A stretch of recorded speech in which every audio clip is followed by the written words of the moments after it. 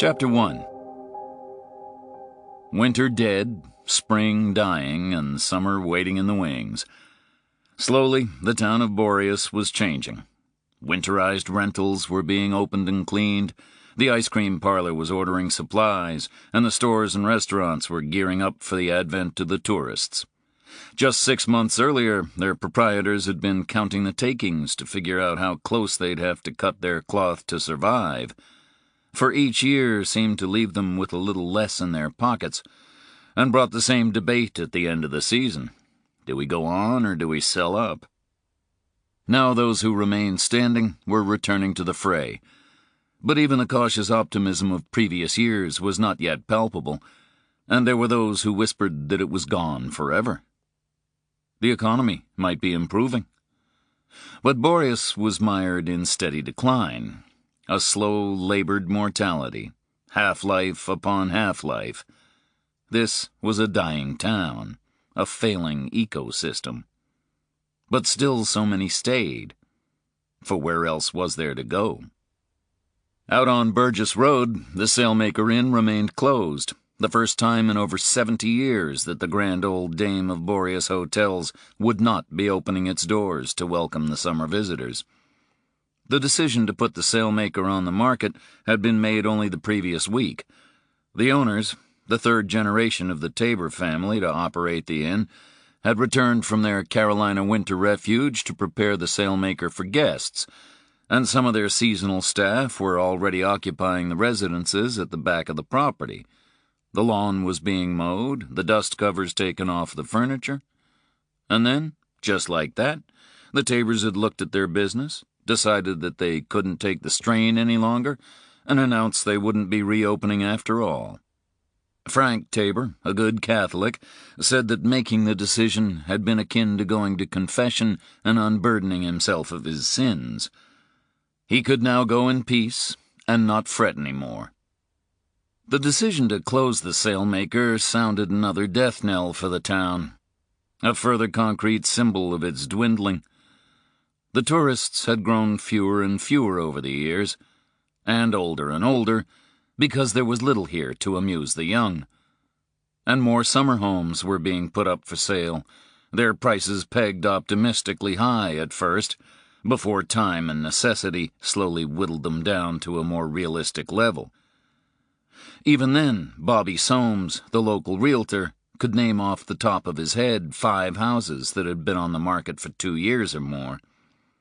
By now, their owners had largely given up on them, and they functioned neither as summer retreats nor actual residences. They were kept alive by a slow trickle of heat in winter, and in summer by the flitting and scuttling of bugs. The town was founded by a family of Greeks back at the start of the 19th century, although they were long gone by the beginning of the 20th. Indeed, nobody was entirely sure how they had ended up in this part of Maine to begin with, and the only remaining clue to its origins lay in its name, Boreas, a northern outpost called after the Greek god of winter and the north wind. Was it any wonder Soames sometimes thought that its survival as a vacation destination had always been tenuous? They should have just named it Arctic South and had done with it. Soames was driving slowly through Boreas on this fine April morning. Everyone drove slowly through Boreas. Its thoroughfares were narrow. Even Bay Street, the main drag, was a bitch to negotiate if cars were parked on both curbs, and anyone who'd been in town longer than a wet afternoon learned to push in his side mirrors if he wanted them to be intact when he returned. And the local police liked nothing better than to meet their ticket quotas by pulling over motorists who were even fractionally over the speed limit. It might also have been something to do with the area's later Germanic heritage, which encouraged a certain sense of order and adherence to the tenets of the law. German Lutherans had first come to Maine in the middle of the 18th century, settling in what was now Waldoboro, but was then known as Broad Bay. They had been promised houses, a church, and supplies, none of which materialized, and instead found themselves marooned in a hostile landscape. They resorted to building temporary shelters and hunting local game, and the weakest among them didn't survive that first winter. Later they fought the French and the Indians, and communities were split during the Revolutionary War between those who sided with the Americans in the cause of liberty and those who were reluctant to break their oath of allegiance to the English crown. By then, the Germans were firmly established in Maine. Sometime in the late 19th century, a bunch of them made their way to Boreas, usurped the Greeks, and had been there ever since. The town's register of voters boasted Ackermans, Baumgartners, Hubers, Custers, Vogels, and Wechslers. Farther down the coast, in the town of Pirna, named after the town in Saxony from which its homesick founders hailed, were more Germans, and even a small number of German Jews, a scattering of Arnsteins, Bingens, Lewins, Rossmans, and Wachsmans.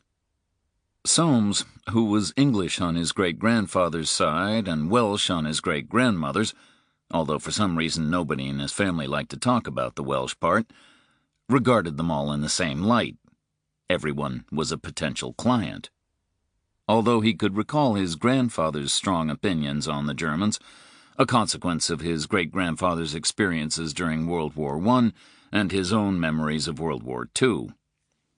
Being shot at for years by men of a particular nationality will tend to impact negatively upon one's view of them. Soames left Bay Street behind and turned onto Burgess Road. He paused outside the sailmaker. The doors were closed, and he could see no signs of life. He'd already made his pitch to the Tabors to act as realtor for the property, and Frank had promised to call him later that day. Soames would miss the sailmaker. It had boasted a pretty good bar, and he enjoyed shooting the breeze with Donna Burton, who bartended there on Tuesdays, Wednesdays, and weekends.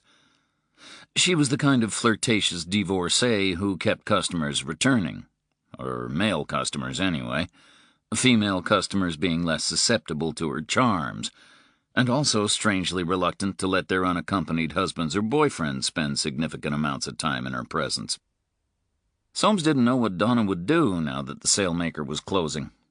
She lived down in Pirna, where she worked as a secretary, and her part-time summer hours at the sailmaker had made the difference between a comfortable winter and one in which the thermostat was kept a couple of degrees lower than ideal.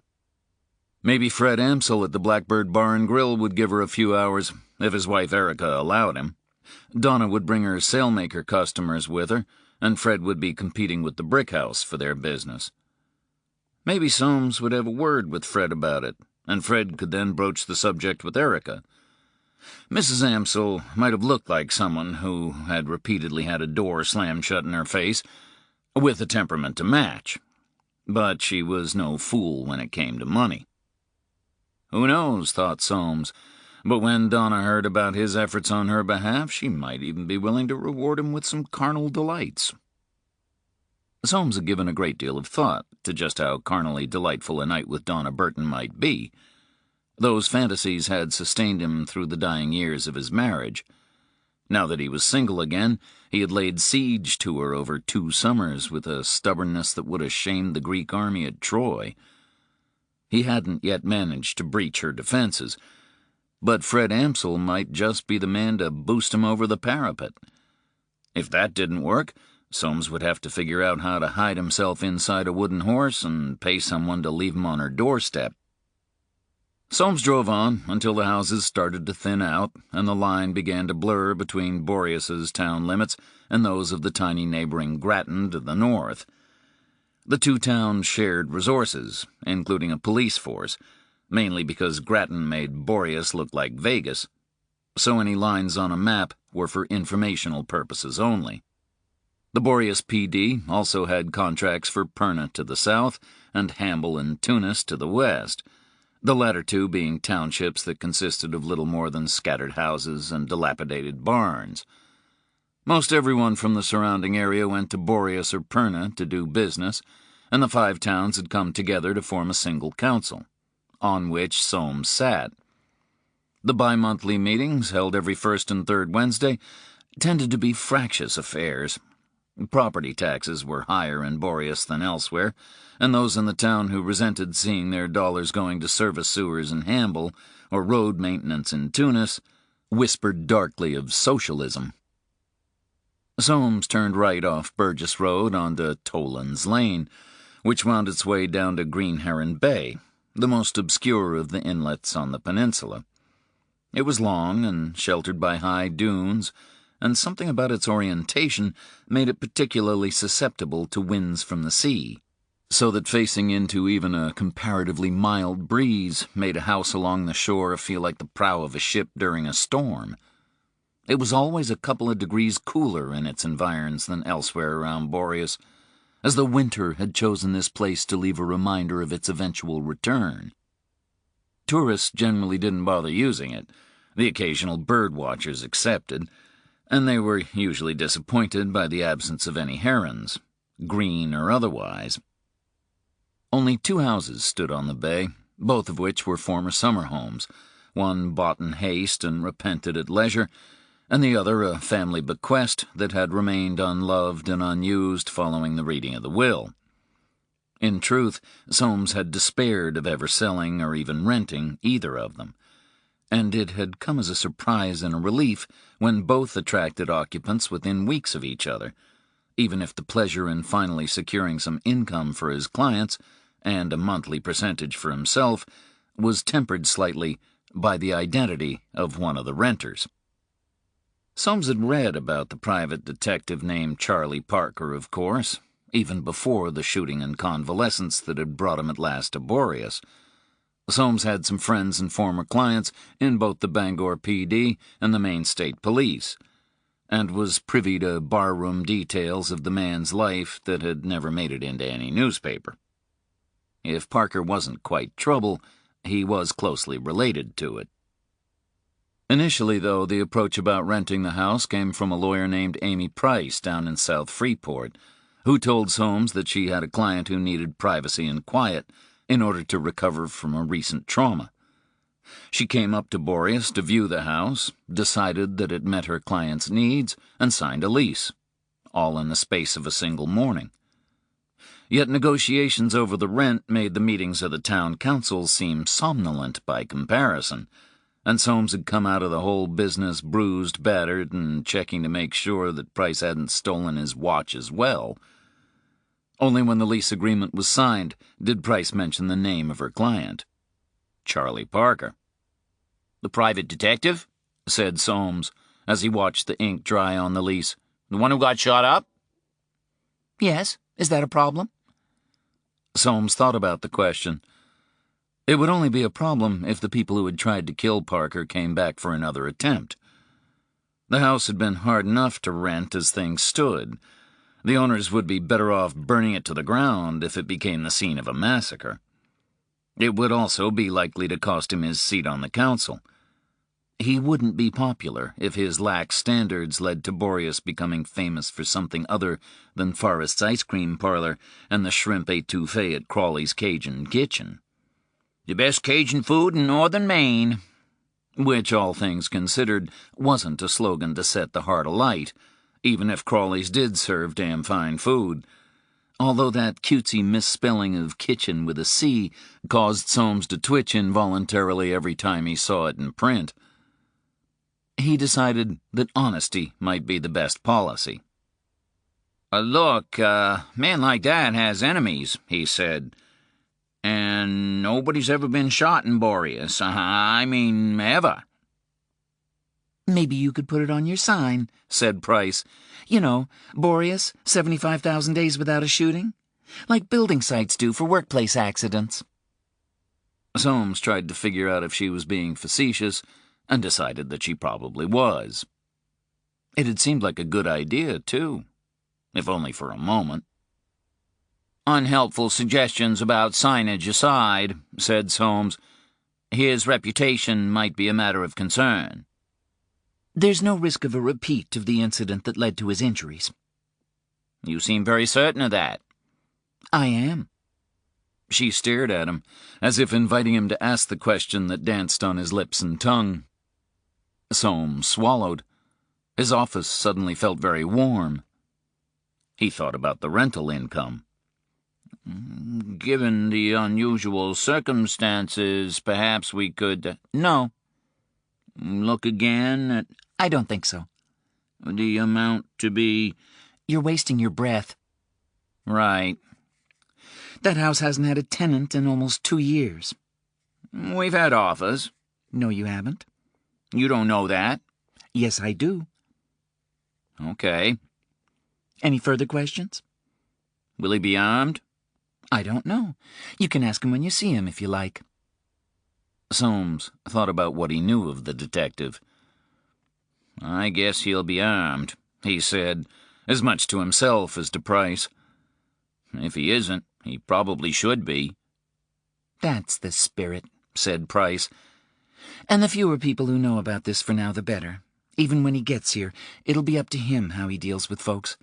Some may recognize his name or face, some may not. We mind our own business in Boreas, said Soames. As far as I'm concerned, you're the one renting the house, and if I'm asked who's going to be living in it, I'll just say that I have no idea. Price stood and extended her hand. Soames shook it. It's been a pleasure, she said. Likewise, I think. He walked her to her car. One last thing, she said, and Soames felt his heart sink slightly. He hated one last things. Some men from New York will be coming to look at the house. They're, kind of security consultants. They may want to make some slight alterations, just to ensure that the house is up and running in every way. They won't damage it.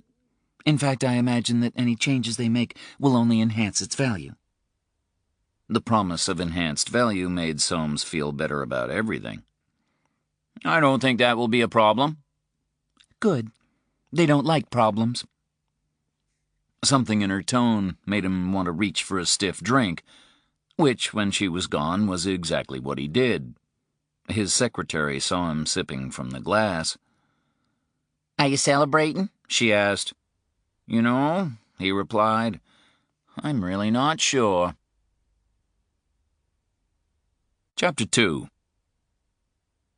Soames participated in 2 further meetings before Parker's arrival in Boreas. The first involved a Maine State Police detective named Gordon Walsh, who appeared in Soames's office with Corey Bloom, Boreas's chief of police, in tow.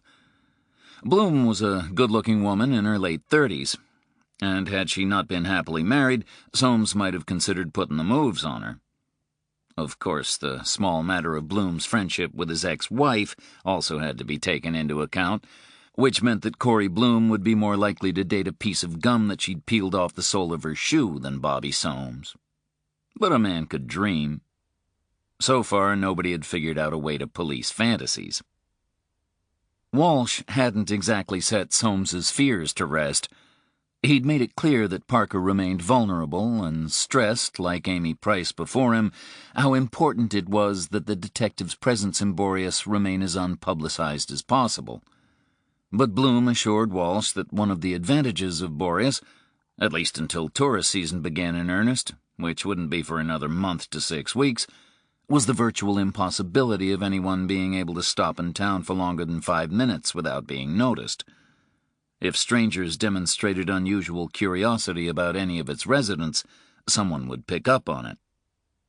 Bobby Soames could have confirmed the perspicacity of the town's residents from personal experience, had he chosen to do so, given that his marriage had come to an end precisely because Eve Moorer from the florist shop had spotted him coming out of a motel on Route 1, accompanied by a woman 20 years his junior, a gamine who might even have been mistaken for his daughter, if he had had a daughter. But Walsh didn't need to know that story, and Corey Bloom already did. Bloom suggested that, while it might seem counterintuitive to do so, it would be best if a handful of the town's more prominent and sensible citizens were quietly informed of the detective's impending residence. She named a number of bar owners, the town's Lutheran pastor, Axel Werner, and Chris Beck, who owned Boreas's only gas station, along with a few others. Walsh didn't object and left it in her hands. A couple of other minor details were batted around, but otherwise Walsh's visit to Boreas boiled down to the kind of warnings dotted around train stations and airports. If you see something, say something. What I don't understand, said Soames at last, is why he picked here. It had been bothering him ever since Amy Price signed the lease on the detective's behalf. You know the Brookhouse Clinic? Said Walsh. Soames did. It was an upscale private medical center about 10 miles west of town, and more like a resort than a hospital. A couple of Hollywood actors, at least one ex-president, had been treated there, although their presence at Brooke House had never made it into the newspapers. Well, he spent time there as part of his rehabilitation, and they'll be taking care of his physiotherapy. He must have money, but he won't have much of it left once that place is done wringing him out, said Soames. He wasn't sure that he could even afford to have his temperature taken at Brooke House. My understanding is that they struck a rate, said Walsh. Brooke House? I heard they billed you just for breathing the air. You, maybe, not him. You mind if we take a look at the house? Soames didn't mind at all. Bloom drove them out in her Explorer, and Soames found himself instinctively dropping into realtor mode, pointing out interesting features of the landscape and the proximity of stores and bars, until Walsh informed him that he was only here for an hour and wasn't actually planning on relocating, which caused Soames to clam up and sulk the rest of the way to Green Heron Bay. Walsh made a single slow circuit around the house before entering. He then examined the interior thoroughly, opening and closing doors and windows and testing locks and bolts. "What about the other house?" he asked Soames, as all three of them stood on the porch, watching the waves break and the sand spiral. "It's empty," said Soames. "Has been for a while, just like this place. Anyone makes any inquiries about it, you let the chief here know, okay?" "Absolutely."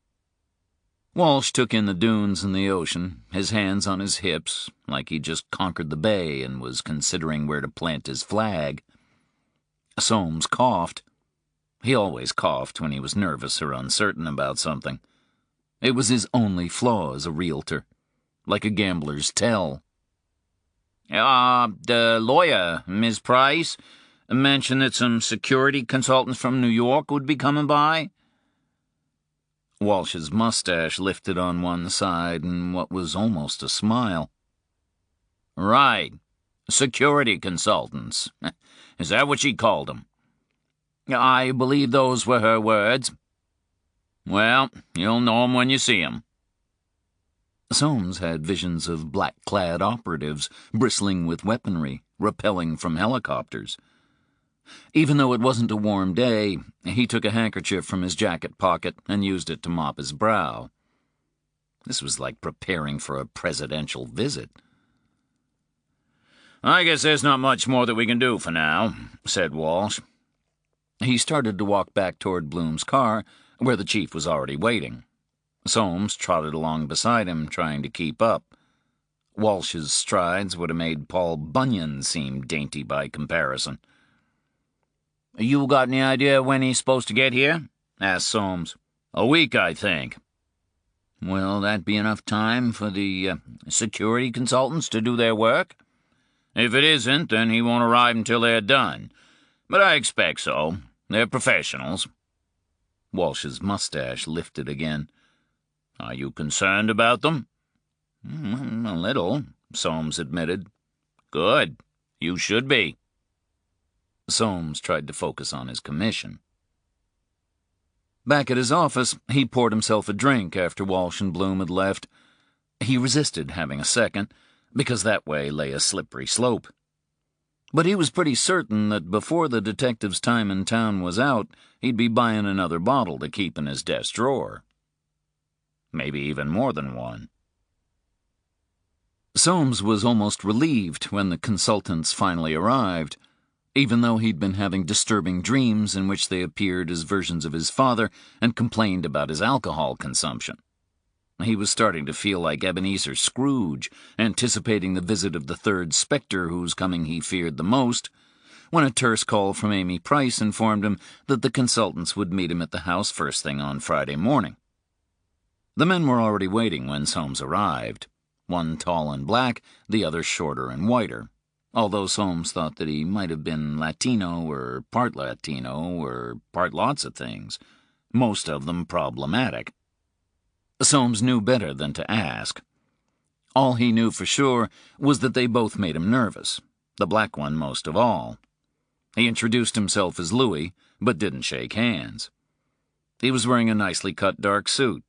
His head was shaved, and a hint of gray-flecked goatee adorned his face like moonlight reflected on a lake at midnight. The other man, who did shake hands, said his name was Angel, which was another reason for Soames to believe that he might be Latino, or part Latino, or something.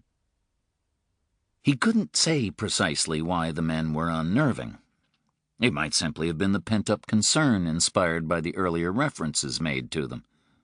Then again, it might also have been to do with the fact that when he began showing them the house, he got the distinct impression that they were already intimately familiar with its layout. Okay, so it was possible that they could have looked up the description and dimensions on his website. But the website didn't detail which doors stuck or which floorboards squeaked, and the men pointed out these flaws to Soames before they reached the doors or boards in question. They were also interested in the panel for the old alarm system. "How long's it been out of commission?" asked Angel. "I can't say for sure. The house hasn't been lived in for 2 years, so at least that long. Why?" "Just curious. We'll be replacing it anyway. There are signs of rot in the frames of the doors front and back. They'll have to go. The windows look okay for now. We'll be changing the locks, obviously." Sure. Just as long as you leave a set of keys with me." "Sorry, we won't be doing that."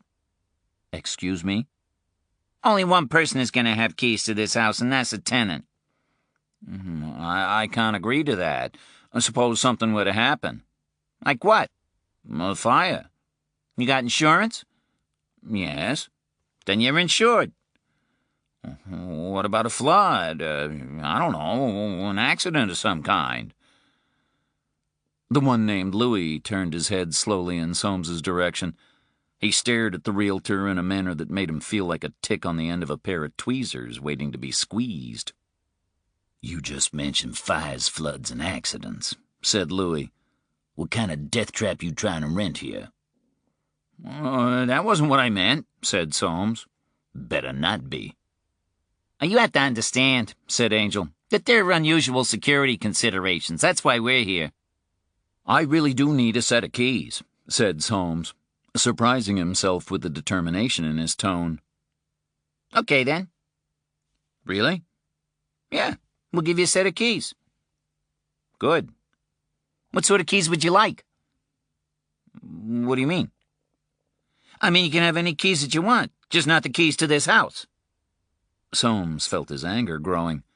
He wasn't used to being treated like this. He didn't care who was coming to live in the house. "Now, listen here," he said, before a heavy hand landed on his left shoulder. He looked up at Louis's face. "We could go look for another rental," said Louis. "I'm starting to think that might be a good idea." "But that would inconvenience everyone involved," Louis continued, as though Soames had not spoken. "Which would be bad." He smiled at Soames. Soames wished that he hadn't. It was that kind of smile. "How much is the lawyer paying you for this place?" asked Angel. Soames gave them the figure. "How much were you asking?" Soames gave him another figure that was about 30% higher. "Yeah, you're a tough negotiator," said Angel. "It's amazing that you're not paying her." Soames acknowledged that he had at one point in his discussions with Price believed that to be a distinct possibility. "Let me make a call," said Angel. He stepped into the empty living room and took out his cell phone. Soames heard him speaking in soft tones. When he returned, he named a figure closer to the original rent, along with an additional sum of $100 per month to Soames himself for what he termed caretaking expenses. "Caretaking?" asked Soames.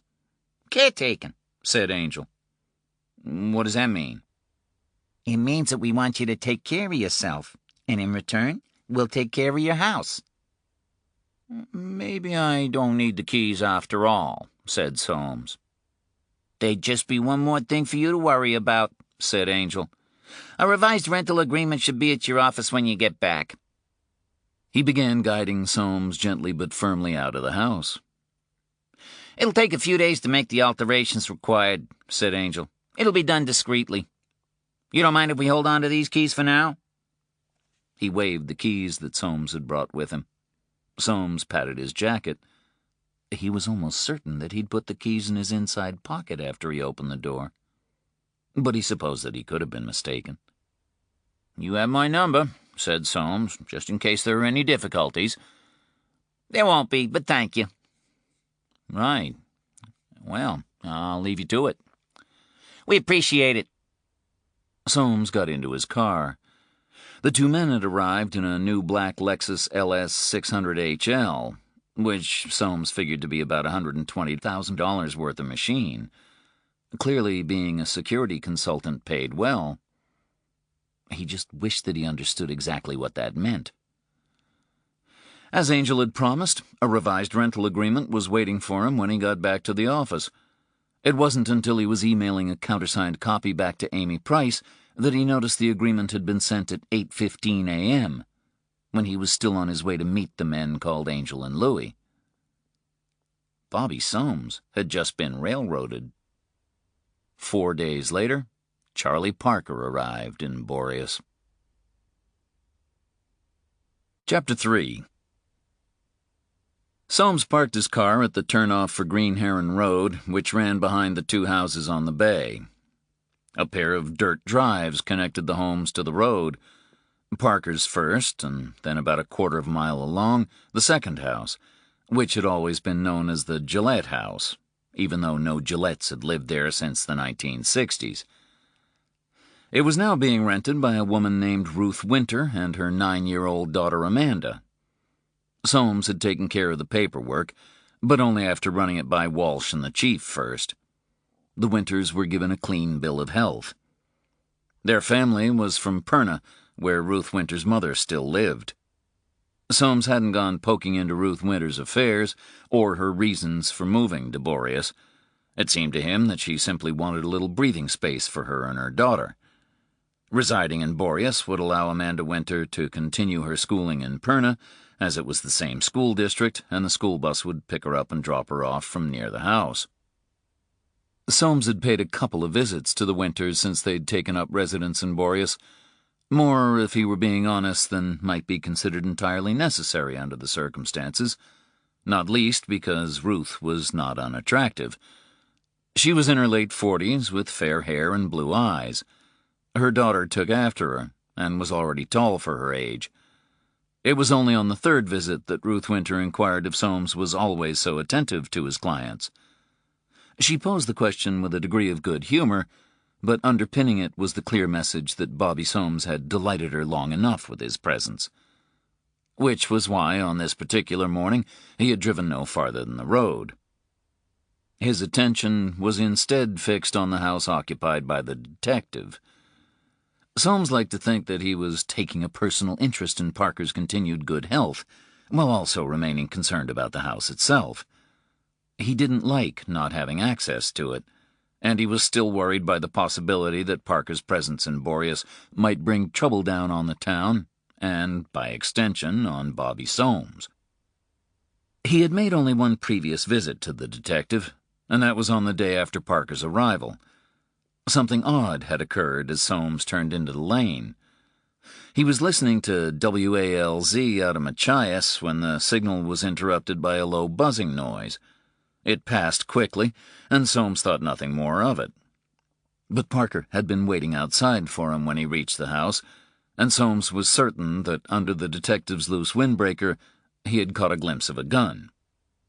Soames's first thought was that Parker did not look well. He moved slowly and was clearly in some pain. His hair was streaked with strange markings, and it took Soames a couple of minutes to realize that his hair had grown back white where the pellets had torn his scalp. 2 attackers, armed with pistols and a shotgun, had ambushed him as he entered his home. They'd have killed him, too, if he hadn't somehow found the strength to fire back at them. Even then, what really saved him was that he hadn't been given time to deactivate his alarm before they fired, and his alarm company was under strict instructions to notify the Scarborough cops if it went off. The police figured they must have missed cornering his attackers only by seconds. As for those assailants, the official story was that they had not been identified or found, but barroom scuttlebutt suggested they were dead. Soames recalled those two security consultants and felt slightly ill at the memory of raising his voice to them. In many ways, in his movements, his labored breathing, even the texture of his skin, Parker resembled someone older than his years, except for his eyes, which were unusually bright and piercing. Soames had never met the man before, so he couldn't say if they had always been that way. But they had an extraordinary clarity, and, for want of a better word, insight. They were how Soames imagined the eyes of one of Christ's apostles might have looked as he came to understand the true nature of the being to whom he had devoted his life. They were the eyes of one who has suffered, and out of that suffering had come knowledge. Soames figured that being shot and almost killed might do that to a man. Soames did not speak with Parker for long. He simply confirmed that the house was in order and supplied him with an information file about the town, containing a list of bars, stores, and restaurants, details of houses of worship and the times of services, and the names of various carpenters, plumbers, mechanics, and other tradesmen who could be relied upon in the event of a mishap. Soames had also underlined the contact numbers for the doctors in the area and moved them from the rear of the file to the front, just in case. "My card's in a pocket at the back," said Soames. "Call me any time if I can be of assistance." "Thank you," said Parker. The wind blowing in from the sea had only the slightest edge of cold to it. The tide had recently gone out, and gulls swooped down for stranded shellfish. Farther out, Soames could see the graceful ellipse of a cormorant's neck, just before the bird submerged itself beneath the waves. "I hope you'll be happy here," said Soames. He didn't know where the words came from. They weren't just a realtor's niceties. He meant them sincerely. Perhaps it was the sight of the cormorant that brought them out. "It's a beautiful spot." "It is." They appeared to be running out of conversation. Soames wanted to ask Parker how long he might be staying, although the rent had been paid 3 months in advance.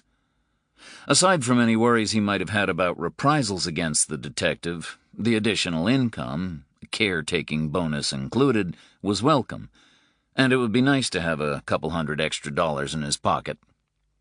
He decided not to pursue the subject until a month or more had gone by, and instead half-heartedly occupied Parker with small talk. "Well," said Soames, "just wanted to make sure everything was okay. I'll be on my way now. Any questions, just give me a call." They shook hands. Parker might have looked frail, but his grip was strong. "Thank you for your help," said the detective. "I'm sure I'll see you around town." "Probably." Soames had returned to his vehicle and driven away. His radio came on, and the transmission was briefly interrupted at exactly the same point in the driveway. Soames paused, glanced to his left, and saw something flashing in the sunlight as he passed. A metal object, small and circular. Discreetly, as though to retrieve something from his glove compartment, he leaned over, as though to fiddle with the glove compartment. Yes, there it was.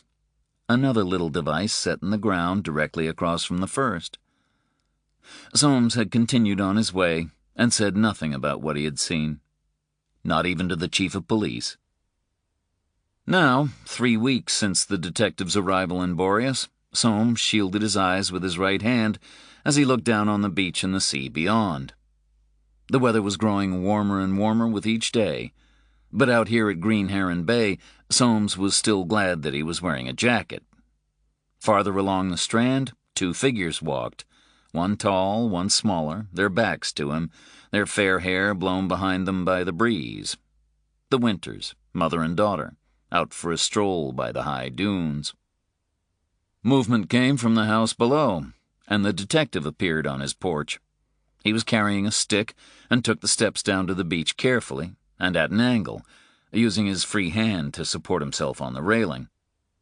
It was only when he was already on the sand that he saw the woman and the girl walking north along the beach. Soames saw him stop and turn to go back to the house. He paused as he glimpsed the car on the road above. Soames raised a hand uncertainly in greeting. After a couple of seconds, the gesture was returned, and then the detective was gone. "They're nice people," said Soames to himself. "Wouldn't have hurt you to say hi." But who was he to judge? He got back in his car and left the detective to his solitude. Chapter 4. Amanda Winter did not fully understand why she had been forced to move to this house by the sea. She was aware only of an argument between her mother and grandmother, although she was not privy to the cause. She had simply learned to judge her mother's moods, for the two of them were close in the way that only a mother and daughter could be who had grown up without a man in their lives, and she understood that questions about the fight would not be welcomed. Amanda's father had died while she was as yet unborn, and her mother rarely spoke of him. Amanda knew only his name, Alex Goyer, and that he had been a mechanic. Her grandmother had once used a funny word to describe him: feckless. Amanda had looked it up online and found that it meant irresponsible or worthless. There were other words, too, but those were the ones that she understood. She didn't like to think of her father as having no worth, for if she was part of him, then it meant that something of her lacked worth, too. Her mother had tried to reassure her on that front. She insisted that her father wasn't worthless, no matter what Grandma Isha said. Now that Amanda was older and growing accustomed to the nuances of adult speech and behavior, she had learned, mostly through Grandma Isha, more about the relationship between her father and her mother. She knew that Grandma Isha had been angry because Amanda's mother had become pregnant outside marriage, and her father hadn't wanted to marry her when he found out, instead cutting off all contact. The fact that her father had abandoned her mother while Amanda was still in the womb made Amanda sad, and seemed to confirm Grandma Isha's view of him. Someone had murdered her father, shot him at the repair shop where he worked. The revelation was recent and came from Grandma Isha. Amanda wondered if that might be one of the reasons for the big fight. She wasn't sure how she felt about her father's murder. Grandma Isha had mentioned drugs. Did that make her father a bad man? Amanda hoped not. Being bad was worse than being feckless. Her father didn't seem to have much family of his own. His mother was dead, and his father, again according to Grandma Isha, wasn't much better than the son. Her father's father, she couldn't really think of him as her grandfather, had died when Amanda was still a baby. His liver didn't work right, and then it stopped working altogether. Her mother went to his funeral, although like so much else concerning the Goyers, Amanda didn't find that out until years later. So Grandma Isha was Amanda's only grandparent, because Grandpa Dave, her husband, was dead too. Amanda could just barely remember him. He had gray hair and wore thick glasses. Her mother said that Grandpa Dave used to call Amanda manna, like the bread from heaven. Sometimes her mother would call her that too, which made Amanda happy. Grandma Isha loved Amanda. She doted on her, spoiled her, and inhabited every facet of her life. Amanda and her mother had even lived in a house not far from Grandma Isha's, on land she owned. Amanda missed living there. She missed Grandma Isha. But there had been no word from her since they had moved to Boreas. She wanted to ask her mother about it, but her mother was lost in concerns of her own. And whenever Amanda tried to broach the subject, her mother would grow angry or sad, and Amanda didn't like to see her mother that way. So, when Amanda was not at school, which was often because she had an illness and the doctors didn't seem to know what to do about it, she whiled away the days dozing or reading or watching TV until her head and eyes hurt. She had hated it in Boreas at first, hated being separated from her friends in Perna and from Grandma Isha. But slowly and surely the sea was beginning to lull her with its rhythms and sounds. For it was the same sea that broke near their old house, even if the view was different. She could not imagine being able to fall asleep without the shushing of waves, or waking without the scent of salt in the air and the tang of it on her skin. The man who lived in the only other house on the bay had drawn her attention almost immediately. She had seen him walking on the beach that first day, as she sat on her new bed and stared out at the ocean. He stepped slowly and carefully, as though fearful of falling, even though the sand wouldn't have hurt him much if he had. He stayed close to the soft areas near the large dunes, and he used a stick. He wasn't old, though, which surprised her. In her limited experience, only old people like Grandma Isha use sticks. So she deduced that this man must be injured or disabled. Because of the relative absence of males in her life, Amanda was curious about men. Not boys, she already understood them well enough to disregard them almost entirely, finding them temporarily amusing at best and irritating for the most part. But grown men, adults like her mother, she could not quite conceive of the reality of them. Their thought processes and actions were alien to her. They seemed like another species from the boys in school, and she could not imagine how someone as dumb and useless in every way as Greg Sykes, who sat behind her in class and had once spat in her hair, could possibly grow up to become capable of, say, driving a car or holding down a job. Greg Sykes smelled like pee and would walk around with his hand down his pants when he thought that no one was looking. She could only picture a grown-up Greg Sykes as a larger version of his current self, still spitting, still smelling like pee, and still juggling his junk because he couldn't tell the difference between private and public. So on that first day, confused about this sudden upheaval in her life, she watched the man walk slowly along the Strand, one hand on his stick, his head down, his lips, she thought, moving ever so slightly, so that he appeared to be talking to himself or perhaps counting his steps. He had paused for a moment to take in their house, noting the car parked outside and the boxes and suitcases on the porch. His gaze moved up, and for a moment Amanda was certain that he was looking at her, even though she already knew that the angle made it hard to see her if she was lying on her bed. She'd checked when they first arrived, moving between her bedroom and the sand, gauging the room's suitability as an observation post. No, he almost certainly couldn't see her. And yet she felt the force of his gaze. And for a moment, he might have been in the room with her, so aware was she of his presence. Then he walked on, and she shifted positions so that she could continue watching him. She wasn't the kind of girl who spied on people.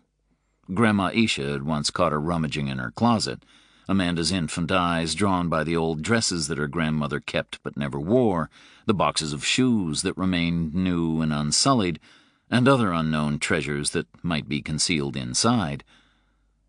Grandma Isha had been really annoyed, and gave Amanda a long lecture on the right to privacy.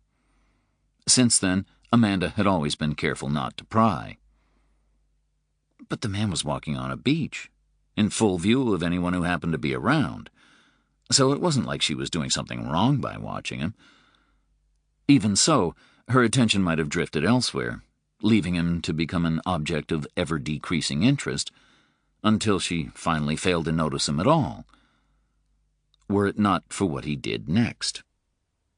He stopped, reached down to the sand, and picked up something black and red before continuing on for another while. Finally, he stepped to his left, onto the clean white sand beyond the reach of the incoming tide, and dropped the item. He then turned and walked back to his own house, moving even more slowly and carefully than before. The expression on his face was one of tiredness and, she believed, pain. She waited until he was out of sight, and when she was certain that he had returned to his home, left her bedroom and wandered onto the beach. It didn't take her long to find the small bundle, for the breeze grabbed at the strip of red fabric that marked its position. The man had discarded a cloth bag of what felt like stones, its mouth tied shut with the red material. The knot wasn't very tight, so it didn't take her long to open it. The contents, when revealed, didn't appear to be terribly interesting. They were just plain old stones, with no pretty patterns, no unusual striations. She examined them all, just in case there might be a gem hidden among them, but she found none. When she was done, she returned the stones to the bag, retied the knot, and replaced it in the little depression in the sand from which she had lifted it. Later, the rain came. They listened to it beat upon the roof of their new home while they ate take-out pizza at the kitchen table, surrounded by possessions both boxed and unpacked, and Amanda asked her mother if she knew anything about the man who lived in the other house. "No," her mother replied, but she was only half listening. She was always only half listening, half speaking, half noticing. She had been that way ever since she'd announced that they were leaving Perna for Boreas. "I think his name is Mr. Parker, but that's all. Why?" "Nothing. I just saw him walking on the beach, and I was wondering. Maybe we'll introduce ourselves once we've settled in. Until then, you know about talking to strangers, right?" "Yes, Mom." "Good." Her mother's attention wandered again. She'd been nibbling at the same slice of pizza for so long that it must have grown cold in her hand. Amanda had eaten 2 slices already and was now on her 3rd. She was ravenous. She finished that final slice and asked if she could be excused. "Sure, honey," said her mother. "We'll be okay here, you know." But she didn't really look at Amanda when she spoke, and Amanda thought that she was trying to convince herself as much as her daughter. And still the rain fell, washing away sand and dust, and not far to the south of where they sat, a little blood. That night, Amanda had a strange dream. She was standing on the beach in her pajamas, and in the distance the strip of red material flapped like a flag above the sand. A figure knelt over it, but it was not Mr. Parker. This one was smaller, and as Amanda drew closer, she saw that it was a little girl, younger than she. The girl wore a nightgown, although she didn't appear to feel the cold. Her long blonde hair obscured her face. Her right hand toyed with the red fabric. Amanda stopped. In her dream, she sensed that it would not be right to approach this girl. She wasn't frightening. She was simply other. "Hello, Amanda," said the girl. "Hello. How do you know my name?" "Because I've been watching you. You had pizza for dinner. I saw you eating. Later you went up to your room, and I saw you there, too." "How?" "Through the window." "But it's high up." "Yes, you have a lovely view." And even in her dream, Amanda shivered. "What's your name?" she asked. "My name is Jennifer. Do you live around here?" "I suppose I do now." A part of Amanda wished that she could see Jennifer's face. Another part of Amanda was glad that she could not. "You saw him drop the bag, didn't you?" said Jennifer. "Yes." "And you picked it up?" "Yes." "Did I do something bad? I didn't mean to." "No. You put it back where you found it, and that's the important thing. Do you understand what it is?" "No, I don't think so." Amanda paused and reconsidered. "Maybe." "Go on." "Well, it's a marker, but I don't know what it's supposed to be marking." "Progress," said Jennifer. And Amanda thought that although she looked like a little girl, she spoke like someone much older. "Each day he tries to walk a little farther. Often it's only a few steps, and he marks the spot, so he will remember to take at least 1 step more the next day." "Why does he do that?" "He's been hurt. He's still hurting, but he's getting stronger." "Is he—" But Jennifer stood and turned her back on Amanda. Their conversation was over. "Why can't I see your face?" shouted Amanda, and she was sorry for asking as soon as the words left her mouth. Jennifer stopped walking. "Do you want to see it?" she said. "Do you really?" Slowly she turned, her right hand lifting, pushing the hair away from her face. And Amanda woke up screaming to find sand in her bed. Chapter 5. Corey Bloom had been Boreas's chief of police for 2 years and remained the youngest person ever to have occupied that position. By contrast, her predecessor, one Eric Lang, had been the longest-serving chief in the state when he retired, and even then the town pretty much had to force him out at gunpoint. Lang died soon after retiring, a fact that Bloom didn't particularly regret, although she kept such thoughts to herself. It was said by Lang's admirers, of whom by the end there were few, that the old chief's heart couldn't bear a life of relative indolence, although Bloom would have been surprised if his autopsy had revealed a heart larger than an acorn. Lang was of sound German stock. Incredibly, the old coot's father was still alive, knocking on the door of his centennial, and ran Boreas as his personal fiefdom. He was a chauvinist and a homophobe, and the best that could be said about him was that he kept the crime rate down, although it hadn't increased noticeably since his departure, which suggested that Boreas hadn't exactly been Detroit or New Orleans to begin with. By the end of his reign, it was clear that the townsfolk wanted a change, and Bloom was appointed chief with relatively little fuss. It helped that she was married to a man who hailed originally from Perna, and although nothing was ever said to this effect, that she had no children. For the most part, the transition to Boreas from Bangor, where Bloom had served before applying for the chief's job, had been painless, aided by the unanticipated bonus of Lang's sudden demise, as otherwise he would have been unable to resist sticking his nose in her business and would have carried himself as the chief in exile. Yes, there were some who muttered about the public face of law enforcement being relatively young, and, more to the point, female. But Bloom had the right touch, and even those who would happily have erected a statue to Eric Lang in the center of town had gradually warmed to her. A handful of holdouts remained, though, including Lang's deputy chief, Carl Foster, who threw his toys out of his playpen and left the force when the town passed him over in favor of Bloom. Good riddance to him. It had saved her the trouble of forcing him out.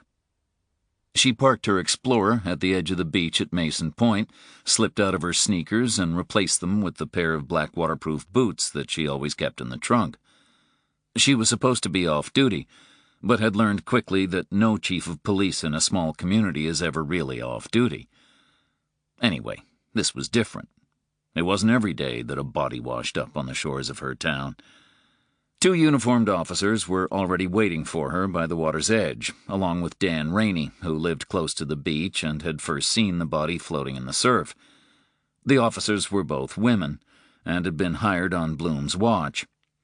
Their employment had led, not coincidentally, to a couple of further male retirements and resignations from the department, to go along with those of Lang and Foster, as their aging cronies negotiated settlements with the town and headed off into the sunset.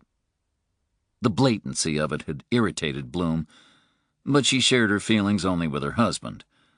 He was an architect with a sideline in designing boats, and exuded the calm of a Buddha, helped by the occasional toque. Sometimes she threatened to arrest him for it, which he found highly amusing. Still, the resulting purge of the department's deadwood had allowed her to redress the previous gender imbalance, female 0%, male 100%, while still holding on to a couple of senior male officers who were secretly glad to see the back of Lang, if only because it would enable them to work out their 20 away from his martinet gaze.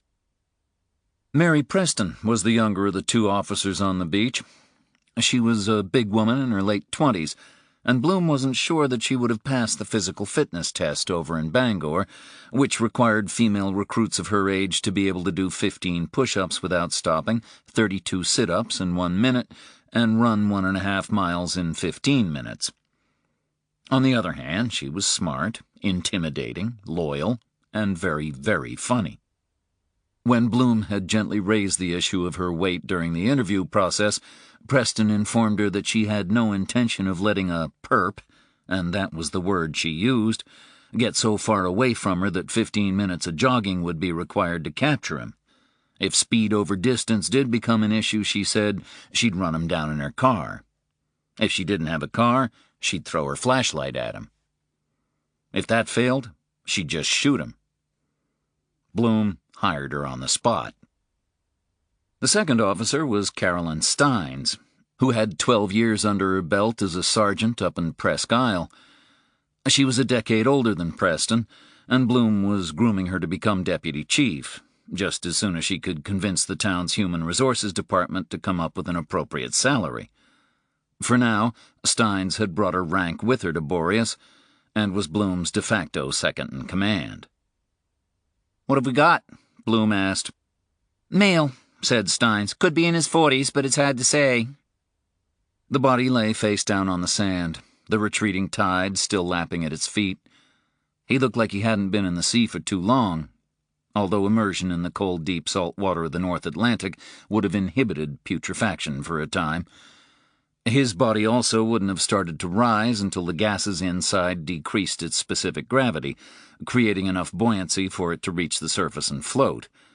In addition, the man was wearing a heavy jacket and a sweater, which would have kept him under the water for longer, even allowing for the action of the gases.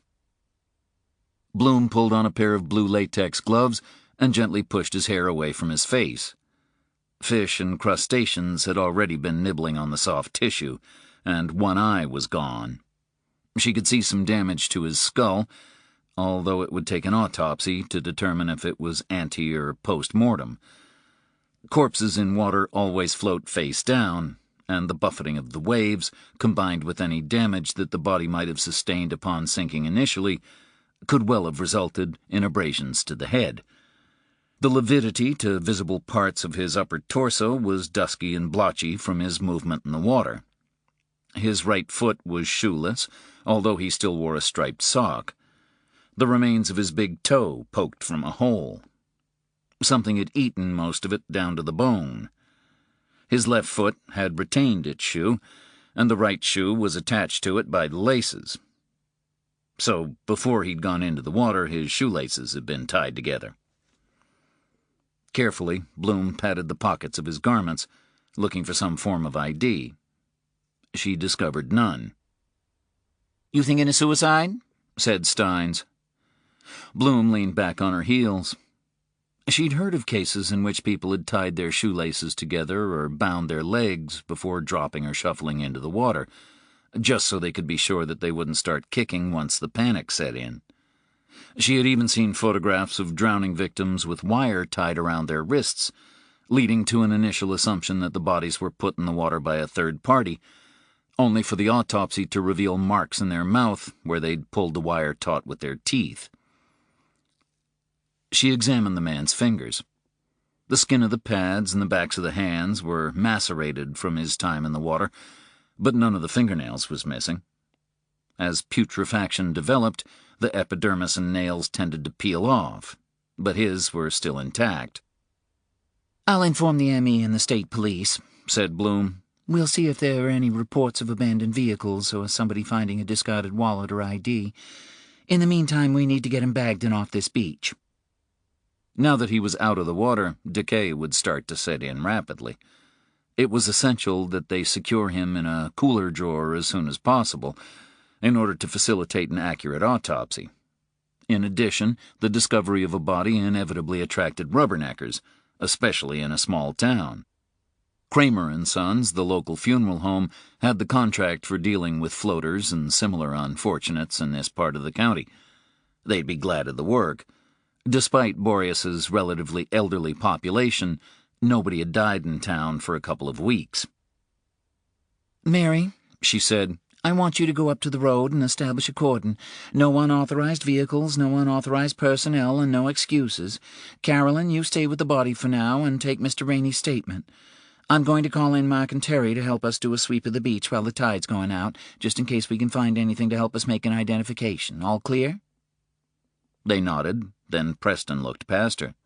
"Pastor's here," she said, "and Father Knowles." Bloom turned to see the two men waiting at a polite distance. She could see only one car, though. They must have decided to travel together. Martin Luther would have had an embolism. "Is it okay to come down?" Pastor Werner called. Bloom waved them over. Both men were wearing clerical collars. She wondered if they'd put them on specially. Bloom wasn't religious, but she maintained good relations with both Werner and Father Knowles, the parish priest of Holy Mother. He was a tiny, energetic man whose enthusiasm for everything sometimes wearied Bloom. She got on better with the Lutheran Werner, who was more laid back and laconic. He probably had 6 inches on Knowles, and the smaller cleric usually deferred to Werner in community matters, for Werner's father had been pastor before him, while Knowles was only in his 2nd year at Holy Mother. "We heard about it in town," said Father Knowles. "It's no one local, is it?" "I don't believe so," said Bloom. The 2 men looked past her at the face of the dead man and winced at the sight of him. "I don't recognize him," said Knowles, "but then he's been in the water. Do you, Axel?" Werner shook his head. "No, he's not familiar." "Do you mind if I say a prayer for him?" Knowles asked Bloom. Bloom told him that she didn't mind at all. It wasn't like it would hurt the dead man. "Just don't touch the body, okay?" Knowles produced a rosary from his pocket and knelt by the corpse. Werner bowed his head, but said nothing. Bloom recalled that there was something in Lutheranism about not praying for the dead. Preston, who was Catholic, joined her hands and crossed herself when Knowles was finished. Bloom walked with Knowles and Werner back to the parking lot and watched them leave. She made calls to the office of the medical examiner in Augusta and the state police in Bangor, as well as to the Washington County Sheriff's Department in Machias. Finally, she spoke with Lloyd Kramer and arranged to have the body bagged and put on ice until the ME determined how it should be handled. She then decided to return home and change into her uniform. It always paid to look official in these situations. She turned the Explorer and headed for the main road. The gradient upward from the beach was comparatively gentle, and the entire strand was visible to passing traffic. As she prepared to make the turn, only one car was approaching, heading north to town, a Mustang that slowed almost to a stop as it passed her. She caught a glimpse of the driver as he glanced first at her, then at the figures on the sand. Rainey and Steins by the body, and Preston trudging back to her vehicle. He was wearing sunglasses, but Bloom knew him by his car. The detective, Parker. She had spoken with him only once, when she spotted him at Heyman's General Store buying bread and milk. She'd introduced herself and asked how he was settling in, as much to be neighborly as anything else. He'd seemed pleasant, if distant. She knew that he sometimes liked reading the newspaper in the Moose Breath Coffee House, although Bobby Soames had told her that he preferred the little seating area at the back of Olson's Books and Cards. Soames fretted a lot about Parker. He appeared to be under the impression that a gunfight could break out at any moment up in Green Heron Bay. Parker also ate at the Brick House a couple of evenings a week, although he usually didn't drink anything stronger than a soda. Mostly, from what she heard, he just walked on the beach by his house and traveled twice weekly to the Brookhouse Clinic for physiotherapy. Now she nodded at him, and he nodded back. He took one more look at the activity on the beach and drove on. She stayed behind him through town until he pulled up outside Olson's. In her rearview mirror, she watched him take a copy of the New York Times from the rack by the door and head inside. "Guess it's true, then," she thought. She was curious about him. His presence in Boreas was incongruous, given his reputation. It was like having a grenade rolling around, one you had been assured was defused, but hadn't had time to check out for yourself. But she had other concerns today. She thought that she could smell the dead man on the plastic gloves she had discarded on the floor of her vehicle. Or maybe she was just imagining it. When she pulled into her driveway, she took a pickup bag with the supply that she kept on hand for the needs of her black lab Jody, used it to dispose of the gloves, and tied the bag. Ron, her husband, wasn't home. He was working on a kitchen redesign in Eastport and would be gone for most of the day.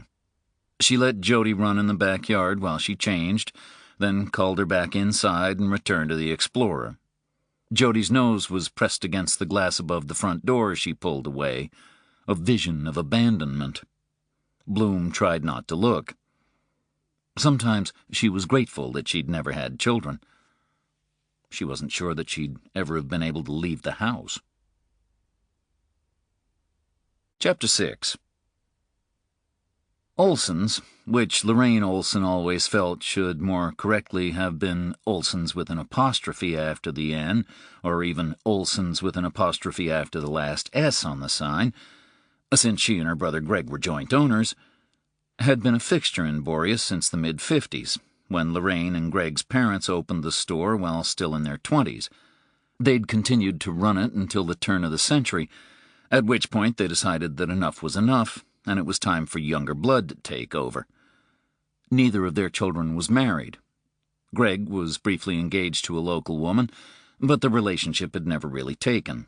While Lorraine, well, deep down, Lorraine probably preferred the company of women, but was too shy and too Lutheran to do anything about it. She wasn't bitter or unhappy, just a little lonely. But she loved her brother, and she loved books, and thus had found a measure of contentment in life. Like independent bookstores everywhere, Olson's had struggled to adapt to the new age of bookselling.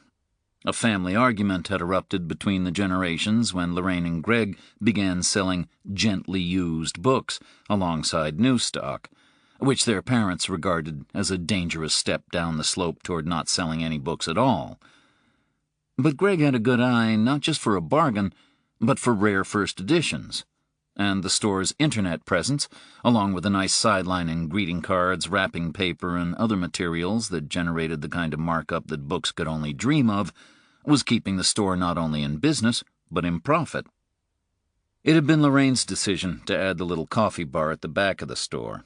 It faced out over Clark's Stream, which ran through the town, and the somewhat unimaginatively named Clark's Bridge, a pretty thing of stone and moss that looked as though it came from many centuries past, but was not much older than the store itself. The coffee bar sold pastries and cookies baked by Mrs. Olson, and decent coffee.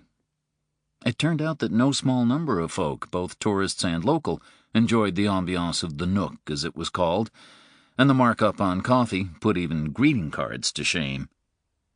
There had been some tension initially between the Olsons and Rob Hallinan, owner of the Moose Breath Coffee House further north on Bay, but it turned out that Boreas had just about enough customers for both of them, and more than enough in summer.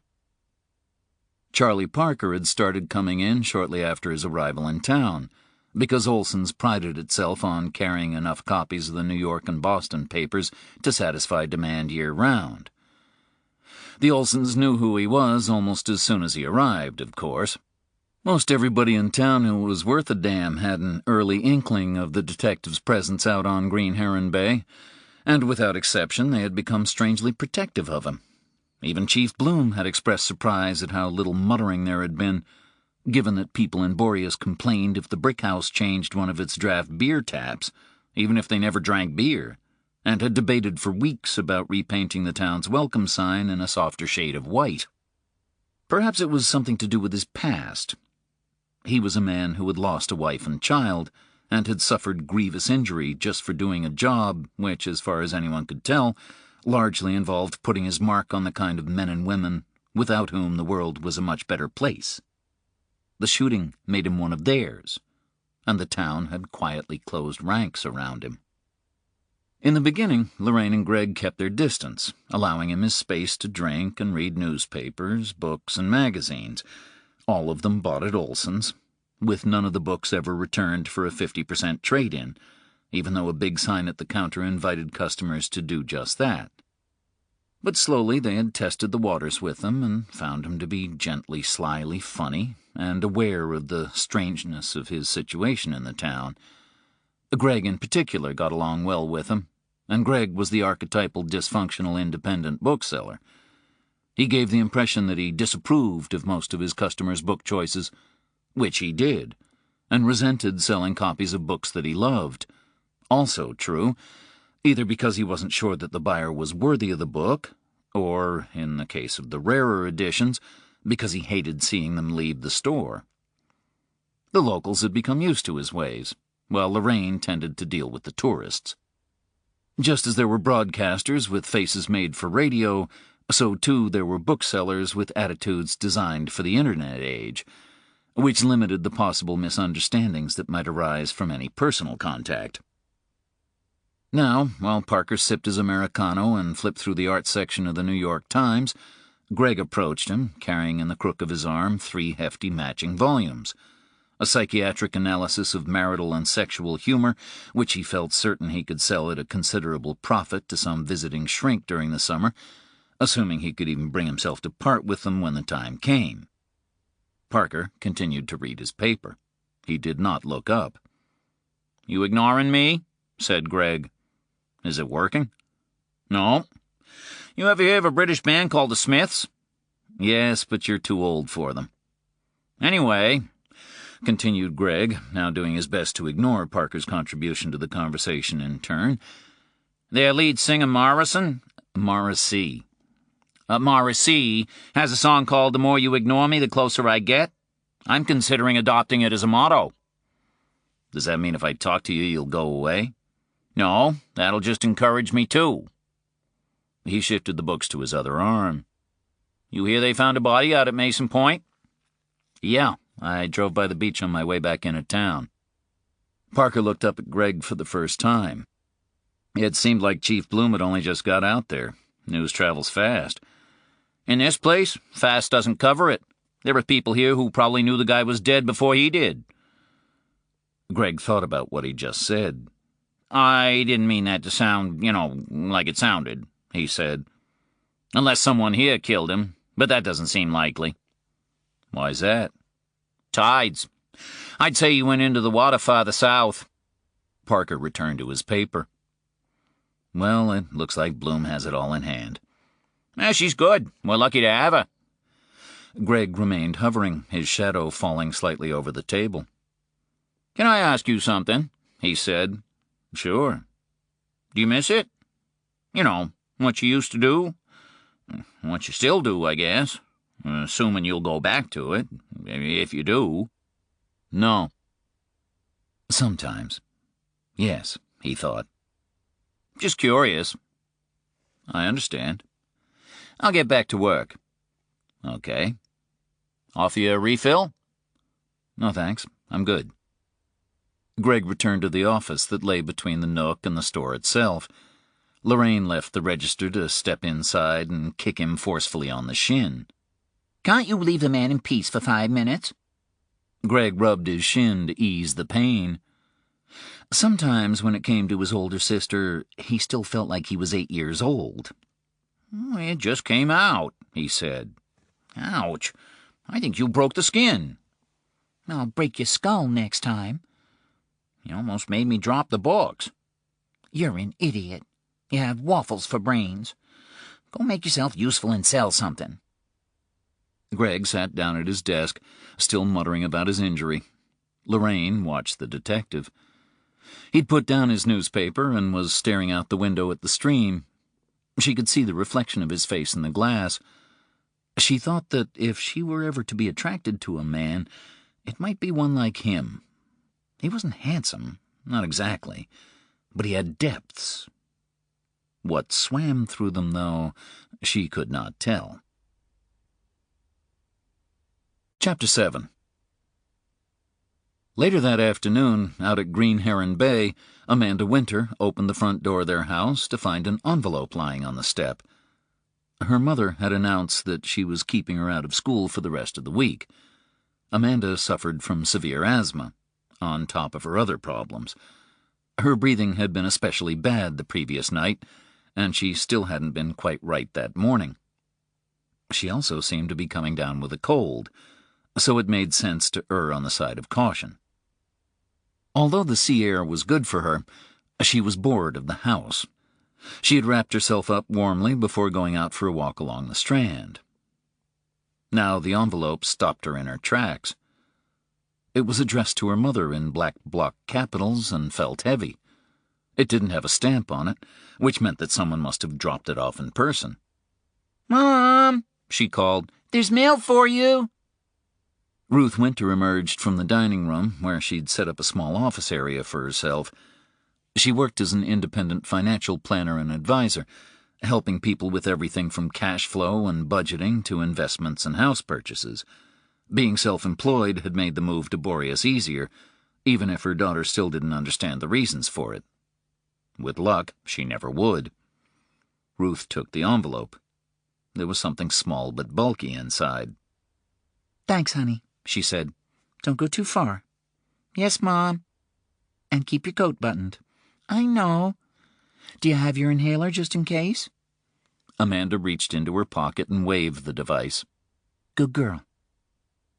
She watched her daughter head out to the stones and sand, her hands buried in her pockets, her head up to smell the air, her chest expanding to take in almost comically exaggerated breaths, or as deep as her blocked airways would allow. Ruth opened the envelope. Inside was a man's wallet. She removed the driver's license from it and read the name: Bruno Perlman. A yellow post-it note, folded in half, was stuck to the interior of the wallet. She opened it up. In the same block capitals as the name on the envelope, it read, "Keep quiet." She walked quickly to the bathroom and was violently ill. For the rest of the day, the talk in Boreas was only of the body on the beach.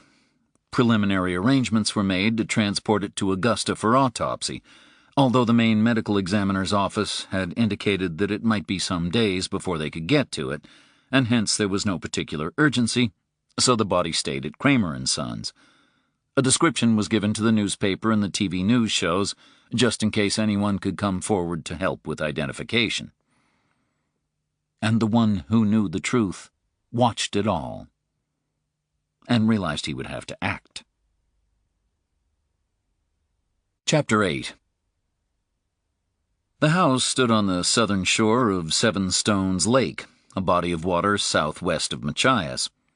It was an unspectacular family dwelling with a view of the water, partially obscured by pine trees, and a two-car garage, half filled with the accumulated junk of a family with 3 teenage children, and otherwise occupied by a battered Mitsubishi Lancer station wagon. Dream catchers, made by a Penobscot craftsman using twigs and natural feathers, were visible in 2 of the upper windows. Through the yard, its grass recently mown, its borders trimmed. Past the rose bushes, past the herb garden, up the porch steps, taking in the paintwork that remained just about presentable for another year, into the living room. 4 bodies lay side by side on the floor. A father, a mother, and 2 daughters, aged 13 and 15. The radio played, and the table was laid for breakfast. A newspaper lay open, and had anyone been left alive to read it, they might eventually have come to an article below the fold about a body washed ashore at Boreas. The parents had been shot first. Their blood was on the kitchen floor, and then moved into place on the carpet. The 2 girls had been killed next, one on the stairs, the other in the bathroom, and then carried down to the living room to lie beside their parents. One child remained missing. He was outside, watching the house. His name was Orrin Wilde, and his parents and teachers sometimes despaired of him. He was 17, and among his high school peers had not so secretly been voted person most likely to die a virgin. He had few friends, but he wasn't a bad kid. He was just angry and confused and solitary. He listened to music of which no one else had heard, read 1,000-page fantasy novels, and liked most kinds of clothing as long as they were black. His bedroom window, unlike those of his younger sisters, did not contain a dream catcher. Orrin should already have been at school, along with his sisters, even if they always tried their best in public to pretend that they were not related to him. His father should have been behind his desk at the plumbing and bath supply company that he owned. His mother should have been doing whatever it was his mother did when her husband and children were not around. Orrin sometimes wondered what that might be, but never asked. His job in life was to show as little interest as possible in his parents and their movements, in the hope that his lack of curiosity about them might be reciprocated. Although it never was. They persisted in caring, which frustrated Orrin greatly. Somewhere in the house a telephone rang. The sound stopped, only to be replaced by his mother's cell phone trilling. That was followed by the cavalry charge ringtone of his father's phone. It was probably the school, Orrin figured. Mrs. Prescott, the school secretary, was responsible for tracking down students suspected of truancy. Not that Orrin had ever skipped school. It wasn't in his nature. By doing so, he would have drawn attention to himself, and Orrin, as has already been established, preferred to fly under the radar. He just kept his head down and tried to avoid getting the shit kicked out of him. He hated high school. He couldn't countenance the possibility that there were people in the world who looked back on their school days with only fondness, as the best time of their lives. How bad could your life be, Orrin wondered, if your days in high school represented the best of it? He had always imagined that the happiest moment of his life would involve leaving his school behind, and perhaps blowing it up immediately after. Would Mrs. Prescott call the police if she got no answer? Maybe. Claire and Bryony, Orrin's sisters, were the stars of their respective years. Everyone liked them, aside from a handful of bitches. The sisters wore their popularity easily and did their best not to look down on anyone, their brother excepted. Even Orrin liked them, and he thought that they secretly liked him too. They just put a lot of effort into not showing it. Their parents, Michael and Ella, turned up for school concerts and basketball and field hockey games. They were a pretty regular family, Orrin apart, and truth be told, Orrin was pretty regular too, despite appearances to the contrary. In a bigger high school, he would probably have blended in better, or found more young people like himself. Tacopie Fields High was simply too small to allow the Orrin Wildes of this world to grow and prosper, or even just to hide. The first of the flames flickered in the hallway, then, with startling rapidity, spread to the living room and raced up the stairs. In less than a minute, Orrin thought that he could smell his family burning. He was shocked at how quickly the house ignited. He saw birds flying away in panic. The wind shifted, blowing some of the smoke back at him. His eyes watered. He tried not to breathe in the fumes and the odor of roasting flesh that underpinned them. He was crying now, sobbing and retching, speaking the names of his mother and father and sisters in a language that could not be understood, the words emerging only as muffled sounds, as though in dying their identities had been lost and their names could no longer be spoken clearly, the flames stealing them away letter by letter, along with their skin and flesh, turning them to black spirals that rose in the late morning sky and dissipated against the clear blue of a fall day. He was sorry. So sorry. He wanted to tell them that. He wanted them to know that he loved them, and had always loved them. He just couldn't say it. But he would have done so eventually. He would have made something of himself, too. He was writing a book. It wasn't bad, and it would get better. He had planned to show it to them, once he'd gotten a little more done.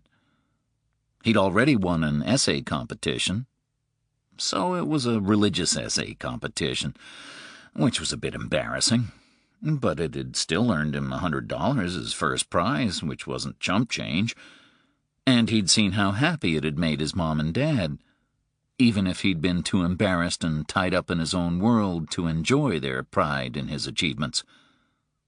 He'd wanted to make them prouder still. But now that would never happen. His home was a fiery specter of itself, its shape visible only as yellows and oranges, and here and there spikes of angry red. He heard an explosion deep inside, and the frame seemed to shudder in shock. And then the trunk of the car closed upon him, and there was only darkness. Chapter 9. Amanda was playing by the shoreline. She was trying to master the art of skimming stones, but any that she threw simply sank. Her mother couldn't skim stones either, so there was no point in asking her for advice. It was at times like this that Amanda wished her father were around. Actually, she often wished for her father's presence, if only so that she could see him in the flesh and ask him why he had rejected her mother and herself, and if he was bad, and if not, what he had done to get himself killed. But she felt that it would also be useful to consult him briefly about the art of skimming stones and a couple of other small matters on which it might be productive to have a male perspective. Her mother had shown Amanda a picture of the two of them together. Amanda thought that her father looked very handsome, but also kind of rough, like some of the older high school boys. Beside him, her mother held on tight to his waist, smiling prettily. Seeing them in the same photo was like glimpsing her standing with a ghost. She didn't spot Mr. Parker until he had passed behind her. The sight of him brought back the memory of her dream, and the girl's face that she had almost glimpsed, traces of red about to be further exposed before Amanda awoke. It was just a dream, of course. Of that she was reasonably certain. She couldn't properly explain the sand in her bed, though. She supposed that it might have lodged between her toes unnoticed that day, but it hardly seemed likely. Her toes weren't webbed, so there was a limit to the amount of sand that could be stored between them. The other possibility was that she had somehow walked in her sleep, which worried her a lot. She didn't like to think of her sleeping self wandering down to the sea and into the waves to be lost forever. Or at least until the tide found a way to wash her body back to shore again. The thought of her final footsteps frozen in the sand, of her mother crying at the realization of what had befallen her daughter, made her sad. But in an interesting way, like a tragic heroine in a book or movie. Perhaps that image had come to her because of the body on the beach at Mason Point. The day before, she and her mother had headed out for a late breakfast at Muriel's, the big old diner that lay halfway between Boreas and Perna. Amanda liked Muriel's because the pancakes were great, and the little jukeboxes at the tables still worked. On the way there, they had witnessed the activity down at Mason Point, and her mother had stopped to ask one of the officers on duty if there had been some kind of accident. That was when they found out about the body. And although Amanda still ate her pancakes later, they didn't taste quite as good as usual. Drowning sounded to her like a terrible way to die. Drowning or burning, both of those were very bad. Then, later, she'd brought her mother the envelope that she'd found on the doorstep, and her mother had been very quiet for the rest of the evening, and the toilet had smelled of vomit. Now, here was Mr. Parker, walking more slowly than he had the last time, when she had watched him from her window. His face looked gray, and Amanda thought that she could see beads of sweat blistering on his skin, even though a breeze was blowing and it wasn't hot. She called out a greeting, but he didn't hear. He just stared fixedly ahead, placing one foot slowly and deliberately in front of the other. He didn't have his stick with him today. Either he had forgotten it, which didn't seem likely, or he was trying to make do without it. She saw the ribbon on the bag of stones fluttering in the wind, and Mr. Parker altered his direction to move toward it.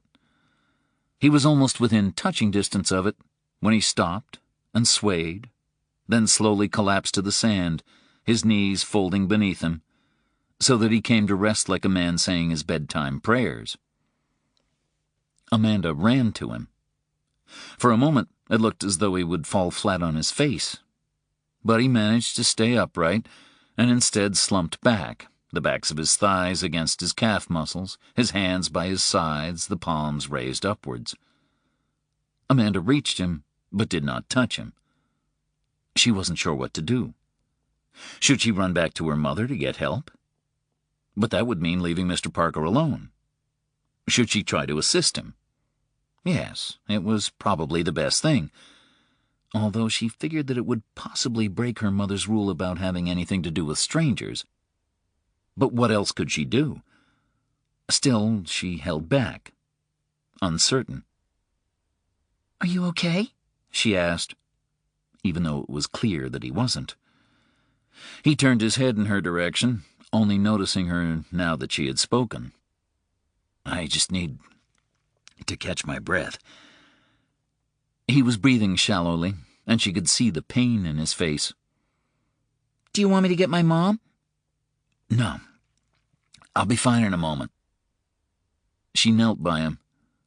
She didn't know what else to do, so she put her right hand on his shoulder and rubbed gently. She had seen adults do this to each other when one of them was sad or in pain, although when she was sad or in pain, she preferred a hug. She didn't think it would be appropriate to hug Mr. Parker. That would certainly have broken her mother's rule. "I'm going to get up now," he said at last. I'll help you. She wasn't sure that she could, but it was only right to offer. She held his right arm as he used his left to lever himself up. His right hand came to rest on her right shoulder, and she took some of his weight as he stood. He swayed again when he was upright, but he didn't fall. She saw him looking at the red ribbon in the sand, and she knew what he was thinking. I'll walk to it with you, if you like, she said. What? I've seen you walking on the beach before. I saw you pick up the bag and move it along some. It's a marker, isn't it? So that you'll know how far you've gone. So you know that you walked a little more than last time. He smiled at her. He had a nice smile, and she felt sure that although she had now resolutely broken all of her mother's rules about dealing with strangers, this man would never hurt her. "Well, that's very perceptive of you," he said, and Amanda wanted to tell him about the dream, but decided not to, in case it made her sound weird. Well, she said, do you want me to walk with you? "Yes," he said, "if you wouldn't mind." So they walked together, and it made her feel grown up to think that he found some reassurance in her presence. And although it wasn't far to the bag of stones, she understood the effort that it took for him to reach it. She saw it in the grimace on his face. When they got to it, she offered to reach down and pick it up for him, and he thanked her. They walked a little farther together, and after half a dozen steps, he asked her to drop the bag, and she did. "Does it still count if you helped me?" he asked, as they stood together. I just walked with you, she said. I didn't carry you. "You know," he said, "you kind of did. And we haven't even been properly introduced." My name's Amanda. "I'm Charlie Parker." Winter. That's my second name. Amanda Winter. "Thank you, Amanda Winter. You just moved here, right?" He turned back in the direction from which they'd come, and she turned with him. Yes, me and my mom. "What do you think of it?" It's pretty, but I miss my friends and my grandma. "And you're not in school?" I've been sick. "Ah, I know what that's like." What happened to you? "You first." The doctors aren't sure. I get real tired, and then I get sick, and it's hard for me to move. "I'm sorry to hear that." It's not so bad. I just miss a lot of school. What about you? Why are you sick? "I had an accident." In a car? "No, at home." In that house? She pointed to his roof in the distance, just visible over her own because the road ascended slightly to the south. "No, at another one. I'm just staying here while I get better. My real home is down in Scarborough. You know where that is?" He was walking more confidently now. Maybe moving the bag of stones along even just a little had energized him. Near Portland, said Amanda.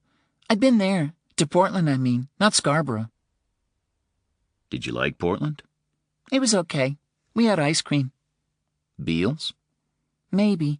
It was down near the water on a corner. Yep, that's Beals. They make good ice cream. I'd take my daughter there sometimes. You have a daughter? Again, Amanda returned to her dream. There was something about the girl she'd seen.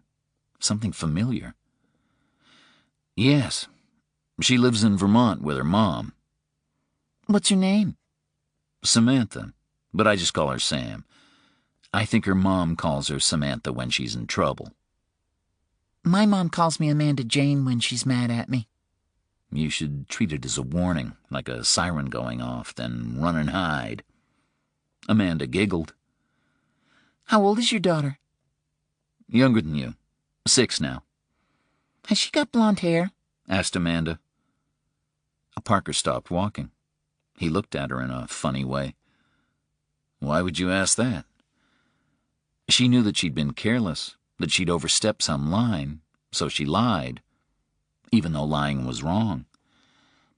I just like blonde hair, that's all.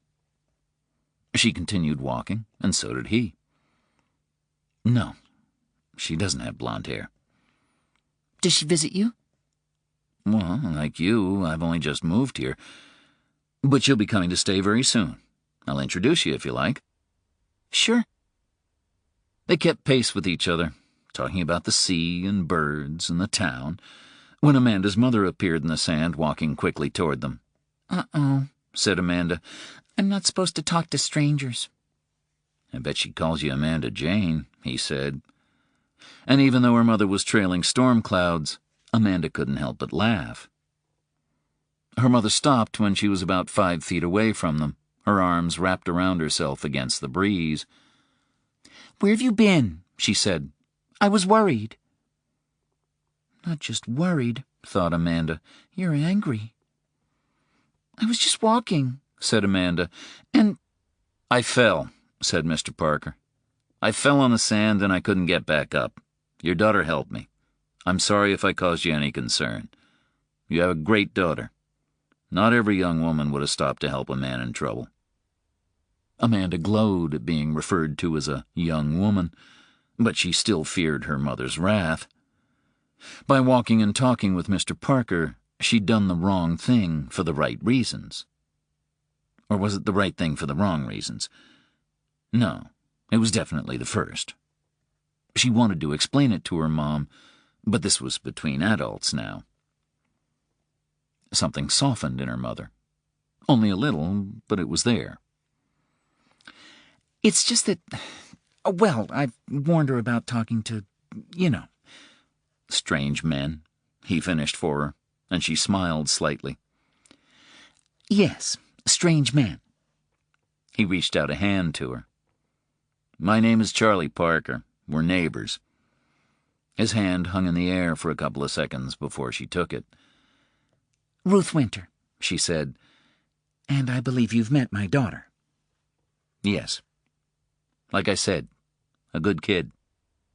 Amanda tried not to scowl now that she was back to being a kid again, but at least Mr. Parker was doing his best to get her mother on their side. Sometimes, said her mother. Go on, Amanda Jane, inside. I don't want you catching a chill. Amanda did as she was told, but looked back over her shoulder and gave Mr. Parker a smile. Amanda Jane. He'd been right, and he knew it.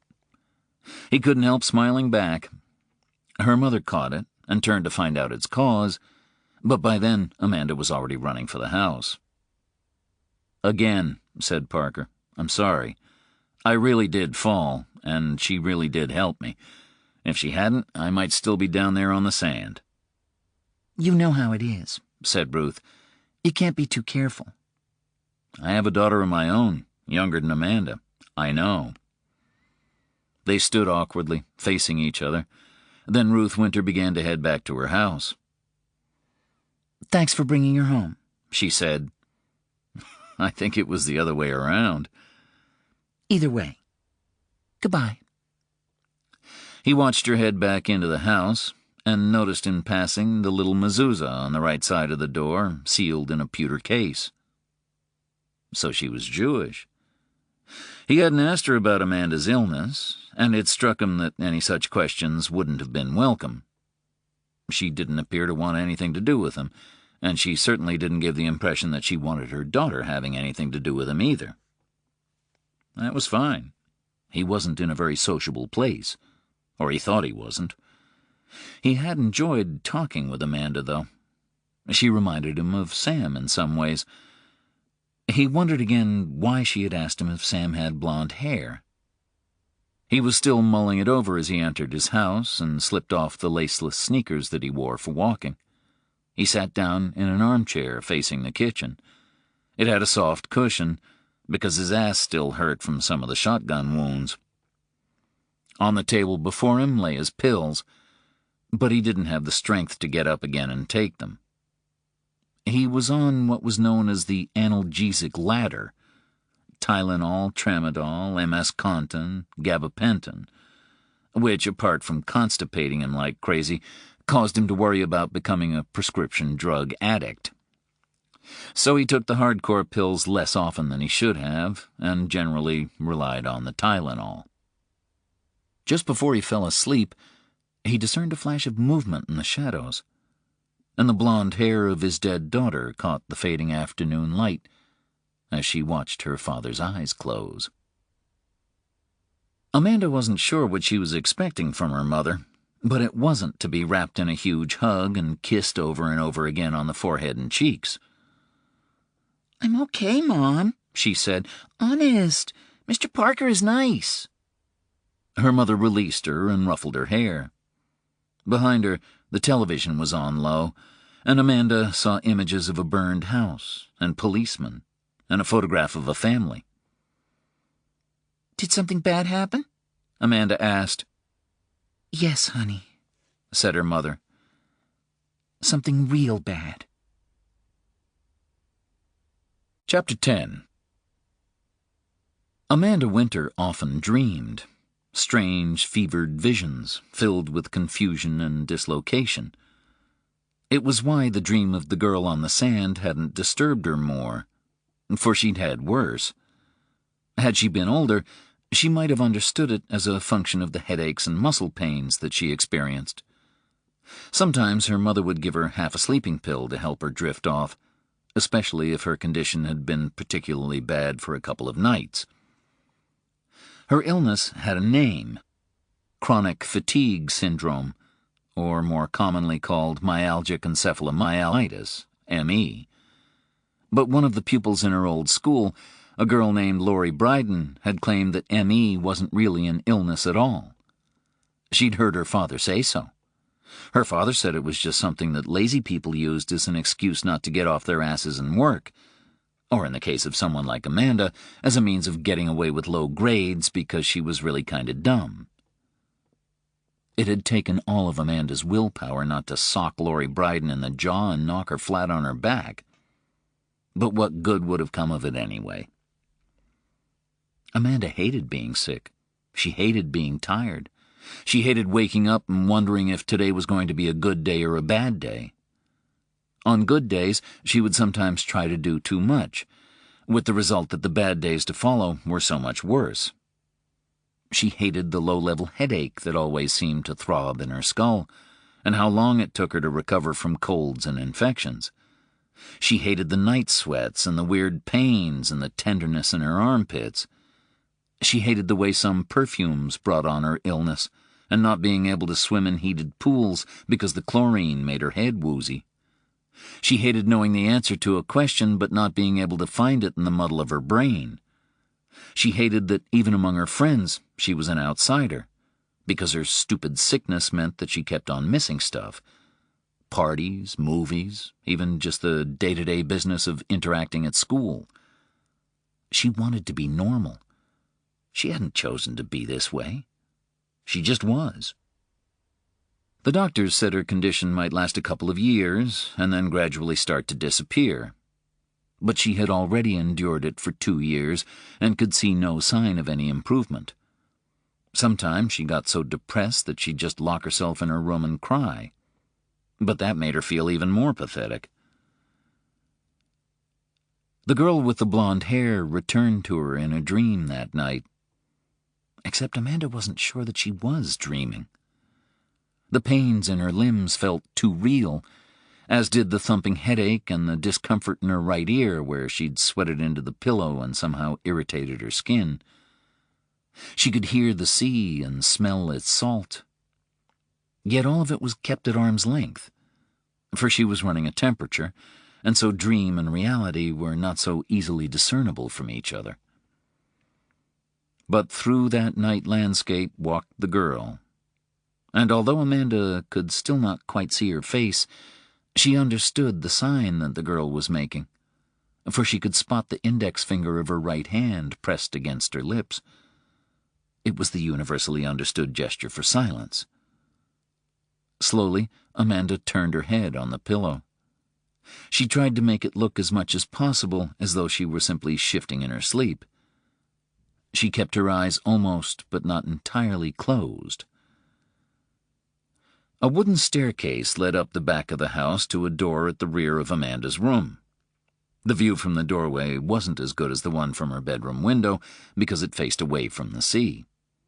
Nevertheless, Amanda sometimes liked to put on her coat and sit there with a book, and she'd watched one good sunset from it. Her mother insisted that she keep the door locked at all times. Not that Amanda needed to be told. Even somewhere as apparently safe and peaceful as Green Heron Bay might not be immune to lunatics and child stealers.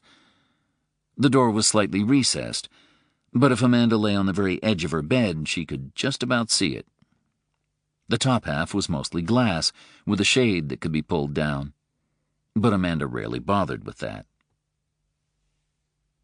Now, through barely open eyes, she could see that a man was standing on the topmost step, peering in at her through the glass. His upper body was exposed, and Amanda had a gut feeling that he was naked from the waist down, too. His face was cast in shadow, just like the dream girl's, but Amanda could see that his skin was very pale, yet only as far as the base of his neck. From there, it was curiously mottled all over. The torso, the upper arms, even extending over his stomach, to where she knew his thing was hanging loose below. Although there was a regularity to the pattern, it was, she thought, almost as though someone had pieced together a jigsaw puzzle of a man and placed it by her door. Except that this one was moving. As she watched, the figure raised his left hand and waved. In the dream that wasn't quite a dream, Amanda understood that he wanted to be seen. He wished to get a reaction from her. Why, she did not know. And it took all of her willpower not to rise up and scream for her mother. Instead, she nuzzled into her pillow, still keeping one barely open eye on the man on the step. And she saw his hand flinch, then form a fist. For a moment, she thought that he was about to thrust it through the glass, shattering it so that he could get at the bolt inside. But he merely lowered his head and moved away. And she felt, rather than heard, his footfalls on the wood of the steps. Even then she did not move, not until she was certain that he wasn't playing some kind of trick on her.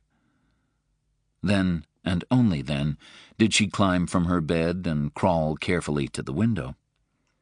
She shifted the drapes where they met, exposing the slightest triangle of sand and surf beyond the window. The man was walking into the sea. His back, his buttocks, and his legs, all were covered with the same patterning that she had seen on his torso and upper arms. Even though the water must have been very cold, he moved steadily into the darkness of it, step by step, the waves breaking against him, yet barely seeming to jostle his body. He was like a statue slowly sinking, a figure mired in the sand as the tide came in around him. The water reached his waist, then his chest, then his neck. But he did not try to swim into it. Instead, he was eventually immersed entirely, and then he was gone. This was no dream. The presence of the girl had confused her, the girl with the blonde hair. She was not of this world. She belonged in another, but she drifted between both. The man, though, was part of this one. Only then did Amanda start to cry, and she did not stop until her mother appeared and took her in her arms. "I saw someone," said Amanda, turning away from the black sea, weeping into her mother's breast. I saw a jigsaw man. Chapter 11. Corey Bloom got the call just as she was heading home for the evening. It came from the dispatcher at the station house, Karen Heller, who was also just about to leave. Bloom kind of wished that Karen had just let Steins or Corbin take care of it. In fact, Bloom couldn't understand why Karen was bothering her with this in the first place. You say there's a man standing on the beach near where the body was washed up, she said. That's right, Corey. Dan Rainey just called.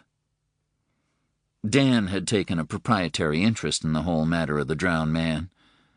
From what Bloom heard, he'd held court at the brick house after the body was discovered and hadn't once needed to put his hand in his pocket to pay for a drink.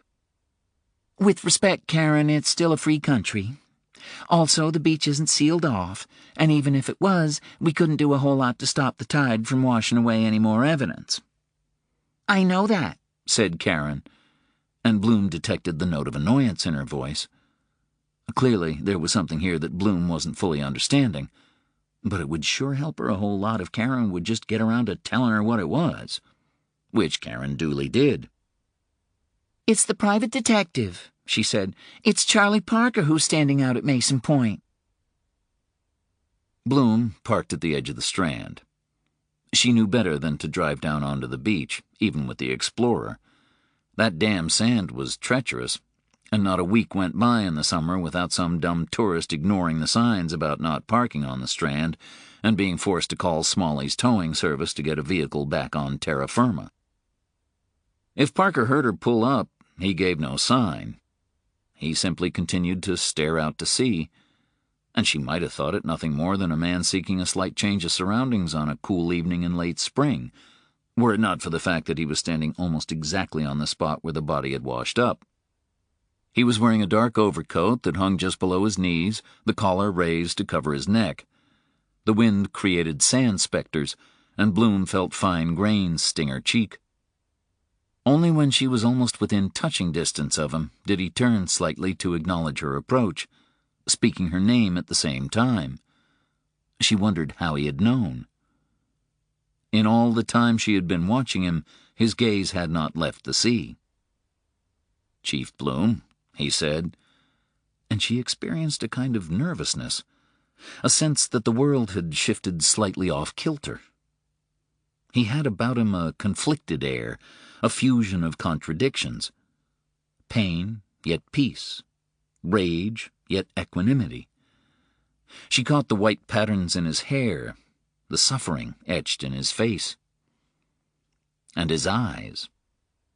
Had she been on more friendly terms with Bobby Soames, they might well have found common ground in their impression of Parker.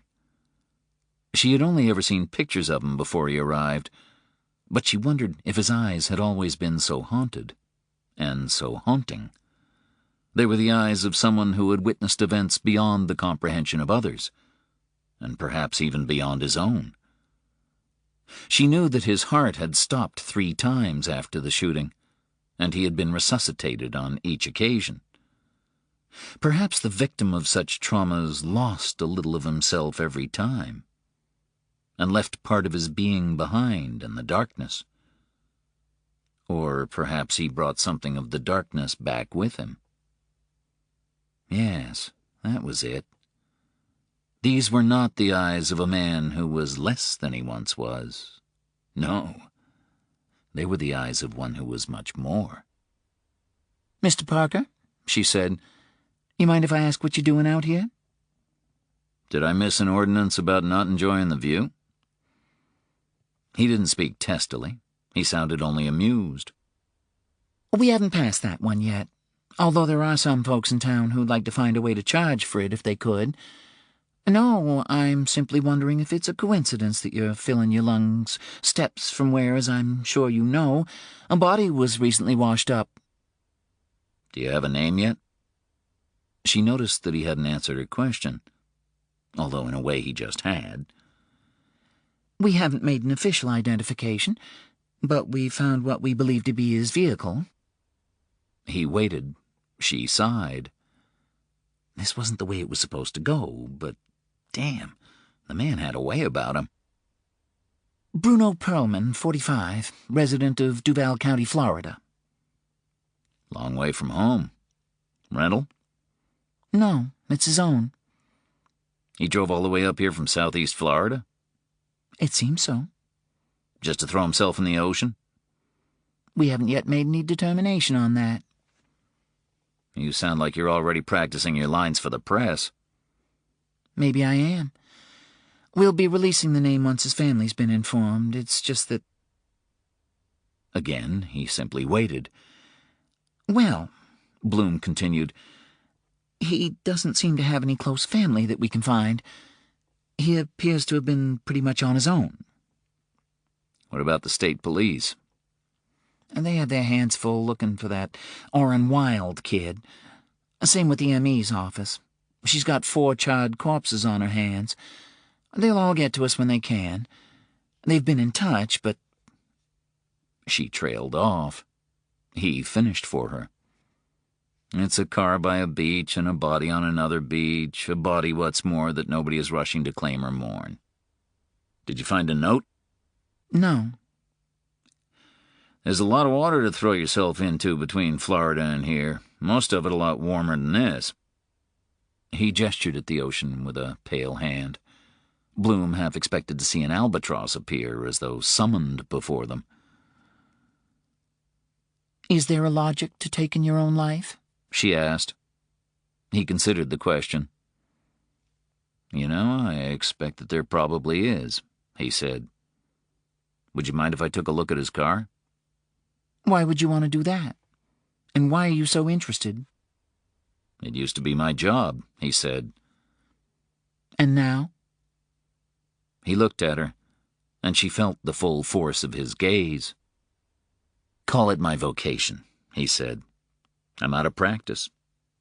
Indulge me, Chief Bloom. After all, what harm can it do? But those last 5 words came back to Corey Bloom later, as it all blew up, as she felt her life draining away, and she knew that she would take them to her grave. The car, stored in the police garage at the back of the town office, was a 2003 Honda Accord in a dull silver gray. It had 91,000 miles on it, according to the clock, but Bloom told Parker that it had probably turned over at least once, given that the car seemed to be held together with goodwill and bondo, and the AC was shot. She'd draped the vehicle with a tarp to protect it from getting any more fingerprints and marks on the paint job than it already had. She handed Parker a pair of latex gloves. You can open the door and take a look inside, but try not to touch anything, even with the gloves on, okay? She felt ridiculous giving him the warning. After all, he'd once carried a detective shield. He might have been a renegade, but if so, he was one who knew the drill. He'd also annoyed her with his questions on the beach and his wish to examine the vehicle. Bloom knew better than to make assumptions, or so she told herself, but she had to admit that she'd already mentally filed the corpse away as a probable suicide. Perhaps it was in part the reaction of the state police. Yes, the minds of its detectives were elsewhere, on 4 bodies and the missing, possibly troubled youth who might well be responsible for their deaths. But even so, they didn't seem particularly troubled about the body that she currently had on ice.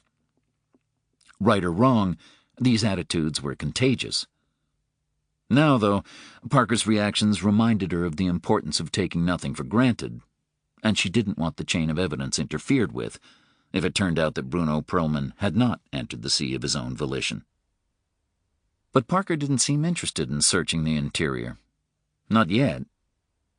He walked around the car under the bright fluorescence of the garage, his brow furrowed in the slightest of frowns.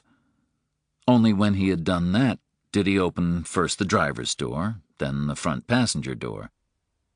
He took in the mess on the floor: soda bottles, chip bags, candy wrappers, a copy of the Boston Globe dated a couple of days before the body washed ashore, then leaned in and searched the glove compartment without coming upon anything that caught his attention. He checked the newspaper and the copy of the Yiddish Policemen's Union that lay on the back seat, flicking through the pages but finding nothing. So much for not touching stuff, thought Bloom. He used the release handle in the car to open the trunk. Inside was a single traveling bag.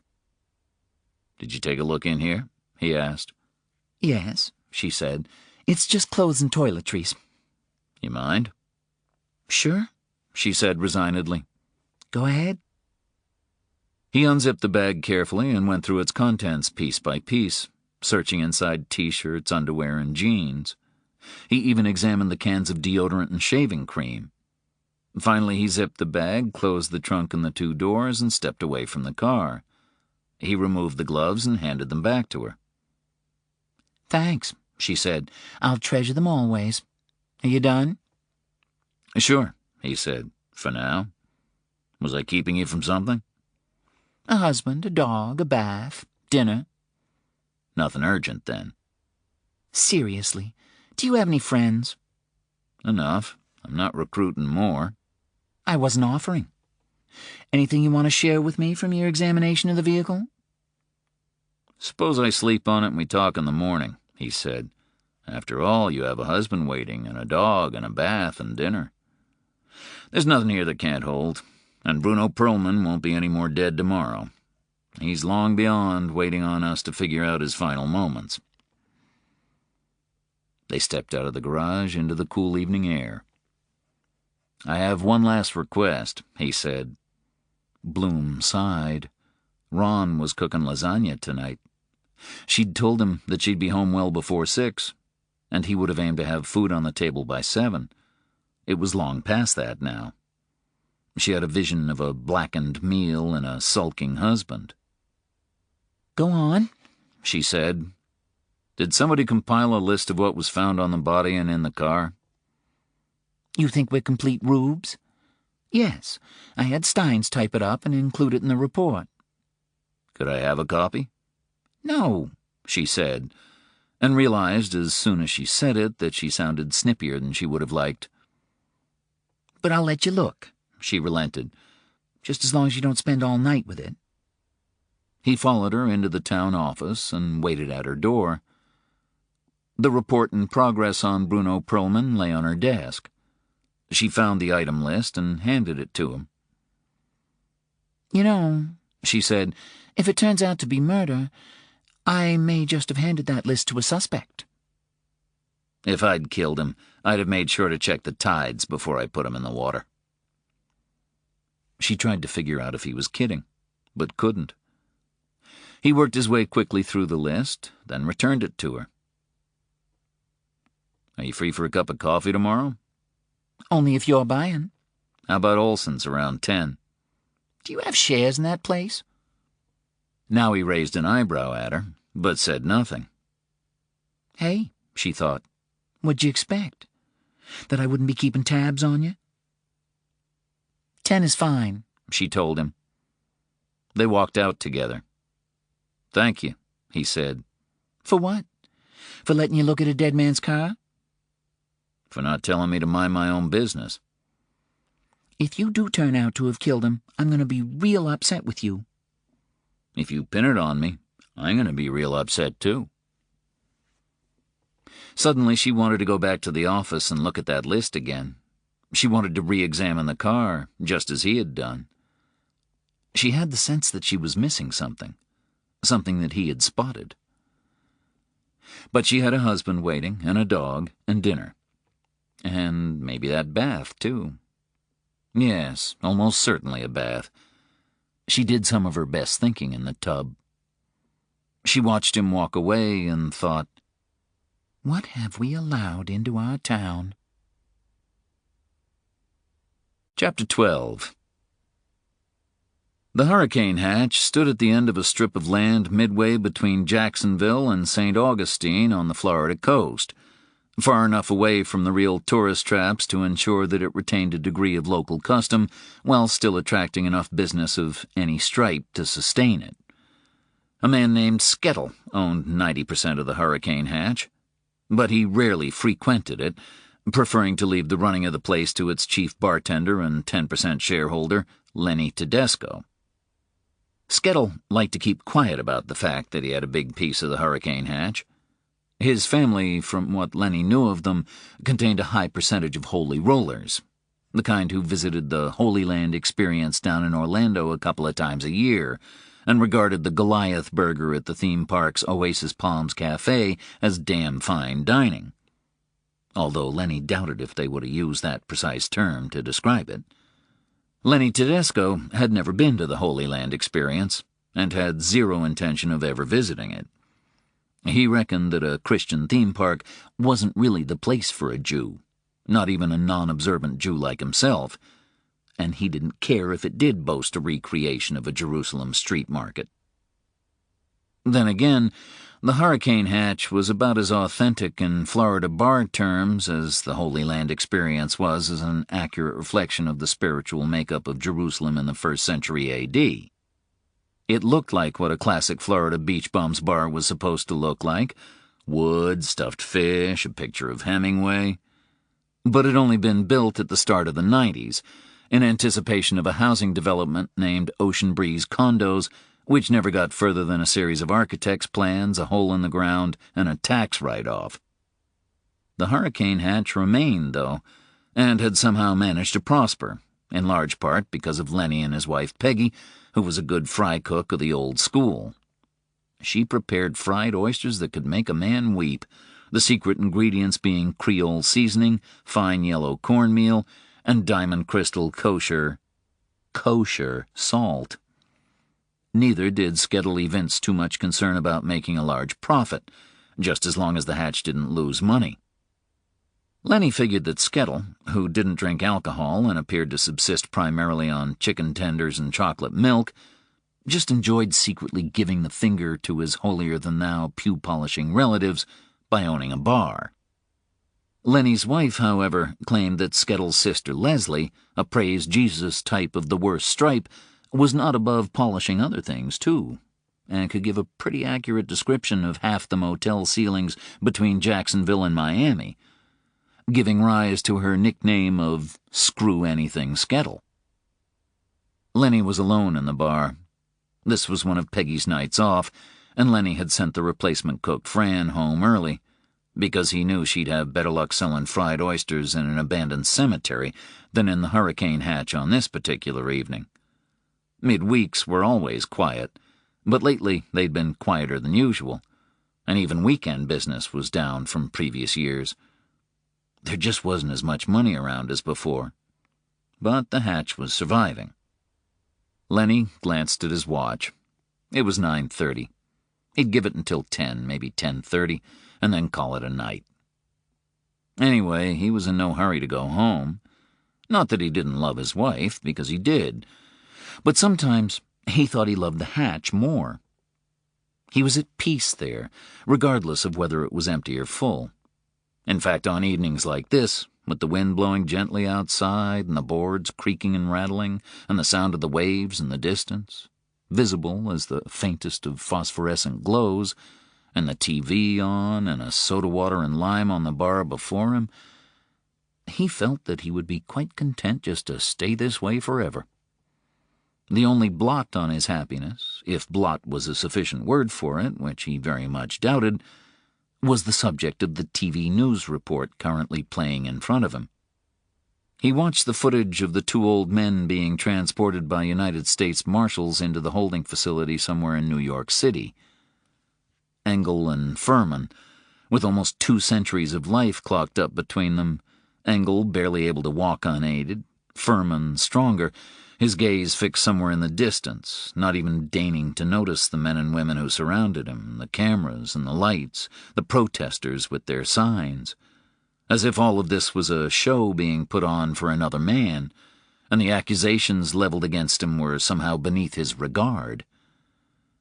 The men disappeared from the screen, to be replaced by an attorney from the Human Rights and Special Prosecutions Section, the arm of the Justice Department entrusted with investigating assorted human rights violations, and particularly Nazi war criminals. The attorney was a pretty young woman, and Lenny was surprised by the passion with which she spoke. She didn't have a Jewish name, or Demers didn't sound like one.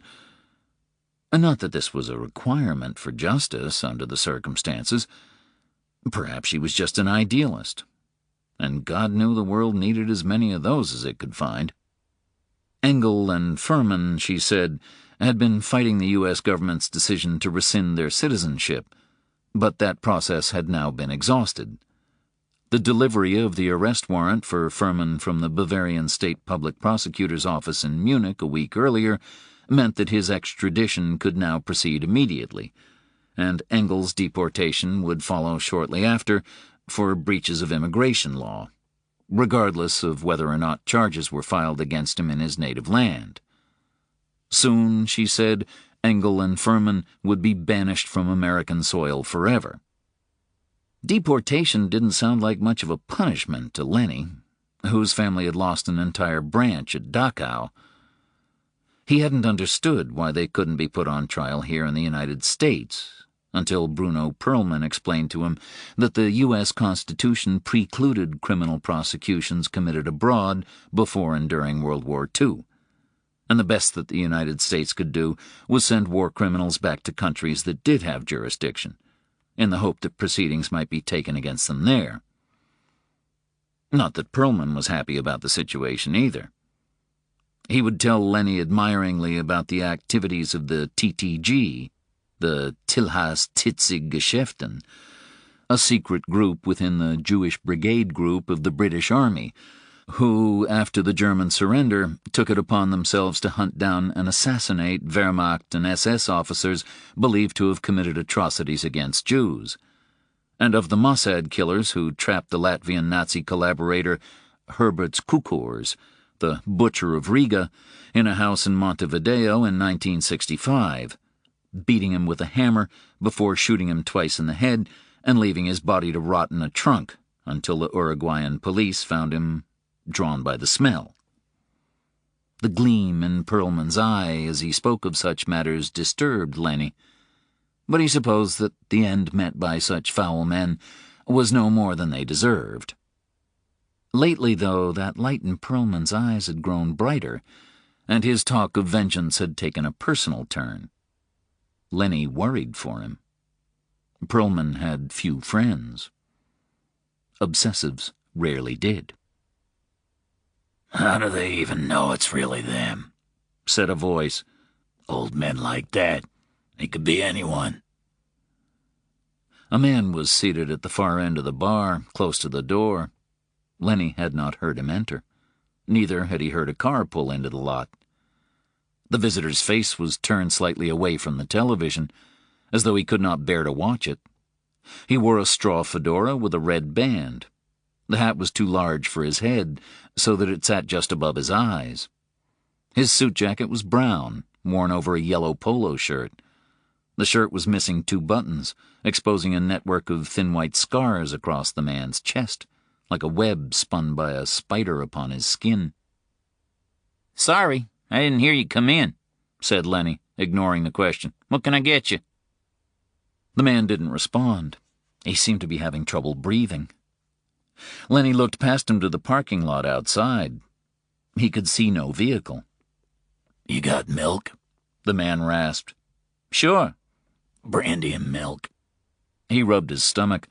"I got a problem with my guts." Lenny prepared the mix.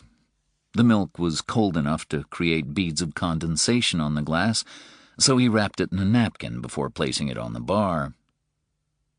The man exuded a sour, curdled odor, the rankness of untold brandy and milk combinations. He raised the glass and drank it half empty. "Hurts," he said. "Hurts like a motherfucker." He lowered the glass, raised his left hand, and removed the hat from his head. Lenny tried not to stare before deciding that it was easier just to look away entirely. But the image of the man's visage remained branded on Lenny's vision like a sudden flare of bright, distorted light in the dimness. His bare skull was misshapen, as pitted with concave indentations as the surface of the moon. His brow was massively overdeveloped, so that his eyes, tiny dark things like drops of oil in snow, were lost in its shadow, and his profile was suggestive of one who had slammed his forehead into a horizontal girder as a child, with the soft skull retaining the impression of the blow as it hardened. His nose was very thin, his mouth the barest slash of color against the pallor of his skin. He breathed in and out through his lips with a faint, wet whistle. "What's your name?" he asked. "Lenny." "Lenny what?" "Lenny Tedesco."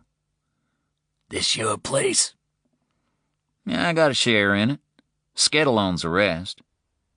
"I don't know any Skettle. You're a bitch to find. You ought to put up a sign." "There is a sign." "I didn't see none."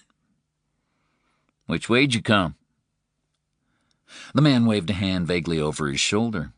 North, south, east, west, what did any of it matter? The only issue of consequence was that he was here at last. "Tedesco," he said. "That's a Sephardic name. Some might mistake it for Italian, but it's not. It means German. But you most likely had Ashkenazi forebears, am I right?" Lenny wished that the bar had remained empty. He didn't want to engage in this discussion. He wanted this vile man with his pungent stink to be gone. "I don't know," he said. "Sure you do. I read once that the word Nazi comes from Ashkenazi. What do you think of that?" Lenny worked on polishing a glass that didn't need a cloth taken to it. He rubbed so hard that the glass cracked under the pressure. He tossed it in the trash and moved on to another. "I've never heard that before," he replied, and hated himself for engaging the man. "My understanding is that it refers to National Socialism." You're probably right. Anything else is just the frothing of ignorant men. Holocaust deniers. Fools. I don't give no credit to it. As though so much slaughter could be ascribed to Jew-on-Jew violence. Lenny felt the muscles in his neck cramp. He clenched his teeth so hard that he felt something come loose at the back of his mouth. It was the way the man spoke the word Jew. On the television screen, the news report had moved on to a panel discussion about Engel and Furman and the background of their cases. The volume was just low enough for the content to remain intelligible. Lenny moved to change the channel, but that same voice told him to leave it be. Lenny glanced at the glass of brandy and milk. A curl of red lay upon the surface of the remaining liquid. The man saw it at the same time as Lenny did. He dipped a finger and swirled the blood away, then drained the glass dry. Like I said, I got a problem with my guts. Got problems all over. I shit nails and piss broken glass. Sorry to hear that. Hasn't killed me yet. I just don't care to think about what my insides might look like. Couldn't be any worse than what's outside, Lenny thought. And those dark eyes flicked toward him, as though that unspoken wisecrack had been written in the air above Lenny's head. You got another of these? I'm closing up. Won't take you much longer to make than it'll take me to drink. Nah, we're done. The glass slid across the bar. Just the milk, then. You wouldn't deny a man a glass of milk, would you? Oh, but Lenny wanted to. He wanted to so badly. Yet still he poured 3 fingers of milk into the glass. He was grateful that there was no more left in the carton. Thank you. Lenny said nothing, just tossed the empty container. I don't want you to get me wrong, said the man. I got no problem with Jews. When I was a boy, I had a friend who was a Jew. Jesus, it's been a long time since I thought about him. I can hardly remember his name now. He put the thumb and forefinger of his right hand to the bridge of his nose and squeezed hard. His eyes closed as he tried to pull the name from the pit of his memory. Asher, he said at last. Asher Cherney. That was his name. Damn, that was hard. I called him Ash. I don't know what anyone else called him, because no one else palled around with him much. Anyway, I'd hang out with Ash when none of the other boys were there to see. You had to be careful. People I grew up with, they didn't care much for Jews. Niggers neither. Fuck, we didn't even like Catholics. We stuck with our own. And it wasn't good to be seen making friends outside your own circle. And Ash, you see, he had a deformity, which made it worse for him. You listen to Kiss? Lenny, who had somehow been drawn into the tale despite himself, was puzzled. Following the man's thought processes was like trying to keep track of a ricochet in a steel room. What, the band? Yeah, the band. They're shit, but you gotta have heard of them. Yeah, I know them, said Lenny. Right. Well, their singer has the same thing that Ash had. They call it microtia. It's a deformity of the ear. The cartilage doesn't grow right, so you have a kind of stump. Makes you deaf, too. They say it usually occurs in the right ear, but Ash, he had it in his left. So he was strange even among other people like him. Now, they can do all kinds of grafts or implants, but back then, you just had to live with it. Ash would grow his hair long to try to hide it, but everybody knew. If his life didn't suck already, being a Jew in a town that didn't care much for anyone who wasn't in some white-bread church, he had to deal with the ignorance and bile of kids who spent their lives just looking for some physical defect to hone in on. So I felt sorry for Ash, though I couldn't show it, not in public. But if I was alone, and I saw Ash, and he was alone, then I'd talk to him or walk with him, maybe skim stones by the river if the mood took us. He was okay, Ash. You never would have known he was a Jew, unless he told you his name. That microtia, you think it's a Jew thing? Lenny said that he didn't know. He felt as though we were watching some terrible accident unfold, a catastrophic collision of bodies that could only result in injury and death, yet was unable to tear his eyes away from it. He was hypnotized by this man's awfulness, the depth of his corruption only slowly revealing itself by word and intonation. Because, the man went on, there are diseases that Jews are more likely to carry than other races. You, being Ashkenazi from way back, are more likely to get cystic fibrosis. I mean, there are others, but that's the one that sticks in my mind. Cystic fibrosis is a bitch. You don't want to get that. Anyhow, I don't know if this microtia thing is like it. It could be. Doesn't matter, I suppose. Unless you have it and don't want to pass it on to your kids. You got kids? No. Well, if you're thinking about having them, you ought to get checked out. You don't want to be transmitting shit to your kids. Where was I? Oh, yeah, Ash. Ash and his fucked up ear.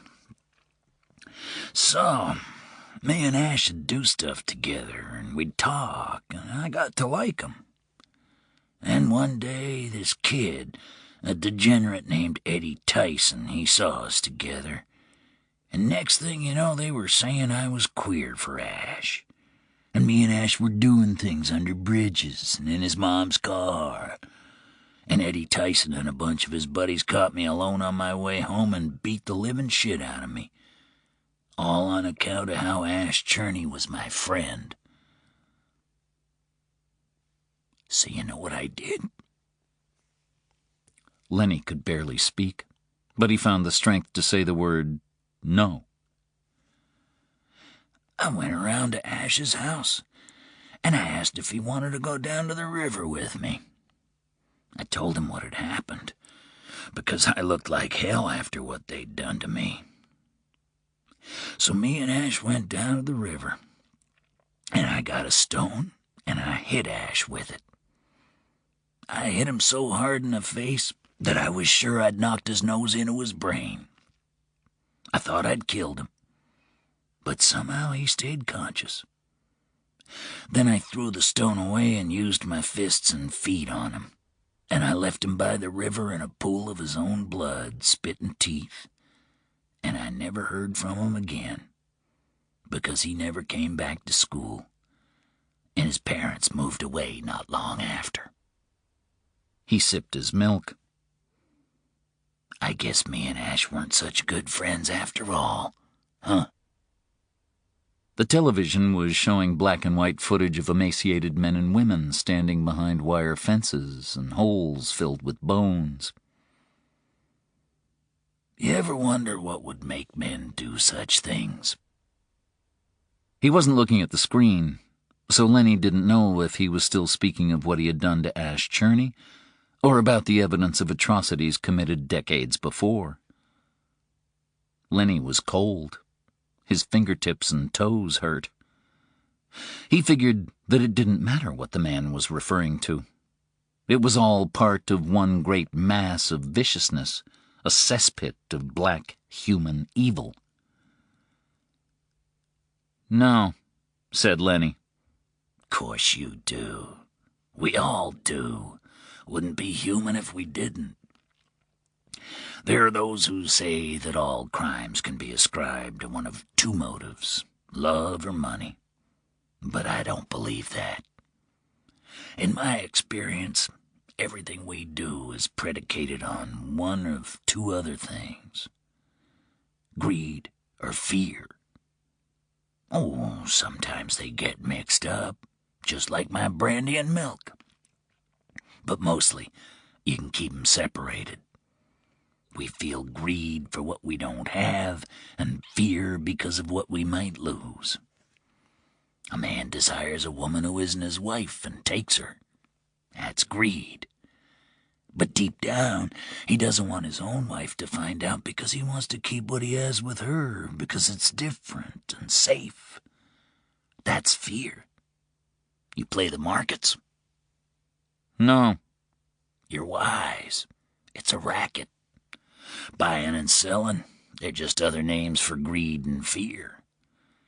I tell you, you understand that, you understand all there is to know about human beings and the way the world works. He sipped his milk. Except, of course, that isn't all. Look at those pictures from the camps. You can see fear, and not just in the faces of the dying and the dead. Take a look at the men in uniform, the ones they say were responsible for what happened, and you'll see fear there, too. Not so much fear of what might happen if they didn't follow orders. I don't hold with that as an excuse. And from what I've read, the Germans understood that killing naked Jews and queers and gypsies wasn't for every man. And if you couldn't do it, then they'd find someone who would and send you off to shoot at someone who could shoot back. But there's still fear in those faces, no matter how well they try to hide it. Fear of what will happen to them when the Russians or the Americans arrive and find out what they've done. Fear of looking inside themselves to see what they've become. Maybe even fear for their immortal souls. There will also be those who feel no fear of that at all. Of course. Because sometimes men and women do terrible things just because they gain pleasure from the act. But those ones are the exceptions. And exceptions make bad law. The rest, They just did what they did because they were told to do it, and they couldn't see much reason not to. Or because there was money and gold teeth and rendered human fat. I guess some of them did it out of ideology, but I don't have much time for ideologies either. They're just flags of convenience. The man's voice was very soft and slightly sibilant, and held a note of regret that most of the world could not see itself as clearly as he did, and this was his cross to bear. You hear that woman on the TV? He continued. She's talking about evil, but throwing around the word evil like it means something don't help anyone. Evil is the avoidance of responsibility. It doesn't explain. You might even say that it excuses. To see the real terror, the real darkness, you have to look at the actions of men, however awful they may appear, and call them human. When you can do that, then you'll understand. He coughed hard, spattering the milk with droplets of blood. You didn't answer my question from earlier, he said. What question was that? Said Lenny. I just can't figure out how they know that those two old men are the ones they were looking for. I seen the pictures of the ones they say did all those things, the photographs from way back. And then I see those two old farts, and I couldn't swear that it's the same men 60, 70 years later. Jesus, you could show me a picture of my own father as a young man, and I wouldn't know him from the scarecrow he was when he died. I think there was a paper trail of some kind, said Lenny. To be honest, he didn't know how Engel and Furman had been traced. He didn't much care, either. They had been found at last, and that was all that mattered. He just wanted this conversation to reach its end. But that was in the hands of the man at the bar. There was a purpose to his presence here, and all Lenny could do was wait for it to be revealed to him, and hope that he survived the adumbration. I can't even say that I've heard of the camps that they're supposed to have done all that killing in, said the man. I mean, I heard of Auschwitz and Dachau and Bergen-Belsen. I suppose I could name some others if I put my mind to it. But what's the place that Furman was at? Or the one they claim is Furman? Ballsack? Is that even a place? Belsack, said Lenny softly. It's called Belsack. And the other? Lubsko. Well, you have been paying attention, I'll give you that. You had people there? No, not there. So it's not personal, then? Lenny had had enough. He killed the TV. I don't want you to mistake me, said the man, not even commenting upon the sudden absence of light and sound from the screen. I got no problem with any race or creed. Jews, niggers, spicks, white folk, they're all the same to me. I do believe, though, that each race and creed ought to keep to itself. I don't think any one is better than the other, but trouble only comes when they mix. The South Africans, they had it right with apartheid, except they didn't have the common sense, the basic human fucking decency to give every man the same privileges, the same rights. They thought white was superior to black, and that's not the case. God made all of us, and he didn't put one above another, no matter what some might say. Even your own folk, you're no more chosen than anyone else. Lenny made one final effort to save himself, to force this thing away. It was futile, but he had to try. I'd like you to leave now, he said. I'm all done for the night. Have the drinks on me. But the man did not move. All this was only the prelude. The worst was yet to come. Lenny felt it. This creature had brought with him a miasma of darkness, of horror. Maybe a small chance still remained, a chink in the wall that was closing in around him, through which he might escape. He could not show weakness, though. The drama would play out, and each would accept the role that had been given to him. I haven't finished my milk yet. You can take it with you. Nah, I think I'll drink it here. Wouldn't want it to spill. I'm going to be closing up around you, said Lenny. You'll have to excuse me. He moved to take the drawer from the register. Usually he counted the takings before he left, but on this occasion he'd leave that until the morning. He didn't want to give this man any cause to linger. I'm no charity case, said the visitor. I'll pay my own way, just as I always have. He reached into his jacket pocket. Well, what do you think this is? Despite himself, Lenny found himself looking to see what had drawn the man's attention. He glimpsed something small and white, apparently drawn from the man's own pocket. Jesus, it's a toot. He pronounced it toot. He held the item in question up to the light, like a jeweler appraising a gemstone. Now where do you suppose that came from? It sure ain't one of mine. As if to put the issue beyond doubt, he manipulated his upper row of teeth with his tongue, and his dentures popped out into his left palm. The action caused his mouth to collapse in upon itself, rendering his appearance stranger still. He smiled, nodded at Lenny, and replaced his appliance. He then laid the single tooth on the surface of the bar. A length of reddish flesh adhered to the root. That's certainly something, isn't it? He said. Lenny backed off. He wondered if he could get away for long enough to call the cops. There was no gun on the premises, but the back office had a strong door and a good lock. He could seal himself inside and wait for the police to come. Even if he could make it to a phone, what would he tell the operator? That a man had produced a tooth for his inspection? Last he heard, that wasn't a crime. Except. Like a conjurer, the customer reached into his pocket again and produced a second tooth. Then a third.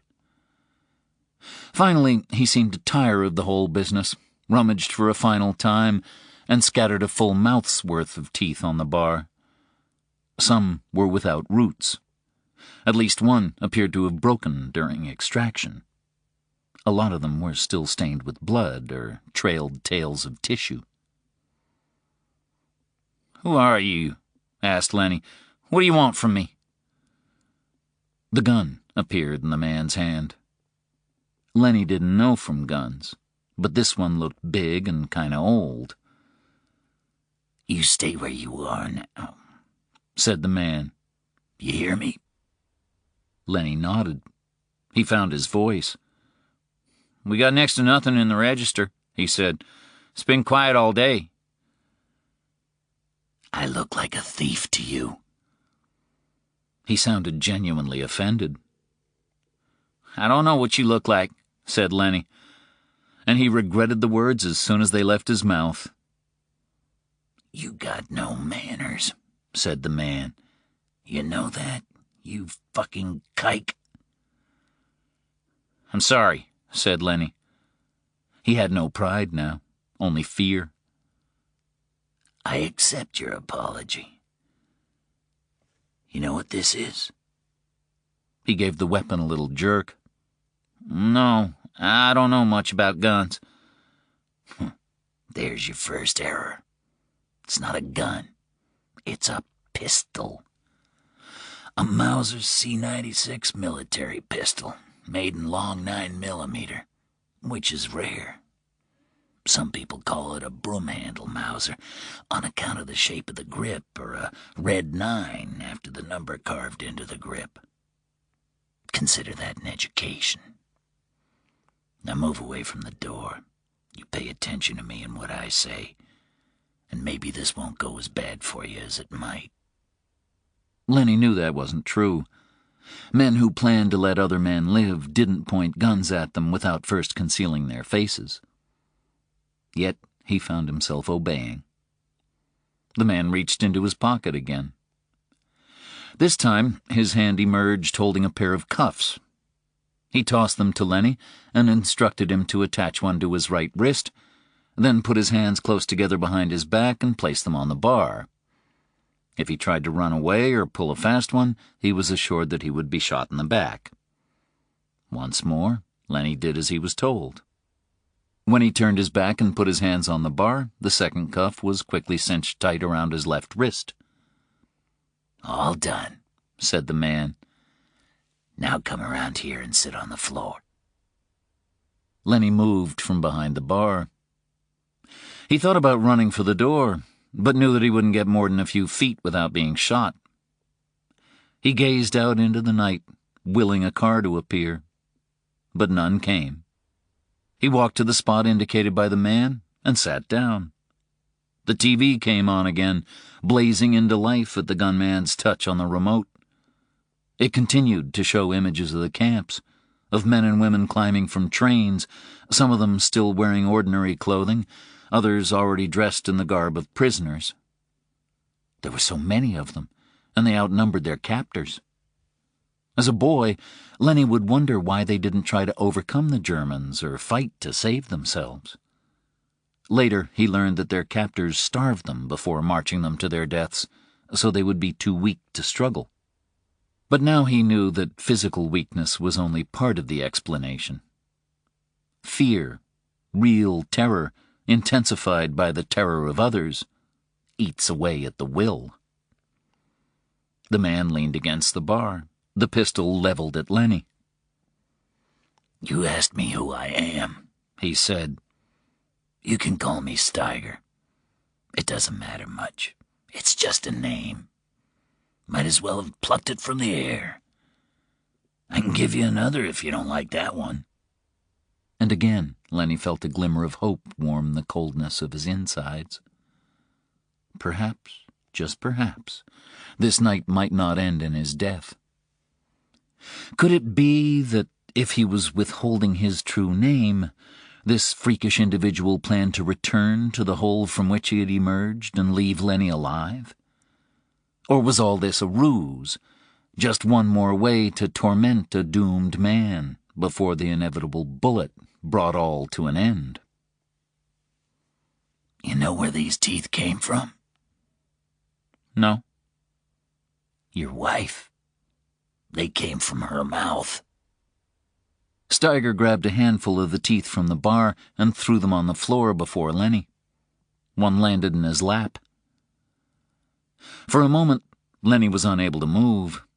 His vomit reflex activated, and he tasted something awful in his throat. Then he was moving, trying to rise to his feet, but a bullet struck the floor inches from the soles of his shoes, and the noise, as much as the sight of the splintered mark upon the floor, stilled him. "Don't do that again," said Steiger. "If you try, the next one'll take out a kneecap. Or maybe your balls." Lenny froze. He stared at the tooth stuck to his jeans. He didn't want to believe that it had once been his wife's. "I'll tell you something," said Steiger. "Working on your wife's teeth gave me a renewed admiration for the skill of dentists. I used to believe that they were just like failed doctors because, how difficult can it be to work on teeth, all the nerves and stuff apart? I hated going to the dentist as a kid, still do. Anyway, I always thought extractions would be the easy part. You get a grip and you yank.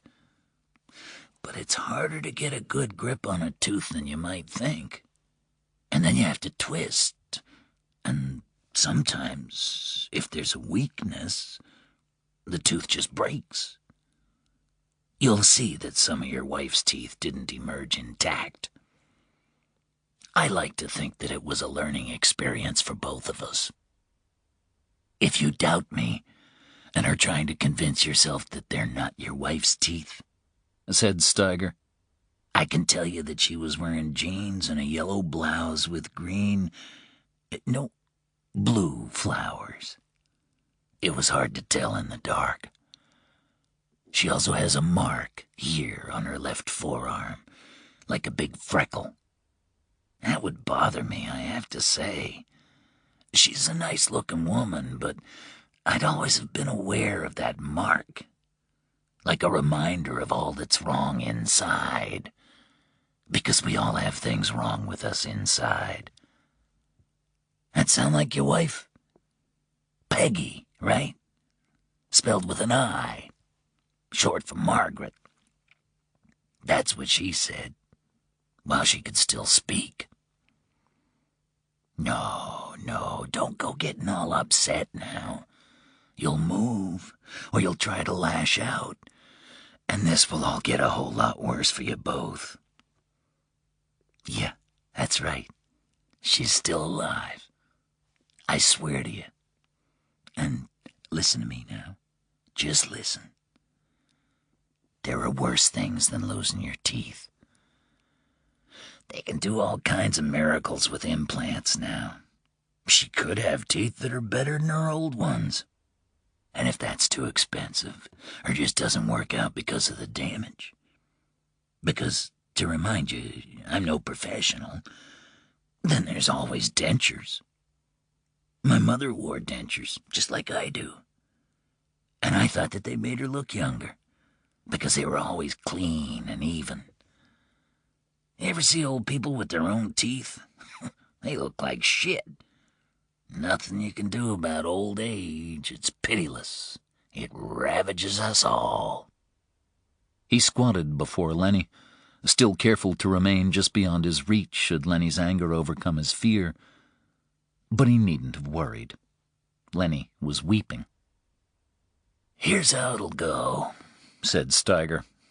"If you're straight with me and answer my questions, I'll let her live. She's all dosed up on painkillers, so she's not feeling much of anything right now. Before I leave, I'll call an ambulance for her, and she'll be looked after. I promise you that. As for you, well, I can't promise anything other than, if you're honest, you won't be aware of your own dying, and you'll have saved your wife in the process. Are we clear?" Lenny was now sobbing loudly. Steiger reached out and slapped him hard across the side of the head. "I said, are we clear?" "Yes," said Lenny. "We're clear." "Good. I have only 2 questions for you. What did the Jew named Perlman tell you? And who else knows?" When the questions were answered at last, and Lenny Tedesco was dead, Steiger removed from the dishwasher the glasses that he had used and placed them in a bag. He also emptied the register for appearance's sake. He had been careful to touch as few surfaces as possible, but he went over them once again with some bleach that he found behind the bar.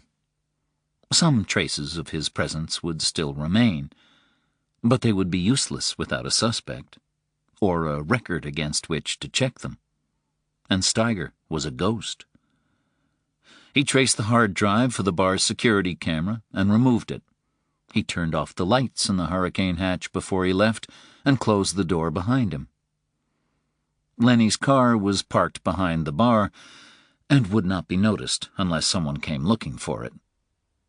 Steiger walked for 5 minutes to where his car was parked, out of sight of both the bar and the road, then drove to the Tedesco's small, neat home.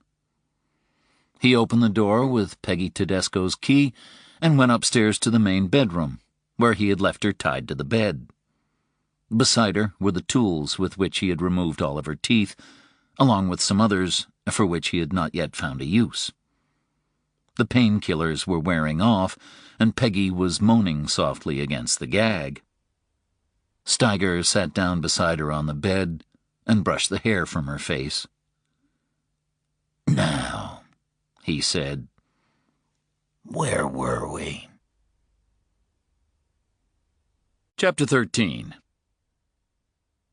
Angel and Louis sat at the window of Gritty's Brew Pub on 4th Street in Portland, 2 cask ales before them, the world beyond. They were watching a man arguing with a woman on the street outside. Both were probably in their 30s at most, but with a lot of city miles on their clocks. The man was wearing sneakers, but in his right hand he held a single tan Timberland boot. He was waving it in the face of the woman until she, tiring of having a boot hanging inches from her nose, wrenched it from his hand and proceeded to beat him across the head with it, yelling something in time to the blows. "You know," said Angel, "there are a lot of fucked up people in this town." Louis couldn't disagree. It said something when one could travel north from New York City, a place that, to be straight, was not entirely lacking in fucked-up people of its own, and take the view that, well, yes, given its size and population, Portland, Maine was more than holding its own in the fucked-up stakes. "More to the point," said Angel, "there were some fucked up tattoos in this town. Did you see that woman's leg? It looked like she'd been burned in a fire." I think it was supposed to be a face, said Louis. "Whose face?" Could be anyone's. Could be mine, and I wouldn't know it."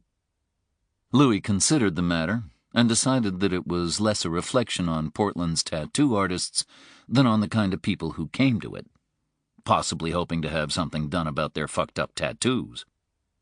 The couple moved on, or more correctly, the man moved on quickly, the woman hot on his trail, still yelling, still hitting him with the boot.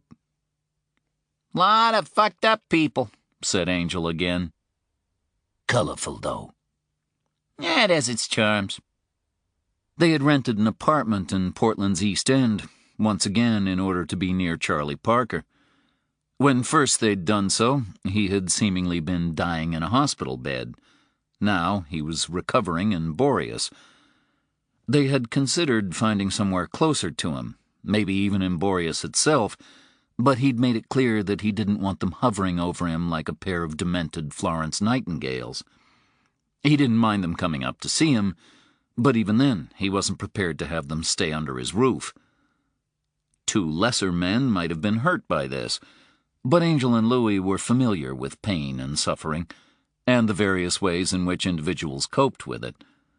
Whatever Parker was enduring as he worked his way back to health, he did not want others to witness it. He would present a face to the world, but he would do so on his own terms. So Angel and Louis stayed more and more in Portland, and they missed Manhattan less than either of them would admit to the other. Portland was curious and colorful. All right, so an attempt by the American Planning Association to categorize Congress Street as one of the 10 greatest streets in the nation took a little time to digest. They had also decided that Portland was growing hotels like mushrooms, without much thought of who might fill these rooms come winter, seeing as how even most of the city's residents didn't want to be there come December and January. Any time they raised this question, someone would mention cruise liners, although any cruise liner hoping to dock in Portland in the depths of winter might need to hire an icebreaker first, and the last time they checked, the whole point of cruise liners was that you got to sleep on the boat. It wasn't like the liner dumped you on dry land and then floated away, like some Robinson Crusoe outfit with all the crew laughing their asses off as you signaled for help from the dock. Portland was also playing host to a couple of restaurants that even in New York would cause a man to shake the check at the end of the night, just in case a zero might drop off the end. But all these were objects of bemusement and no more. Each understood, too, that their fates were now tied up with this place, and with the detective to whom both were bound by bonds of loyalty, affection, and, whisper it but do not speak it aloud, and certainly not to each other, the inevitability of their own deaths. They had been out to check on Parker's house in Scarborough. Its doors remained secured, the alarm system had been upgraded, and they had arranged for his more valuable possessions to be placed in secure storage. His computers and his files had been carefully boxed by Louis's people, then removed to a warehouse in Queens and locked away under the name Nemesis, Inc. Louis had the utmost confidence in the security of the warehouse since he owned it, although any lawyer would have trouble proving as much, and stored most of his weapons there. And here, once again, the question of ownership remained nebulous, to say the least. They had not yet broached the subject with Parker, but they doubted that he would be returning to the house that overlooked the Scarborough marshes. In their opinion, it would be hard for him to resume his life in a home in which he might no longer feel secure. Parker's defenses had been breached not only physically, but psychologically, too. He could never have the same faith as he once had in his home's capacity to withstand intrusion, perhaps not even in his own ability to defend himself. Or so they believed. On a practical level, the house had appeared on news bulletins and in newspaper reports. The address and location were familiar to many people now. Angel and Louis were under no illusion that the detective's enemies had not previously known where to find him, should they have wanted to act against him. Even the fact that some of them had at last succeeded in wounding him so severely was not to these men entirely a surprise. No, what mattered was that the site of his home was now general knowledge. News reports linked to it via Google Maps. If he went back there, what peace would he have, even if he somehow managed to overcome the psychological and emotional difficulties of living in a dwelling in which he had almost met his death, in which he had, in fact, technically died before being resuscitated for the first of 3 times. Then there was also the question of what kind of man he would be. He had nerve damage to his left hand. 1 kidney had been removed. They had dug so many shotgun pellets out of his skull and his back that the surgeons had filled 2 glass dishes with them. Sometimes, when speaking, he would forget a name or misidentify an object. Once, over coffee in Boreas, he asked Angel to pass him a bell. "A bell?" asked Angel. "Yes, a bell.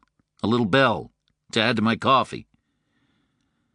And as Angel had grown more confused, so Parker had grown more frustrated, until at last he stood up, walked behind Angel, and grabbed a creamer of skim milk for himself. "See?" he said. "Bell." Then, moments later, as he read the words on the side of the creamer, he seemed to realize what he had done and began to apologize. But his voice broke, and all they could do was watch as he tried to hold back tears of rage and shame. Was this the end of them? Angel wondered. Was this to be the final undignified conclusion? The grand anticlimax? A broken Parker, living on whatever he could make by selling his house and its surrounding land and moving into a small apartment somewhere, supported, when required and only if it could be discreetly done, by his friends? Dave Evans, of course, would give him a bartending job at the Great Lost Bear. But what if, like confusing the words, if not the concepts, of milk and bell, he proved unable to function? And there were moments when Angel and Louis found it hard even to conceive of Parker doing what he once did, hunting the worst of men. They had trusted in his strength, in his knowledge, in his ability to understand situations that seemed only smoke and shadows to them. How could they stand with him if he could not be relied upon to watch their backs, to come to their aid if they were in trouble? But at other times, Angel would look at Parker and see fires coldly burning behind his eyes, and in that instant he could make himself believe that all was not lost. "What will we do about him?"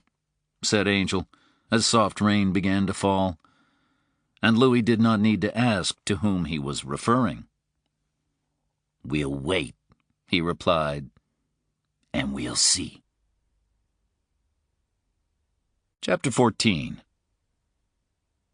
Corey Bloom arrived at Olson's, and the absence of that damned apostrophe bothered her, too, shortly after 10, to find Parker already seated at a table by the window at the back of the store.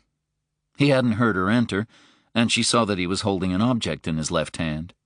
It looked like a red rubber ball, the kind office workers used for stress relief. But as she drew closer, she saw it had dark loops that hooked around the fingers. She thought that she'd seen something resembling it in a sporting goods store at the Bangor Mall when she'd gone to look for new sneakers. It was in the climbing section, alongside the ropes and crampons and carabiners. A grip strengthener. The effort of squeezing it showed on his face. He winced with each compression, but did not stop until he saw her reflected in the glass, at which point he slipped the strengthener into his pocket. "Is it working?" she asked. "It hurts, so I have to hope so." She took a seat across from him. He already had coffee, alongside a copy of the New York Times, although he didn't yet appear to have opened the newspaper. "Is it to do with what happened?" "Shotgun pellets," he said. "I sustained nerve damage to the hand and some fracturing of the bones. I've had surgery, but it's about maintaining range of motion and muscle tone. The physio is helping. Massage works, too." "Are you asking?" "Are you offering?" "People might talk." "Not least your husband." "I'm sure he'd understand if it was for medical reasons." "I'm sure he wouldn't." "You're probably right." Were they flirting? Bloom couldn't recall the last time she'd flirted with anyone. She didn't even flirt with her husband. There didn't seem to be much point. Lorraine Olson came over and took her coffee order. Bloom thought that Lorraine might inadvertently have overheard them. She'd just about managed to keep herself from grinning, but it was a hard-fought battle. Bloom was relieved when she left to make the coffee. "Do you mind if I ask how you are otherwise?" said Bloom. He looked away. "Aches and pains, mostly," he said. "I had some discomfort after they removed the kidney, but it went away after a week or two. I get headaches, a lot of headaches. I sustained tissue damage to my back, some shattered ribs, a broken clavicle, a couple of holes where there shouldn't have been any. They've done some skin grafts, which hurt like nothing on earth, and there'll be more to come. But I've had enough of them for now. I'm weaker than I was. That's the worst of it. I get tired quickly. Nauseous, too. I lost my balance on the beach a couple of days ago, and if it wasn't for the winter kid coming along, I might still have been there when the tide came in. And it's the strangest thing, but sometimes I have trouble with words. I'll look at something and I'll know what it is, a table, a chair, a book. But when I try to describe it, another word entirely comes out. It happened a lot at the start, less often now, but it's frustrating and embarrassing." He faced her once again. "More than you needed to know?" "No, and I did ask. You shoot with your right hand?" "Yes, but I haven't held a gun much since that night." "Are you planning to again?" "I haven't given it much thought." She saw something then, a flicker, and knew that he was lying. What would it do to a man's confidence to find himself on the verge of being butchered in his own home, lying in his own blood, his body torn by fragments of metal? His recovery would not only have to be physical, but psychological and emotional, too. Heading out to Mason Point and examining Bruno Perlman's car might be considered a version of that grip improver. A means to test, strengthen. Her cappuccino arrived.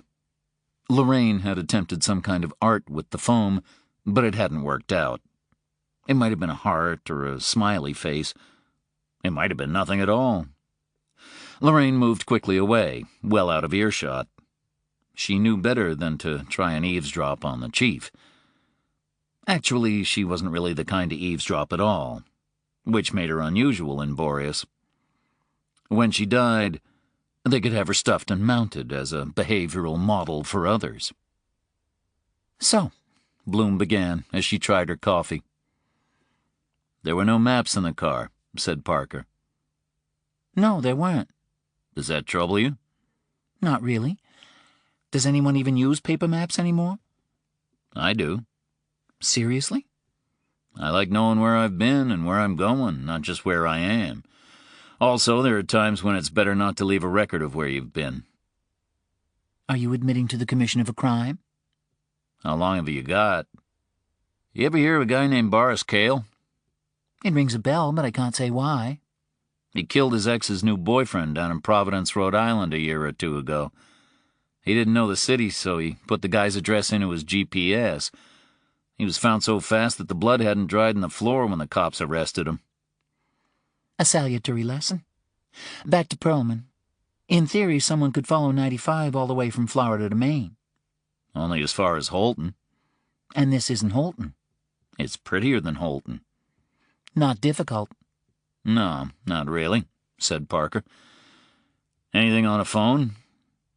I've asked the sheriff's department down in Duval County to take a look at Perlman's apartment, see if they can find any records or any sign of a laptop or desktop computer.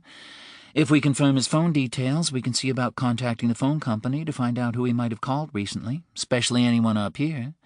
They'll probably ask for a court order, but we'll cross that bridge when we come to it. It's still odd that he didn't have an atlas or even just a state map, the kind they give away at the information centers when you cross a state line. He could have been using a GPS app on his phone, said Bloom, assuming he had one. He was a male in his 40s. He might have been an exception, but it's probably a safe guess that he owned a phone. Which, if he walked into that water, he took with him? It's possible. Who needs a phone if he's going to commit suicide by drowning? Said Parker. And I noticed something on his windshield. I could be wrong, but it was a circular mark on the glass, the kind left by the sucker attachment on one of those grips for a phone or a GPS. I only spotted it because it was cleaner than the rest of the windshield. Did you find anything like that in the car? If we did, then it would have been on the list. No, there was nothing like it. Again, said Parker, what kind of suicide takes the holder for his phone or GPS with him when he steps into the sea? He wasn't going to need GPS to find where he was going. Bloom shifted in her seat. It wasn't that she'd exactly wanted Perlman's death to be a suicide, but if it wasn't, it was going to make life in Boreas very complicated. And there was the other thing, the one she hadn't yet mentioned to this man. He had a series of numbers tattooed on his left forearm, said Bloom. Lloyd Kramer found them when he was bagging his clothing. I didn't mention it to you before. She didn't know why she felt the need to apologize. She just did. It's okay, said Parker. It wasn't any of my business until I chose to try and make it so. When you say numbers, what do you mean? They're not uniform. One is 4 digits long, the next 6, and then there are 2 more 4-digit sequences, but beginning with the letter A. They look professional. They weren't done in a jailhouse. I took a photograph. She removed her phone from her pocket, pulled up the picture, and handed it to him. The numbers ran horizontally along the arm, one beneath the next. He gave the phone back to her. They're clearly not gang tattoos, she said, unless accountants have gangs. It could be concentration camp numbers, said Parker. With a name like Perlman, he was probably Jewish. My married name is Bloom, and my husband and I aren't Jewish, she argued. If your name was Perlman, I think you would be. She conceded the point. But Perlman was far too young to have been in a camp during World War II, she said. And why 4 sequences? I don't know, said Parker. A reminder? A memorial of some kind? Bloom admitted that it made a kind of sense, although she remained open to other possibilities, too. I suppose I could ask around, she said. I think there's an Orthodox synagogue in Bangor, and there's got to be at least one down in Portland. And there's always Google. She performed a quick search with her phone. God, there's a lot of stuff on concentration camp numbers. They were used to identify prisoners at Auschwitz and only there. Hey, I didn't know that. Just from glancing over this material, they could be camp identifiers, I guess. Can I see those numbers again? She returned the phone to him, and he wrote them in a moleskin notebook that he took from his jacket pocket. I could just have sent them to your phone, she said. I like writing things down. She let it pass.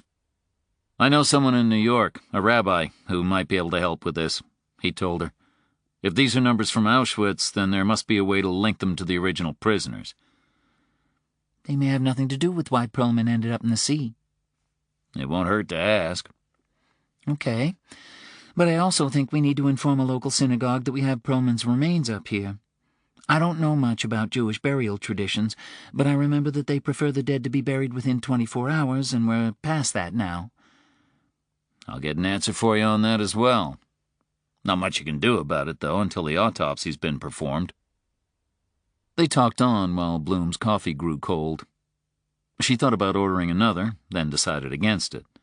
She had business to attend to, including naming Perlman officially to the press, and she didn't think it was advisable to spend longer than necessary in public with Parker. Other people had come and gone since she'd arrived, and would have noticed them talking. I could be wrong, she said as she stood to leave, but it strikes me that you don't seem anxious for me to talk to anyone local or even semi-local who might be Jewish or know about Jewish history and traditions. Parker signaled to Lorraine for a refill. What if Perlman's death wasn't suicide, he said. The fact that he's Jewish might be entirely incidental. Then again, it might not be. If he was killed, he was put in the water in the hope that he'd stay there, but the tides betrayed his killer. I don't know what percentage of the population of this state is Jewish, but it can't be much more than 1%, if that, and only a few of them are this far north. If his death is linked to his faith, then I think we should be careful about letting a small community of people know that we're curious about the circumstances. Not yet, anyway. Not until we know more about those tattoos and from a neutral source. You don't believe that he killed himself, do you? Said Bloom. You know, I've seen a couple of cases where what looked like suicide turned out to be something else. One of them led to my almost being killed. It could be that I've just been unlucky, but it's made me suspicious. This feels wrong and looks wrong. And if it feels and looks wrong... Exactly. If you're correct, and this turns out to be some kind of hate crime, we won't just have the state police up here, but the FBI, too. If you think about it, said Parker, every murder is some kind of hate crime. That's very philosophical, said Bloom. Are you paying for the coffee? Sure. Thanks. My pleasure. He didn't watch her leave. She could see him reflected in the mirror on the wall as she walked away, and he was already reading his paper. She felt a twinge of disappointment.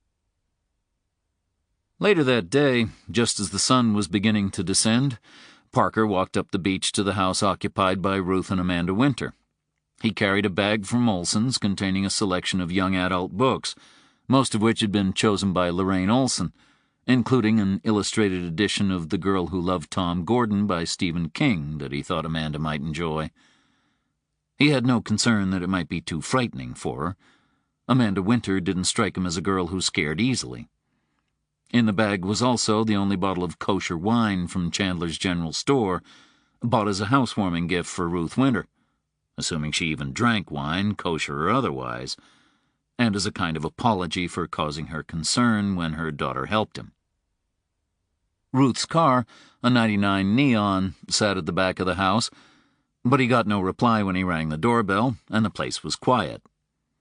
He returned to the beach and thought that he saw two figures walking at the far end of the Strand. He considered leaving the bag of books and wine at the door, but he didn't have a pen to add a note and didn't want to return to his own house just to get one. He decided instead to take a seat on the porch rocker and wait for them to return. He had nothing better to do. He'd left a message for Rabbi Epstein in New York, telling him about Perlman and the tattoos. He knew that the call would be returned as soon as Epstein had some answers. Epstein brought back memories of Liat, the mute woman who protected the rabbi. Parker felt mild stirrings of desire at the thought of her, the first in what seemed like a very long time. Liat was the last woman with whom he had slept. An angel told him that while he was unconscious in the hospital, she remained nearby, and nobody, not the state police, nor the Portland PD, nor even the occasional Fed, had seen fit to deter her from watching over him. By the time he came out of the coma, she was gone. Not that he believed she would ever sleep with him again, By taking him into her bed, and then only once, she was trying to discover some truth about him. It was a test, and he had passed, but only barely. Had he not, he was convinced that she would have killed him. Maybe, he thought, he should be more careful in his choice of lovers. He took one of the books from the bag, E.L. Konigsberg's From the Mixed-Up Files of Mrs. Basil Frankweiler, which he recalled reading as a child, although it was one of Lorraine Olson's picks. He was already halfway through the first chapter when he paused in his reading and looked over at the door frame. The little mezuzah in its pewter box was gone. Chapter 15. Steiger hadn't washed since finishing with Peggy Tedesco. He had, though, kept his promise to her husband and called an ambulance when he was done with her. She was probably still warm by the time it arrived. Blood-sated and blood-dazed, he drove back to his motel in a kind of stupor, not considering the possible consequences if the cops stopped him, or if someone saw him as he returned to his room. But he passed no one, drew no attention, and as his room was on the first floor, he was able to park right outside and enter without being seen. He was fortunate, he supposed, but he had always been so. He removed his heavily stained clothes and placed them in a plastic bag, then licked at the blood on his fingers and face. It was dry now, but he could still smell it. He lay on his bed, turned on the TV, and hit the mute button. He stayed like that for an entire day, the "Do Not Disturb" sign hanging outside his door, the chain and security lock in place. He heard nothing and saw nothing. The television screen, a series of unconnected images without meaning, static with colors and shapes. He simply relived his time with Peggy Tedesco. His guts no longer even hurt. It was the call that brought him back. The particular ringtone, used to denote that caller and that caller alone, roused him. "What have you done?" said the voice. "What I was supposed to do," he replied. "I silenced. You were meant to be discreet. I got carried away. There will be repercussions. You drew attention. There was always going to be attention drawn." He looked at his left index finger. There was blood beneath the nail. He worked at it with his tongue. Had Perlman spoken to Tedesco? "Yes." And to anyone else? Tedesco didn't think so. Perlman didn't have many friends. Tedesco was it. "Leave," said the voice. "Move north. Watch Ruth Winter." "Has she done anything more?" "No. She's been warned." "But will she listen?" "She will, for the sake of her child." "What about you?" "I have other things to do. But understand this. You make no move without checking with me first. Are we clear?"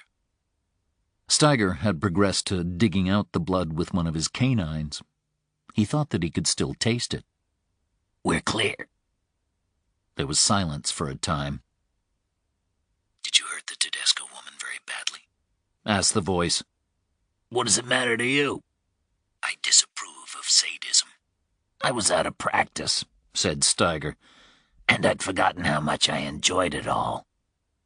The connection was broken. Steiger put the phone down. The caller had made him feel slightly ashamed at his behavior, but only slightly.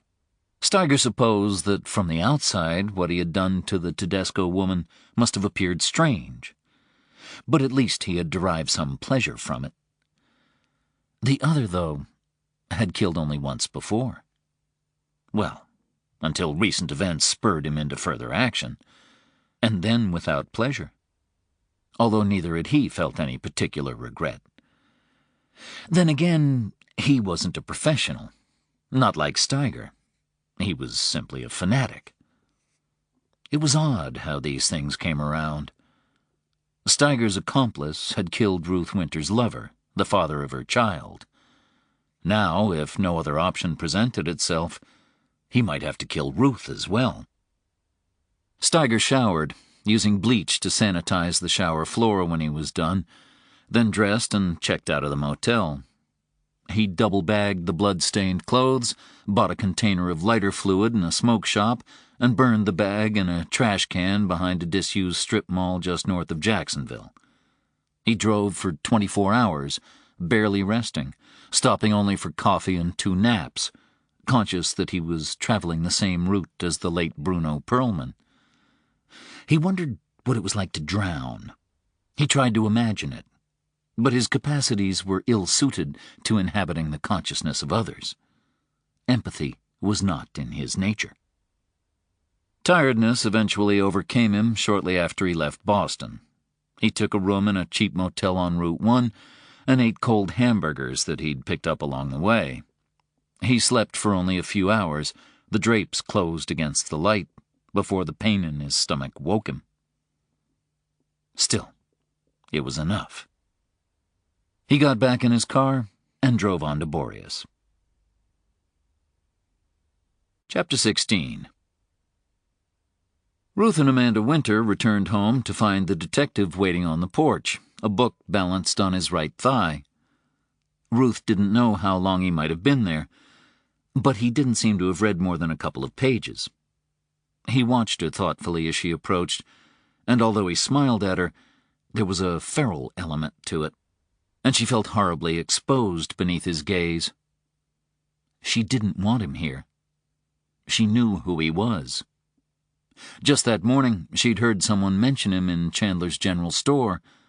He'd been in earlier, buying wine, and a woman unknown to Ruth had commented on how odd it was that a body should have washed up shortly after that man had moved to Boreas.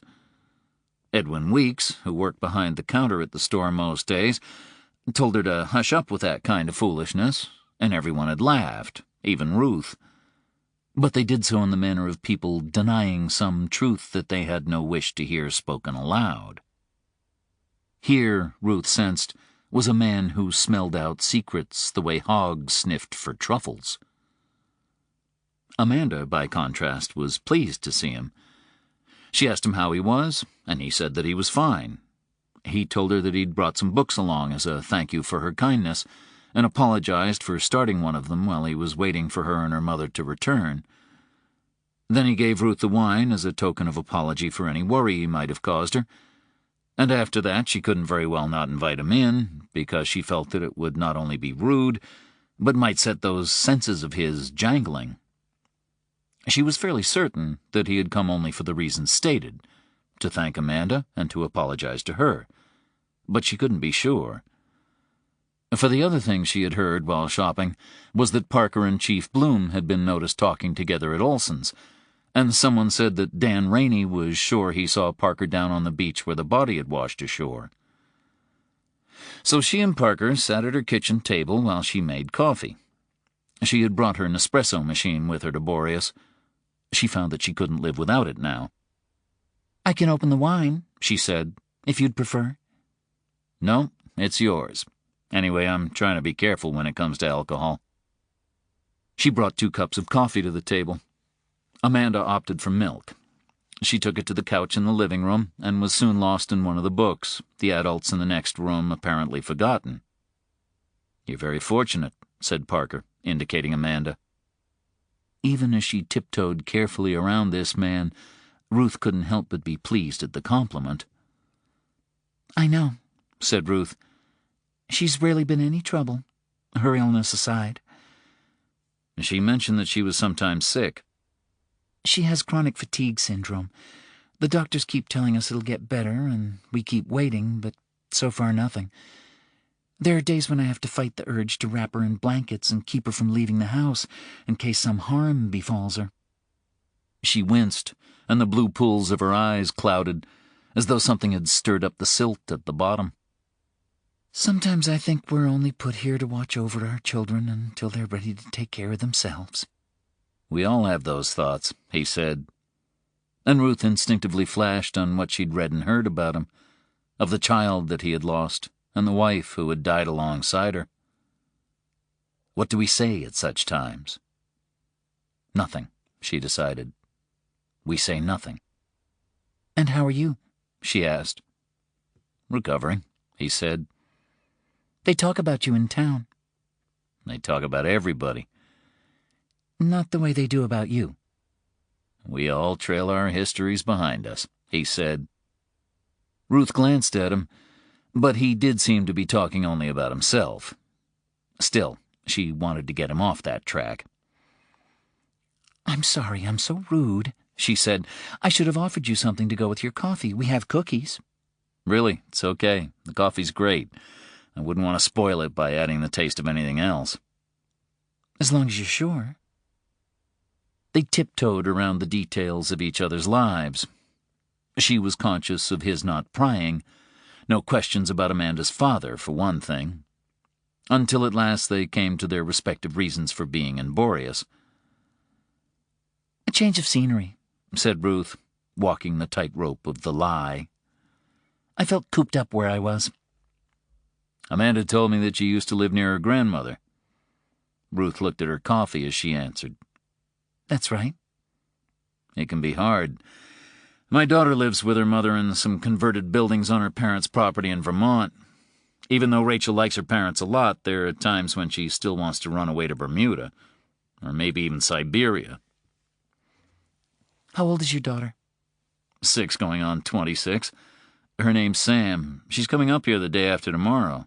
Well, I'll pick her up in Bangor and she'll stay with me for a couple of nights. Maybe Amanda might like to meet her. Before Ruth could say anything, Amanda had chipped in with a, Yes, please.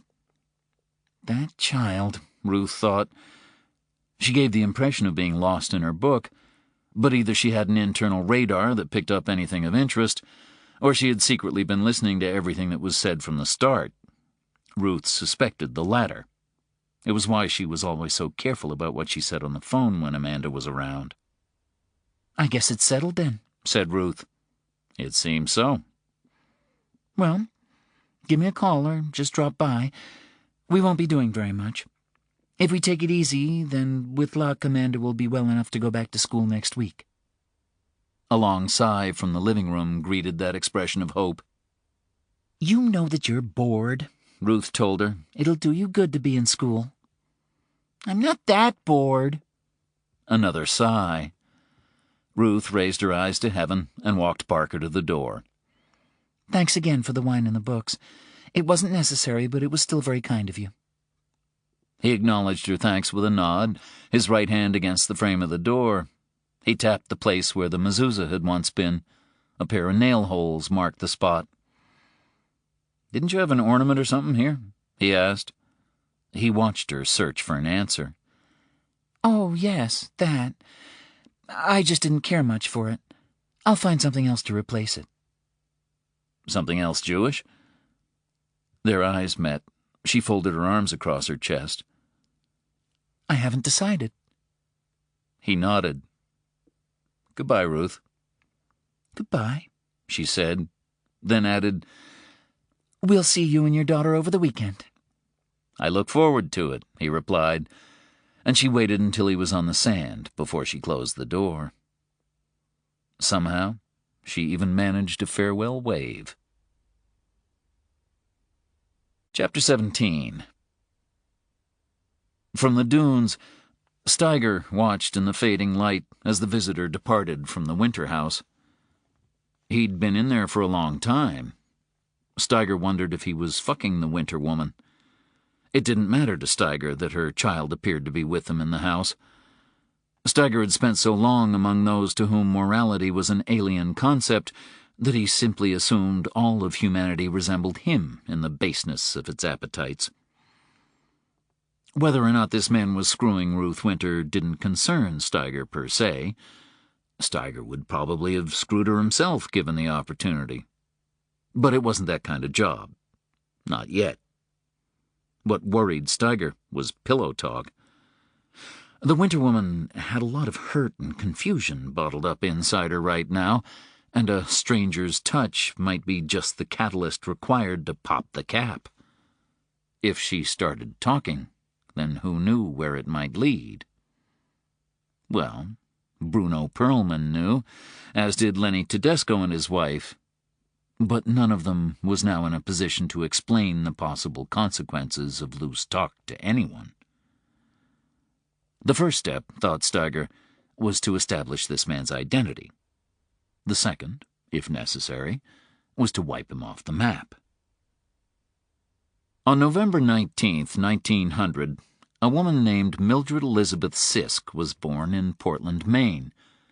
Her name changed to Gillers after her mother remarried in 1911, and when Mildred was 16, the family migrated to Ohio, where she studied dramatic arts at Ohio Wesleyan University.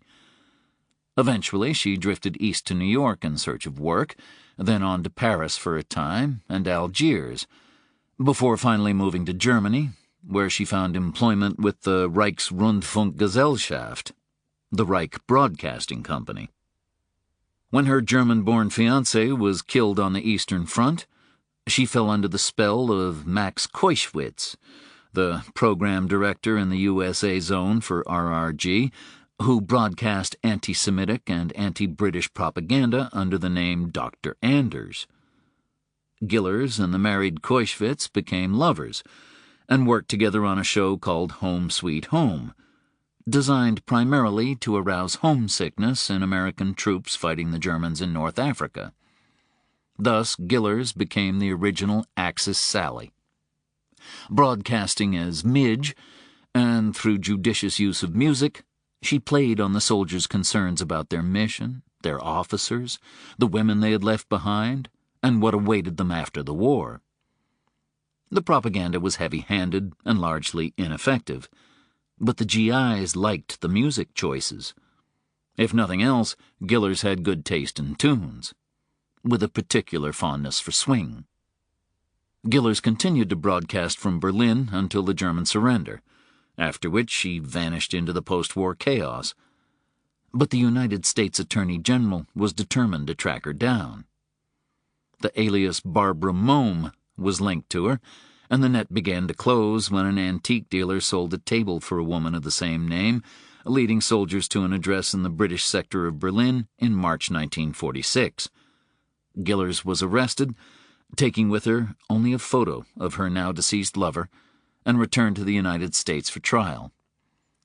She served 12 years for treason in the Federal Reformatory for Women in Alderson, West Virginia, before being paroled in 1961, after which she became a teacher at the Sisters of the Poor Child Catholic Convent School near Columbus, Ohio. She died, largely unknown, in 1988. In the quiet of his home, the Jigsaw Man listened to a recreation of one of Axis Sally's broadcasts. He had put it together himself, interspersing recordings of her slightly German-accented voice with tunes from the era of which he was fond. As one American to another, do you love the British? Well, of course the answer is no. Do the British love us? Well, I should say not. Her voice faded away as Count Basie emerged from the mix with Lullaby of Birdland.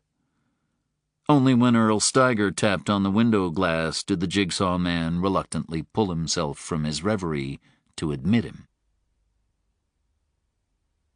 Chapter 18. Parker didn't wake gradually, but shot up straight in bed, his head exploding, his vision pinpricked by white-hot explosions of light, like phosphorus flares in the night. He felt the shotgun pellets ripping through his scalp, embedding themselves in his skull. He tried to hide from them and tumbled to the floor, his head in his hands, as bullets tore through his torso, one of them breaking a rib, a second nicking the upper part of his pelvis and sending shards of bone tearing into his intestines. A third came, bursting a kidney, and now every pain receptor in his body was alight. He curled in upon himself on the bare boards, his mouth wide in agony both real and remembered, no longer capable of separating one from the other. This headache was the worst yet. In its intensity, it reactivated the hurt of half-healed wounds, and returned him to that night in Scarborough when he had crawled through his home, trailing blood, wishing for them to come, willing them to end it all. The pain, incredibly, grew more ferocious. The scar left by his laparotomy, the vertical abdominal incision used to open him up after the shooting, started to burn, and he thought he could feel the holes left by the chest drains stretching and opening. He tried gritting his teeth against it all, and tears forced themselves from the corners of his eyes. But he was brought no release. He was certain that tonight, after all he had endured, he must surely die. A cool hand was laid on his forehead, the skin so chill as to be spangled with frost. Through his tears he saw it gleaming in the moonlight, sparkling like the light of dead stars. A voice spoke, "Daddy?" And he felt the coldness of her breath, and smelled the scent of a world beyond this one. He began to tremble, for her touch burned coldly. But the agony slowly subsided, and his wounds ceased their singing, and her lips touched his cheek and left a mark that he would see in the mirror for days to come. "Hush, Daddy, hush." And he lay on the floor in a fever dream as his dead daughter comforted him. Chapter 19. The next day, the Maine State Police got their first break in the search for Orrin Wilde. Orrin owned a smartphone, but it had only been used once since the morning of the killings, when Orrin had sent his closest friend, Clyde Marshall, a link to an article on Reddit relating to the weaponry used in the movie Lone Survivor, which Orrin had seen on cable the night before. This link, relatively innocuous in itself, Orrin was simply identifying weaponry that he had used in various PS3 games, was taken by police as further evidence of his disturbed nature, and its discovery resulted in Clyde Marshall being questioned for 24 hours about any possible foreknowledge he might have had of the events at the Wilde house. Marshall was eventually released without charge, but his phone, too, was being monitored, and when Orrin Wilde's phone eventually pinged back into action, it was to Marshall that he sent the following message. "I'm okay, Cly. Just need to figure shit out. This is all a big mistake. I didn't mean for it to happen. I'll explain when I can. Orrin." While the phone was immediately switched off after the message was sent, the battery was not removed, allowing the MSP to begin the process of triangulation. The trace was almost complete when Orrin apparently realized that he had forgotten about the battery, whereupon the signal was lost, but not before the MSP had narrowed the source down to a square mile of ground that took in the Veterans Cemetery outside Augusta. And it was there that the body of the homeless man was found. His name was Richie Benoit, and he was a veteran of the First Iraq War, a drug addict, and the father of 3 children by 2 different women, neither of whom he had ever gotten round to marrying. He had been roughing it on and off for about 5 years, and died from 3 stab wounds to the chest from a short-bladed knife, which was discovered near his body. Although he carried no identification, Benoit was well known locally, mainly because there was hardly a convenience store in Augusta from which he hadn't at some point been ejected for attempted theft. Fingerprints on the knife were matched to prints taken from Orrin Wilde's bedroom, and further forensic examination found traces of Orrin's blood on the fingers of Benoit's right hand, indicating that a struggle might have taken place during which Benoit had scratched or otherwise injured the boy. In the narrative under construction, it appeared that Orrin might have killed Benoit in order to rob him of what little money he had, although it was also suggested that some altercation might have occurred between them, possibly when Orrin came upon Benoit sleeping on the street, or vice versa. Roadblocks were put in place on all major and minor roads in and out of Augusta, and police began canvassing the area around the cemetery, searching garages, basements, empty lots, dumpsters, anywhere a teenage boy might try to hide from his pursuers. But no trace of Orrin Wilde was found. Part 2. In the New York Times, August 2nd, 1987, an article by Ted Morgan reported that Simone Lagrange had confronted former Gestapo chief Klaus Barbie, known as the Butcher of Lyon, during the pretrial proceedings, what the French call l'instruction, and when he was asked if he recognized her, he said, "When you have been in prison for 7 months, it's always agreeable to see a desirable woman." When Simone Lagrange said that his remark insulted her, he said, "The trouble with you is you can't take a joke." Chapter 20. While police swarmed Augusta, the TV news crew traced one of the mothers of Richie Benoit's children, a woman named Muriel Landler, who lived in the smallest apartment the reporter had ever seen, made even more cramped by the presence of 2 children and 3 cats. Landler appeared genuinely upset to hear of Benoit's death, but still managed to negotiate a cash payment of $1,000 before speaking to the camera in order to pay off her auto loan lender, which had disabled her car using the starter interrupt device in the dashboard, even though she was only 4 days late with her payment. Who said, As she told the reporter while pocketing the cash, that fucking technology makes our lives easier? 10 years ago, they'd have had to send some fat fuck to find me. the reporter blanched slightly and asked her not to swear on camera. Who's swearing? Asked Muriel. You just did. Did I? Fuck.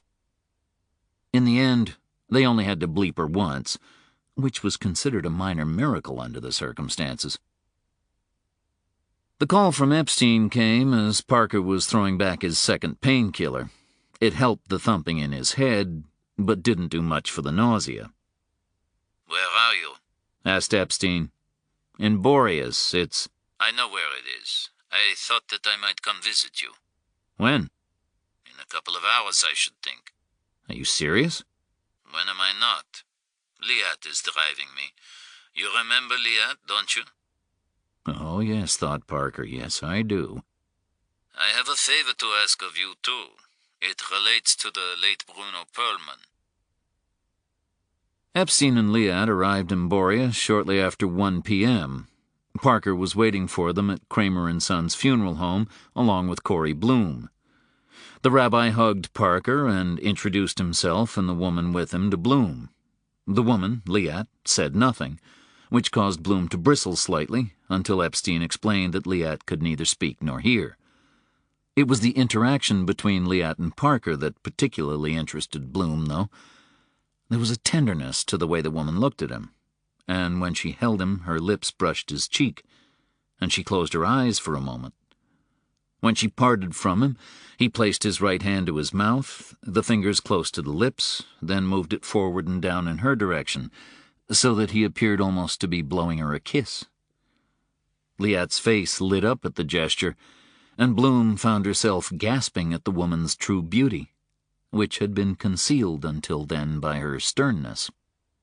It emerged that Epstein had been in Boston for a meeting, and had already been considering a detour north to visit Parker and see how he was. He informed Bloom that he considered the subsequent call about Bruno Perlman as a nudge from the Most High. Eric Kramer, one of the Ann's sons, brought them to a room in the basement of the funeral home, and Perlman's body was briefly removed from the refrigerated unit in which it was being kept. This was the favor that Epstein had asked of Parker, and Corey Bloom had seen no reason to object. As Epstein had explained to Parker, it was not just the bereaved who were troubled by death, but the dead themselves. According to the Talmud and Kabbalah, the soul did not completely leave the world until after burial. Until then, it was in a state of transition, of disconnection, which was why the deceased should not be left alone between death and burial. Out of this had come the Jewish tradition of Shemirah, or watching over the body. But as Eric Kramer explained to Epstein, Kramer and Sons was a very old-style funeral business, and his father and mother continued to live on the top 2 floors of the home, for they were not troubled by the presence of the dead. In this way, although they were not Jewish, he suggested that they were performing a kind of Shemirah. Epstein thanked him for this kindness, but said that he knew of a Shevra Kadisha, a Jewish burial society, who would be able to find volunteers to act as shomrim until the time came for Perlman's burial. The rabbi then said a prayer over the body before it was returned to the cold and the dark. After that, Epstein remained silent until they arrived at the brick house, where he ordered salad and spoke to them of numbers. Tattooed numbers, as Bloom had already established, were used to identify prisoners at just one concentration camp, the Auschwitz complex in Upper Silesia, and then just from 1941 onward. Only prisoners selected for work received a serial number, Epstein explained. Those who were sent directly to the gas chambers, including the elderly, the weak, and children, were not tattooed. Although in the early days of the camp, those who were in the infirmary or marked for execution were also tattooed on the chest using a metal stamp made up of interchangeable centimeter-long needles, which allowed the tattoo to be created using a single blow, after which ink was rubbed into the wound. The digits were generally tattooed on the outer side of the left forearm, although some prisoners from transports in 1943 received tattoos on the inner forearm. The numbering sequences used varied over time, according to intake and the nature of the prisoners involved.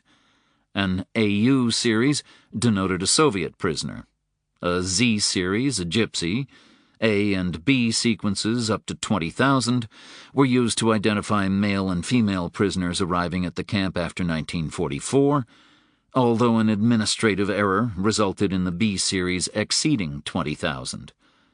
The Nazis' original intention was to get as far as Z if required. "So," said Epstein, "your initial surmise was right. These are Auschwitz identity numbers. Perlman lost 4 family members, the Nemirovs, in the camps. A great-uncle, a great-aunt, and their son and daughter. But the curious thing is that they didn't die at Auschwitz. They were killed at another camp entirely. They perished at Lubsko." Epstein had never met Bruno Perlman while he lived.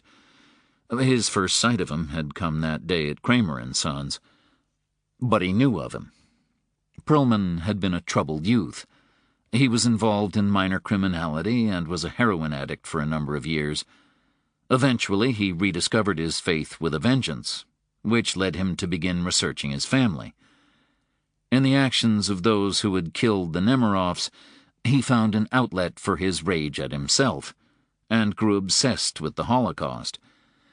He also became involved with a number of organizations targeting neo-Nazi groups, although Perlman was by nature and inclination more of a loner, and was regarded by most as a dabbler who could not be relied upon.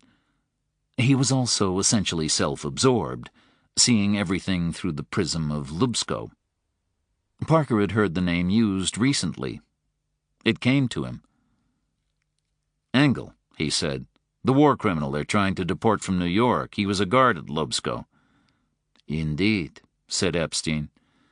"He's the first of the Lubsko staff that the U.S. government has been able to lay hands on. Lubsko was a nasty, sordid little footnote to the Holocaust. As if such a thing could even be required. To understand Lubsko, you have to recognize something. Nazism was at heart a criminal enterprise, a product of which was the Holocaust. The Nazis were gangsters and hoodlums. As much as they were ideologically driven, they were also greedy. Pure ideologues don't pull gold teeth from the mouths of the dead.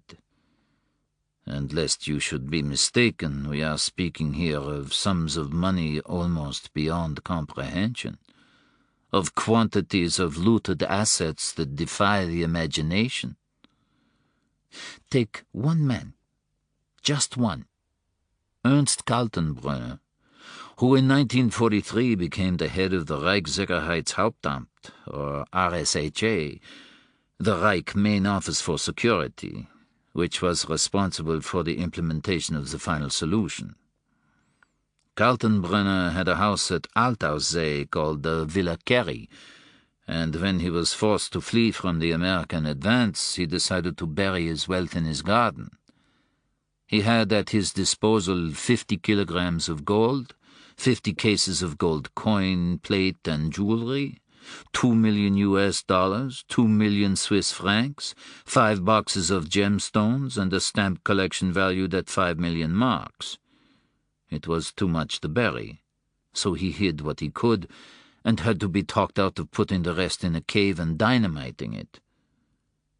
This is one man. Just one. Do you understand? Epstein banged a thin finger on the table before him.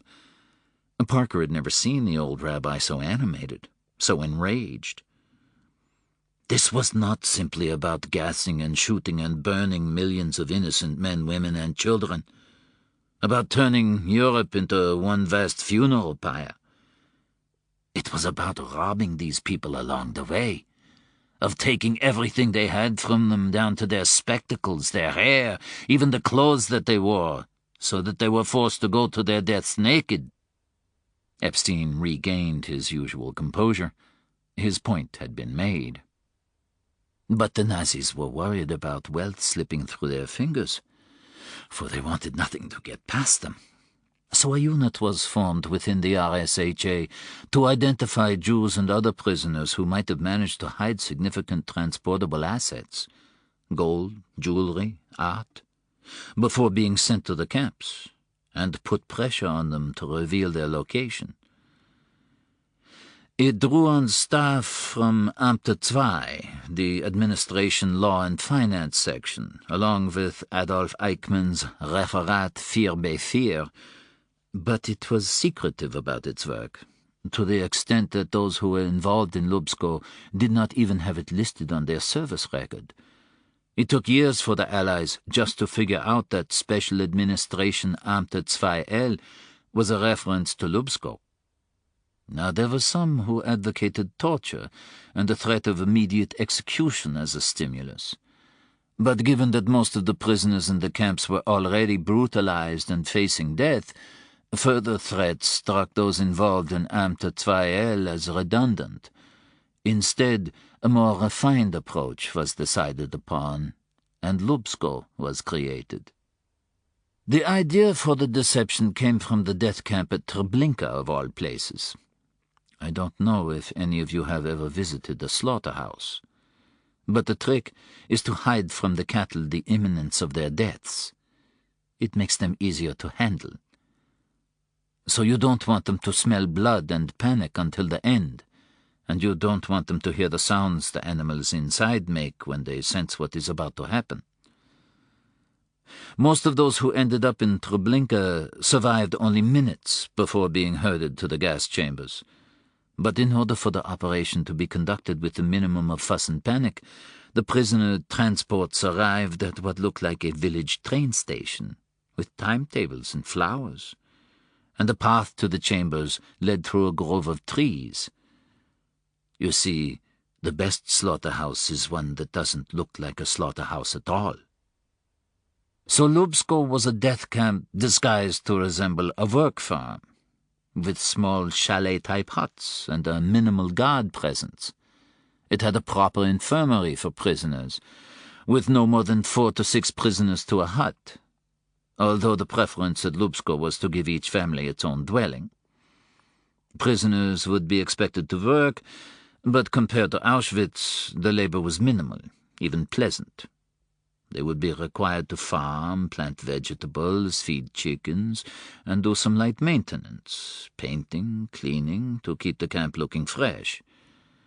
An Obersturmbannführer named Lothar Probst was given command of the camp, along with his wife Magda. She was 20 years younger than him and very pretty by all accounts. She was almost the perfect wife for an SS officer. Her only flaw was that she could not give him the children he wanted, but whose fault that was I do not know. She was a local leader in the League of German Girls before she joined the party, and trained as a nurse at Grafeneck Castle near Stuttgart. You have heard of Grafeneck? No? It was the headquarters of the Nazi euthanasia program. Before they began slaughtering us, they practiced on their own. The mentally ill, the physically disabled, the weak, the deformed, the ones who did not match the Aryan ideal. In 1940 alone, they killed almost 10,000 people at Grafeneck. First, an injection of morphine to calm them. Then the gas, although by the time they got to the Jews they had dispensed with the morphine. After Grafeneck, Magda moved around hospitals as part of Operation Brandt, the expansion of the euthanasia program to geriatrics and the war wounded, before being posted to the Ukraine on the Ostrauch, the Eastern Rush, a great colonization, and there she met Lothar Probst. As a regional commander, Probst was responsible for actions on the Ukrainian-Polish border. He worked alongside a man named Wilhelm Westerheide, and together they reduced the Jewish population from 20,000 to 500 in the space of 14 months. One of their tricks was to force Jews in the local ghetto to hand over money and valuables in return for guarantees of protection, which of course never came. That was why Probst was chosen for Lubsko. He had experience of deception. The first intake arrived in the spring of 1944. 17 individuals, most of them Jews, including 3 children. They came from Belsen and Auschwitz, and perhaps could not quite believe what was happening to them. They were given the opportunity to shower, offered clean clothes and decent food.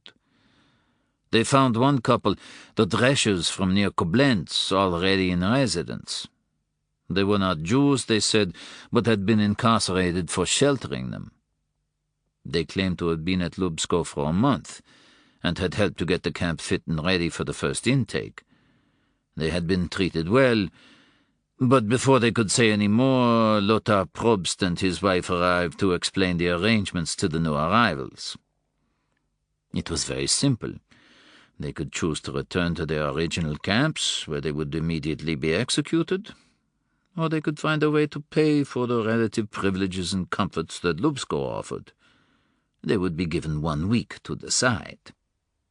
By this time, of course, there were whisperings, both among the Germans and the prisoners, that the war could not last forever, and it was only a matter of time before the Allies invaded.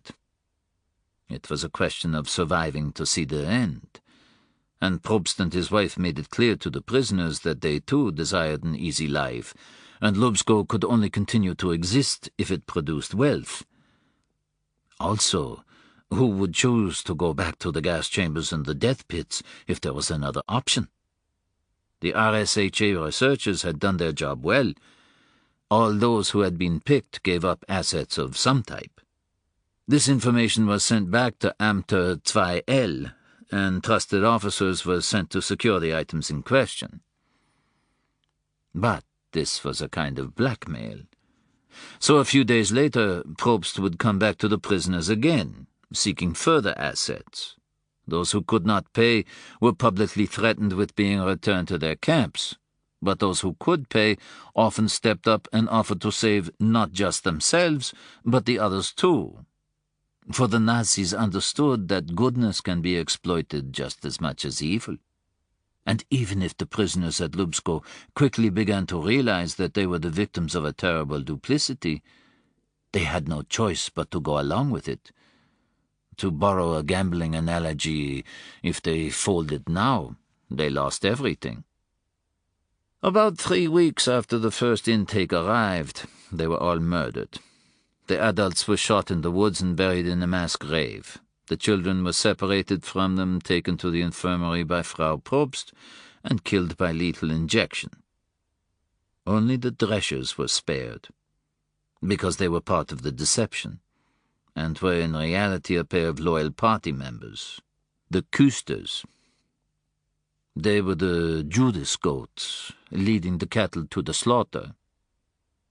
1 week later, the next intake arrived, and the Dreschers were now from Zwickau instead, for a pair of Jews from Koblenz were among the new prisoners. And so it went on. Bruno Perlmann's family being among the final prisoner groups, incidentally, until it became clear that the Allies would soon be at the gates, at which point Probst and his wife died in what appears to have been a murder-suicide pact, after which some of the guards must have turned on one another, possibly over the division of spoils. It's clear from surviving documentation that concerns were being raised in Berlin about possible inconsistencies in the level of assets being reported to the RSHA from Lubsko. Some skimming was probably to be expected, but it seems likely that the Probsts were engaged in holding back information about the location of significant quantities of hidden wealth. A warrant had already been issued for their arrest in the days before the camp was ordered to be liquidated, and it may be that the killing of guards by their comrades was not unconnected with this fact. Had the Reich not collapsed, there's a good chance that the Probsts could have found themselves facing the same fate as their prisoners.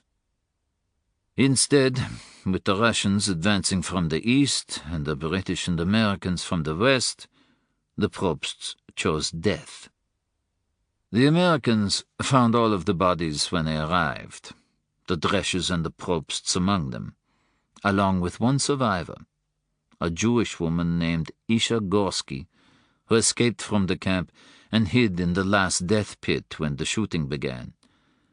It was from her that we learned of Lubsko's existence.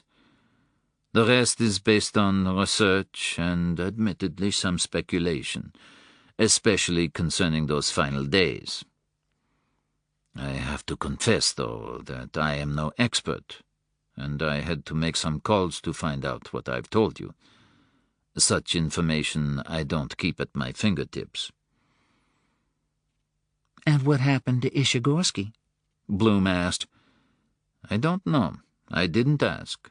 If she is still alive, then she is a very old woman by now. The question remains, said Parker. What was Bruno Perlman doing up here in the first place? You can say with some assurance that it will be linked either to Lubsko or to neo-Nazism, said Epstein. From what I hear, he had little interest in anything else. Was he... Bloom started to ask, then tried to find another way to phrase the question before deciding to follow her original path. Was he suicidal? The Jewish view on suicide is very severe, said Epstein. It's a serious sin. That's not to say that Jews do not commit suicide, but Perlman, with his newfound religious fervor, would not have been unaware of the consequences of it for his soul.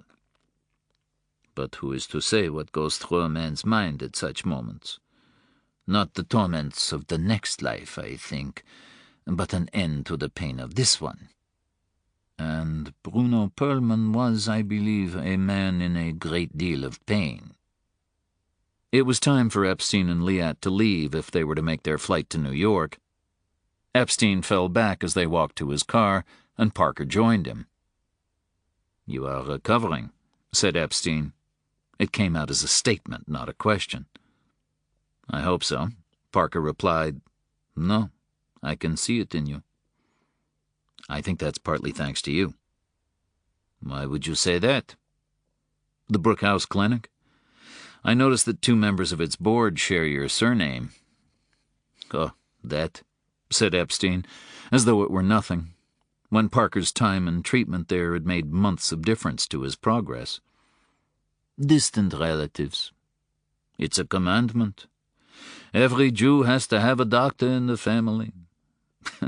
It was on the 3rd tablet that Moses couldn't carry down from the mountain, then left up there when he realized his people would have enough trouble keeping up with the 10 commandments he already had. Nevertheless, I'm grateful. You know, you never cease to surprise me. I think you may outlive us all. Liat, she worries for you. I think that if you were a Jew, she might even consider marrying you, if only to keep an eye on you. Have you ever considered converting? You're kidding. A little, yes. But she does care about you, as do I. Get well. Return to doing what you do best. Perhaps investigating Bruno Perlman may be a step on the way. They reached the car. Epstein hugged Parker again and whispered, Don't leave Perlman in that place for much longer. Make some calls. Let him be buried so that his soul can rest at last. I'll try. Thank you. Liat opened the door for Epstein, and when he was safely inside, she returned to Parker. She mouthed the words clearly so that he could understand her. Earlier, you signed thank you. Yes.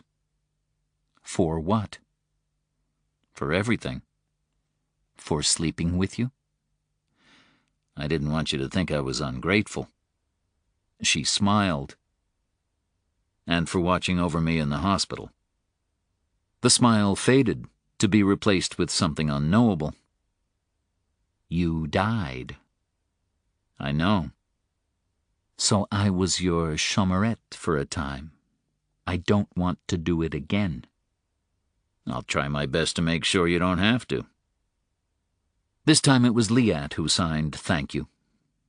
She kissed him once more before leaving, this time brushing the corner of his lips with her own. Bloom and Parker watched them go. She considered asking Parker about Liat, then thought better of it. Some things she knew should remain unexplored and unremarked. Chapter 21. The next day, Parker arrived in Bangor more than an hour before he was due to meet Rachel and Sam, and just in time to pick up a message from Rachel to say that they had been late in leaving Vermont and wouldn't get to town until early afternoon, which left him with even more time to kill. He was a little relieved. The headache from 2 nights before, when he'd woken to find himself on the rug by his bed, a pillow beneath his head, lingered as a dull throb, and he'd been nauseous again on the drive to Bangor. He had no idea how he had come to be lying on his floor, and retained only a vague memory of a dream in which his dead child whispered words of comfort to him. He still wasn't sure how he'd managed to spend all that time with Epstein and Liat the day before without vomiting, which might have been taken amiss. Viewing Bruno Perlman's body and listening to the story of the camp at Lubsko hadn't helped. He'd parked in the lot by the Bangor Public Library, picked up some books for Sam at the Briar Patch on Central. He was becoming something of an expert on books for younger readers, and then, on the off chance that he might be free, called Gordon Walsh. He figured that if things worked out, he might be able to do everyone a favor, Perlman included, and scratch the itch that had been bothering him ever since he had first spoken with Bloom about the body. The MSP investigator picked up on the second ring. Long time, were Walsh's first words, after Parker had identified himself. I got the flowers you sent, said Parker. I didn't send any flowers. I know. I did come visit you in hospital, but you were sleeping. So you just stood there and looked at me? You'll forgive me if that makes me uneasy. I didn't touch you under the sheet, if that's what you're asking. Where are you? Bangor? And you just figured I'd be in Bangor, too. Sorry if that makes me uneasy.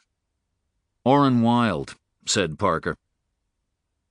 Although the state police's Major Crimes Unit North operated out of Augusta, Bangor was the de facto forward base for the Wilde case. While now based in Gray, which put him in the south of the state, Walsh was one of the MSP's senior investigators. Leaving him out of the Wilde case would be like leaving Santa Claus out of Christmas. Right. Me and just about every other cop in the state who can string 2 words together and walk in a straight line. I'll see you at Java Joe's. Order me a Java Mocha. Walsh arrived about 2 minutes after Parker, just as Parker was putting the coffees on the table. Walsh took a sip of his beverage through the plastic lid and scowled. This isn't mocha, he said. This is just regular coffee. I was too embarrassed to ask for a Java Mocha, said Parker, and I didn't think they'd believe me if I told them it was for someone else. They'd suspect I was trying to hide something. Anyway, that's probably better for you. At least you added milk. Skim. Jesus, I already got one, Mother. And a wife. Walsh removed the lid, went back to the counter, added half and half to his coffee, then sprinkled chocolate on the top. He tasted the result, looked a little happier, and came back to the table. That's the most disgusting thing I've seen in a while, said Parker. Well, that's because you were out of circulation. You look okay for someone who's been dead, by the way. Not great, but okay. For anyone who doesn't like you, it must be a source of great frustration that you seem to be immortal. You die, but you don't stay that way. You want to know what's on the other side?" Walsh eyed the detective carefully, as if gauging the seriousness of the question. "Is it 72 virgins like the Muslims believe?" "That's the good news. The bad news is they're all guys. It's like being at a boarding school." "I knew there had to be a catch." Walsh tasted his coffee again and discovered more cause for dissatisfaction. He returned to the dispensers and added enough regular sugar to kill a diabetic at 10 paces. At last he was content. "Not even sweetener this time?" Parker said when he resumed his seat. "That stuff will kill you. It's not natural." Walsh sat back and scratched his chest. The movement exposed the dried sweat stains under his arms. He was on at least his second day with that shirt, Parker guessed, and although he hadn't shaved, he had razor burns on his neck, and the dark blotches beneath his eyes made him look as though he'd been in a fight and lost. "I hear you're up in Boreas," he said. "That's right. The hell you doing there?" "Recuperating, taking the sea air. It's full of Germans." "You don't like Germans?" "My grandfather fought in World War II. Took a bullet in the head at Arnhem." "Yeah? I didn't know that." "It didn't kill him. Didn't even slow him down, as far as I could tell. He lived to be 80. My grandmother used to say it was because the bullet didn't encounter any resistance on the way through. But he used to talk about some of those people up in Boreas, the ones who came over from Europe in the 50s, when we let in just about anyone who claimed to be in danger of persecution from the communists. My grandfather believed there was a pretty good chance that somewhere in Boreas was a German who, if he didn't fire the bullet that hit him, probably knew the guy that did." "If it's any consolation, I haven't seen a single swastika since I arrived." "That's because they keep 'em in the basement and only dust 'em off for Hitler's birthday." "I'll bear it in mind." "On that subject, how long you planning to stay in Boreas?" "I haven't decided." "You keeping the place in Scarborough?" "So far." "I saw it. They did a fine job of shooting it up." "They did a fine job of shooting me up as well." "Like I said earlier, that depends on the degree of affection in which you're held." He twisted his cup. "You planning on heading back south when you're fitting well?" "Again, I haven't decided. Probably. I don't know about the house, though." "Have you been back there since, just to collect some things? I didn't linger." "These crime scene cleaning companies, they can make it like it never happened." "Really? Can they get rid of the holes in me as well?" Parker couldn't quite manage to keep the sarcasm from his voice. "You know what I mean." "I guess I do." "Maybe it's not what you want to hear. I'm not even sure it's what I want to hear, and I can guarantee you it's not what some folk in law enforcement want to hear. But if you're tiring of being a hired gun, we have room for a good investigator." "You're kidding, right?" "State police not good enough for you?" "That's not it. As well you know. I've been out for too long, that's all. And nobody in this state will give me a shield anyway, not even with you playing cheerleader." "You're wrong about that. You've been protected for a long time, and don't even try to fucking pretend that you haven't. You should have lost your license 10 times over, and not just once like you did. Hell, you should be in jail. How do you think you're still on the streets? You think a fairy godmother waved a wand and made the bodies go away? You have a lot of people here on your side." Walsh's voice had risen in anger, and heads were turning in their direction. Parker raised a hand to placate him. "Even if you're right," he said softly, "and you may be, I don't think I could work within those constraints again. And that assumes I could even nail the medical. You see my hand?" He raised his left hand. "Take it." "What, are we dating now?" "You know, you're a homophobe. If you want me to sign something before you touch me, I will." "If anyone I know sees me, I'll tell him it was assault," said Walsh. But he reached over and took Parker's hand loosely in his. "You feel that?" asked Parker. "This gets weirder." "Just answer the question." "Yeah, I feel it, but barely." "You're squeezing." "That's all the strength I have in that hand. but compared to what it was, it's like being able to bench 250 with it. Without pills, I get maybe 2 or 3 hours of interrupted sleep a night. I have pains in my gut, my back, and my head, and I can't tell which of them are real and which are phantoms. But all I know for sure is that they hurt the same.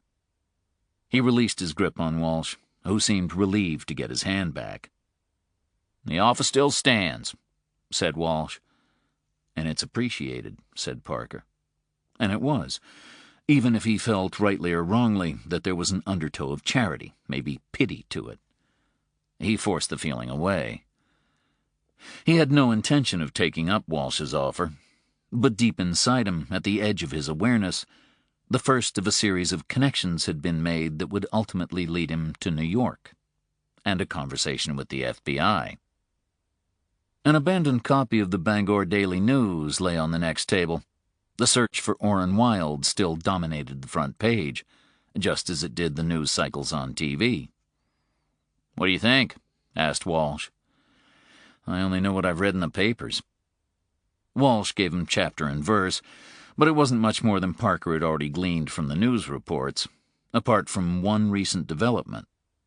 Orrin's friend Clyde Marshall had received another message from Orrin's phone, letting him know that he was okay and everything was not the way it was being painted in the news. Orrin also claimed in the message that Richie Benoit had tried to assault him, which was why he'd been forced to hurt him, but he hadn't meant to kill him. Other than that, Orrin had remained under the radar, avoiding a massive police search operation. "Orrin Wilde appears to be smarter than any 16-year-old boy has a right to be," said Parker. "That's what we're starting to think, too." "An accomplice? Someone who's protecting him?" "Maybe, but I don't see how it fits with Wilde stabbing Richie Benoit. Well, I can, but it involves this other party standing back and watching him do it.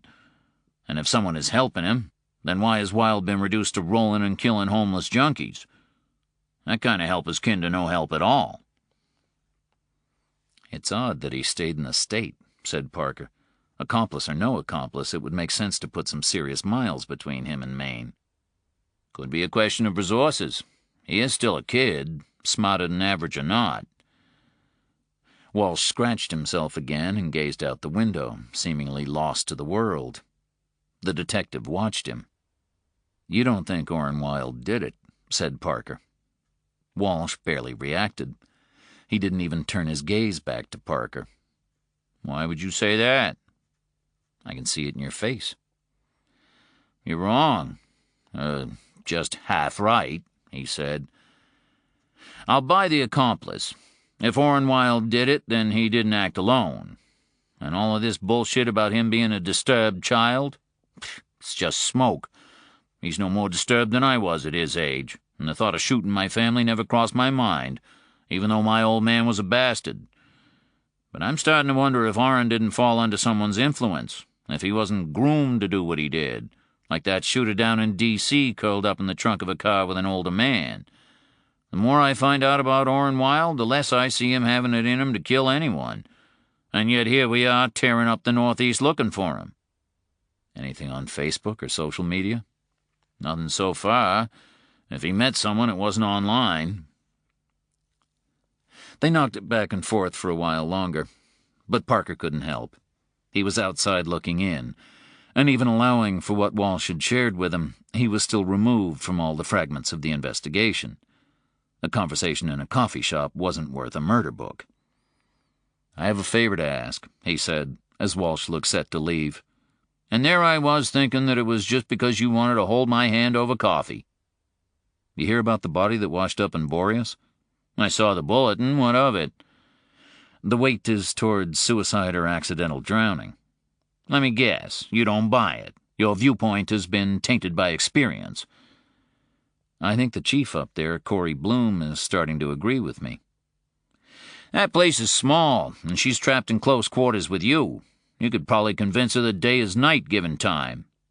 "Come on, man." Walsh relented. "Give it to me. 1 minute." And Parker did. Spoken aloud, it didn't sound like much. The absence of maps or GPS, no computer or phone, and the distance Perlman had traveled from Florida to Maine only to end up washed ashore on a remote beach. He also mentioned Epstein's visit and Lubsko. "Lubsko," said Walsh. "That fucking Engel. They should drown him in a tub." Odd that the name Lubsko should come up again so soon, but then we could be looking at cause and effect. Engel was in Maine, so Perlman, the amateur Nazi hunter, decides to poke a stick into the hole to see what else he might scare out. And if he did succeed in scaring someone? Seriously? Perlman's shoelaces were tied together, but his hands were free. And even your friend the rabbi says he was shaky. And have you seen Engel? He's like 100 years old. If any of his buddies are living up here, then they're ancient too. They'd have trouble getting themselves in and out of the tub, never mind dumping a middle-aged man in the ocean. His car was found parked at an overlook south of Boreas. At high tide, it's a straight drop into the sea. Wouldn't have taken more than a push to put him in. "So what do you want?" asked Walsh. "An autopsy. Bloom has been told to keep him on ice until the Wild Thing comes to an end, but that could be weeks at the current rate of progress, even assuming that Perlman is fast-tracked. The ME's office has been told to hold off on all non-essential cases. You know how hard it is to conduct an autopsy on burn victims?" "Almost as hard as it is to do one on a body that's spent days in the sea and more days on ice." "The Wild Thing's already sent the ME's office over budget, and it's only April." "There's more to Perlman than a simple drowning. The Lubsko angle alone raises a flag." "Has Bloom asked?" "She got the party line." Shit. I'll see what I can do. The best, and I mean the best case scenario, might be to grab an assistant ME, but I can't guarantee that they'll be able to give you much on a floater. Not without a battery of lab tests, and you won't get those. Anything'd be a help. Walsh extended his hand, and Parker shook it. "Good seeing you," he lied, said Walsh. "And you. For somebody who's all shot up and recuperating and reconsidering his role in life, you do seem very curious about a body that washed up on a beach." "Old habits." "Yeah? Well, don't give up on 'em all. Not yet." He said goodbye, and Parker watched him cross the street, chased by the shadows of clouds. Chapter 22. Marcus Bauerman stood at his front door as the visitors walked back to their car, the woman dressed in the kind of fitted dark blue suit that gave the impression of curves where there were none. He had recognized her the instant he opened the door, from closely following the news reports about Engel and Furman. She was Marie Demers, the attorney with the Human Rights and Special Prosecutions section of the Justice Department responsible for prosecuting the two old men. He tried to think of the appropriate description for her. He rarely spoke German anymore, not even among other German Americans. He had made that decision many years before, and had worked hard to remove the rough Teutonic edges from his accent. Eine dünne Fraulein. Was that it? No, not quite. It didn't capture her sharpness, her angularity, the danger that she posed. The man with her didn't worry him quite so much, although he was not entirely without threat. She had introduced him as taller, a historian and researcher with her section, and maybe that was what he was, but he was a researcher who could have punched a hole in a wall if he chose. Nevertheless, it was clear that it was Demers who was in charge. Bauerman had denied it all, of course. That was the first rule, the one they had learned in the immediate aftermath of the war. Deny, deny, deny. No, I am not this man, this Kraus. I am Marcus Bauerman. This is my family history. I can trace it back for generations. Yes, I have some records, some documents, although they are regrettably incomplete. So much was lost in the confusion after the war. You would not understand, for you are young. Our cities were bombed to rubble. Papers were burned, reduced to ash. Yes, I fought. I was proud to fight. I believed what I was told at the start. Later, though, this changed. But I fought in the Wehrmacht. I never went anywhere near this camp you speak of, this Lubsko. Look, here is my Wehrpass. I kept it safe, along with my identity disc. No, I do not know why there is a discrepancy between my Wehrpass and the copies of the Zoldbuch that you are showing to me. A mistake must have been made. As I told you, so much was lost, so much burned. He could tell that they did not believe him.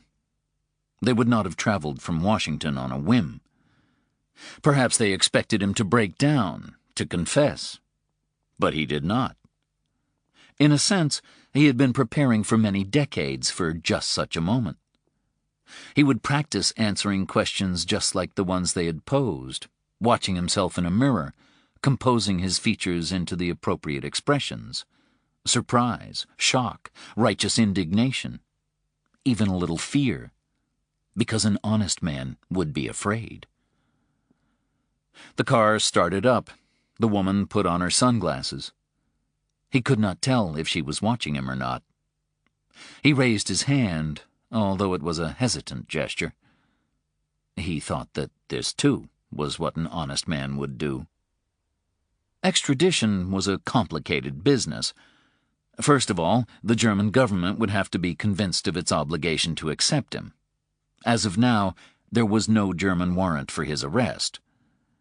The Germans were also notoriously reluctant to allow former Nazis back into Germany. If they accepted a suspected war criminal from the United States and then failed to follow through with their own investigation and an effort at prosecution, then they risked being branded a safe haven. But Baumann believed that a deeper psychological malaise, a national illness, underpinned the Germans' reluctance to act. It wasn't stated publicly, and it was possible that even those involved in such matters were either unaware of it or chose not to acknowledge it. But they were all simply waiting for the last of the old Nazis to die, so that their crimes could safely be consigned to history. As long as they lived, they remained a marker for old evils waiting to be called in, an embarrassment to the new Germany. Nobody wanted to be reminded of their continued existence. But set against this was the acknowledgement that time was running out for prosecutions. With every week, every month that passed, the possibility of bringing old men and women to justice grew slimmer and slimmer, and so the pressure on the authorities to act when evidence of wrongdoing was discovered grew commensurately greater. The Americans were particularly diligent in their efforts, although such things were relative. In a little over 3 decades, the Americans had managed to file legal proceedings against no more than 140 or 150 former Nazis, resulting in the expulsion of fewer than half of those involved through extradition, deportation, or voluntary departure.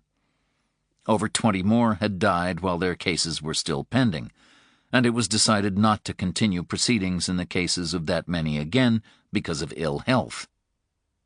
Yet even the Americans were compromised. After all, their counterintelligence services had recruited former Gestapo officers, SS veterans, and confirmed collaborators in an effort to bolster their own anti-communist efforts. They helped Klaus Barbie, the butcher of Lyon, flee to Argentina in return for his cooperation. They permitted Mykola Lebed, the Ukrainian sadist and Nazi collaborator believed responsible for the murders of an unknown number of Jews and Poles, to work for American intelligence in Europe and America until the 1980s. And that was without mentioning the former Nazis who were given safe haven on the grounds that they were fleeing communist persecution in Europe. No, the Americans were in no position to point a finger at anyone. Baumann wondered if the young woman from the Human Rights and Special Prosecutions section knew any of this, or cared about it if she did. When he watched her on the news, he saw in her the fanaticism of the true zealot. Her actions might have been linked to personal ambition, but she was also convinced of the justice of her cause. These were evil people, and they deserved to face the full force of the law for their crimes. Baumann knew that this was part of the fascination that the young had with the Second World War. It appeared to have no nuances, no gray areas. There were only good guys and bad guys. The bad guys even wore black and decorated their uniforms with skulls. How much easier could they have made it for others to brand them as evil? When he had first heard mention of the Human Rights and Special Prosecutions section, Baumann had not been aware of what it was. He was familiar with the old Office of Special Investigations, which had spent so long hunting his kind until natural mortality caused it to seek other targets, war criminals from the former Yugoslavia, from Rwanda, to salve its collective conscience. He knew that the hunters had not gone away, although he had somehow missed the fact that in 2010 the OSI had been merged with the Domestic Security Section to form a new unit within the Justice Department's Criminal Division. It just showed, he supposed, how lax he had become, how certain he was that he had escaped their notice and would see out his last days in peace. Baumann made himself a cup of hot chocolate and stood at his kitchen window. The birds were picking at the bird feeder. He could usually spend a contented half-hour watching them. But not now. Not today. He turned and leaned against the counter. An open connecting door led into the living room. He could see the couch on which the woman and the man had sat, their file of papers on the old chest that he used as a coffee table, copies of documents sliding across it as they probed his story. Should he have called a lawyer? He was not being charged with any crime. The woman had stressed this. They simply had questions for him. No, he did the right thing in not insisting upon counsel. An honest man would defend himself. An honest man would have nothing to hide. Where had this come from, he wondered. Why now? The answer came in the news report later that evening. Furman had left the United States for Germany, but Engel had not traveled with him, said the reporter, due to poor health. Baumann did not believe it. Engel had talked. Chapter 23. Toller was driving. Demers was on the telephone to her superiors in Washington. "What do you think?" said the voice of a deputy director. "It's him," said Demers. "but I think he was waiting for us to come. I think he's always been waiting." It is an unpopular point to make in some circles, but both the best and worst thing to happen to Nazi hunting was Simon Wiesenthal. Wiesenthal was in many ways a kind of fantasist. His various memoirs contradict one another, and it is likely that he lied about some of the details of his early life, including his professional qualifications as an architect and his many brushes with near death during the Holocaust. One of his most famous sketches, the murder of 3 Jewish prisoners by a firing squad at Mauthausen concentration camp, their bodies slumping against the stakes to which they had been tied, was plagiarized from a life photograph of the execution of 3 Germans by American forces. He exaggerated his role in the capture of Adolf Eichmann, the architect of the final solution, to the extent that he told stories about wrestling Eichmann into a ditch during his capture in Buenos Aires in 1960. In actuality, Wiesenthal had been in Europe at the time and was convinced that Eichmann was in hiding in Cairo, although he did nothing to deny credit for helping to capture more than 3,000 former Nazis. His actual achievements in that field can be counted on one hand. 2, if one were being generous. His exaggerations and inconsistencies provided valuable ammunition to his enemies, including neo-Nazis and Holocaust deniers.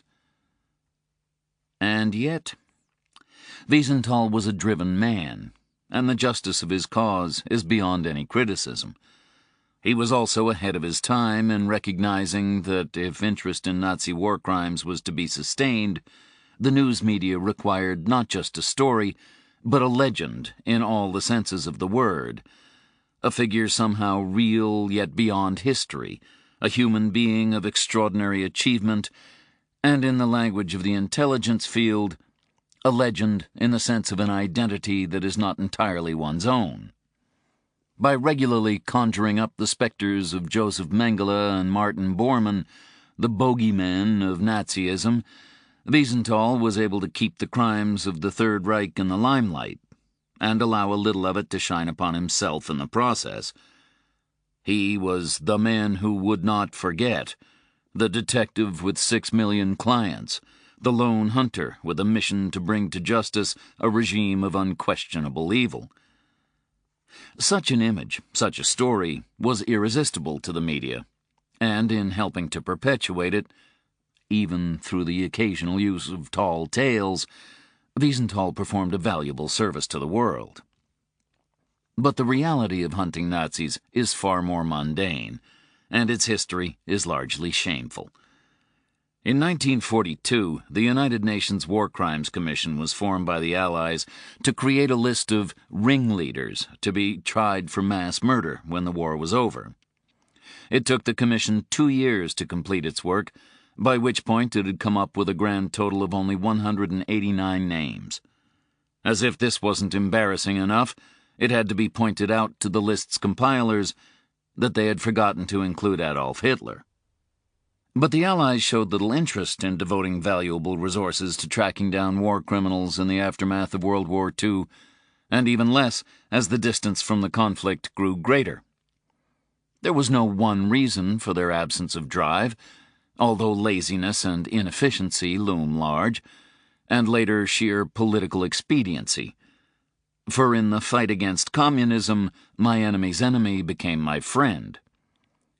German operations on the Eastern Front provided the West with a valuable information bank upon which to draw, and it is common knowledge that German scientists were recruited for the rocket program in the United States. Eventually, though, the U.S. was spurred, perhaps even shamed, into acting.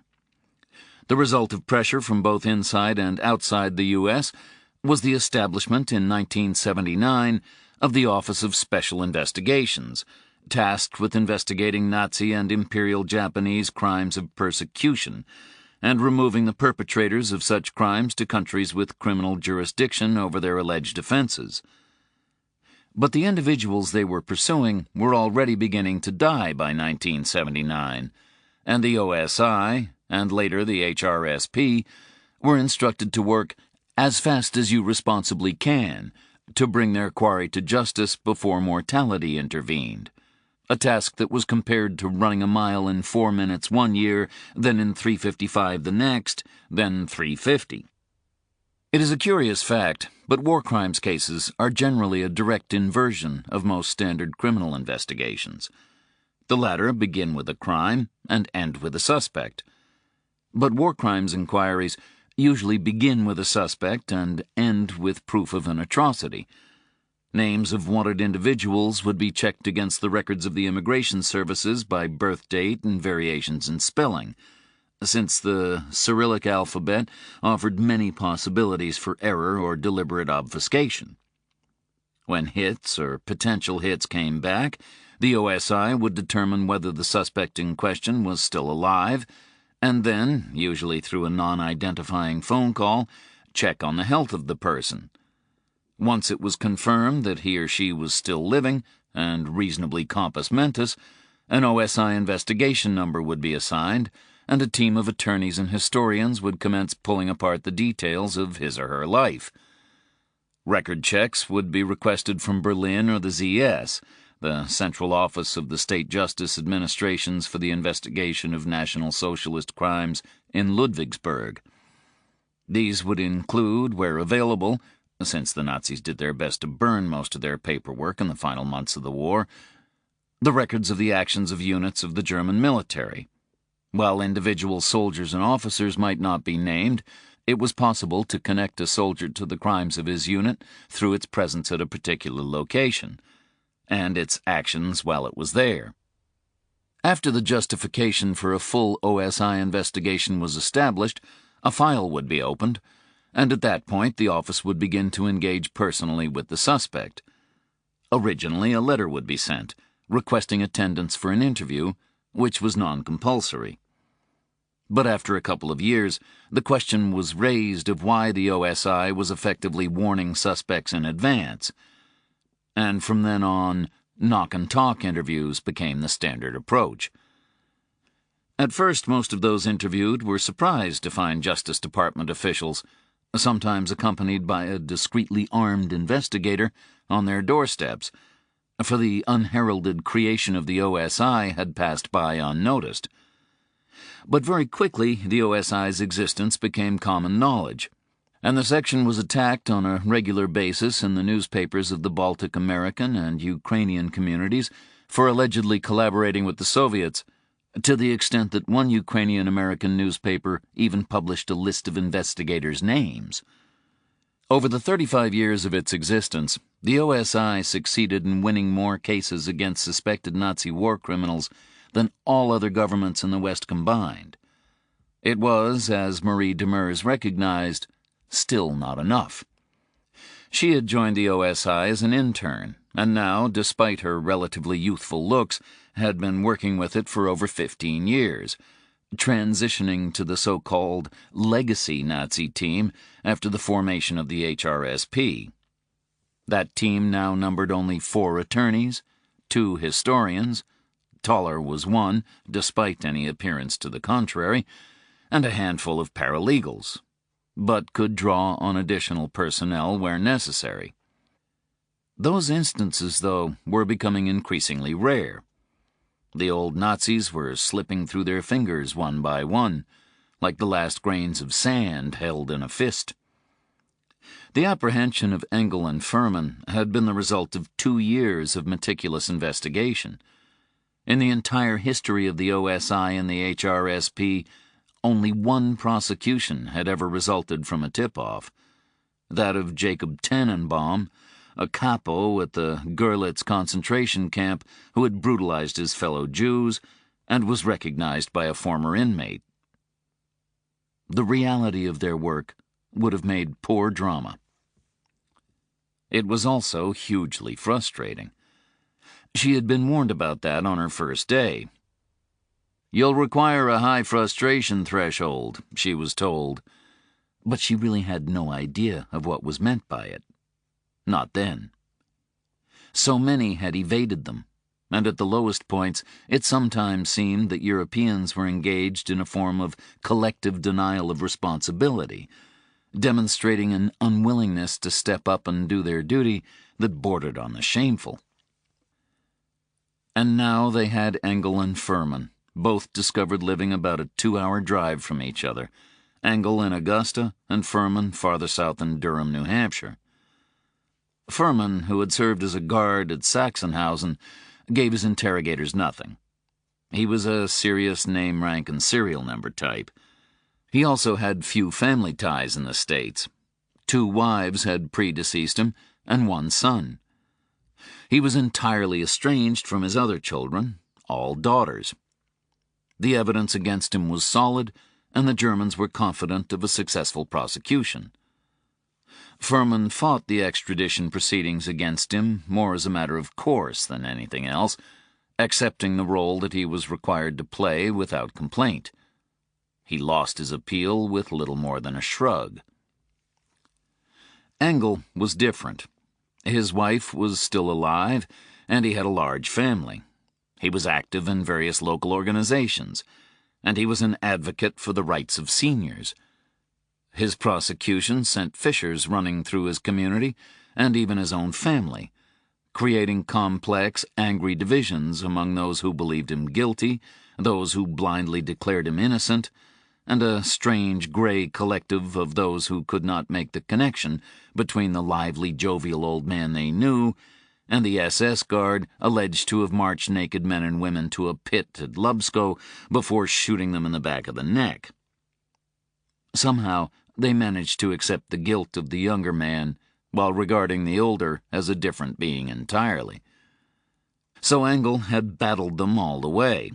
While denaturalization and deportation prosecutions were civil, not criminal, they required prosecutors to reach an evidentiary standard that had been ruled by the Supreme Court as substantially identical to the criminal standard of beyond reasonable doubt. With each battle won against Engel, the opposing forces simply moved on to the next field, from district to circuit court, from the Board of Immigration Appeals to the federal appellate system, until finally only the Supreme Court remained, at which point Engel appeared to concede, possibly because he had exhausted his finances. But then came the call from his lawyer and the offer to name names. Engel would sell out other war criminals in order to remain in the United States. The first name he had given them was that of Marcus Baumann. Baumann was not who he claimed to be, according to Engel. No, Baumann was really Reinhard Krauss, who had learned his trade with a 1-month assistantship to Mengele at Auschwitz before moving to Lubsko. Under Mengele's careful tuition, Krauss had learned how to euthanize children. An intravenous injection of the barbiturate Evapal into the right arm to put the child to sleep, followed by 10 cc's of chloroform injected directly into the left ventricle of the heart. The children barely twitched before they died. Now the HRSP wanted Marcus Baumann. They wanted him very badly indeed. And Demers was determined to be the one to bring him in. Chapter 24. Rachel and Sam arrived shortly after Parker finished talking with Walsh. He had spent the intervening time walking, trying to balance the pain it caused him with his desire to spur his body toward a full recovery. He despised how slow he had become, almost as much as he despised the bi-weekly physical therapy sessions designed to help him. Not so much for the discomfort they caused, but because he hated being surrounded by those like himself. He did not want to see his own weakness reflected in others. He hated the headaches and the medication and the scars and the wounds, and he transferred some of this rage to the streets he now walked. He had always struggled with Bangor as a city. Attempts were being made to breathe life back into downtown, but the Bangor Mall had sucked it dry years before, and the damage would always be hard to undo. It was better now than it had ever been before, but it lacked the students and artists who had sustained Portland Center when the main mall had similarly annihilated the business district along Congress Street. Eventually, he came to St. John's Church on York Street, built in the mid-19th century to accommodate the hordes of Irish immigrants who had come to the city.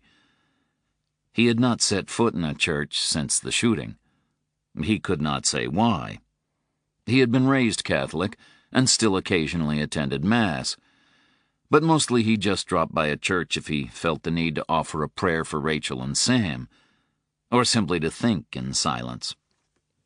Now he felt himself drawn to the old red-brick building with its great spire and its ornate Tyrolean stained glass windows, perhaps because it reminded him of St. Dominic's in Portland, one of the oldest and most beautiful churches in the state, until the diocese closed it in 1997.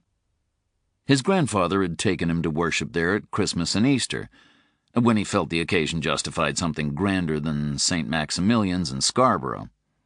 And so, in Parker's mind, red-brick churches were associated with his grandfather, and his memories of the old man were entirely fond. He stepped inside St. John's, blessed himself, and took a seat halfway up the aisle. It was empty, and he was alone. St. John's was not an austere environment, not with its onyx, bronze, and marble, its ornately decorated walls and ceilings, its sculpted Stations of the Cross. No, this was an architectural hymn to God. He asked himself what he was expecting. To feel the imminence of the divine? To be bathed in his radiance? He had no answer, and no one to whom he could turn to speak aloud his thoughts. He had no father, no mother.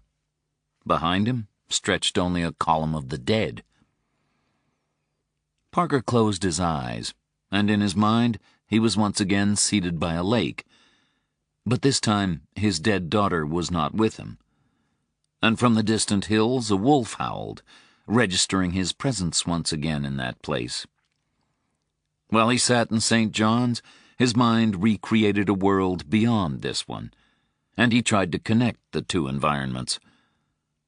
He was not mad, and neither were his memories the products of trauma, anesthetic, or post-operative medication. He believed that he had, however briefly, and while either dead or dying, found himself stranded between realms. He knew this because of what he kept in a pocket of his jacket.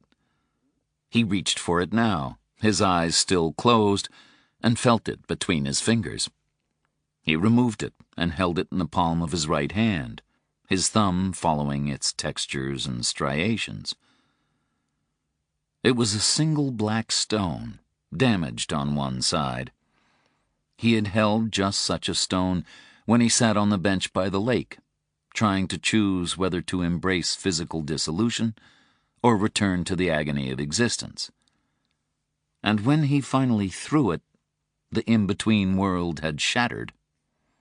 The stone had been there with him when his dead daughter held his hand, the warmth of her like a brand against the chill of his own skin. For in that place she was restored to light, and he was the faded one. And he was clutching it in his fist when he returned to consciousness in the hospital in Portland, and no one could tell him how it had come to be there. It was his proof, and his alone. He opened his eyes. The church remained empty. He still had questions, but no doubts.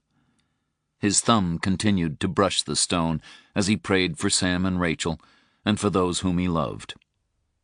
Finally, he offered up a prayer for Amanda Winter and her mother, although he could not have said why, beyond his knowledge of the daughter's illness and a feeling of disquiet about the mother. When he was done, he placed the stone back in his pocket, knelt, blessed himself once again, and left. His pain had dulled. The brief respite had done him some good.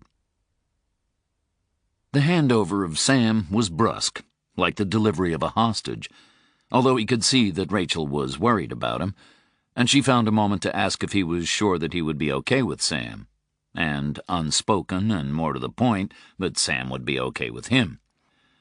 He assured her they'd both be fine. He even managed to ask after Jeff, Rachel's boyfriend, without retching. Rachel spotted the effort that it required. "You almost sounded sincere there," she said. "I am sincere," he replied. "I think." He didn't wish Jeff ill. Jeff was an asshole, but there was a lot of that around, and if he condemned everyone who was sometimes an asshole, then the prisons would be full and the streets empty. In fact, Parker was pretty certain that in such a brave new world, he'd have a cell all to himself. He and Sam waited for Rachel to drive away. Then Sam got in the front seat of the Mustang beside her father. "You know your mom likes you to ride in back," said Parker. "I know. You're going to let me ride up front, though, with you." "Really?" "Yes." And figuring that the issue had been dealt with, he pulled away from the curb. The detective's relationship with his daughter was a construct of great complexity, of nuance and shadow. He could never see as much of her as he might have wished, and yet, curiously, he did not miss her as deeply as he might have done under other circumstances, for she was always with him. In that, he thought, she was like his first daughter, his dead daughter. He carried Sam in his heart, and when he conversed with her in her absence, alone at night or when driving along I-95 with the music down low, he heard her responses as assuredly as if she were seated next to him. And while there was much about Sam that he did not know, and this was both the consequence of the physical distance between them and the natural gap in comprehension between a father and a growing daughter, he also felt that he understood her in ways that her mother did not. The workings of Sam's mind sometimes baffled Rachel, but not Parker. Sam was a child of the unsaid, and perhaps because they were away from each other for such long stretches, he had learned to read the spaces, the gaps, and the silences, to listen to what was unspoken as much as to what was offered aloud. She said nothing without thinking about it first, which meant trying to trace the thought processes that had led to whatever pronouncement finally emerged. He regarded her as strangely fearless, and even her concerns for his health were tempered by an apparent conviction that all would be well, in part because she willed it to be so. She was older than her years. Rachel, too, saw that. But this did not manifest itself as a self-aggrandizing precociousness. She simply came across as unusually self-possessed, gifted with stillness, quiet, and the ability to watch and absorb without involving herself. But when she chose, she could inhabit the role of a child, even if Parker always felt that she was often playing to the gallery when she did so.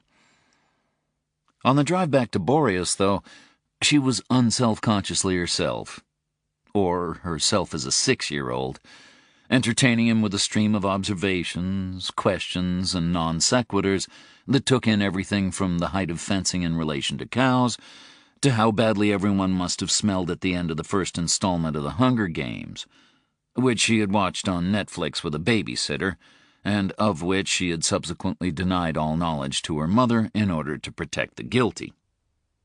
They stopped along the way to buy supplies, and it was dark by the time they reached the house.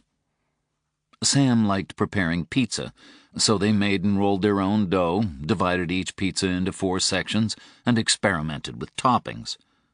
They ate outside, wrapped up warm against the sea breeze, the whiteness of the breaking waves like hope made manifest in darkness, the sound and movement of them like that of living creatures. Later, Sam fell asleep on the couch while her father read and listened to music. He carried her up to the room that he had set aside for her use and carefully undressed her, although she remained lost to the world throughout.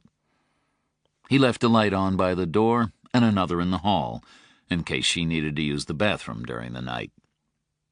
Then he went to his own bed and slept more soundly than he had in months. Chapter 25. The wind died. The night was still. The breaking of the waves was a distant thing now, and in their retreat they sounded a whisper of warning.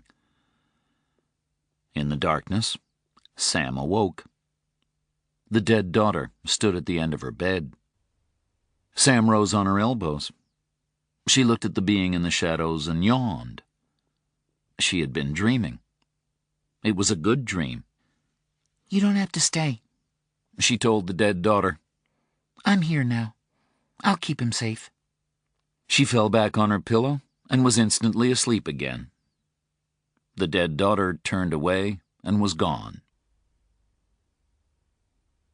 Chapter 26.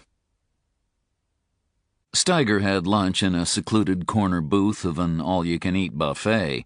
He liked buffet restaurants because their clientele allowed him to blend in easily, especially at lunch and dinner when there was a high turnover on the tables. With his straw hat pressed low on his forehead, he could almost pass for normal, and few other customers ever gave him a second look in these places, so focused were they on the plates before them. As for the food, well, Steiger didn't really care. He suffered from a number of ailments and impairments, including both hyposmia and hypogeusia, decreased abilities to smell and taste. Only very rich and spicy dishes impacted on his senses, but he couldn't eat them due to his delicate guts. Food, for Steiger, was purely functional. It was necessary fuel, and he consumed it without either joy or displeasure. Now he sat with his back to the wall, a cup of lousy coffee growing cold before him. The check had been brought to his table, but he wasn't ready to leave yet. The noise of the restaurant and the ugliness of its decor allowed him to retreat into himself. It gave him space to think. He now knew the identity of the man living next to Ruth Winter, and Steiger was troubled by his presence there. His instructions were to observe but not to intervene, not yet. But this man Parker was potentially dangerous. Who knew what the Winter woman might be sharing with him?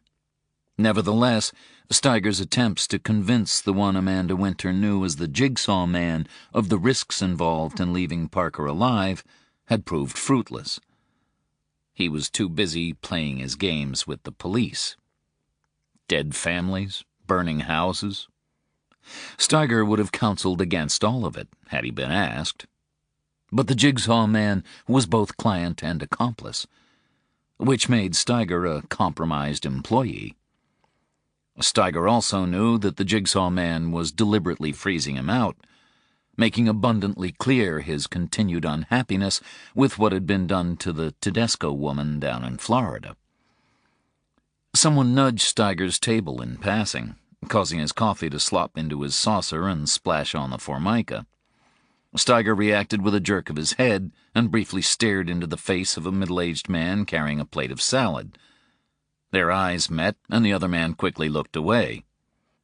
Gazing into Steiger's eyes was like peering into a pair of sump ponds. Still, Steiger was more amused than annoyed. Who came into a buffet restaurant and ate the salad? Any nutritional value had probably been scoured from the leaves and raw vegetables anyway. They had the artificial regularity of decorative plastic. Steiger returned to the problem of Parker. The private detective was recovering from grievous injuries, but he remained the kind of individual who was driven to act on behalf of others. If Ruth Winter revealed to him the truth behind her retreat to Boreas, then Steiger was certain that Parker would take action. To do otherwise would make him complicit in a greater evil. So, if Winter talked, Parker would become a threat. But would she talk? The appearance of the body on the beach had been both fortunate and unfortunate. Unfortunate in that it would have been better had Perlman not surfaced at all, but fortunate in that it had provided an opportunity for the Jigsaw Man to warn Ruth Winter of the importance of remaining silent, for her daughter's sake as much as her own. Winter was now well and truly frightened. Of that Steiger had no doubt. Yet the current situation could not persist. The central issue, Winter's daughter Amanda, had not been resolved, which meant that ultimately either the mother would act, which would present enormous difficulties, or someone would be forced to move against her before that happened. Thus Steiger's personal view was that it would be best for all concerned if Ruth Winter ceased to exist. The detective was another matter. If the opportunity presented itself, and it could be achieved without further complication, then Steiger would kill him too, regardless of what the Jigsaw Man wanted. It would be easiest, though, if Ruth Winter died before she had the opportunity to share anything significant with Parker. But this was not a move that Steiger could make without the consent of others. He called from a phone booth by the men's room.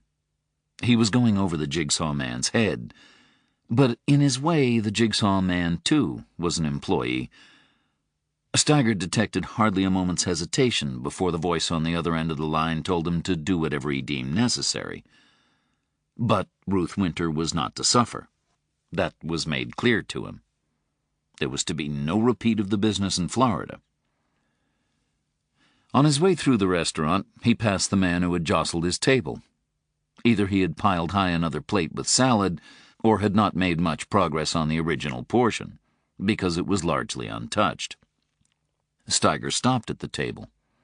The man looked up, his fork poised midway between his mouth and the plate. Steiger decided to spare him the effort of consuming any more of the salad. He leaned over and spat heavily on the lettuce, tomatoes, and onions. His sputum, he noticed, bore worm twists of blood. "You ought to have apologized for spilling my coffee," he said. He didn't wait for the man's reaction. He knew what it would be. None at all. He could see it in his face.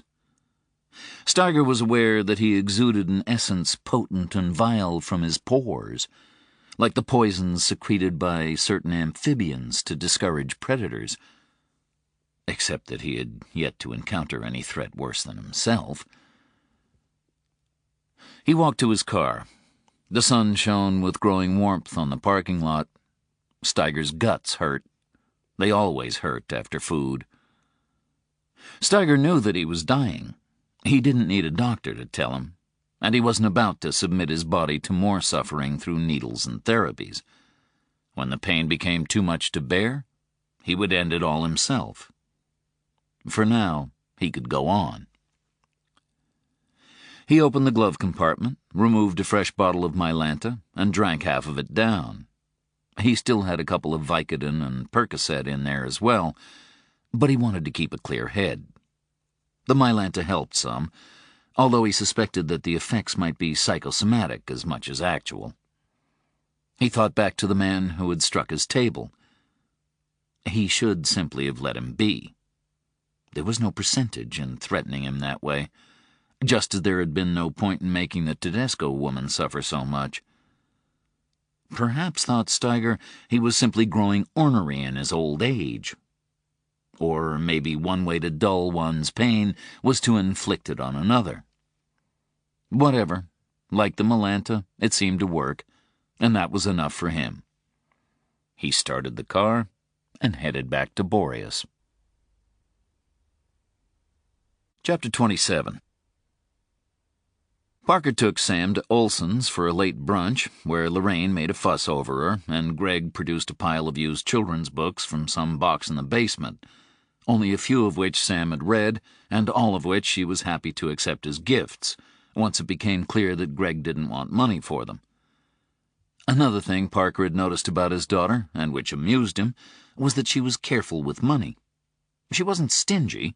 She would happily insist on buying ice cream or treats, and liked the sense of perceived authority that came with paying for other people's pleasures. But she was acutely conscious of value. She wouldn't have bought the book for herself, and was too young to feel obligated to pay for something that she didn't want. But free was free. He watched her as she examined the books carefully, separating them into two piles, those to be read as soon as possible, and those that could wait, perhaps indefinitely in a couple of cases, judging by the expression of disapproval that crossed her face. "Are the lady and the man married?" she asked, when she was certain that they were out of earshot. "No, they're brother and sister." "Oh, they act like they're married." "But they're not." "Because they're brother and sister." "Yes." "If they weren't brother and sister, would they get married?" "I don't know. I have to say it's kind of a strange question." "I don't think it's strange," she said. "Maybe not, then." She seemed satisfied that her father had conceded a point to her. "What do you want to do today?" he asked. "Can we go and meet Amanda?" He had told her about Amanda when he and Rachel were working out the details of where and when they'd meet in Bangor. He didn't think that Sam would have minded coming to Boreas for a few days, even without the promise of another child's presence, but it certainly added some extra appeal to the visit. "I'll call her Mom just in case," he said, "but I'm sure you'd be welcome whenever you'd like to go over." "Good." She picked a collection of old Peanuts cartoons from the to-be-read pile. "I'm going to give Amanda this one." "I think she'll like it." "It's Snoopy. Everyone likes Snoopy. Do you have a pen?" He took one from his pocket and handed it to her. Inside the cover of the book, she inscribed the words, "To Amanda from Sam," and added an X. "But I'll tell her that Greg gave it to me for free," she concluded when she was done. "You don't have to do that." "Yes, I do." "If you think honesty is the best policy, then fine. You all finished?" She picked up her books, the most urgent piled on top of the less so. Lorraine gave her a cloth bag decorated with literary characters, thanked her for coming, and hoped that she'd come back before she left. Like royalty or General MacArthur, Sam assured her that she would return, and she and her father stepped out into the sunlight. They were heading across the street to where he'd parked the Mustang when a car pulled away from the curb and passed slowly before them, preventing them from crossing. It was a brown Cadillac sedan DeVille with white-wall tires, its windows slightly tinted. Parker caught a glimpse of the driver, a hat pressed low on his forehead. The car wasn't traveling fast, so he had no reason to complain about the driver's behavior. It simply struck him that he could easily have stopped to let them cross. It was what most people in town would have done. This car, though, bore Pennsylvania plates. Parker recalled an incident when he'd been waiting for a flight at the Philadelphia airport, and a man had cut the line at the newsstand to pay for a paper and gum. When the guy at the head of the line objected, the jumper responded with the immortal words, "Hey, welcome to Philly." Beside him, Sam tightened her grip on his hand. He looked down to see her face wrinkled in distaste. "Did you smell it?" She said. "Smell what?" "I don't know. Something icky." He sniffed the air, but detected nothing. "It was the car," said Sam. "Really?" The Cadillac hadn't been emitting any more fumes than might have been expected from a vehicle of its vintage. Actually, it had appeared to him to be well maintained. "Daddy, it smelled bad." He watched the Cadillac turn the corner, the silhouette of its driver just about visible as it headed north along Burgess Road, his head a darker patch behind the colored glass. If you say so. Anyway, it's gone now. He checked twice before crossing, but the road was clear. They reached the far sidewalk and headed for the municipal parking lot where he'd left his car. As the lot came into sight, Sam let go of his hand. "I feel sick," she said, and with that, she released a stream of milk and French toast onto the sidewalk. All that Parker could do was hold back her hair and let it come. When she was done, he found a tissue in his pocket and used it to wipe her mouth. Her face was very pale. Even her lips seemed more bloodless than before. "You want to sit down?" he asked. She shook her head. "I'm okay." "Where'd that come from? Did you feel bad earlier?" "No." "You think it was a French toast?" "No." He looked down at the mess on the pavement. They weren't far from the Blackbird Bar and Grill, and the door was open. He brought her inside and sat her down at one of the booths in the bar, which was otherwise empty. Fred Amsel appeared from a back room, and Parker told him what had happened and asked for a bucket of water to clean off the sidewalk. Fred told him that he'd take care of it. He poured a Sprite for Sam, but did not add ice. "The sugar will help," he said. "She's probably feeling lightheaded." Sam sipped the soda. Fred filled a bucket, sluiced down the sidewalk, and then used a brush to wash any residue into the gutter. The color returned to Sam's face, and she assured her father that she was happy to get in the car so they could return to the house. Parker thanked Fred for his kindness and offered to pay for the soda, but he knew that no cash would be accepted. They got back to the car without any further incident, but he kept the windows rolled down on the ride back to Green Heron Bay. Parker suggested that perhaps they should leave the visit to Amanda until the next day, but Sam would hear none of it. "I'm fine, Daddy," she said. "It was the smell that made me sick. That man in the car, he smelled bad. He smelled real bad." Chapter 28. Sam seemed fully recovered by the time they returned to the house at Green Heron Bay, but Parker insisted that she take it easy for an hour before he brought her to meet Amanda Winter. She did so reluctantly. Her mood improved only slightly by being given relatively unlimited access to Netflix on her father's laptop. While she lay on the couch watching an episode of Cow and Chicken, Parker went outside and thought about the brown Cadillac and his daughter's reaction to it. Her vomiting could have been a consequence of travel and excitement, he supposed, although Sam generally boasted the constitution of a young horse. He himself hadn't felt any unease at the sight of the car, and he was sensitive to such things. Acutely so. But he acknowledged that he had been left weakened by recent events, and none of his responses were as sure as before. He called Gordon Walsh, but the call went straight to voicemail. He left a message with details of the car and its license plate number, and asked Walsh as a favor to run the vehicle through the system. He was curious, and nothing more. Not yet.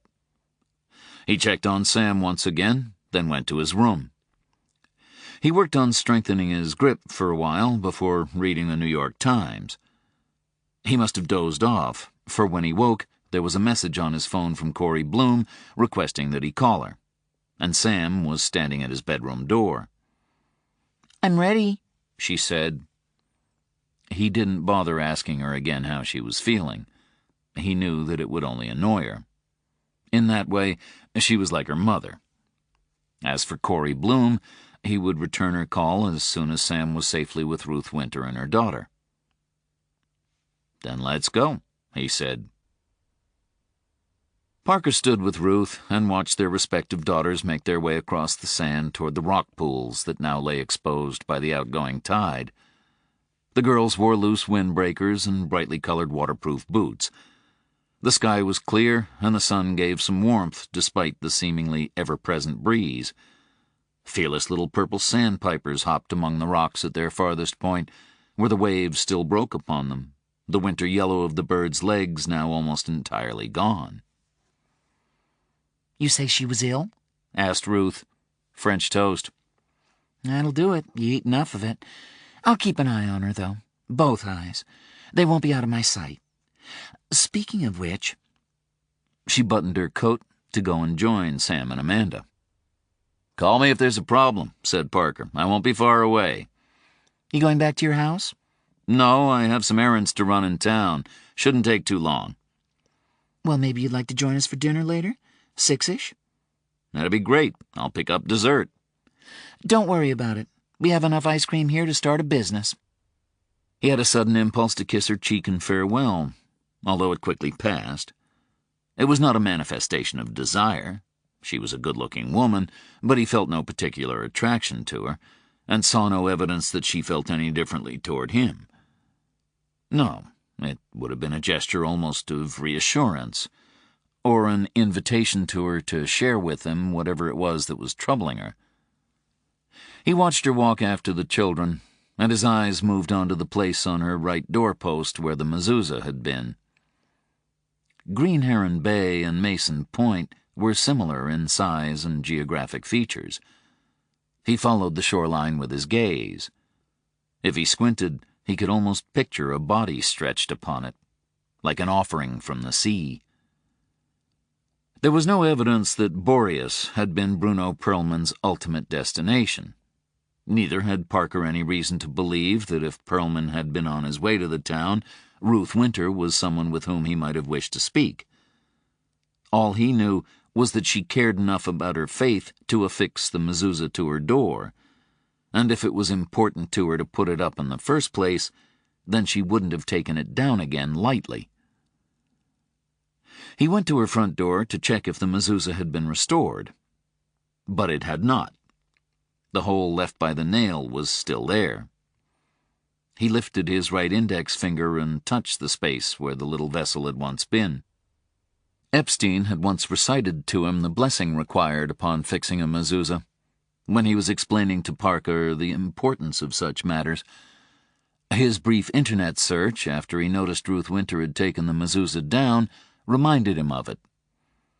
"Blessed are you, Lord our God, King of the universe, who sanctified us with his mitzvot and commanded us to affix a mezuzah." Why would someone consciously choose to disobey something that she appeared to regard as a mitzvah, a commandment? It was possible, even likely, that some prosaic explanation might offer itself. The mezuzah could have fallen off or become damaged, in which case a scribe would have been required to make the necessary repairs. He could almost hear Ruth Winter's previous hollow excuse for its absence. "I didn't much care for it." He felt that she would lie to him again if confronted about it, and he realized that he had already convinced himself she was hiding knowledge. No, not hiding, but lying by omission, by silence. And she was frightened. He had a sense for it. It was this fear that made him want to reach out to her, as much for her daughter's sake as for her own. Parker left the porch and descended to the sand. Ruth had joined Sam and Amanda over at the rocks, sending the sandpipers fleeing. They stood out darkly against the sky, and he had the urge to go to them, to take his daughter by the hand and lead her away from this woman and her child. But he did not. Instead, he headed for his car. He had decided not to call Corey Bloom, but to visit her in person, since he was going to be in town anyway. He had not yet made up his mind whether to mention his concerns about Ruth Winter. By the time he reached his car, he had decided to hold his peace for now. Perhaps he would talk to Ruth after dinner. Perhaps. Despite her message, Corey Bloom didn't seem particularly pleased to see Parker appear at the door of her office. He supposed that he ought to have kept a lower profile with her, but then he was used to that kind of reaction to his presence. It came with the territory, and if he started worrying about it, then he'd never have left the house. Officer Preston came out of a small kitchen carrying a cup and a muffin. She didn't look pleased to see him either, but then her default expression was one of pained displeasure, as though someone had recently forced her to lick a succession of batteries. "Can I come in?" he asked Bloom. "Or should I just loiter outside with intent?" Bloom relented. Preston didn't. He didn't much care either way. "Take a seat," said Bloom, indicating a chair in front of her desk. "I'll be right with you." He took the chair, but was conscious that Preston hadn't moved from her position by the kitchen door. Bloom noticed her too and shot a "Yeah, what?" look over Parker's shoulder, combined with spread arms. Just to amuse himself, Parker turned to Preston and mimicked the gesture and the expression. He saw himself burning in Preston's eyes and made a mental note not to go over 30 within the town limits for the duration of his time there. When he faced Bloom again, she was staring exasperatedly at him. "I can see why someone tried to shoot you," she said. "They didn't just try, they did shoot me." "Well, if you've got names, I think Officer Preston would like to shake their hand." She returned to the paperwork on her desk, signing her name at the bottom of a series of forms and requisition orders. "I hope she doesn't mind digging first," said Parker, and the pen froze for a moment before resuming its movements. He didn't interrupt her, but kept his left hand down by his side, slowly clenching and unclenching his fist. He'd noticed some improvement that afternoon. He'd been able to hold the grip strengthener at full tension for longer than he'd yet managed since the shooting. She finished writing, put the papers to one side, then leaned forward and clasped her hands on the desk before her. "Do you want coffee?" "Will Officer Preston be making it?" "Probably." "Then I'll pass." Parker waited. "It looks like whatever favors you called in worked," said Bloom. "The chief medical examiner and her deputy are still tied up with the Orrin Wilde business, but Bruno Perlman's body was transferred yesterday evening to the M.E.'s office in Augusta, and an autopsy was performed this morning by Dr. Robert Drummond, who is first on call when the M.E. or a deputy is tied up or on leave. I spoke to him on Skype. He looks about 12 years old, but he's good."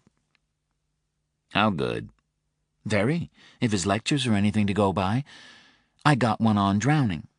Apparently determining if someone has died by drowning is more complicated than I'd really like it to be, and he gave me 10 minutes on the tests that should be done in order to establish, and I quote, with any degree of medico-legal confidence, that drowning was involved. Then he lost me at intravascular fat globules, to be honest. But it's enough to know that under normal circumstances, we'd be waiting on the results of full toxicological screening, histologic analyses of all organs, and something called a diatom test before any pronouncement could be made." "Algae," said Parker. "What?" "Diatoms are algae, little unicellular plants. They're found in water, and their concentrations vary according to, I guess, temperature, mineral content, acidity, and whatever else affects water. So you can tie a body to a particular area of water in a particular time through analysis of the diatom concentrations in tissue." Bloom was staring at him. He shrugged. "Call it gene memory." "So," she continued after a suitable pause, We would have been waiting for those results if it wasn't for this." She pulled a sheet of paper from a file and passed it to Parker. It was a pretty good quality print of a skull X-ray. He'd have spotted the mark even if it hadn't been circled. It stood out as a small dark vertical against the pallor of the skull, just above the socket of the right eye. "That's the supraorbital foramen," said Bloom. "See, I know stuff too." "Did Dr. Drummond tell you that?" "Yes, but at least I was listening." "What does he think it is?"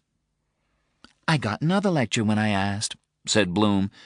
"Did I mention that Dr. Drummond, in addition to being good, is also cautious?" "I took it as given. Let me guess. After he'd prevaricated for a while, he told you that a blade could have made it. But you'd probably already established that yourself." "I didn't want to show off. He found other marks inside the orbital fissure.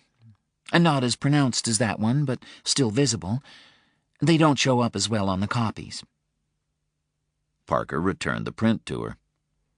He didn't need to be given any more photos, and he didn't need Bloom, Drummond, or anyone else to tell him what had happened to Bruno Perlman, probably before he died. "What kind of blade was it?" he asked. "Drummond thinks it was surgical, a scalpel of some kind." "Did it kill him?" "No. Drummond believes Perlman was still alive when he went into the water, but there probably wouldn't have been much left of his eye. Drummond's report has gone to the state police. I'm expecting them here within the hour. I just thought you'd like to hear it from me first." He thanked her and stood to leave. Bloom returned the print of the skull to her file. "I appreciate your advice and your help," she said. "It was—" But when she looked up again, Parker was already gone. Chapter 29. Parker drove to Green Heron Bay, walked to his bedroom, and reached behind the big closet that faced his bed. His fingers found the butt of the gun taped to the wood and wrenched it free. The weapon was already loaded, although without a bullet in the chamber. He had hidden the gun away when he first arrived at the house, although he could not say why. It was a licensed firearm, and he had more cause than most to feel that a gun might be necessary for his protection. Those who had shot him were themselves dead, as were the ones who had sent them to dispatch him. But such acts of vengeance left trailing tendrils, and their stings could hold their potency for lifetimes, generations. Yet still he had not wanted to look upon the gun, and had rarely touched it since coming to Boreas. Now he held it in his right hand, and the grip and weight were instantly familiar. He went back downstairs, unearthed the cleaning kit from the storage area beneath the stairs, disassembled the weapon, cleaned and oiled its component parts, then reassembled it. And in putting it together again, it felt to him that he was also piecing back something deep inside himself, an element of his being that had been mislaid but not lost. When he was finished, he tucked the gun into the waistband of his trousers. They fitted him more loosely than before, and he had gone down 2 notches on his belt. 2 was comfortable if slightly less snug than he might have wished, while 3 was too tight. With the gun in place, his trousers now sat perfectly. He wondered if he should take it as a sign. He changed into a clean shirt. Like his trousers, his shirts didn't fit as well, but in this case the looseness served to hide the gun. He walked outside, closed the front door behind him, and looked upon the waves. The tide was coming in again, and while the sky remained clear, the sea appeared to have taken on a darker tone. He had always loved the sea, had loved it ever since his first memory of his mother and father taking him north to Scarborough to meet his grandfather. He recalled walking on Ferry Beach with the old man, for his grandfather had always appeared old to him, but not strangely as old as his wife, a strange, near-silent woman who simmered with disappointment and regret. Parker had never spoken his feelings about her aloud, but he remembered being secretly, shamefully glad when she died, and as he grew older, he believed that his grandfather, although bereaved, might have felt her passing as a kind of blessing, an easing of the burden on both of them. Parker felt the sand beneath his feet, and for a moment he was a boy again, his grandfather beside him. And so convinced was he of the old man's presence that he closed his eyes, and his right hand reached out and tested the air, and he experienced a twinge of disappointment when it made no contact with his shade. Yet still he walked with him in his memory, and heard his grandfather's voice telling tales of Scarborough and of the violence of its origins. Parker had been fascinated as a boy by tales of cowboys in the Old West, and it delighted him that he could walk in places where natives and settlers had fought and died, their blood leaching into the ground so that the memory of it was retained in the very atoms of the earth. Scarborough even boasted a massacre pond, where Richard Hunnewell and 18 other men were slaughtered in 1703, and a garrison lane after the fortress built at Prout's Neck at the start of the 18th century. Curiously, these seemed more real to Parker than Old Fort Western in Augusta, the oldest surviving wooden fort in New England. Oh, he had been entranced by it, and had loved to visit. The fort was a compulsory stop during their family vacations in Maine. Yet the images he had recreated in his head of the Scarborough settlements were more visceral, more immediate. Old Fort Western had to be shared with others, but the shadow Scarborough was his alone. It lived in him, and he, when he walked through the physicality of its present incarnation, lived in it. He opened his eyes again. To his left was the winter house. Lights burned in its downstairs windows. He began walking toward it. Already he had ceased to notice the gun at his back. Chapter 30. The two detectives from the Major Crimes Unit of the Maine State Police arrived in Boreas shortly after Charlie Parker left Corey Bloom's office. The detectives were named Tyler and Welbeck, and were based out of Belfast. Both were female, and only slightly younger than Bloom herself. Tyler was the chattier of the two, Welbeck the more reserved. But Bloom didn't pick up bad vibes from either of them. As was now obligatory whenever two or more cops were gathered together, talk turned to Orrin Wilde. Tyler and Welbeck were about the only detectives in the MCU who hadn't been dragged into the investigation and search. Initially, said Tyler, they'd been kind of pissed at being out on the periphery. But now the media was starting to ask how one teenager suspected of 5 killings could continue to evade the combined might of Maine's finest. And consequently, Tyler and Welbeck were among the few currently out of range of that particular shitstorm. Together, the three women went over the paperwork accumulated so far, which wasn't a whole lot, and then Corey Bloom accompanied them as they looked at the parking lot where Bruno Perlman's vehicle had been found, and the beach at Mason Point. By now, the light was fading. The sea was dark, darker than Corey Bloom could remember seeing it in many months, so that it seemed slowly to be contaminating the sky. Beside her, Tyler shivered. "Grim place to wash up," she said. Bloom took in the Strand, trying to look at it through fresh eyes. She supposed that Mason Point wasn't the prettiest stretch of beach in Maine, but in summer it was okay. It was just one of those places that needed people to bring it alive. Living people, that is. A corpse was never going to do much for it. "It's not so bad," she said. "Anyway, I don't think it mattered to Bruno Perlman." "No, I suppose not." Welbeck spoke up. She had said very little since arriving in Boreas, preferring to let Tyler do most of the talking, and interjecting only to clarify points.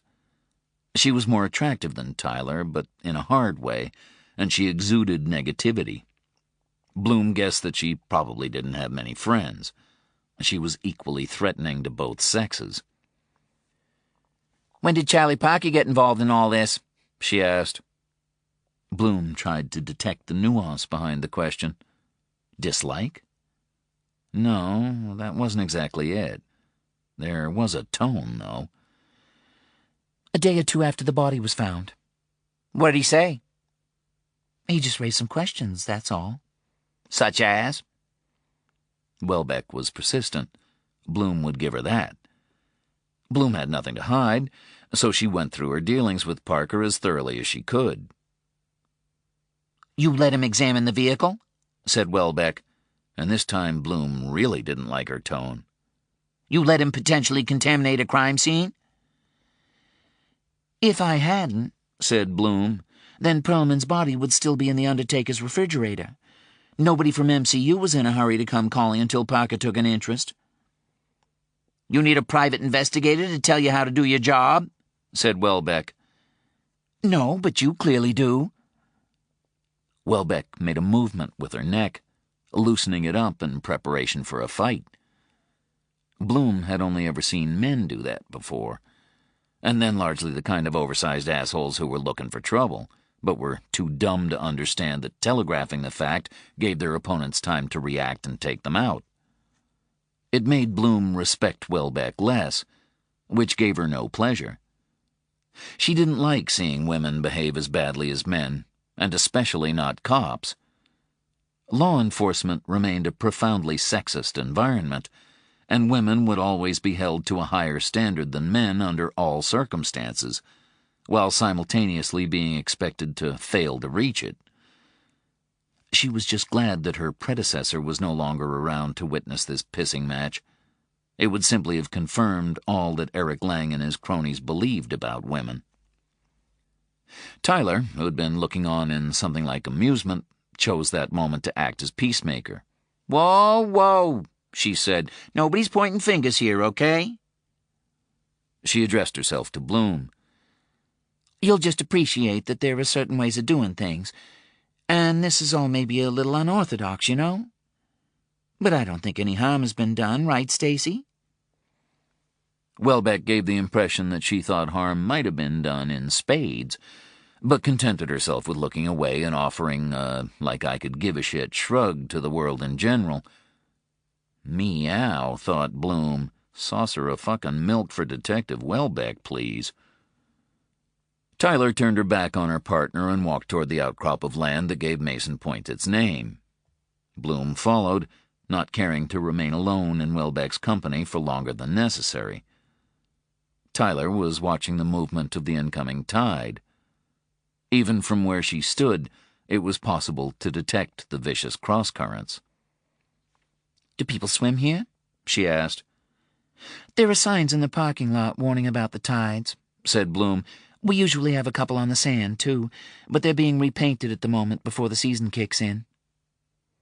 Tyler took a deep breath of sea air. How long have you and Welbeck been partners? Asked Bloom. Couple of months. My turn. Did you tell Parker about the marks on Perlman's skull? Bloom felt her face redden. She still didn't believe that she'd done anything wrong by keeping him informed, but strictly speaking, she shouldn't have shared any of it with him. That was true of all that had occurred, which brought them right back to square one. A body frozen in a locker while the best part of 30 detectives in Maine and more cops in adjacent states chased a teenage ghost. Yes, she said, I did. Welbeck is a by-the-numbers kind of person, you understand? And technically all that she said was right. Do you know Gordon Walsh over at MCU? No. I guess you'd call him my mentor. He's good police. He's also the one Parker spoke to about Perlman. If Welbeck has a problem with anything that's occurred here, she'll have to bring it to Walsh, and he has a lot of respect for Parker. But she won't complain. She's just blowing off steam. Like I told you, she's by the numbers, but that's not always a bad thing, especially now that we may be opening a murder book on this. I understand. And she did. Tyler was letting Bloom know that she'd take care of Welbeck, and in return, Bloom needed to close down the channel of communication between Parker and herself. Does he live far from here? Asked Tyler. Just a couple of miles away, on the other side of town. He has one of 2 houses on Green Heron Bay. Who has the other? A woman named Ruth Winter and her daughter. Local? Almost. She's from Perna. She moved here not long ago. Why do you ask? Just curious. If you want to go out and talk to Parker, I can give you directions. It's easy to miss the turn for the bay, especially when it's getting dark." "Tomorrow will be fine," said Tyler. "Right now I'd like copies of all your paperwork, and then I'm going to check into my motel, take a shower, and go get dinner somewhere. Any suggestions would be welcome." Bloom recommended a couple of places as they marched over to where Welbeck stood. Then together the three women headed to their respective vehicles. Bloom led the way back to her office. She had made the required copies before the detectives arrived, in anticipation of the request, and all other relevant information was already in the system, so the handover didn't take long. Welbeck thanked Bloom as she left, and seemed to mean it. Bloom watched them drive away through the slats in her blinds. Preston joined her. "How were they?" she asked. "They were okay." "Both of them?" said Preston. "The tall one looked like a bit of a bitch." "No, she was okay, too." "Huh," said Preston, in a way that suggested the ways of the world never failed to surprise her. "By the way," said Bloom, "if Mr. Parker calls again, either by phone or in person, you take a message, but you tell him I'm not available."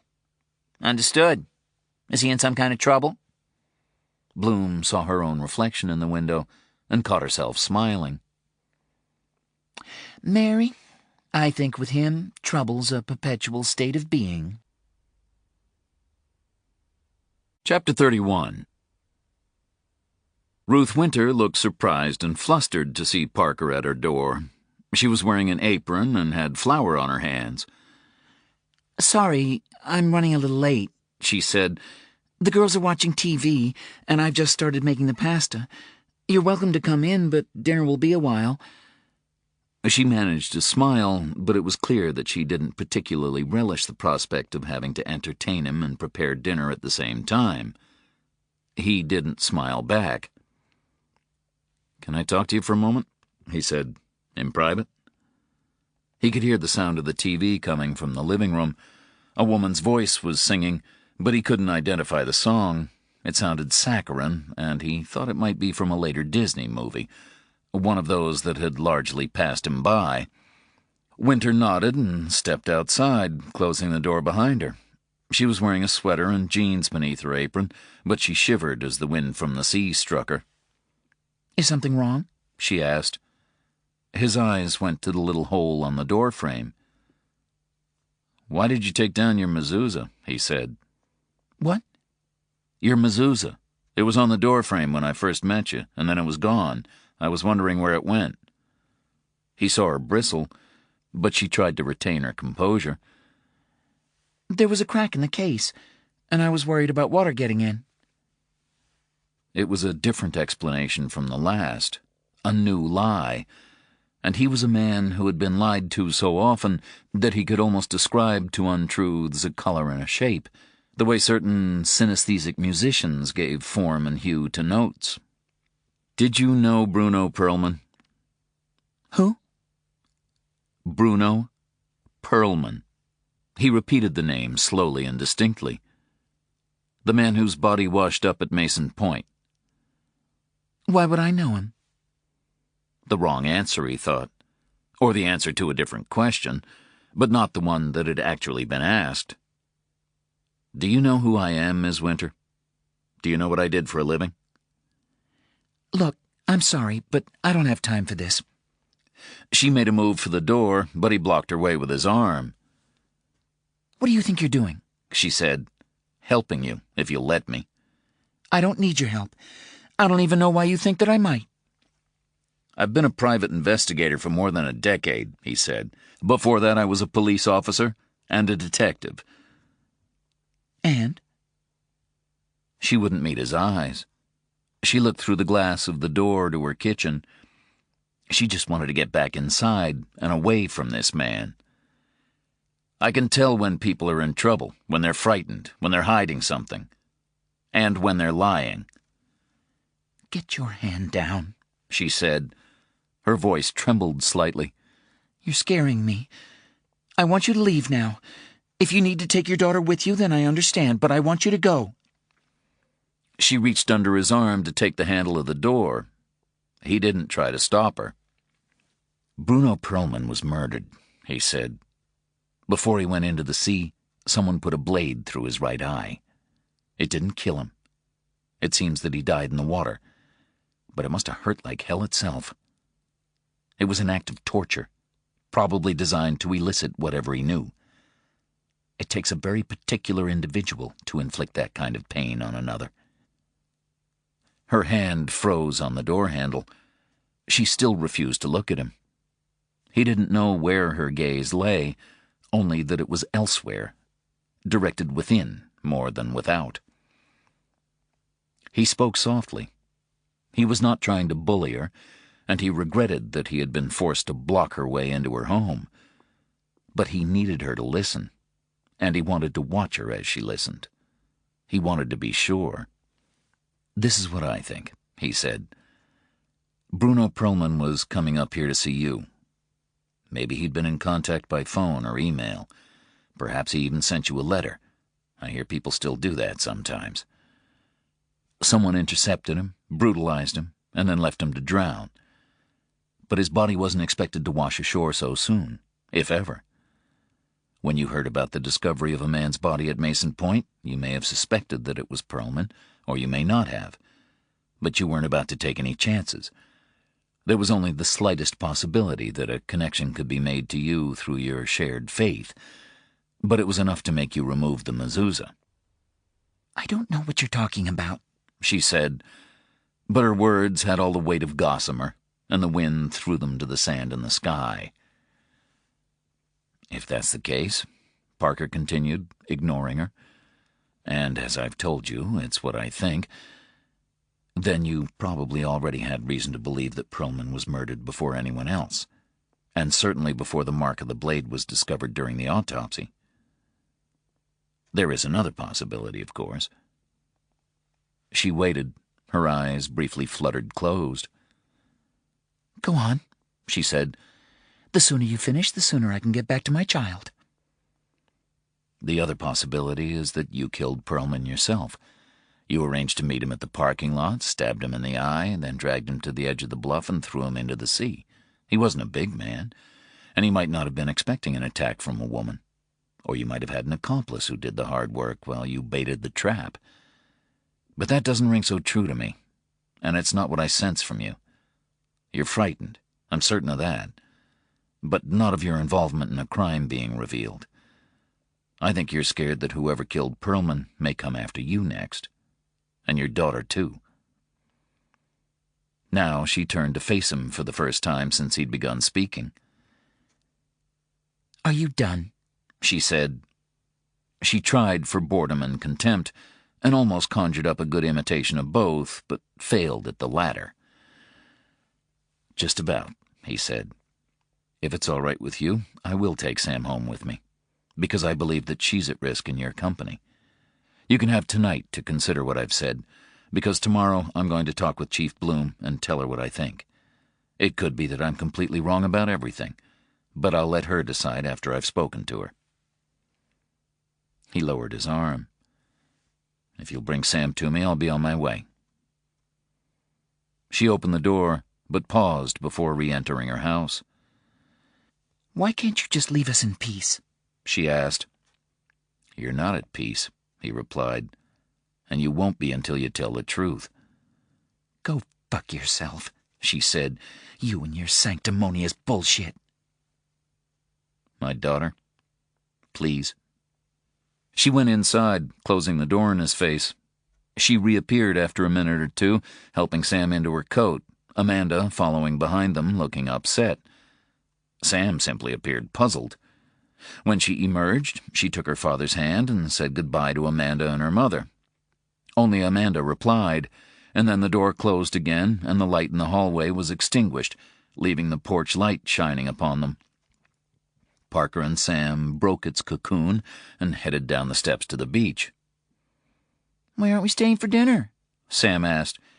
"Did you and Amanda's mommy have a fight?" "We had a discussion." "Like a fight?" "A disagreement." "It was a fight," said Sam with conviction. "What was the movie?" "Mulan." "Sorry you missed the end." "It's okay. I've seen it before." They walked on. Did Amanda's mommy do something bad? Asked Sam. Why would you say that? Because you only fight with people who do bad things.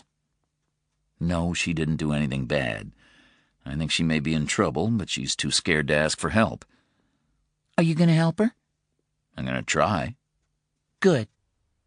Sam stumbled slightly on the sand, and when he stopped to make sure that she was all right, he saw that she was looking at the small of his back, where the gun lay. He thought that his shirt was concealing it, but he figured that the wind might have revealed its shape beneath the material. His daughter did not remark upon it, but she remained silent for the rest of their walk home. Chapter 32.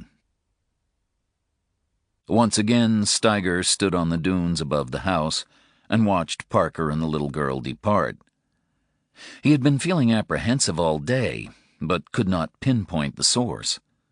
He put it down to the fact that he was not yet in possession of all the information required to make a decision on how to act. Yes, he had been given permission to kill the Winter Woman, but the problem of the detective still remained, and now he had a child with him. Steiger was not above killing children. Steiger was not above killing anything.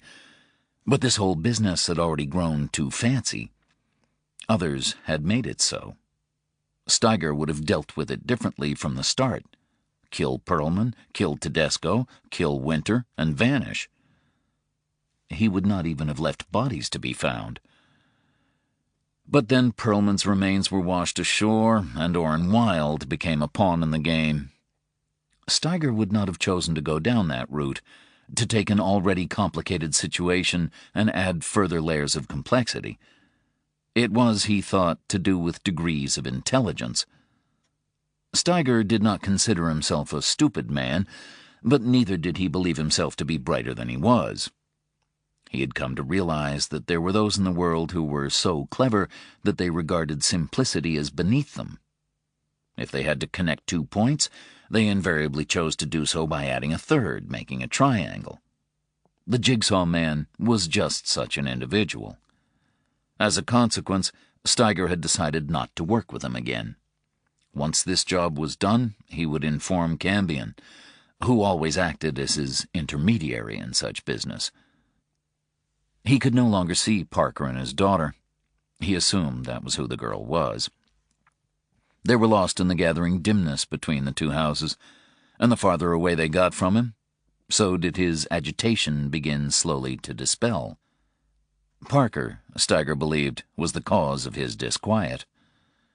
The man was uncommon, strange. He should have been dead.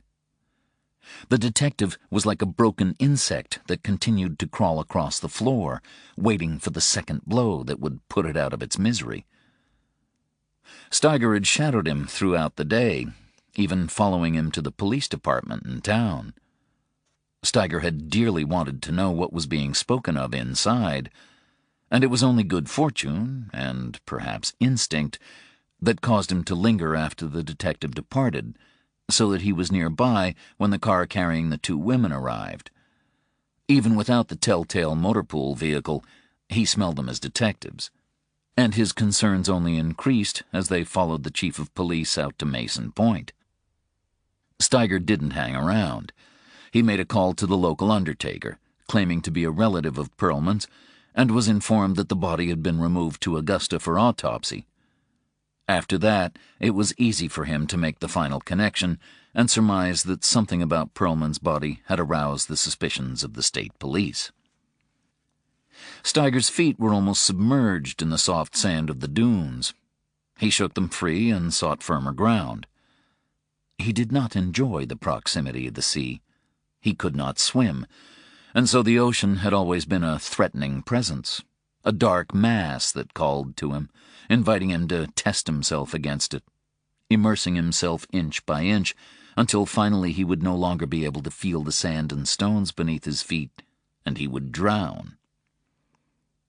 Sometimes in his dreams he would find himself floating in an infinity of black water, oddly safe, as long as he did not struggle, and slowly become aware that a presence was emerging from the depths below, ascending toward the surface, coming to consume him. and he would wake just before he saw it, before he felt its jaws close upon him. And he knew that neither did its form matter, nor any physicality he might project upon it, because it would always be the same in essence. It would be his own death. The dunes, too, were a part of this threat, formed by the sea, and so to him neither land nor water, and composed of organic and inorganic matter, of that which had once lived and that which had no life at all.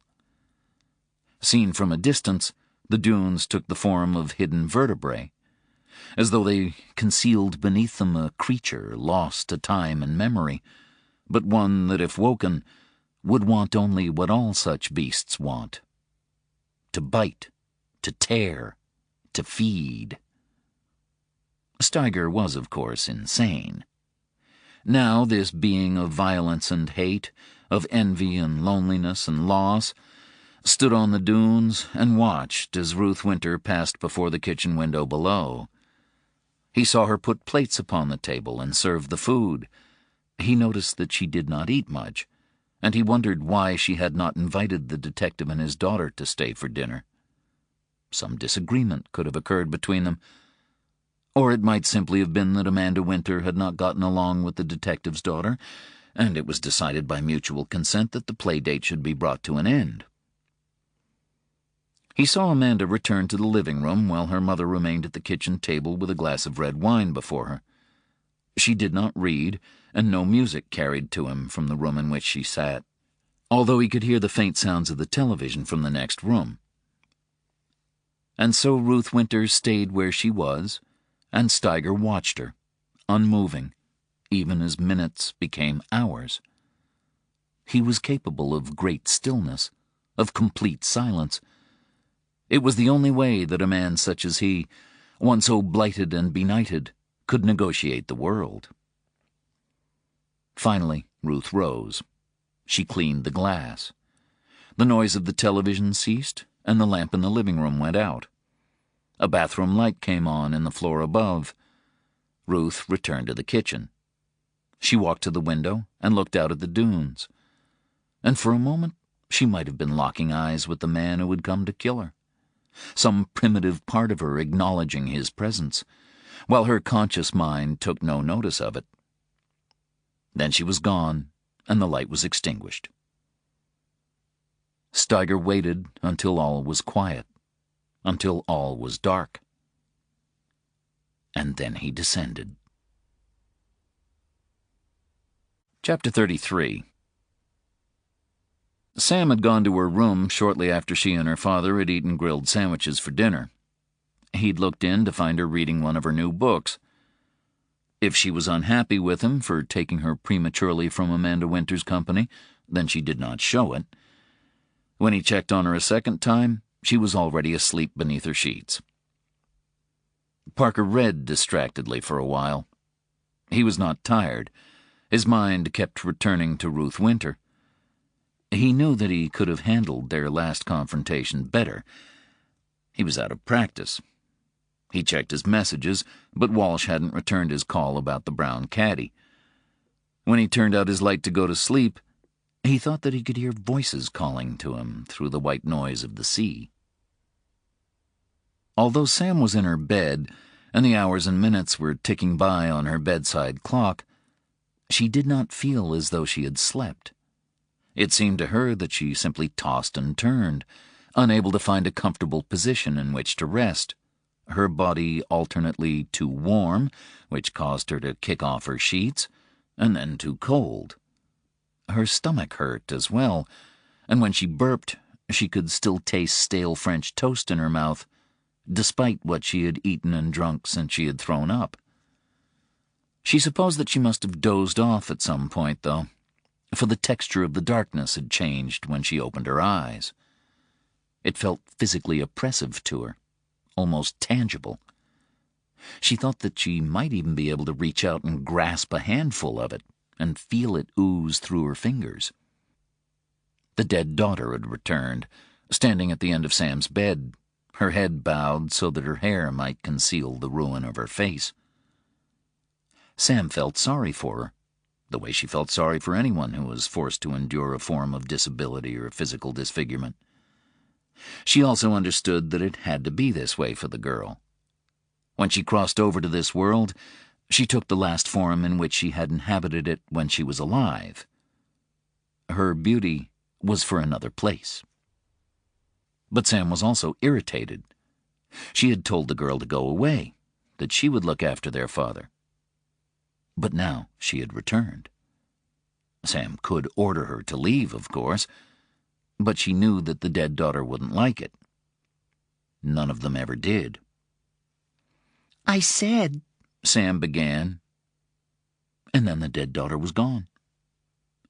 It took a moment for Sam to realize that she had moved to one of the windows and was looking north. She had shifted position in less than the blink of an eye. But Sam was used to their ways. Now she saw that the dead girl was trembling, a shivering that commenced at her head and moved all the way to her toes, like a tightly coiled spring set in motion. Without shifting her gaze, she stretched out her left hand and crooked a finger at Sam. Come. The word was not spoken. There was no sound. It simply fell into Sam's head, like a pebble dropped into a pool. Sam left her bed and joined the dead girl. She was careful not to touch her, or even brush against her. The dead burned coldly, and contact with them left marks on her that sometimes hurt for days. They also acted as emotional transmitters, broadcasting with an intensity that was painful to pick up. And Sam was a receiver beyond compare, for no one like her had walked the earth in a very long time. These bursts of feeling, anger, sorrow, fear, confusion, were enough to bring on headaches and nausea, not unlike what she had felt this morning when the nasty brown car drove past. Just before the French toast came back up, she wondered if she had unwittingly come in contact with the dead, as the experience was not dissimilar. But the car had been real, and her father had also seen it. Her father saw other things, too. Oh, yes. Things that were both there and not there. He didn't understand why. Not yet. Sam could have told him, but she knew the importance of remaining quiet and not drawing attention to herself. Now Sam stood by the dead daughter. She could smell her. She didn't smell bad, just smoky. Sam knew her name, Jennifer. But she never thought of her by that name. The dead girl was both more and less than her father's first daughter, her own half-sister. You couldn't pass over and not be transformed, not be changed utterly. She might have looked like a little girl, but she was much older inside. Clever, dangerous even, although not to Sam. The drapes were drawn across the window. They were no obstacle to the dead daughter, but Sam had to move them. She did so carefully. The dead daughter was still shaking, and Sam took it as a warning. Through the gap she had created, she could barely discern the outline of the winter house. Look. I don't see anything. Look harder. Sam concentrated, and her eyes grew used to the dark. She picked out the south-facing front door of the house, the window of the living room, the second window halfway up the stairs. There, a shape against the glass, pausing for an instant as though compelled to do so by forces unknown, framing himself for her. Her stomach gave a little lurch, and she tasted vomit again. The image of the brown car once again flashed across her mind, and the memory of the man's stink was so strong that she caught it as surely as if he were standing next to her, and not on the stairs of the winter house. Daddy, she whispered. Then again, louder. Daddy! The dead daughter gripped her arm. The pain of it was so intense that it was all Sam could do not to yelp, and her head was filled with the unspoken words of her non-voice. "Careful. Careful. He'll hear. The bad man will hear." Chapter 34. Steiger padded up the stairs, placing his feet as close as he could to the edges in the hope of minimizing any creaks. The wind had picked up in the last hour, buffeting the house, so noises already masked his progress. But there was a difference between the slight tapping of doors on frames or the rattling of windows and the purposeful tread of a foot upon a stair. People had died for not recognizing the distinction. He wore lightweight blue plastic overalls to protect his clothing and disposable gloves. A surgical mask covered the lower half of his face. He wasn't worried about being seen. He just wanted to ensure that he got as little blood as possible on his skin. His shoes were soft-soled, and he moved with a grace that belied his frame and appearance. His guts ached, though, and he'd finished the last of the Mylanta that afternoon. Once this final act was done, he would allow himself a couple of Vicodin and embrace the peace that it brought. For now, though, the pain spurred him on. The sooner the woman was dead, the sooner he could take the pills. The walls, painted cream throughout, were largely bare, except for some pictures of flowers and sunsets that he thought had probably come with the house, and a handful of smaller photographs of Ruth Winter and her daughter, some of them housed in frames made from popsicle sticks and decorated by a child's hand. The carpet on the stairs was pale nylon, cheap but durable. He paused as he neared the topmost step. Amanda Winter's door was slightly open, and a nightlight burned in an outlet. It cast the shapes of stars upon the wall above her bed. He could see one of her feet poking out from beneath the comforter. She shifted position as he watched, her breathing momentarily disturbed, and he wondered if he had intruded upon her dream, if her subconscious might have picked up on his presence and manifested it for her. Steiger had not lived for so long in such a dark trade as his without recognizing the importance of the atavistic. But the girl did not wake. He heard her breathing return to normal. 3 more doors stood before him. He had taken the trouble to research the layout of the house, for it was still listed on the realtor's website. He knew that the mother's room was probably the largest. It lay kitty-corner from her daughter's. Beside it was the main bathroom. Opposite it was a spare room, just big enough to accommodate a small double bed. Steiger had a gun beneath his arm. Not the Mauser with which he had killed Lenny Tedesco, a forgivable piece of theater under the circumstances, but a lightweight Ruger 38 with the hammer concealed within the frame. It was for backup only. He was not worried about noise. If he found himself in a situation where he was forced to use it, then the sound of shots would be the least of his problems. But the only such scenario he could envisage involved Parker, for he was the sole threat.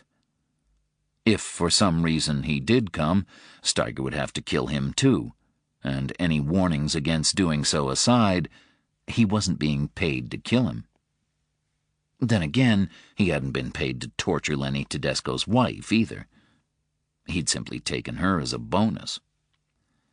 So the Ruger remained where it was, and in his right hand he held a short-bladed knife. He wanted Ruth Winter's death to be as quick and painless as possible, and not only because those were his instructions. A struggle or a scream risked waking her daughter, and the first inkling Steiger wanted her to have was when she found her mother dead the next morning. As he had anticipated, Ruth's door was slightly ajar, just like her daughter's. A single mother would want to be able to hear if anything was wrong. The sound of light snoring came to him. The door creaked slightly as he entered, but not enough to wake her. He stepped into the room and approached the bed. She was lying on her back, which made it easier for him. He shifted his hand so the tip of the knife was facing toward him, the blade away. And at that moment, her eyes opened. Slowly, drowsily at first, then wider. But by then, his left hand was over her mouth, and his right was swinging in a fast slashing motion across her throat. He held her down as the blood came, holding his face away to protect him from the worst of it. He felt her bucking against him, and the headboard thudded once, twice, against the wall before she began to weaken. The pumping of the blood slowed and then ceased entirely. He looked down at her. Her eyes were still half open, as though she were about to slip back into sleep again. He closed them with the fingers of his left hand. It was odd, but he didn't want her daughter looking into her dead, clouded eyes when she found her. There was blood on the wall, on the sheets, on his overalls. He could even feel some dripping from his forehead. But that was a minor concern. Not for the first time, he was glad that he'd taken precautions to protect himself. The overalls and the mask would burn easily, and he would dispose of the knife by throwing it into the sea farther down the coast. It was a good knife, but replaceable, and no one had yet established a foolproof way of removing all DNA traces from a blade. Even soaking in bleach wasn't entirely reliable. And why go to such trouble when the stores were unlikely to run out of knives any time soon? Ruth Winter was already receding from his memory as he turned away from her body and found himself facing her daughter. Chapter 35. Parker woke at the sound of Sam's footsteps entering his room. "What's up, honey?" he asked. Daddy, there's a man in Amanda's house. He sat up. He was wearing shorts, and he saw Sam's eyes drift to the new scars on his upper body that had been added to the old, which were themselves more obvious now that he had lost so much weight. "What? How do you know?" She had considered how to answer this question on the way to her father's room. She didn't like lying, but sometimes you had to. I couldn't sleep, she said, so I got up to look out at the sea and I saw him. He's in there now. Daddy, you have to hurry. You have to call the police. He was already moving as she handed his cell phone to him, but he did not dial 911, not yet. Ruth Winter's number was in his contacts list, so he tried that first, cradling the phone between his chin and shoulder as he pulled on a pair of jeans and slipped into his sneakers. The number rang on without an answer. "Shit," he said. Sam, who was not above admonishing her father when he used bad language, remained silent. Parker zipped up a hooded fleece and reached for the gun that was now taped to the frame of his bed. He dropped it into the pocket of the fleece before gripping Sam by the shoulders. "You stay here, you understand? You lock the door after me, and you don't come for anyone. Not unless I'm with them. Are we clear, Sam?" I don't want you to leave, she said. Please. "I'm going to call the police on my way, but I don't know how long they'll take to get here. Now I have to go. Come on, follow me." She trailed after him, down the stairs and across the hall to the door. He opened it, went outside, and waited until she had closed it behind him, and he heard the deadbolt slot into place. He nodded at her once through the glass, and then the night took him. Chapter 36. Amanda Winter stared at the man before her, then past him to where her mother lay. Even in the dim light she could see the spray of arterial blood against the cream wall, the great stain on the white sheets, and the terrible gash at her mother's throat, the darkness of each contrasting with the pallor of the backdrop. She opened her mouth, but no sound came. She wanted to call her mother's name, to scream, but she could not. Terror and grief rendered her silent and immobile. But for the first tears that began to creep from her eyes, she might have been a doll. Steiger took only a second to overcome his surprise at the sight of the child. He clasped the knife closed and shifted it to his left hand as he advanced upon her. The sight of his approach broke the spell holding Amanda in place, and she turned to run, crying out as she did so. But he was too fast for her. He caught her by the left arm and pulled her back. She struggled against him, and he dropped the knife. Her bare foot hit it, causing it to skid away into the gloom of the hall. She tried to shout again, but Steiger's hand closed around her throat, constricting the airway. Amanda clawed at him through the glove, ripping the plastic and drawing blood, but the pressure remained. Steiger held her against the door until she lost consciousness, then gently eased her to the floor so that she did not hurt her head. He checked her pulse, even though he was certain that he had used just the right amount of force on her. It was not an exact science, though, and one could never be entirely sure.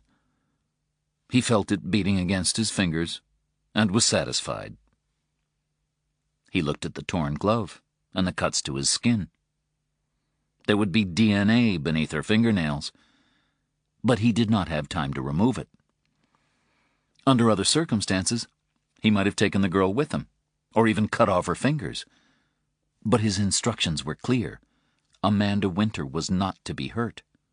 He had already overstepped the mark by rendering her unconscious. He found his knife near the bathroom.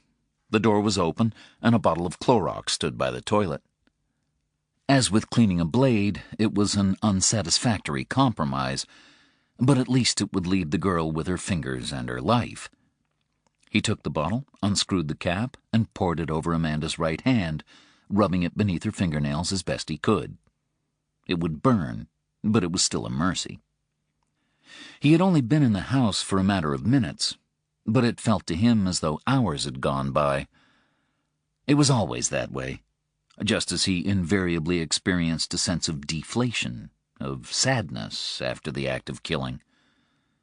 It was not sorrow at the deed, but a kind of disappointment that there was not more to it, that the taking of a life could be so easy, and the extinguishing of it could pass unnoticed by the universe.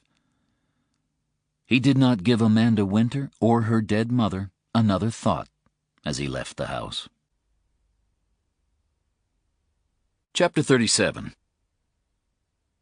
Parker had not tried to run in many months, not since before the shooting, and the action sent waves of pain coursing down his back and through his abdomen. He was conscious that lives were at stake, and he tried to keep up a steady pace, but his body resisted the effort.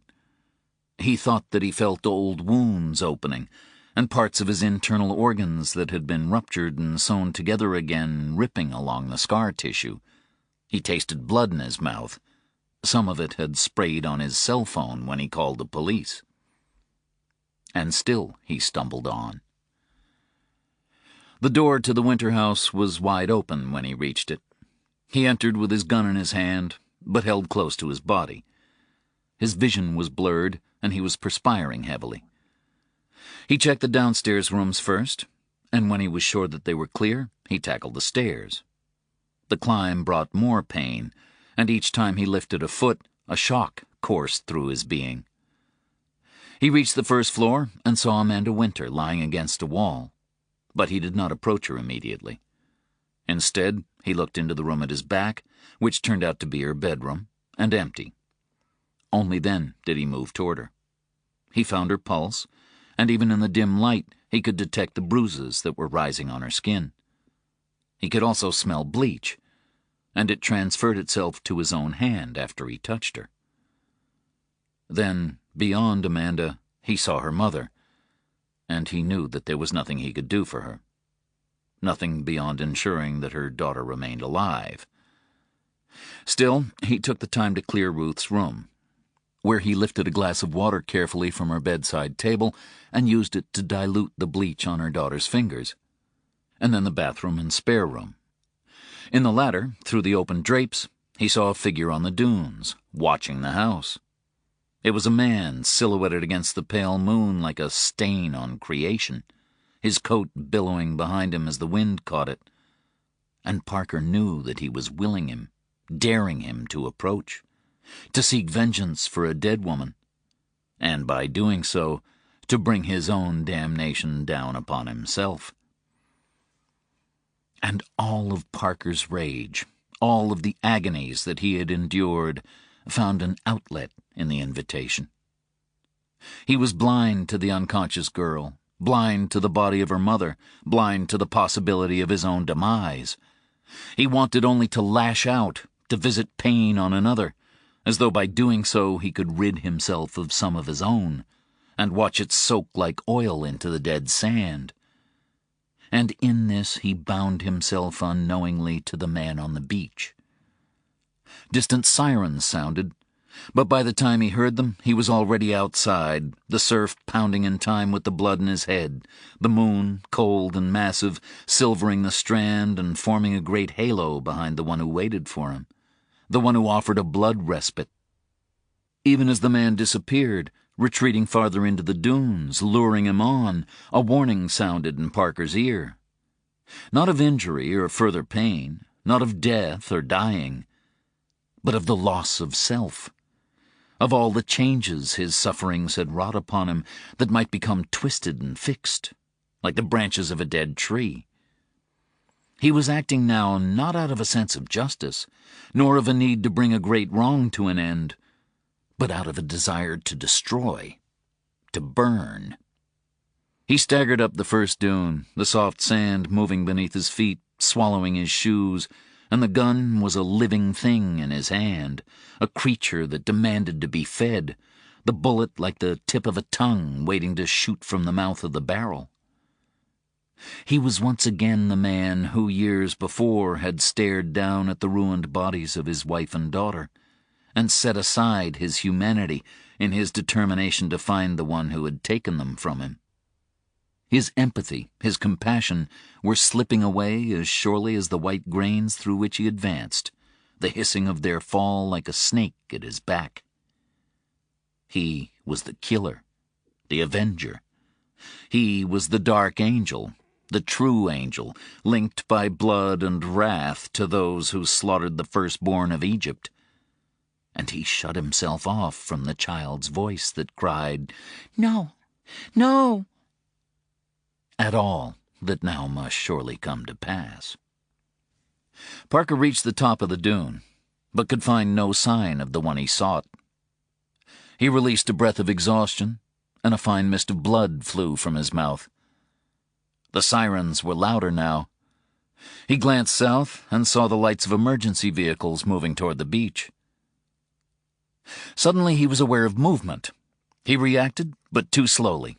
The punch was hard and well aimed. His injured left side exploded, and for an instant he was blind, the moon and stars above replaced by a red veil that collapsed upon him with the force of a wave, smashing him to the ground and buffeting him with its wake. When his sight returned, he had somehow managed to crawl to his knees, but his gun was gone.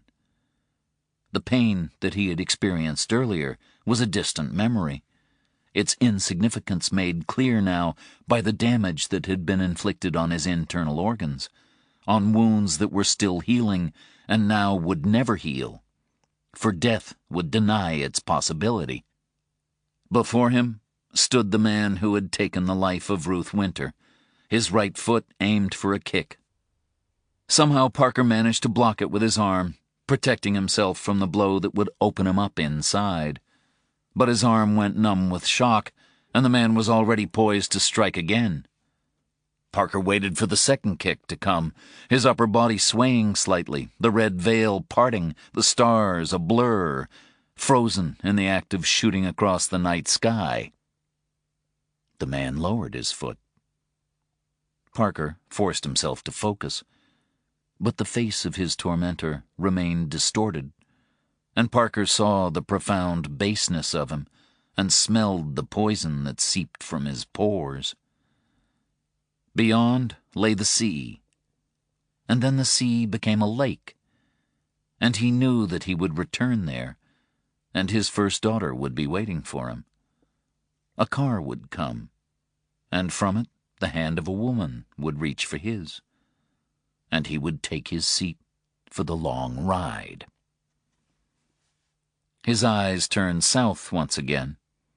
The lights of the vehicles were closer now, but the one who stood above him did not seem troubled by their approach. Parker found his voice. "Who are you?" "What does it matter?" "I want to know." "Here and now, I'm Steiger. Tomorrow I'll be someone else. Does that satisfy you?" "Yes." "And I know who you are." Steiger removed his right hand from his pocket. It held a gun. "Look at you," he said. "A fractured man. A broken thing. I asked for money to kill you, but none would give it. Now I understand why. There is no value to you. You're nothing, and therefore nothing is what your life is worth. But I will kill you anyway, out of pity. I'll make it fast, if you tell me what the woman shared with you. If not, I'll shoot you in the gut and leave you to bleed out and shit and pain. Which will it be?" "Nothing. She told me nothing." "Then the guts it is. Goodbye, Mr. Parker." He raised the gun. Parker did not look away. It would make no difference. He heard the shot and instinctively closed his eyes, but felt no impact. A cry of hurt and surprise came instead from behind him. It was a woman's voice. Despite his own pain, he moved his head enough so that he could turn and look. Corey Bloom was standing in a patch of marram grass, one hand braced against a half-toppled fence post from which a length of wire curled down to earth itself below ground. She was wearing a blue windbreaker with a white sweatshirt under it.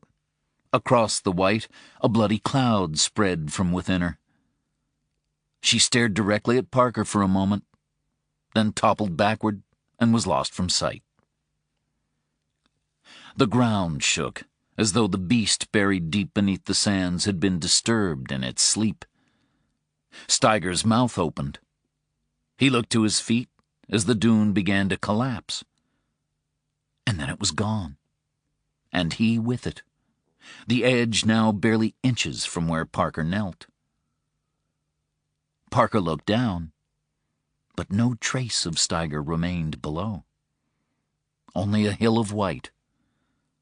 Grains flowed from the slope and rivulets, but when they reached the beach they grew still and remained undisturbed by the final struggles of the man suffocating beneath them. The last thing that Parker saw before unconsciousness came was a small figure standing by Steiger's still-forming grave. "Sam," he said, but she did not hear him and did not look at him. Her eyes were fixed solely on the funeral mound before her, and her gaze was as pitiless as an ancient god's. Chapter 38. As with Bruno Perlman's remains, the requirement for an autopsy meant that Ruth Winter's body could not be buried before nightfall, as directed by the Talmud, and her burial only took place days later. Once her body was released, the corpse was purified and dressed in shrouds and placed in a simple wooden casket for the funeral service at the Sinai Memorial Chapel in Bangor. Amanda Winter was present, a black ribbon attached to the left lapel of her new overcoat, bought for her by her grandmother Isha. Amanda did not cry until the casket was lowered into the ground, and the Kaddish prayer was recited, and after that she could not stop, so that her head stayed bowed as she passed through the mourners and on to the waiting funeral car. Amanda Winter's grandmother was very old, but she carried herself like a much younger woman. Her hair was gray, but her face bore only the finest tracery of lines, like ancient porcelain. Gordon Walsh was present, observing all that had taken place. So, too, was Marie Demers. The police now had a reason for Bruno Perlman's presence in Maine, for Ruth Winter's mother was Isha Winter. Almost 70 years earlier, as Isha Gorski, she had been the sole survivor of the camp at Lubsko. As Isha saw her granddaughter safely into her seat, Walsh approached the old woman and offered his condolences. She nodded at him and said, "They will never leave us in peace. Never. Always they will persecute and torment us." She climbed into the car, and it pulled away. The basement door opened, and Orrin Wilde tried to shield himself from the sudden shaft of light. His hands were cuffed in front of him, and a length of chain led from a manacle around his left leg to a D-ring on the wall. He had lost some weight, and was even paler than before. Other than the single occasion when his captor had drawn blood from Orrin's arm using a disposable syringe fresh from the wrapper, he had not been harmed in any way. Orrin had a bucket in which to urinate and defecate, which the man slopped out twice daily, making sure to clean it with some bleach so that it didn't smell. Every morning he would also bring Orrin a second bucket filled with hot water so that he could wash, each time accompanied by a fresh towel and a little bar of wrapped soap, like those left in motel bathrooms.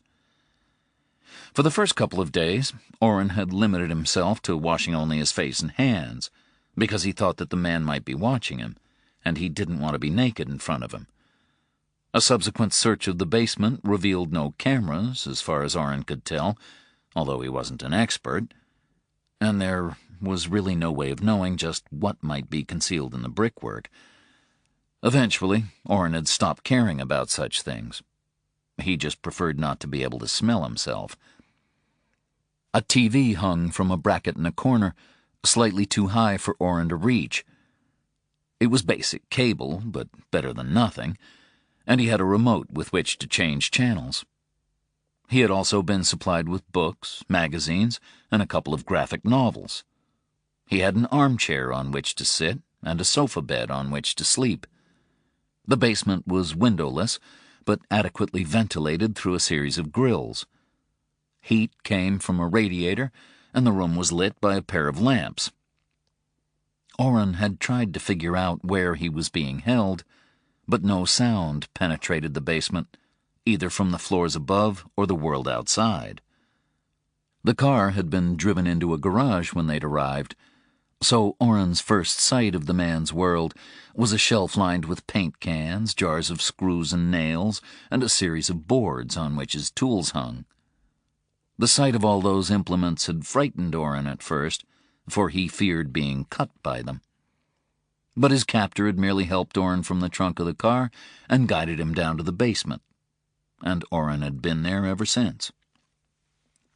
The man had spoken little to Orrin since taking him, beyond asking if there was anything that he needed, and warning him to keep still when the blood was being drawn.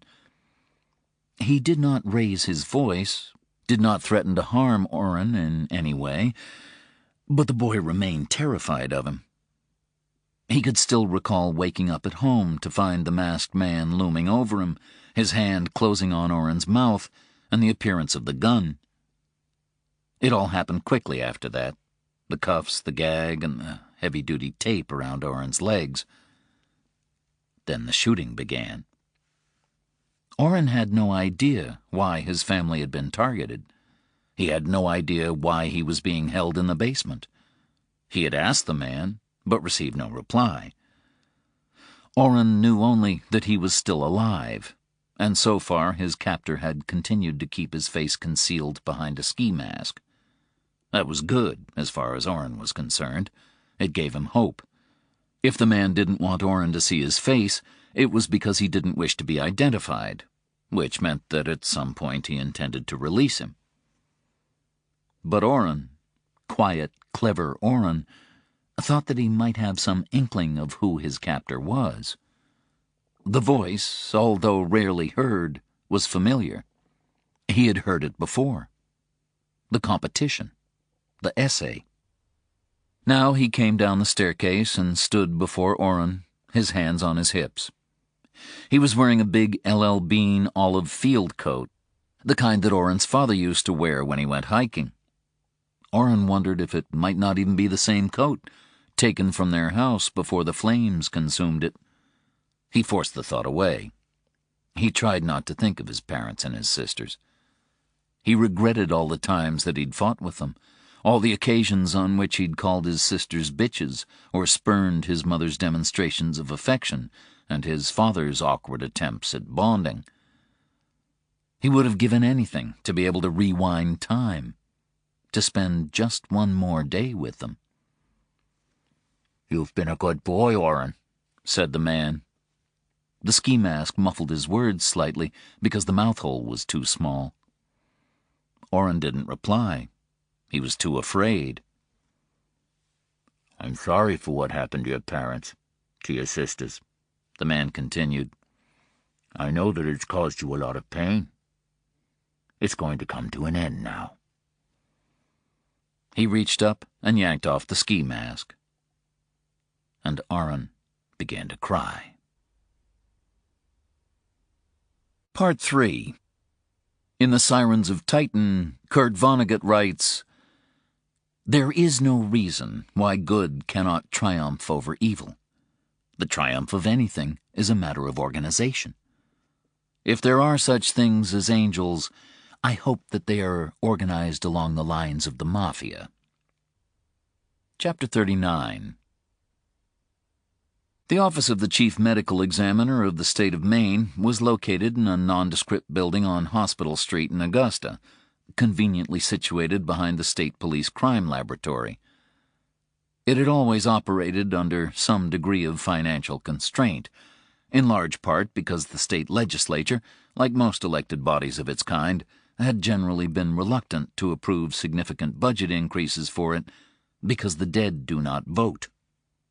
Thus, while the national standard for determining a cause of death was 60 days for uncomplicated cases and 90 days for homicides, the determination of a cause of death in Maine could take up to 6 months. There was a backlog of cases, and the office had been forced to become increasingly selective about those that it felt obliged to investigate. None of this was the fault of the various appointees to the post of M.E. over the years, who had done their utmost to squeeze every nickel while pleading for additional resources from the state, usually to little avail. It was fortunate for Maine, therefore, that the various holders of the office were not only conscientious in their duty, but also clever in the bargain, and were therefore capable of taking the kind of imaginative leaps that enable important institutions to keep functioning, even when no money is left in the cookie jar. To the untrained eye, some of those leaps might have been perceived as somewhat unorthodox. For example, it is a requirement of medical examiners that they should retain samples of internal organs, typically the liver, lungs, heart, and kidneys, from autopsied bodies, in case any questions or queries should arise at some future date. These are generally preserved in formalin and stored in glass sample jars.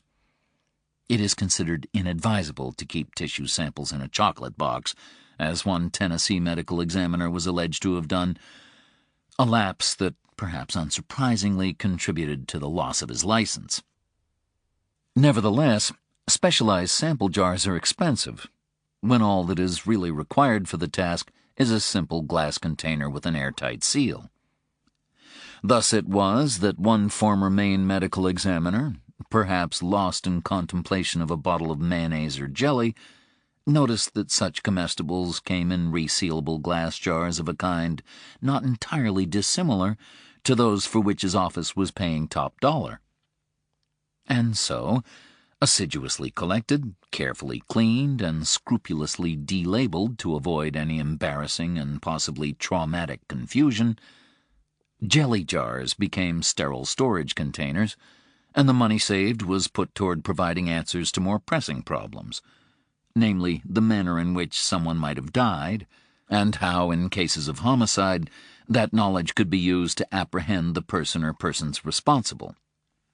Maine, though, was not alone in struggling with poor funding and inadequate facilities, and it was a further credit to all those involved in the M.E.'s office that it had not been forced to endure scandals such as that in neighboring Massachusetts, where bodies had lain unclaimed and corpses were mislaid, or, as in Oklahoma, to cease autopsying apparent suicides due to staffing problems. But the investigation into the death of Orrin Wilde's family, the associated homicide of a homeless man, and the Perlman autopsy had stretched the resources of the office to its limits. Now, 2 more bodies had been added to the office's roster of corpses awaiting examination. Although there was at least no question of how either of them had died. Ruth Winter's body had already been handed over for burial. But 1 corpse still remained.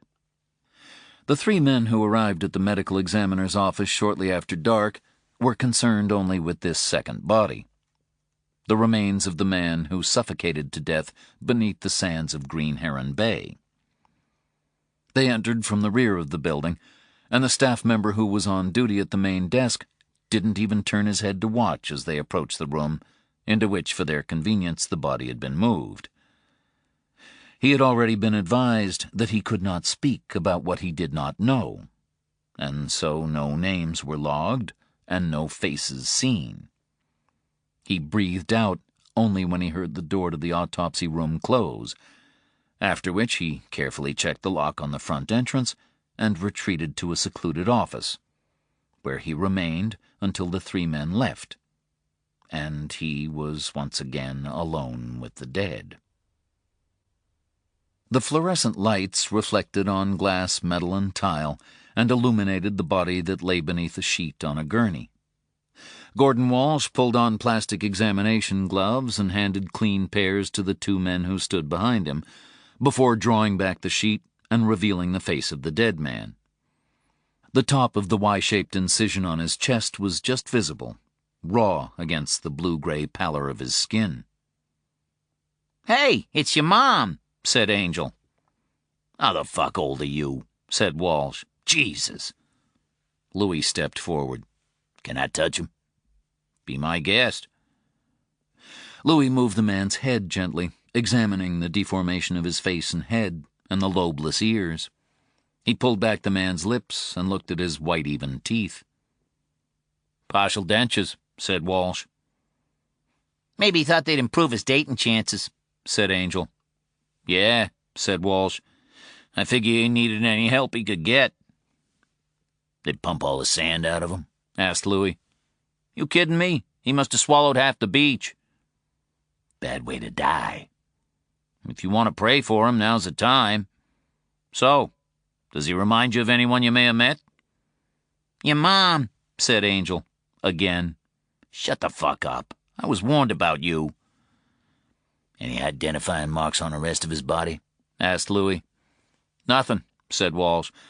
"He's entirely hairless, though. Alopecia universalis. I just learned that today, and I like saying it. Oh, and his bowels were riddled with tumors. The M.E. thinks he must have been in constant pain. He probably had less than a year to live." Louis stepped back and removed the gloves, careful to ensure that his bare hands did not touch any part of the material that had been in contact with the dead man's skin. "What'd you say his name was?" "We found a Georgia driver's license in the name of Earl Steiger when we pulled him out of the sand. It was the only ID he was carrying, but it wasn't the only one that he had." "Earl Steiger," said Louis. "Nope, I don't recall it." "He had to be staying somewhere local," Walsh continued, "so we canvassed the area and found a motel outside Belfast come the Come On Inn. He'd been staying there for a couple of days, cash on the nail." "The Come On Inn?" said Angel. "You're kidding." "Nope, for real. You don't want to stay there. We hit the room with UV light. Let me tell you, it looked like you could come on anything in the Come On Inn, and a lot of folks started with the sheets and the comforter. I wanted to burn my shoes by the time we were done." "And?" said Louis. "We picked up 4 other licenses, none of them in the name of Earl Steiger. All were from southern states, and all were legit, at least in the sense that they weren't forgeries. So far, we've traced 3 of them back to dead children, including Earl Steiger. He was killed in an automobile accident with the rest of his family in 1975 in Wilkinson County, Georgia, age 15. For the first time, Louis evinced some kind of real interest. "Dead children?"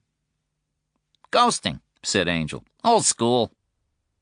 Ghosting was the product of a different time, one before computers and the routine exchange of information, whether in theory or actual practice, by government agencies. Before the advent of the income tax in 1913, and later the introduction of the Social Security system in 1935, it was possible for a man or woman in the United States to live openly without any formal documentation from the government.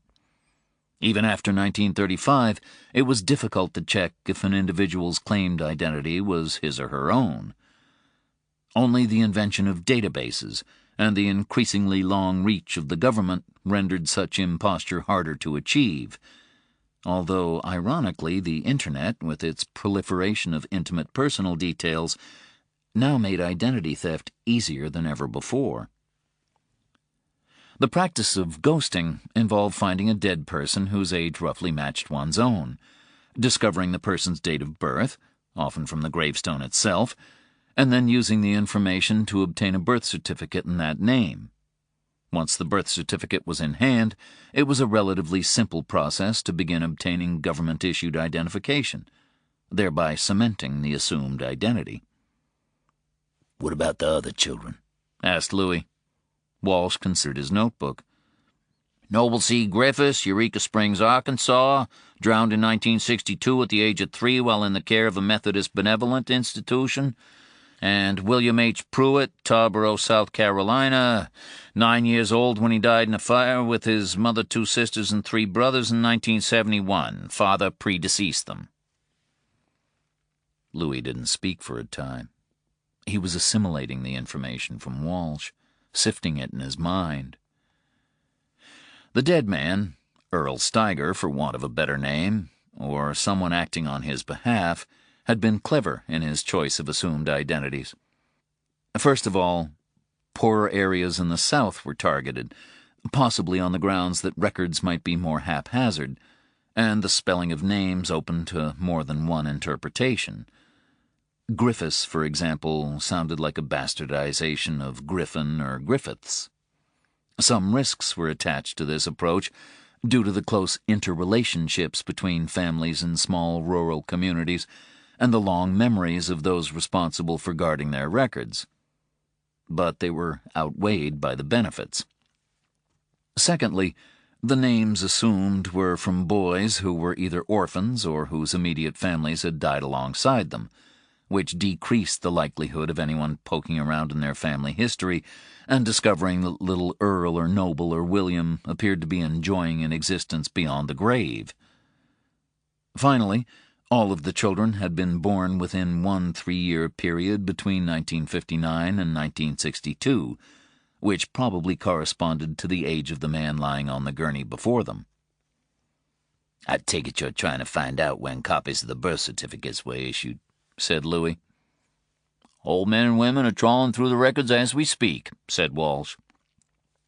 "Concentrate on Earl Steiger." "Why?"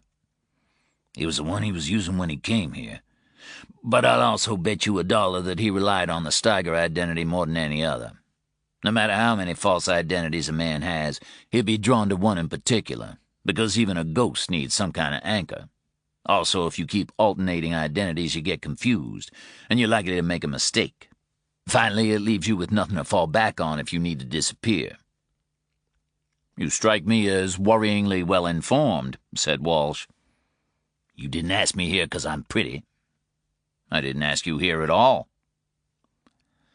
The suggestion that Angel and Louis should be contacted about Ruth Winter's killer had come from Special Agent Ross of the Federal Bureau of Investigation. Ross was a man who took a special interest in matters relating to Charlie Parker, for reasons that even Ross himself might not have been in a position to explain fully. "You'll find that the replacement birth certificate for Earl Steiger was issued within a year of his death. 2 years at most." "And why do you figure that?" "Because Earl Steiger was the oldest when he died, which means that his was probably the first identity acquired for our friend here. His potential would have been spotted early, but not before he was 15 or 16. "You know who he really is," said Walsh. "No, and by the time he died, I don't think even he knew who he really was either," said Louis. "But the Southern children, the ages, that is familiar to me." He gripped the edge of the plastic sheet and pulled it over the face of the dead man. "You need to call your friend Agent Ross," he said. "Tell him that it might be one of Cambion's people who died out here." Chapter 40. The woman stank of cats and cookies, of piss and mothballs. But Cambion, whose sensory abilities his disease had long ruined, and who had grown used to the reek of his own decay, barely noticed it. It was enough that she cooked for him and helped him to get in and out of chairs and beds and baths. Edmund could do all that too, of course, but he lacked her delicacy. He was compassionate, but not gentle, and as Cambion entered the last stages of his life, he appreciated tenderness, even that which was offered out of instinct, not inclination. Cambion was once a torturer and killer, a sadist and despoiler of flesh, until Hansen's disease took hold of him, and he became known as Cambion the Leper, Cambion the Outcast. As the illness destroyed his body, rendering him unable to function in his preferred role, he became a middleman, a point of contact between the most vicious of clients and those men and women base enough to do their bidding. It had made Cambion wealthy, but now most of that money was gone. He had squandered it in his early years, for his tastes were no less depraved than those of whom he represented, and such vices are expensive to maintain. And then, following his diagnosis, doled it out as carefully as he could in an effort to counter the disease. Cambion was a hunted man. One does not spend one's life arranging torments and tortures without question, and not build up an impressive roster of enemies. And so conventional medical intervention was not open to him. He would not have survived for an hour once news of his presence in a hospital became known. He was also cursed early in the leprosy's progress by treatment with incorrect medicines, a consequence of his need to use backroom doctors. He spent years punishing the practitioner responsible by holding him captive and carving pieces from his body on a regular basis. But it provided small consolation. Only a handful of Cambion's old associates had remained willing to work with him and see that he got his cut. The rest had abandoned him long ago, which was why Cambion, in turn, had fed their names to his hunters, in the hope that by betraying others he might be allowed to die in peace. It had not worked. They still circled him. He was reduced to living in near squalor, tended by a woman who had once occupied his bed, but was now little more than a walking corpse herself, but whose need for money was even greater than his own. He rang the bell over his bed by tugging on a length of rope. The bedpan was out of reach, and he needed it. He could not feel the rope against his skin, for he no longer had sensation in his hands or feet. His muscles had grown weaker, even in the last few months, and the extent of his disfigurement caused him to shun all reflective surfaces. His kidney functions were also becoming impaired due to renal amyloidosis, for which hemodialysis was the standard recommended treatment, but Cambion could not show himself to receive it. It was possible that the treatment might be arranged privately, but it would require funds to pay for both the surgery and the silence after, funds he did not possess. His sight was failing. He could still see the television screen close by his bed, and read words as long as they were magnified for him on a screen, but everything at a distance was a blur. It was fortunate in the case of the room in which he lay. It meant that he could no longer see the filthy carpet, or the paper peeling from the walls, or the damp stains on the ceiling, which at his worst moments had assumed the patterns of demonic faces, or seemed to spread like blood from a recent wound, the Rorschach blots of his own guilt. The woman did not answer his summons, and instead Edmund appeared, The giant owned only 2 suits, both of them a vile yellow. While one was being cleaned at some cut-price laundry, he would wear the other. The color on both had faded over the years, although not enough to render their appearance any less painful to the eye, and they had accumulated stains that even the most assiduous of attention could not remove, including food, wine, and various bodily fluids, Cambion's own among them. "Where have you been?" asked Cambion, for the giant had been gone since early that afternoon, and night had since fallen. Edmund handed Cambion a number of newspapers, all open at the same story. Cambion could only read the headlines, but they were enough to reveal to him the murder of Ruth Winter, and the death in turn of the man responsible for killing her. Cambion let out a small moan of grief. Cambion had found Steiger, nurtured him, molded him since boyhood. He was the last of them, and one of the few Cambion had not betrayed in an effort to save himself. At least, thought Cambion, they had banked a portion of the fee before Steiger died, and he had completed his assigned task before succumbing to the sands. So further funds would be forthcoming. Edmund accessed the stories on a laptop so that the print could be magnified. While he worked, Cambion recalled his final conversation with Steiger, the one in which Steiger had notified him of the presence of the private investigator Charlie Parker near the Winter Woman's house. How peculiar it was that Cambion's fate and Parker's should once again intersect. Steiger had wanted to know if there was a price on Parker's head, if there were those in the shadows who might be willing to pay to have it served to them on a platter. But Cambion had dissuaded him from moving against the detective. Those who had come closest to killing him barely months before were now all dead, and a town had been put to the torch as a further act of retribution. If the whispers were true, those who might have wanted Parker dead had chosen not to act against him for reasons to which Cambion was not privy, and they were the only ones he could think of who might reasonably have been expected to pay for his murder by another. Yet it appeared from reading between the lines of the newspaper reports that some confrontation had occurred between Parker and Steiger in the moments before the latter's death. The result was that Steiger had been buried alive. An accident, the newspapers said. Dune collapses were not uncommon, although nobody could recall any previous such incident at Green Heron Bay. If Cambion had believed in God, which for many years he had not, although his position on that subject was modifying rapidly, he might have assumed that the deity was watching over Charlie Parker.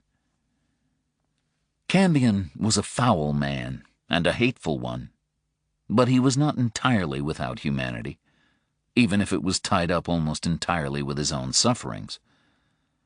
As his death inexorably approached, he found himself persecuted by memories of his own wickedness.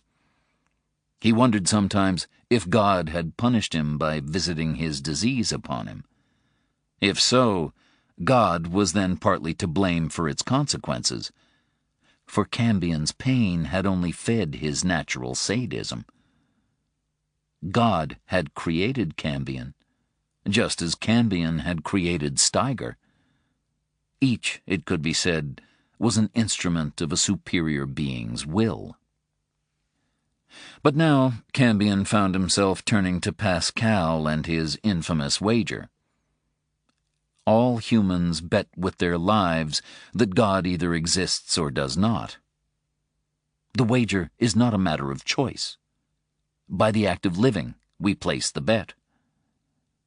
A rational person, according to Pascal, lives as though God exists, for if he does exist, then the rewards are infinite, and if he does not exist, then the sacrifices made in life based on erroneous belief are finite. While Cambion had read extensively of the arguments against Pascal, he had, as death cast its shadow upon him, become more and more convinced of the reality of a world beyond this one, and of a supreme being beyond his understanding. He felt it as a corollary of his own evil and corruption, as an awareness of cold might bring with it an acknowledgment of the existence of that which was not cold. Yes, had Cambion inquired more deeply, there might possibly have been someone else willing to pay for Parker's death. Although the private detective's surviving enemies were few. But what would the money have bought him? Just painful surgery, catheters, and a few extra months, or a year, added to an already cursed life. No, he had no need for any of it. He should have refused even to accept the contract on the Winter Woman. But once the instruction had been given and payment made, Steiger could not be recalled. That was the rule. And the money was welcome. Perhaps, too, he was afraid.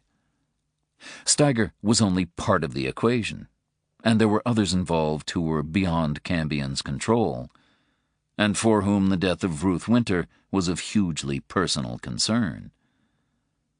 Cambion had provided Steiger for them in the past, and he had no illusions about the source of the cash that paid for his services. Even as a creator of monsters, Cambion was wary of those who had hired Steiger. Cambion finished reading the reports in silence. He gestured for the bedpan, and Edmund assisted him by placing it in position. Cambion thought that the big man was more careful than usual, and appeared troubled by the obvious pain that the act of urination caused his employer. The bedpan was removed, the sheets rearranged, the pillows adjusted to make him comfortable. "We are almost done," he told Edmund, but he did not know if he was understood or not. Edmund departed, and in the darkness of his death room, Cambion's lips moved in something like prayer. Chapter 41. Angel and Louis followed Walsh to the gin mill on Water Street when they were done at the M.E.'s office. While he drove, Walsh called Ross in New York and told him what Louis had said about Cambion. "That guy just won't die," said Ross. "He's like some kind of virus." "You know the name?" "Oh, yeah, Cambion the Leper. He's a middleman for murderers, now that he can't torture and kill for himself because of his ailment." "You telling me he's a real leper?" "Full blown. He gives the disease a bad name. He didn't contract it. It contracted him. Are they still with you?" "I'm taking them to dinner." There was a noticeable pause. "Are you that lonely?" said Ross. "Hey, I figured I might learn something more." "You'll learn not to do it again." "Can I bill you for it?" asked Walsh. Ross was still laughing as he hung up the phone. Both Angel and Louis went to the men's room to freshen up. For all of their experience in unpleasant matters, and Walsh was under no illusion about what these men were capable of, the smell of the autopsy room had gotten to them. It didn't bother Walsh, though, which worried him only slightly. He was shown to a table, from which he ordered an Allagash Black. He leaned back against the cool brick wall and called his wife. Both she and his younger son were nursing colds, and she'd kept the boy home from school that morning. They seemed to be on the mend, though. His son was apparently curled up on the couch with hot chocolate, one of those god-awful Transformers movies on the TV, which Walsh thought were like watching someone moving around the contents of a silverware drawer, and his wife certainly sounded better than she had earlier. When he'd first heard her in the morning dark, he felt like he'd woken up next to that kid from The Exorcist. He listened to her bitch about the neighbors for a while, then said goodnight. He wasn't sure what time he'd be home, he told her. He just knew that he would be. Walsh loved his wife a lot. He loved his kids. He was happy with his life.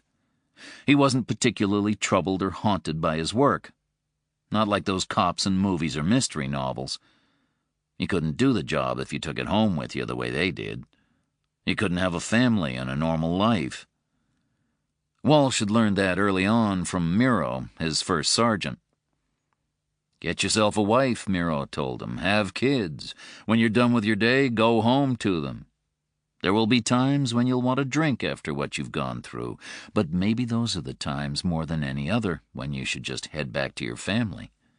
If you need to, take a walk alone before dinner, or bring your dog along for company. It'll help." Then again, Miro didn't drink. He didn't begrudge anyone else a drink, and when he did go out, he'd buy his round without complaint, but he still had a point. Walsh figured that if he couldn't talk about stuff with his wife, then with whom could he talk? He didn't tell her everything, but he told her enough. The rest he kept inside, because some sights and sounds just had to stay there. Walsh did enjoy the occasional beer, though. It wasn't a way of escaping or drowning his pain. He just liked beer. And with that, his beer came. He looked at the menu. Although, as has been established, he loved his wife, he also enjoyed dining without her sometimes, especially at places like the gin mill. If she'd been with him, she'd have given him the cool eye until he announced that he was skipping the appetizers, and, hey, the house salad with grilled chicken looked real good. Now he was free to order smoked sausage or Cajun fried shrimp, or, Lord have mercy, the nachos, followed by a burger or the BBQ sandwich platter. He wouldn't lie if she asked him what he'd eaten, but he hoped that she might give him a pass and acknowledge that, as in the case of the ME's assistant earlier that night, ignorance was sometimes the best defense. Angel and Louis emerged from the bathroom. Walsh saw women glance at Louis and do that thing where they adjusted their hair fractionally, or sipped from a straw in a manner somewhere between flirtatious and downright lewd. For a gay man, he sure managed to stir the ladies. Women also gave Angel a look, but they usually followed it by checking that their purses were close by and they hadn't left any money on the bar. "Man," thought Walsh, "my life has taken some strange turns if this is where I've ended up.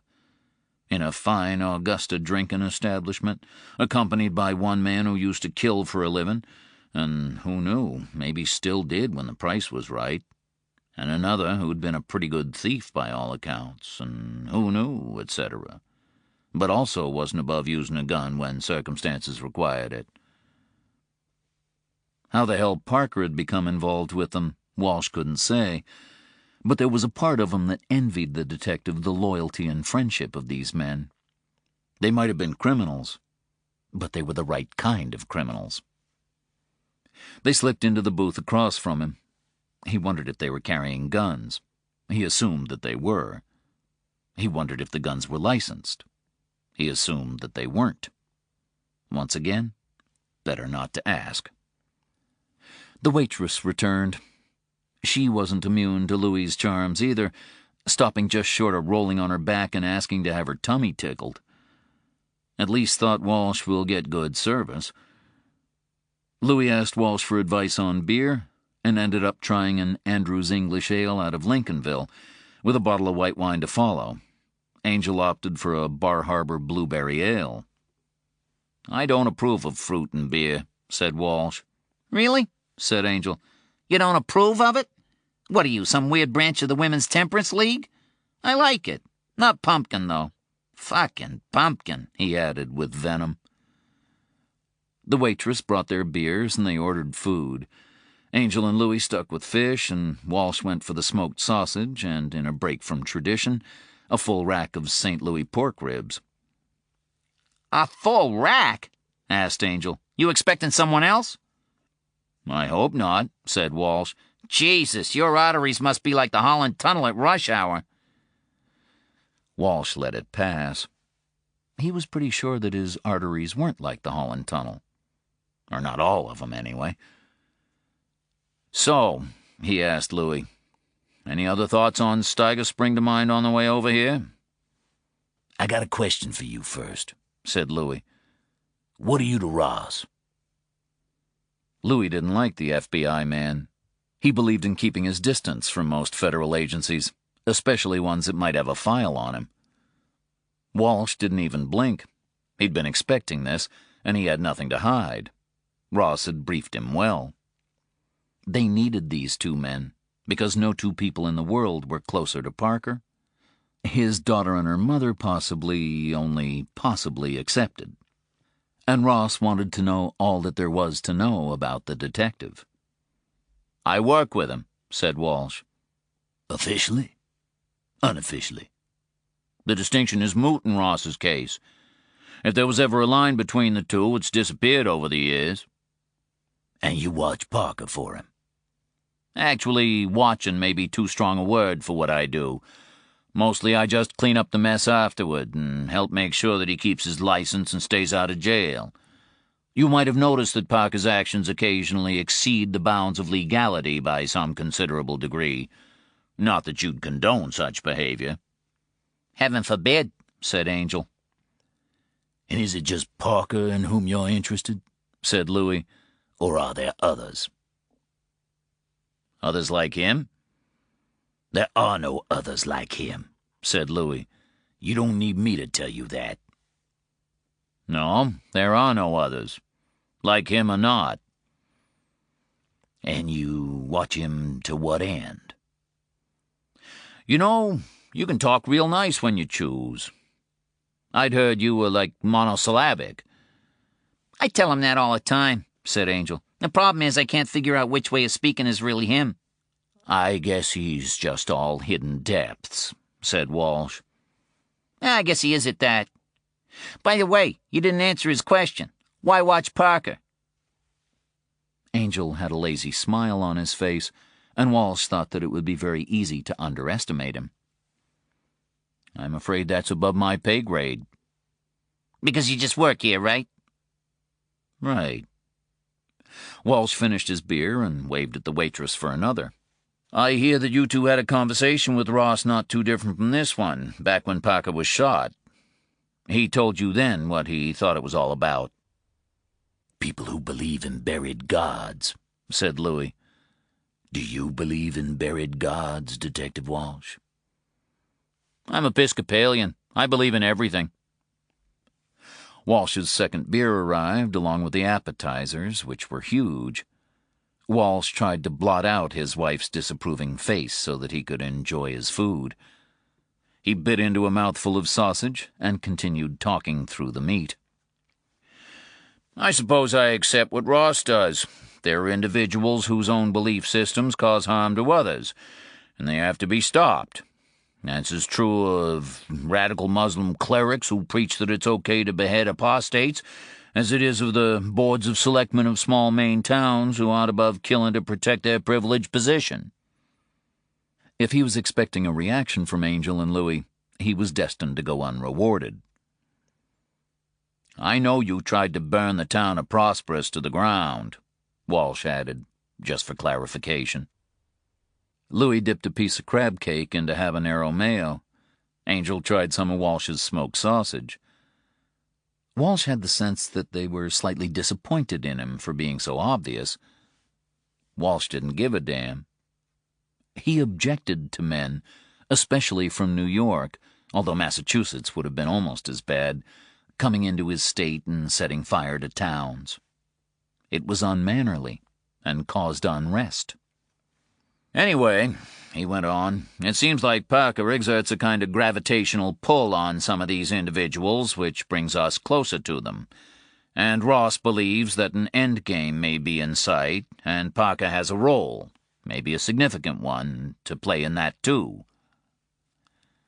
"And do a lot of folks share your analysis of the situation?" said Louis. "We tend not to broadcast it too widely," said Walsh. "Makes us sound flaky."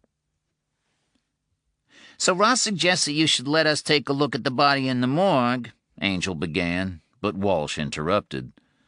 "Because we were clearly looking at the body of a professional killer," Walsh finished for him. "And how'd you figure that?" "Our pretty friend turned up on a piece of security footage in Florida not so long ago. A place called the Hurricane Hatch down near Jacksonville got ripped off, and the bartender, A guy named Lenny Tedesco was killed. Or that was what it looked like until Tedesco's wife was found dying in her bed. She went hard. Whoever killed her, and we're assuming it was Steiger, took the trouble to remove her teeth before leaving her for dead. Curiously, the Florida cops think that it was probably him who called the ambulance, although he must have known that she wouldn't survive another hour. The bar had surveillance cameras hooked up to a hard drive, but Tedesco's killer was smart enough to take it with him when he left. Now, the owner of the Hurricane Hatch is a guy named Skettle. Tedesco had a piece of the bar, just 10%, but Skettle was of the opinion that he was upping that to 15, maybe 20, by skimming. To prove it, he'd installed a second pinhole camera behind a mirror over the register.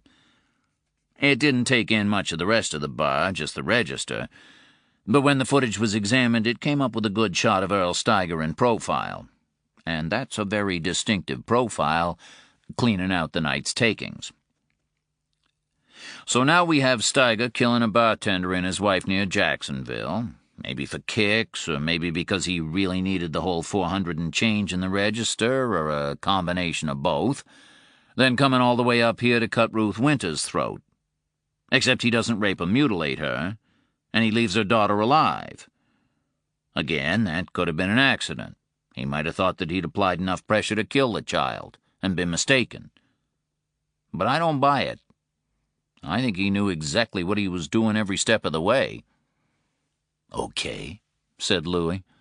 "So even before I took a look at his body, you made him for a pro. But are you assuming a connection between what happened in Florida and what took place up at Green Heron Bay? Could be two separate jobs." We considered that too, but you're forgetting something. Boreas has supplied us with 3 bodies in total. We have Ruth Winter and Steiger, but we also have Bruno Perlman, who washed up at Mason Point with a mark in his eye socket that may or may not have been caused by a blade. Bruno Perlman happened to be a native of Duval County, Florida, with an address in Arlington, which is about a 30-minute ride from the Hurricane Hatch. We think that there's a good chance Perlman might have known Lenny Tedesco, at least casually. Why? He had a Hurricane Hatch t-shirt in his closet. And then there's the fact that Perlman, Tedesco, and Ruth Winter were all Jewish. Finally, and here's the clincher, last month, Bruno Perlman visited Ruth and Isha Winter at their home in Perna. Wait, said Angel. How come you're only finding that out now? You'd think Ruth Winter might have mentioned that fact when Perlman's body appeared a couple of beaches away from her house. Maybe your mother might have brought it up, too. Isha Winter doesn't read newspapers and doesn't own a TV, said Walsh. She's also older than Mount Katahdin. As for Ruth Winter, she's not around to ask anymore. "Doesn't fit. Them both staying quiet," said Louis. "No," said Walsh, "it doesn't.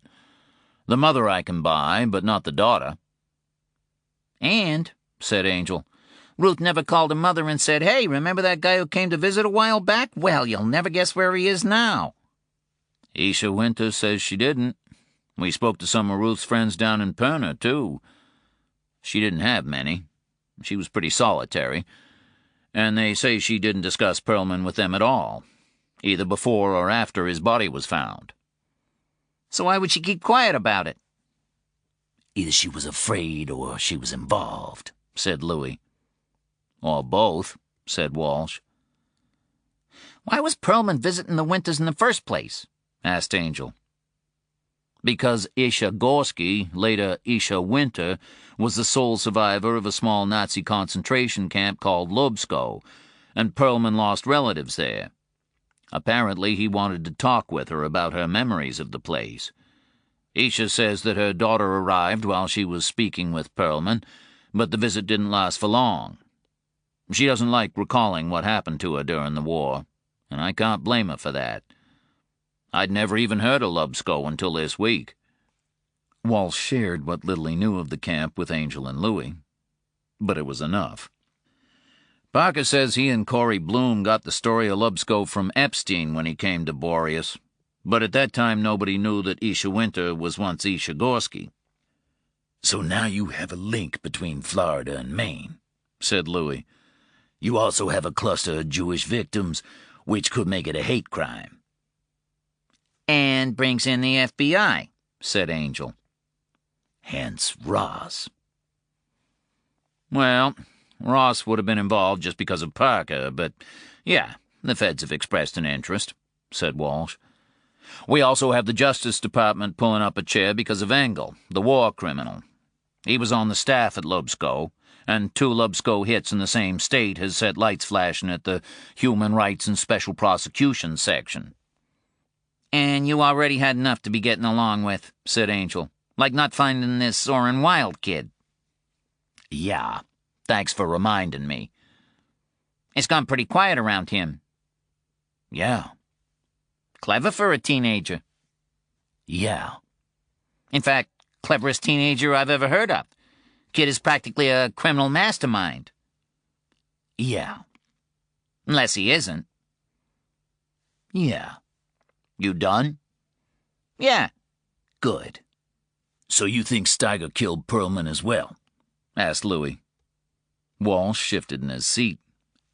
We're running Steiger's IDs through Homeland Security to see if anything pings on air travel, because that's the only way I can see him doing both.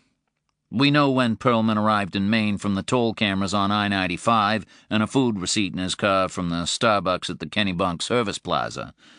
Steiger could have put him in the water, then taken a flight back to Florida in time to kill the Tedescos before bouncing back up to murder Ruth Winter.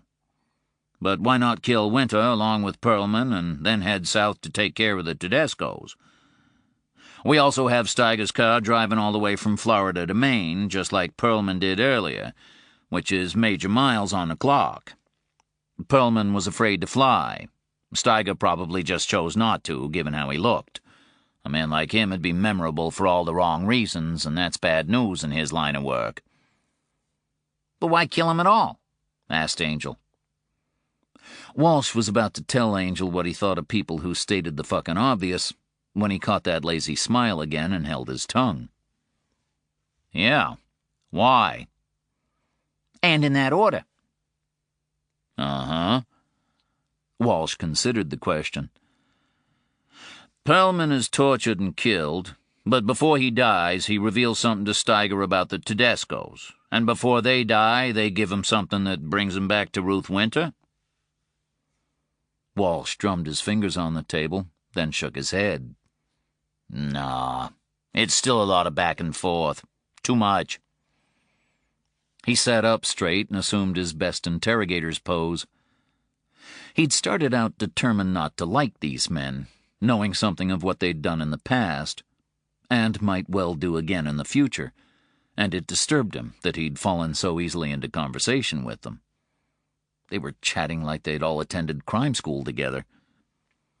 So now that we've cleared the air and I've shared what I know while tacitly warning you against burning down any more towns in my state, why don't you add to my store of knowledge about Earl Steiger and his kind? Just then the waitress arrived to clear away the appetizer plates. You barely touched your crab cakes, she admonished Louis. Were they okay? They were real good, said Louis. I just need to watch my food intake. Stay slim and handsome. My friend over there, he indicated Walsh with an outstretched finger. He's not so concerned. Walsh raised his ring finger, displaying his wedding band. I'm married, he said. Means I can eat anything I like. Woman's stuck with me. I'm sure you were quite the catch, said the waitress. Yeah, the whole crew had to pull together to land him, said Angel. Walsh scowled at him. The waitress patted Walsh on the shoulder. Don't pay him any attention, honey, she said. I don't like seeing food wasted. Burn, said Angel, once she departed. You're like a food disposal unit to her. Fuck you, said Walsh, and returned his attention to Louis. Go on. Steiger? I can't tell you more than that he may have worked through this man Cambion, said Louis, and probably has for a long time, given the children's identities that he's assumed. Using dead kids for ghosts is one of Cambion's hallmarks. Is Cambion? Is he the kind to answer questions? Only with half-truths. The problem is finding him. He'd gone underground for a long time and only surfaced earlier this year before disappearing again. He's a hunted man. Even if Steiger was one of Cambion's, and you could track him down, he wouldn't give away the identity of the buyer on the job. Not for a price that you could afford. Their main courses arrived. Walsh's plate was almost entirely hidden by dry-rub ribs. It looked like someone had killed and barbecued a dinosaur. "If you finish those, I'll give you $5, said Angel. "Well, I'll send your widow $5. "You're drinking a white wine called Queen Anne's Lace," said Walsh. "As a straight man, I'm ashamed to be seen with you." "Since we're playing Guess the Reasoning," said Louis, "why did Steiger let Ruth Winter's child live? You saw his face. A man who looks like that doesn't stay hidden by leaving witnesses to his crimes." Walsh used a stripped rib held in his right hand to count off the possibilities on the fingers of his left. 1, he's soft-hearted. Unlikely. 2, he was only paid for 1 killing and doesn't murder for free. I've known men like that. They'd make an exception for a witness, though. 3, he was told not to harm the girl. I'd go with 3, said Louis. So would I. Louis sipped his wine. It was good, as was his blackened haddock. The killings and the motivations behind them did not trouble him on an emotional level, beyond the fact that they had put Parker back in hospital, if only for a couple of days. As a professional, though, they struck him as curious. He noticed that Walsh had gone quiet and was concentrating on his food. Perhaps it was the effort of eating all those ribs, or Walsh had decided that he had gotten all that might prove useful out of his dinner companions for now. In truth, Louis had not given him very much, yet had certainly held nothing back. Parker should have been with them. The private detective had a way of making the kind of imaginative leaps that were beyond so many of his peers in law enforcement, and were certainly beyond Louis. He would have found the flaw in their reasoning, the diverging paths at which they had gone astray. After all, it was Parker, from his hospital bed, who had told Walsh about the mezuzah on Ruth Winter's door, and how that had initially caused him to speculate on a connection between Perlman and herself. It was also Parker who had set in motion the chain of events that led to Perlman's body being autopsied in the first place, and all of this while he was supposed to be recuperating from gunshot wounds. Louis and Angel missed Parker's company. They had grown so used to being part of the investigator's existence, and the investigator being part of their own, that the months since his shooting seemed strangely empty, as though they were being held in stasis, waiting for Parker to return to them. All Louis could say for certain was that when he looked into Parker's eyes, he saw a man in the process of reformation, and he had an image of a sword melting in a forge, there to be molded into a new instrument, although if that was to be a weapon, remained to be established. Suddenly Louis didn't want his fish, or his wine. He looked at Angel, and Angel looked back at him. His partner smiled, and had they not been in the company of Walsh, Louis might well have touched his hand. Outside, the night pressed itself enviously against the glass, seeking to break through and smother them all. Chapter 42. At the Eastern Maine Medical Center in Bangor, Charlie Parker stared out at that same darkness and saw his reflection floating in its midst, as though he himself were lost in a void. Below him lay the city and traffic and people, but he took in none of it. In his mind, he walked by the shore of a lake, a child holding his hand, his dead wife shadowing them, whispering warnings to him while she hid herself from her God. A nurse entered his room, pulling him back to reality. He had moved from his bed and was lying semi-recumbent on an adjustable armchair, his feet outstretched. Sitting upright was uncomfortable for him, but standing or lying caused him little trouble. The nurse adjusted his cushions. He hid the pain that it caused him behind a wince disguised as a smile, and inquired if he needed anything. He wanted nothing but to be left alone, but thanked her and asked if she could pour him some water from the pitcher on the bedside table. He didn't want to give her any cause to be concerned about him because of silence or withdrawal. He had been told that he might be able to leave in the morning once the surgeon had given him the all-clear, and he planned to let nothing get in the way of that likelihood. The smartest move he'd ever made was not allowing his health insurance to lapse, otherwise he'd have been living out of his car. His policy had even covered his therapy at Brook House, once they'd moderated their rate. That said, he still made sure that any doctor who even looked in his direction did so as part of his coverage. The nurse gave him the water, and he sipped it for appearance's sake before she left. He was no longer receiving fluids intravenously, but the needle remained inserted in the back of his hand. He disliked the feel and the sight of it. He wanted it gone. It bothered him more than the stitches in his side from the keyhole surgery, where they'd gone in to repair the damage caused by the blow he had received from the man who called himself Earl Steiger. He had been fortunate, the surgeon told him, once he'd come out of the anesthetic. Had Steiger gone at him with a vengeance and delivered some more punches or kicks, he might well have killed him. It hadn't seemed worth pointing out to the surgeon that Steiger had only stopped kicking him because a bullet required less effort, so the end result would have been the same. Anyway, the fact that Corey Bloom remained in the center's intensive care unit following surgery to remove the bullet that had punctured one of her lungs said everything about Earl Steiger's ultimate intentions. Parker had been thinking about Steiger a lot, but not in the way that the counseling psychologist might have wished. She had paid a brief visit earlier that day, offering her services. She was young and genuine, and so far out of her depth with him that even had he felt the urge to open up to her, he would have stopped himself for fear of frightening her out of her chosen profession. The fact that he had been under Steiger's gun didn't register with Parker. He had been under guns before, and learned that there were only two possible outcomes.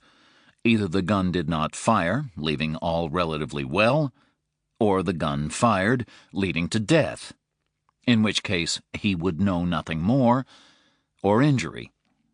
He had survived the latter, and he knew that he could take the pain. It was terrible, but it had not killed him. No. What he kept coming back to was the look of surprise on Steiger's face as the dune collapsed beneath him. Shock at the disappearance of the ground from under his feet, but also a kind of astonishment that death could have found time in his busy schedule to come calling at last, and in such a form. And then, beyond Steiger and his dying, there was Sam, and her demeanor as the man who had been threatening her father vanished in a flood of white sand. Her implacable fury and the depth of her concentration, evidence of the exertion of a great effort of will. In that moment, she was both his daughter and something else, something beyond reckoning. He did not want to say it. He did not want to speak it aloud. But he still heard his own voice say the words as he stared into the dark, conversing with the ghost of himself that hung suspended in the blackness. She did it. My daughter willed him dead, and he died. My daughter. What is my daughter? Chapter 43. They were almost done. Louis tried to ignore the fact that Angel was having coffee with his wine, although the flicker of annoyance that crossed his face every time Angel followed a sip of one with the other gave him away. Walsh, having reached his limit on beer, was sticking to water. As the meal concluded, the conversation moved on to other subjects. Parker, briefly, Corey Bloom's condition, and once Walsh realized that they weren't trying to score points off either him or the Maine State Police, Orrin Wilde. "So you looking for an accomplice?" asked Angel.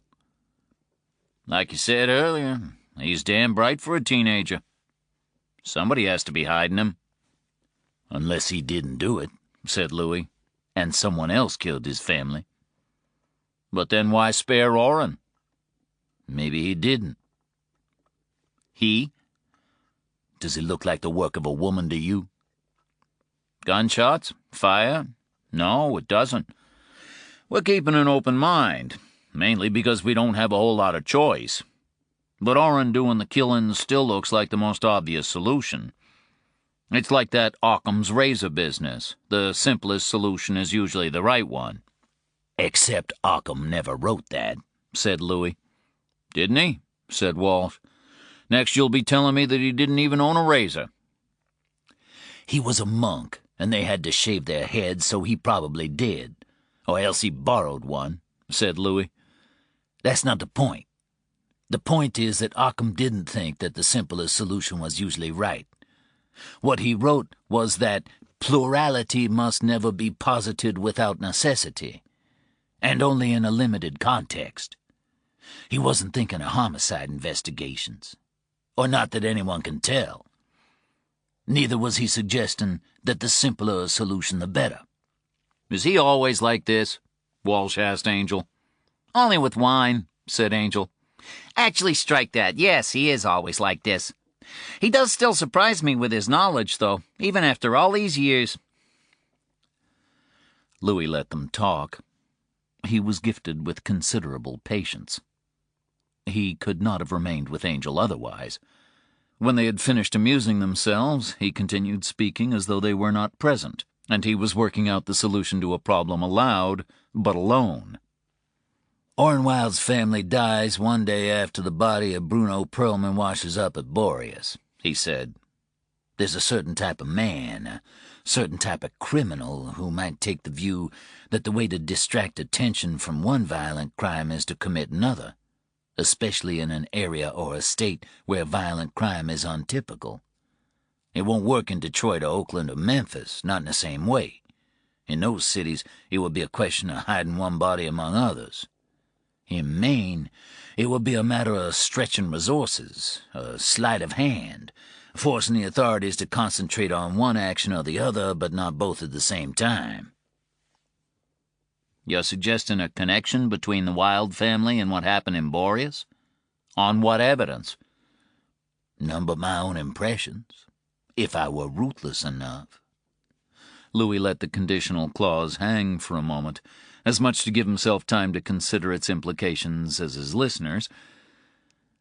"And the stakes were sufficiently high, then I might consider it worth my while to kill many to draw attention from one.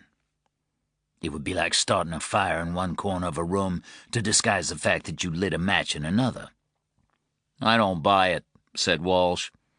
"Of course you don't," said Louis. "You just misquoted William of Ockham. A man clever enough to do this would know that an overworked police force, even with the help of outside agencies, would be inclined to follow the straightest path, the most obvious solution. He's adding variables in the knowledge that you'll dismiss them, or most of them. Ultimately, it's a smokescreen. A solution is simple, but not as simple as you've made it out to be. There is no connection between the Wildes and Boreas, but that's a connection." "You'd never make a cop," said Walsh. "You're too creative." "Damn," said Louis, "and I was banking on that 35 grand starting salary to buy my yacht." "What about the message that Orrin Wilde left?" "From what I read, he didn't leave a message. The message was sent later. And what did it say? I hated my family and burned our house down, but I misunderstood or some shit like that. What the fuck kind of kid kills his family, then takes the time to sit down a day or two later and write a message to his buddy that basically says nothing at all? That doesn't even ask for help?" "That wasn't really the first message," said Walsh, "but I take the point. Yeah, the texts we've picked up are odd. Again, could be the accomplice. Suppose I accept the idea of complications and variables. The messages, the dead homeless guy, they're just muddying the waters. But I have no reason to buy your central thesis about a link between Orrin Wilde and Boreas. True, said Louis. I was just thinking aloud. And Earl Steiger couldn't have killed the Wildes, the Tedescos, Perlman, and Ruth Winter. That's just not possible. No, it's not. You're back to an accomplice. But maybe just not the kind you thought. Walsh wanted to go home, in part because his wife would be in bed by the time he got back, and he liked slipping under the sheets when she was already there, to feel her move as she woke to his presence, to return her good-night kiss, and hear her sigh contentedly as she returned to sleep, happy that her husband had come back to her safe and sound. Such small pleasures made life worth living.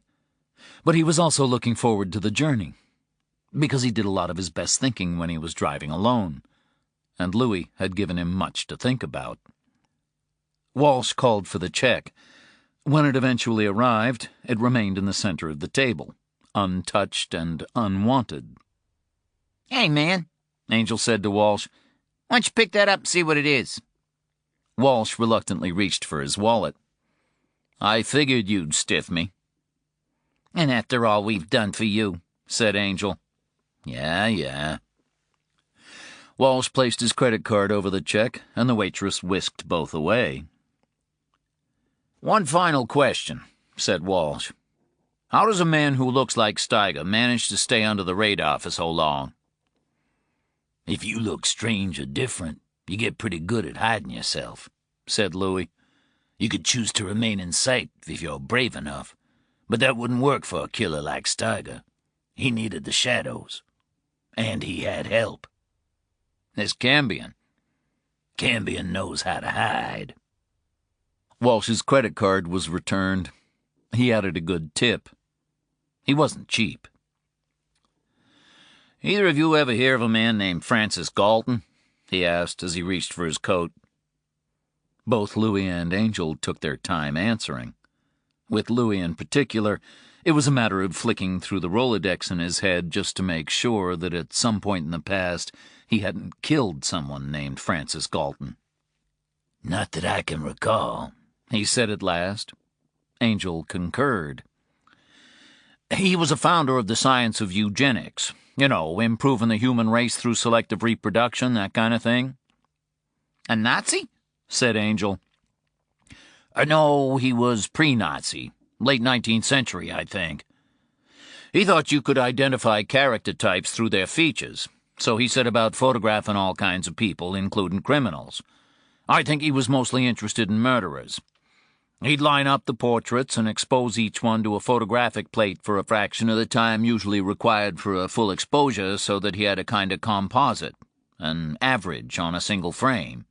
You know, faces superimposed over one another. "Why?" asked Angel.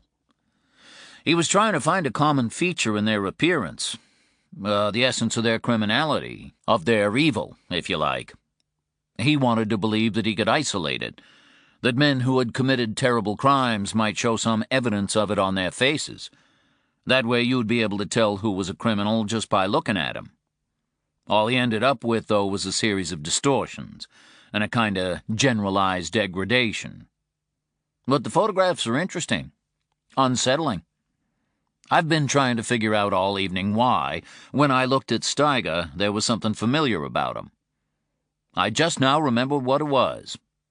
His face reminds me of one of Galton's composites, as if what was wrong with him inside had seeped through his pores and caused his skull to mutate. "Your job would be a whole lot easier if you could tell the bad folk by the way they looked," said Angel. "Or you could just end up putting behind bars a whole lot of ugly people who'd never done anyone any harm, and leave a bunch of beautiful people with dead souls free to walk the streets." They stood to leave. Galton had it all wrong, said Walsh. The worst of them, the really foul ones, they hide their badness deep inside. They look just like average Joes and Janes, but underneath, they're rotten right down to the core. and we don't find out about them until it's too late." They left the restaurant and walked together to their vehicles. "You know, Walsh, you're all right," said Angel. "For a cop." "Likewise," said Walsh. "For whatever it is you are." Louis simply nodded. None of them shook hands. "Don't forget what I said about burning down towns," said Walsh. "You keep that shit for south of the Mason-Dixon." He watched them head back to Portland. Tomorrow, he knew, they would return to Bangor to pick up Parker. He wished them luck. He wished them all luck. Walsh drove home, the car silent, casting the miles behind him like discarded paper, shifting pieces of information in his mind, trying to make connections. When he got back to his house, he removed his shoes on the doorstep, used the downstairs bathroom, undressed in the hall, and slipped between the sheets beside his sleeping wife. He felt her stir. Half awake, she reached for him. He accepted her kiss and returned it. He listened for that sigh, heard it with satisfaction, and watched her curl up like a cat. He turned over, thought that he would not sleep. But when he opened his eyes, his wife was gone, and he heard the sound of the radio from below, and the clattering of breakfast dishes, and the voices of his children. Enough, he thought. This is enough. And more. Chapter 44. Marcus Baumann attended the interrogation. They called it an interview, but Baumann knew better. At the office of the United States Attorney, District of Maine, on Harlow Street in Bangor, without a lawyer in attendance. The formal letter had arrived the day after Marie Demers's visit to his house, informing him of possible irregularities relating to his admission to the United States under the Displaced Persons Act of 1948 and the Immigration and Nationality Act of 1952. The letter noted that he could bring legal counsel with him, should he choose to do so. Baumann had thought hard about the approach he should take, and decided that an innocent man, an old German-American who had lived a blameless life, would not arrive with a lawyer in tow. He dressed in his best suit and took his funeral shoes from their box in his closet, dusting them lightly with a cloth before putting them on. He looked at himself in the mirror and saw, beneath the wrinkles and liver spots and the white of his sparse beard and hair, the specter of the man he used to be. Baumann was frightened, but no more than anyone who was forced unwillingly into contact with the institutions of law and justice. He was not about to panic. It was not in his nature. He wished that his wife were still with him, for he had never been ashamed to rely on her for comfort and reassurance. On another level, though, he was glad that she had predeceased him. Catherine had, in her way, been a simple woman. She loved her husband and trusted him. He looked after the bills, the bank accounts, the mortgage, the purchase of cars, the planning of vacations, and she was happy to let him do so. She, in turn, took care of him. It was an old-fashioned relationship, but what was bad about that? He had never cheated on her, and was certain that she had never cheated on him. They had enjoyed more than 50 years together before she passed away in her sleep, and the only shadow on their marriage was the absence of children.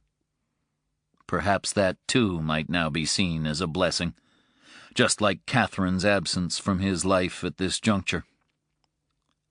The loss of her had caused him so much pain, and he still lived with it every day. But at least it had spared her the hurt and confusion of all this. He would have denied everything, of course, and she would have believed him because she wanted to, and because her love for him was predicated on her faith in his honesty. But some doubt would surely have taken seed and prospered like a weed in a disused corner of her mind. Marie Demers was waiting for him in the conference room with the historian, Toller, along with a third man whose purpose and affiliation they did not explain, merely referring to him as a colleague, an Agent Ross. Bauman took an instant dislike to Ross. He had the eyes of one who was never disappointed because his expectations of humanity were too low to allow for it. They thanked him for coming. Bauman asked if he was under arrest. They told him that he was not, that this was a civil matter. They emphasized that point. They simply wanted to talk, they said. But he knew that, just like in the movies, anything he said could be used in evidence against him. They didn't warn him of this because they didn't have to. He wondered how they could think him such an old fool. Then he remembered that what they believed they were seeing was not Marcus Baumann, a retired bus driver, but Reinhard Krauss, a war criminal. Yet he had become adept at playing Baumann, and was not about to falter now. He had been Baumann for longer than he had been Krauss. In that sense, the former was more real than the latter, and when he protested his innocence, he spoke with conviction, for it was Marcus Baumann speaking. They went over some of the same territory as before, and he gave them the same denials. Then they moved on to specific allegations, including claims that as Reinhard Krauss, he had trained at the SS Junkerschule Bad Tolz, that he had spent time at the SS Race and Resettlement main office in Posen before moving to the RSHA, that he had served as a medical attendant for 1 month at Auschwitz, following which he had been sent to Lubsko Experimentalkolonie, where he remained until the Allied advance forced the closure and liquidation of the camp.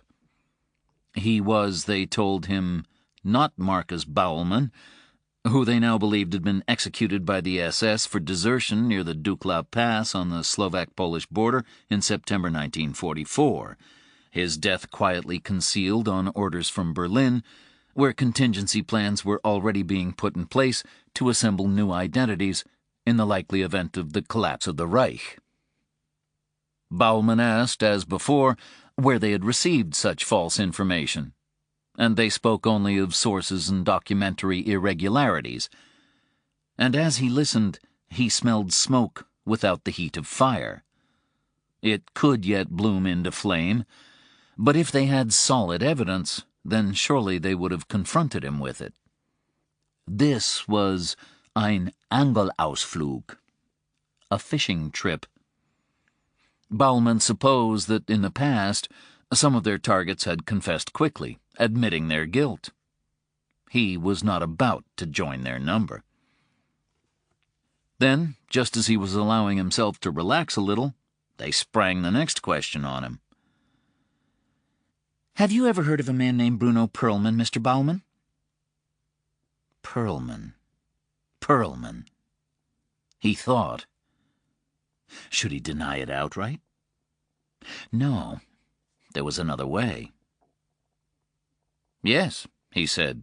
I think I have. He watched them all lean forward slightly, even the one called Ross, and he had to fight back a smile.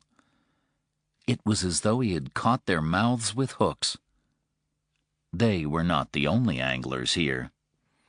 I read that name in the newspaper, he said. He was the man who was found drowned at Boreas. You have a good memory for names, said Toller. Had he made a mistake? No. A little anger. Just enough. I'm an old man, he replied, but I'm not senile. I still read newspapers and watch the news, and Boreas is not so far from where I live. A lot has been happening there lately. Perhaps you should read the newspapers, too. He sat back in his chair and let them see that he thought he had scored a point. And Ruth Winter? Said Demers. You knew of her, didn't you? Yes, he said. She was murdered. Again, I saw it on the news. This was a terrible thing. Did you ever meet her? No. Are you sure? Yes. Or I don't think I ever did. So you're sure that you never met her? Or you think you never met her? I don't know. He raised his hands in helplessness. Could I have passed her on the street? Yes. Could I have raised my hat to her? Yes. Do I remember these things? No. And her mother, Isha Winter? Again, I may have passed her on the street, but I could not put a face to that name. Demers made a note on her legal pad with a pencil. He watched her write, and wondered what he might have said that was important enough to set down in print when a device on the table before them was recording everything. Nothing, he decided. It was another move in the game. Bruno Perlman, She said, whom you say you did not know. I did not know him. I do not say this, it is true. Demers continued as though he had not interrupted her. Had 4 numbers tattooed on his arm. They were Auschwitz identification numbers and corresponded to the names of 4 members of his family, the Nemirovs. Does that name mean anything to you? No. They were transferred from Auschwitz to Lubsko at the end of 1944. I told you before.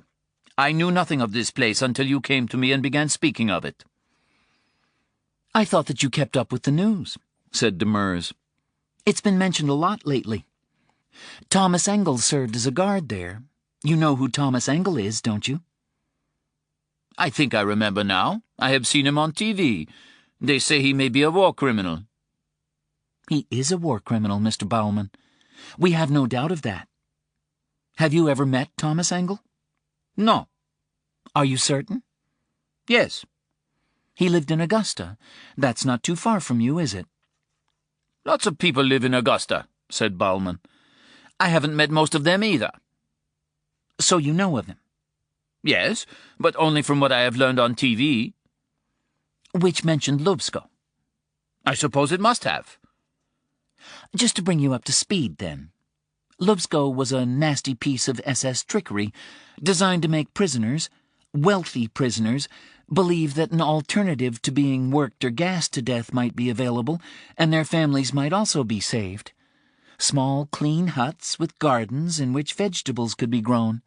No mistreatment, no brutality, no gas chambers. But you had to be willing and able to pay for it. Those who were sent there were very carefully selected.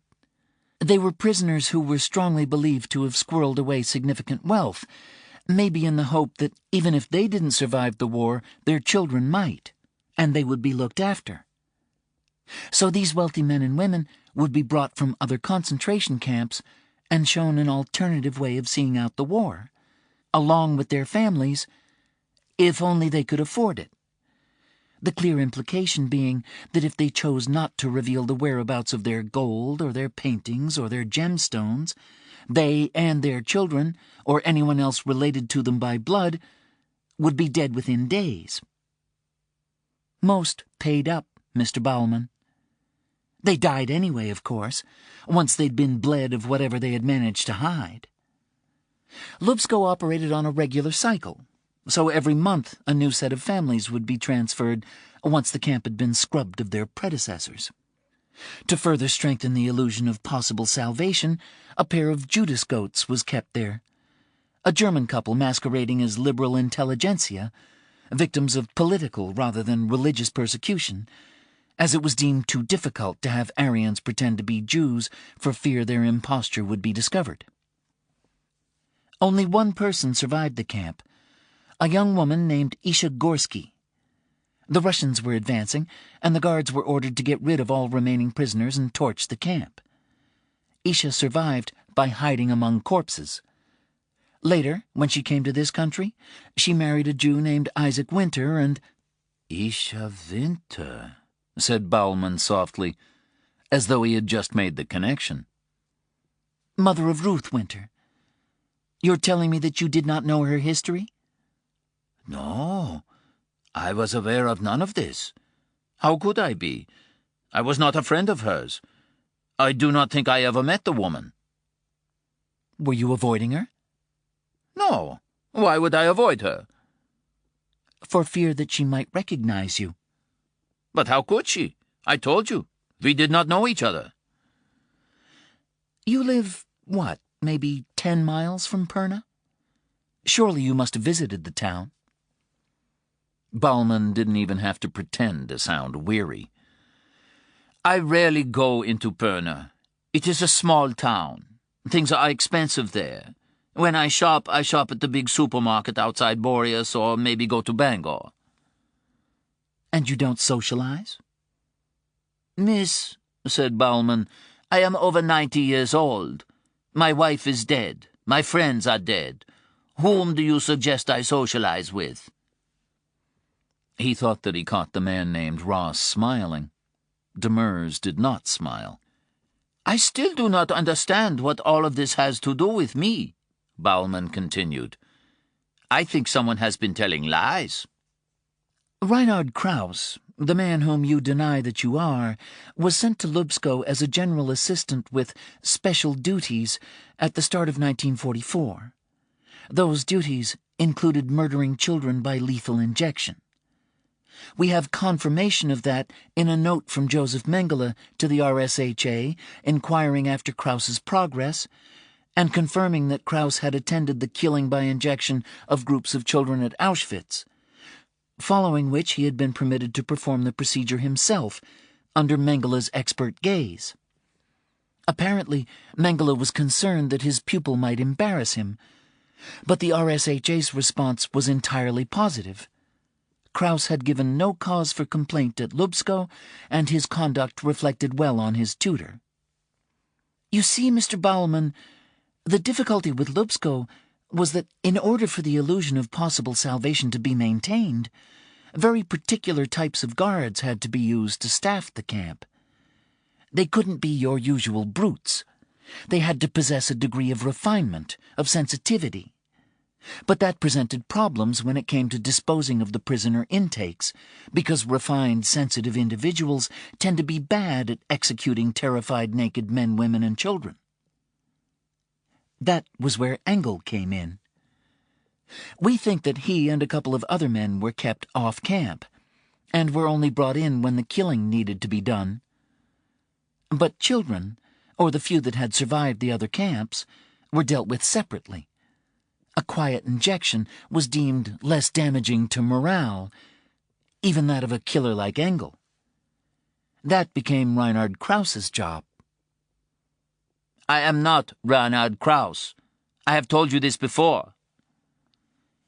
We've struggled to find pictures of Krauss, said Demers, as though she had not heard him. She flipped through some papers before her and came up with a single photocopied page. Is this your driver's license, Mr. Bowman? He peered at the document. Yes. It's from your most recent renewal, right? He looked at the date. Yes. The state required people over 65 to renew their license every 4 years. He had been pleased not to be deprived of it. Thank you. She put the document back in the pile before her, like a magician hiding a card. And this? He accepted a photocopied picture from her. It was the photograph taken of him when he first immigrated to the United States in 1952.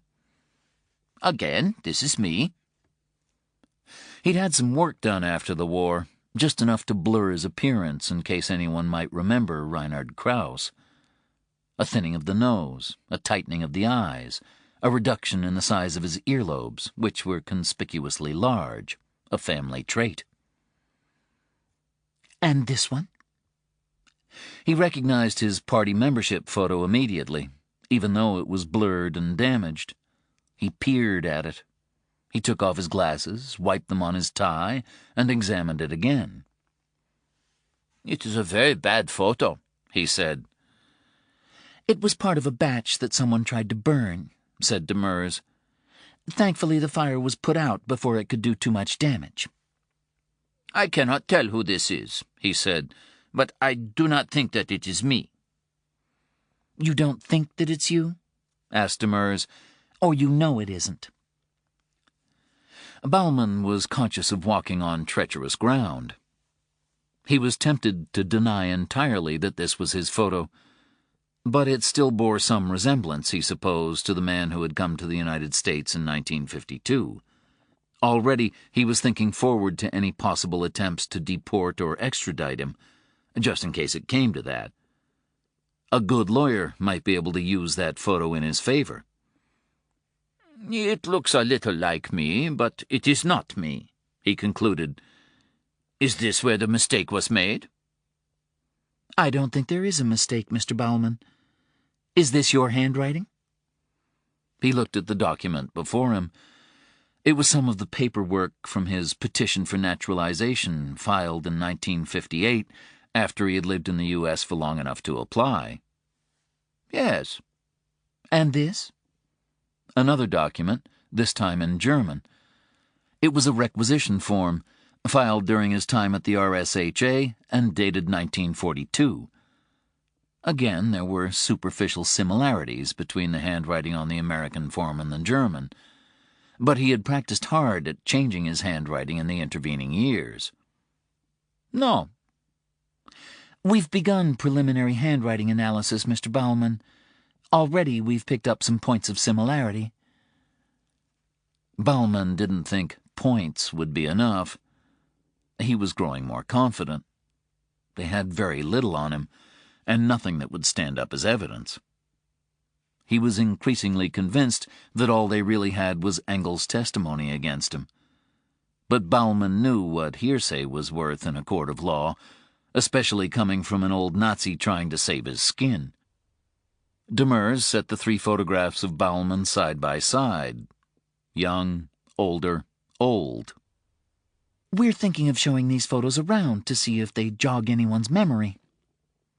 Only now did she smile at him. We'll be in touch again once we're done.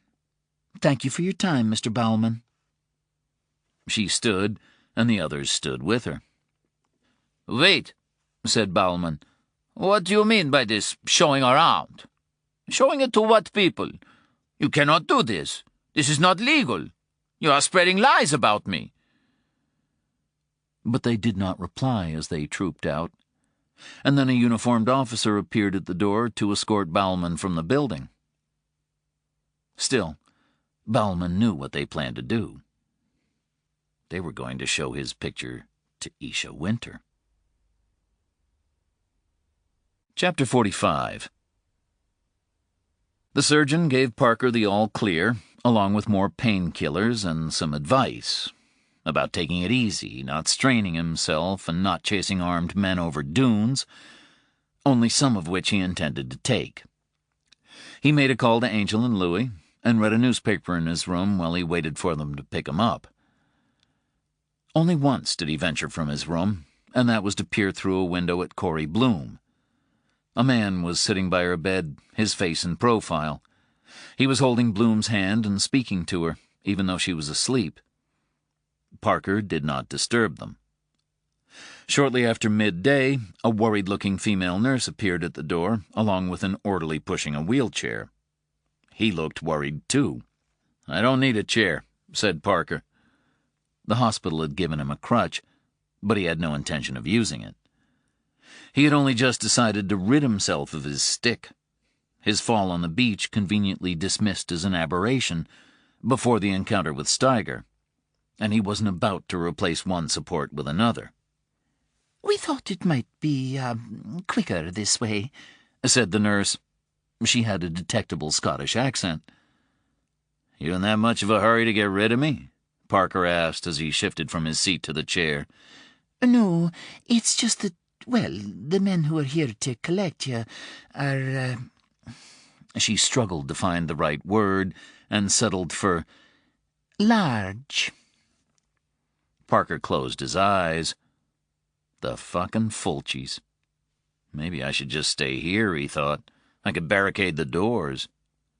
Then he had a vision of the Fulci brothers breaking through like a pair of rampaging monsters, tossing aside fragments of wooden furniture like so much kindling. "I'm sorry," he said, although he wasn't sure what he was apologizing for. They haven't done any harm, said the nurse, walking alongside him as he was being pushed. They just look intimidating. Are they friends of yours?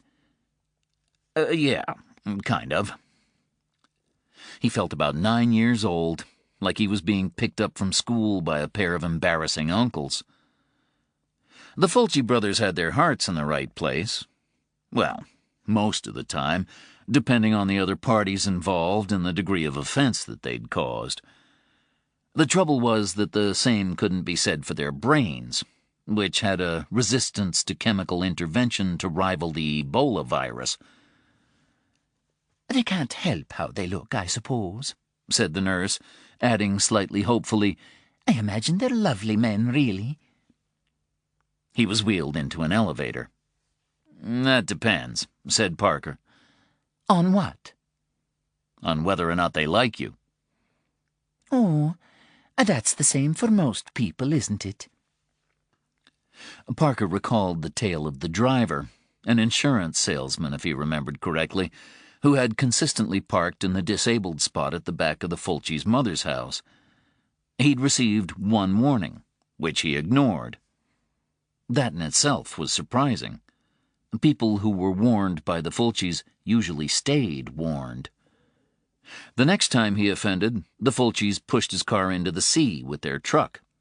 The salesman was lashed to the driver's seat when they did it, and as the water climbed slowly to the level of his chest, he tried to tell them that he intended to reconsider his parking habits, although the ball gag in his mouth muffled his words somewhat. Subsequently, when he'd started to dry off, he might have made noises about pressing charges, until it was pointed out to him that the Fulcis knew where his house was, and were not above, as Tony Fulci put it, "picking that up as well and putting it in the fucking ocean." A point they emphasized by returning the salesman to his car and pushing the car once more into the sea, this time until the water reached his chin. Since then, the Fulci's mother had enjoyed problem-free parking, and her vehicle insurance bill had gone down into the bargain. "Maybe they react more emotionally than most people," said Parker. "I always think big men like that have very deep feelings," said the nurse. "That must be it." The elevator opened, and he was wheeled through the lobby and out the main door, where the Fulci's monster truck stood waiting by the curb, although it was hard to see because the Fulcis themselves were standing in front of it. Had they stood in front of the hospital itself, then it would largely have disappeared too. They were dressed in matching Izod golf shirts and tanned pants that could have been filled with air and used as barrage balloons. As they lumbered in Parker's direction, the security guard at the door uttered an involuntary "fuck me." "Don't run," said Parker. "It'll just set them off." The guard glanced at Parker to see if he was joking. When he looked away again, he didn't appear reassured. "How you doing, Mr. Parker?" said Paulie. The Fulcis had a habit of calling him Mr. Parker. He supposed that it was a token of respect, in the same way that Tony, the less well-adjusted of the two, although this too varied depending on circumstances, inclination, and possibly the cycles of the moon, had once told Parker that if anyone ever pissed him off, ever, Tony would feed him to crabs, and wouldn't even ask why. "I've been better," Parker replied. Sure. You want us to push you?" He looked ready to fight the orderly for control of the chair, which wouldn't have worked out well for anyone involved. No, this guy's got it. Just get the door open, please." "I'm on it." He hurried back to the truck while Tony stayed alongside the detective, ready to leap in and save him should a stone on the ground cause the chair to wobble. When they reached the truck, Parker had to stretch to get in the back. He couldn't help but give a small groan of pain, which led each of the Fulcis to lend a hand, almost propelling him head first into the bench seat. "We got him now," Tony told the nurse. He radiated reassurance, as if their possession of her patient could not possibly be a cause for concern. The strange development, Parker thought, was that the nurse now looked as though she might be falling slightly in love with one or both of the Fulcis. Or it could just have been shock. Whatever it was, she kept staring at them as they drove away. Parker wouldn't have been surprised if she'd waved a white handkerchief in farewell. He couldn't recall ever being in their truck before, and wasn't sure that he ever wanted to again. Paulie drove with a hunched intensity, not particularly quickly and not unduly slowly, but with the single-minded implacability of a tank commander advancing on a retreating foe. Other vehicles didn't linger long in his way, preferring to take their chances in adjoining lanes or even on the curb. Paulie did stop for red lights, but appeared to take them very personally and glowered in their direction until they were terrorized into changing. "We brought you grapes," said Tony. He gestured to a Whole Foods bag on the floor beside Parker. "That's kind." Tony waited, grinning encouragingly. "Right," said Parker. He could see where this was going. He dipped into the bag and popped one of the grapes into his mouth. He grimaced. He thought about spitting it out, but somehow managed to force it down. "Guys, those are olives?" Paulie punched his brother on the arm. "I fucking told you," he said. "You don't like olives?" Tony asked, rubbing his arm while hoping to salvage something from the situation. "It was just that I was kind of expecting a grape." "You see," said Paulie to his brother, "you fucking idiot." "I never been in Whole Foods before," said Tony. "I didn't recognize nothing there." "It's okay," said Parker. "It's the thought that counts." Tony wasn't to be comforted. He stared out of the window and didn't speak. Paulie put on some music. It was a Carpenter's compilation. He patted his brother's shoulder. "It's okay," he said. "I shouldn't have gotten angry with you."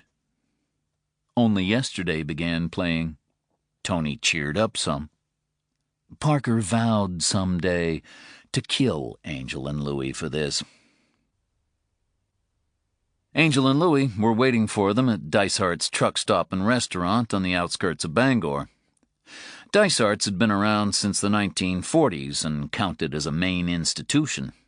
It also housed the city's Greyhound bus station, so the whole place was busy, although not so busy that the arrival of the Fulches in their truck didn't attract attention. The world could have been ending, and people would still have stopped screaming for long enough to pause and stare at them. Angel and Louie were sitting across from each other in a booth at the back. Parker still had his crutch as he advanced on them. Tony had insisted, "You know, just until you're sure you can walk again." "I'm not crippled," Parker told him. "Man, that's what all Crips say," Tony replied. "And I don't think you're allowed to call them Crips no more." "I didn't call them Crips, you did." Tony shrugged and gave his brother the eye, as if to say that he wasn't about to argue with a sick man, but, well, you know. "You mind moving to the other side?" Parker asked Angel as he reached the booth. "It's less uncomfortable if I can stretch out." Tony and Paulie took the booth across from them and started studying the menu. Angel moved. He gestured at the crutch on his way past. "What's that?" "It's called a crutch." "I know what it's called. You need it?" "Just to shove up your ass for having me collected by the Hardy Boys over there. If I'd known, I'd have asked for a second crutch to use on your friend, too." "They wanted to help," said Louie. He was keeping a straight face, but it was clearly a struggle. Parker slid into the booth. "They fed me an olive disguised as a grape." "That's an easy mistake to make," said Angel. "I hate olives." "Man, you're touchy today." Parker let out a long breath. "Yeah, I am touchy. If only I had a reason." A waitress came over. Parker ordered some dry toast and a decaf coffee. Angel and Louie asked for refills. The Fulches opted for a pair of club sandwiches. Each. "So, what do you want to do now?" said Louie. "I can't drive for a couple of days. I'd appreciate a ride to Vermont. I want to see Sam." "Did you speak to Rachel?" asked Louie. "From the hospital. She said Sam was okay. A bit shaken up, but that's all." "You know," said Louie, "I'm sure Tony and Paulie would be glad to act as chauffeurs." "Don't even joke about it. Seriously." "In that case, we're happy to help," said Angel, acting as peacemaker. "What about where you're going to stay? You don't want to go back to Boreas, right?" Boreas is still in the cards, said Parker. After that, I may go home. Back to Scarborough? Yes. You sure? Said Angel. There's an apartment for rent across the hall from the one we got in Portland. Why are you still holding on to that? We're starting to like Portland. We might move permanently. I'll tell the city fathers. I'm sure they'll be pleased once they've had a chance to sell their homes. Look, you don't have to stay in Portland for me. I'm okay. In fact, I'm better than okay. Angel thought that there might be some truth to what Parker said. The distance that he had maintained since the shooting, the sense of his being at arm's length from what was going on around him, had lessened. He looked tired and drawn, and he was grumpy as a dying wasp, but he exuded a sense of purpose. Scarborough is still a mess, said Angel. I know. As he'd told Walsh, he had been back to pick up some things before moving to Brook House. A medical orderly had wheeled him inside, and Parker had been forced to point out what he needed, or shout instructions from the bottom of the stairs. Someone had come in, probably at the instigation of Angel and Louis, to clean up the blood, but damage remained to the doors and walls in the kitchen, the hallway, and his office. He hadn't lingered. He wasn't prepared to spend longer in his home than necessary. Not then. The sense of intrusion, of violation, was too strong. But he was ready now. You know, said Louis, Polly and Tony, they're pretty good with their hands. Let them go in while we're in Vermont, see what they can do. They love you. You're like a god to them. You ask and give them long enough, they'll turn it into your own palace. Parker had to admit that it wasn't a bad idea. Not the palace part, but the rest. When he put it to the Fulcis, they reacted as though he were doing them a huge favor, and their genuine delight made him feel bad. They even tried to refuse payment for any work that they did on the house, but he wasn't about to be made to feel like a charity case, or more of a charity case than he already felt himself to be. That's a done deal, then, said Angel. We go to Vermont, they head to Scarborough. Parker's coffee and toast came, along with the Fulcis' food. So, said Parker, tell me about your dinner with Walsh. Chapter 46. Marie Demers sat at the old mahogany dining table in Isha Winter's home. The wood was a deep brown and polished to within an inch of its life. Demers couldn't see a mark on it, and she doubted if it was used more than once or twice a year. It would seat 10 people comfortably, 12 at a squeeze, and she could picture it set for Thanksgiving or Hanukkah. She doubted if those holidays would be celebrated this year, not after what had happened to Ruth Winter. Demers already felt bad for intruding on Isha's grief. Ruth's death had set in train a complicated series of negotiations about Amanda Winter's future, although all involved, whether state or family, agreed on a number of important issues. That the girl's grandmother loved her very much, but was too old to take care of the child alone. Nevertheless, it would be good for Amanda to be close to her grandmother and to remain in the area where she had grown up and was attending school, and suitable foster parents should be found as a matter of urgency. Those parents might already have presented themselves, it seemed, for Amanda was currently staying with the Frobergs, a couple in their early 40s with 2 children of their own, a boy and a girl, respectively a year older and a year younger than Amanda. They lived only 5 minutes from Isha's house. It helped that Isha approved of them, and Amanda was already friendly with their kids from school. While the whole process was still in its early stages, signals from the Maine Department of Health and Human Services were favorable. Isha Winter arrived from the kitchen, carrying a tray containing a pot of coffee, cups, cream, sugar, and 3 plates, the topmost of which was dominated by a massive cake of some kind. She had declined Demers's offer of help with her preparations. This was her domain, but it also struck Demers that the old woman might be anxious to show just how strong and independent she remained, as if to further enhance the case for her granddaughter's continued presence in the town. Not that Demers would have any say in what was going to happen, although if anyone did ask, she would have no compunction about remarking on Isha's continued vitality, which was remarkable for a woman in her 90s. They had met a number of times before, the first during the investigation into Thomas Engel, when Demers had visited Isha to ask if she recalled him. Isha didn't, but that was not surprising. From what the Human Rights section had been able to piece together from fragmentary evidence about Lubsko, Engel only arrived when there was killing to be done. When he came to Lubsko for the final time, chaos had already erupted, with guards turning on guards. Isha, initially alerted to what was happening by the sound of gunfire, and then confirmed in her fears by the sight of her parents lying dead outside their hut, was already trying to hide herself. Their second meeting had occurred after Isha finally became aware of Bruno Perlman's death.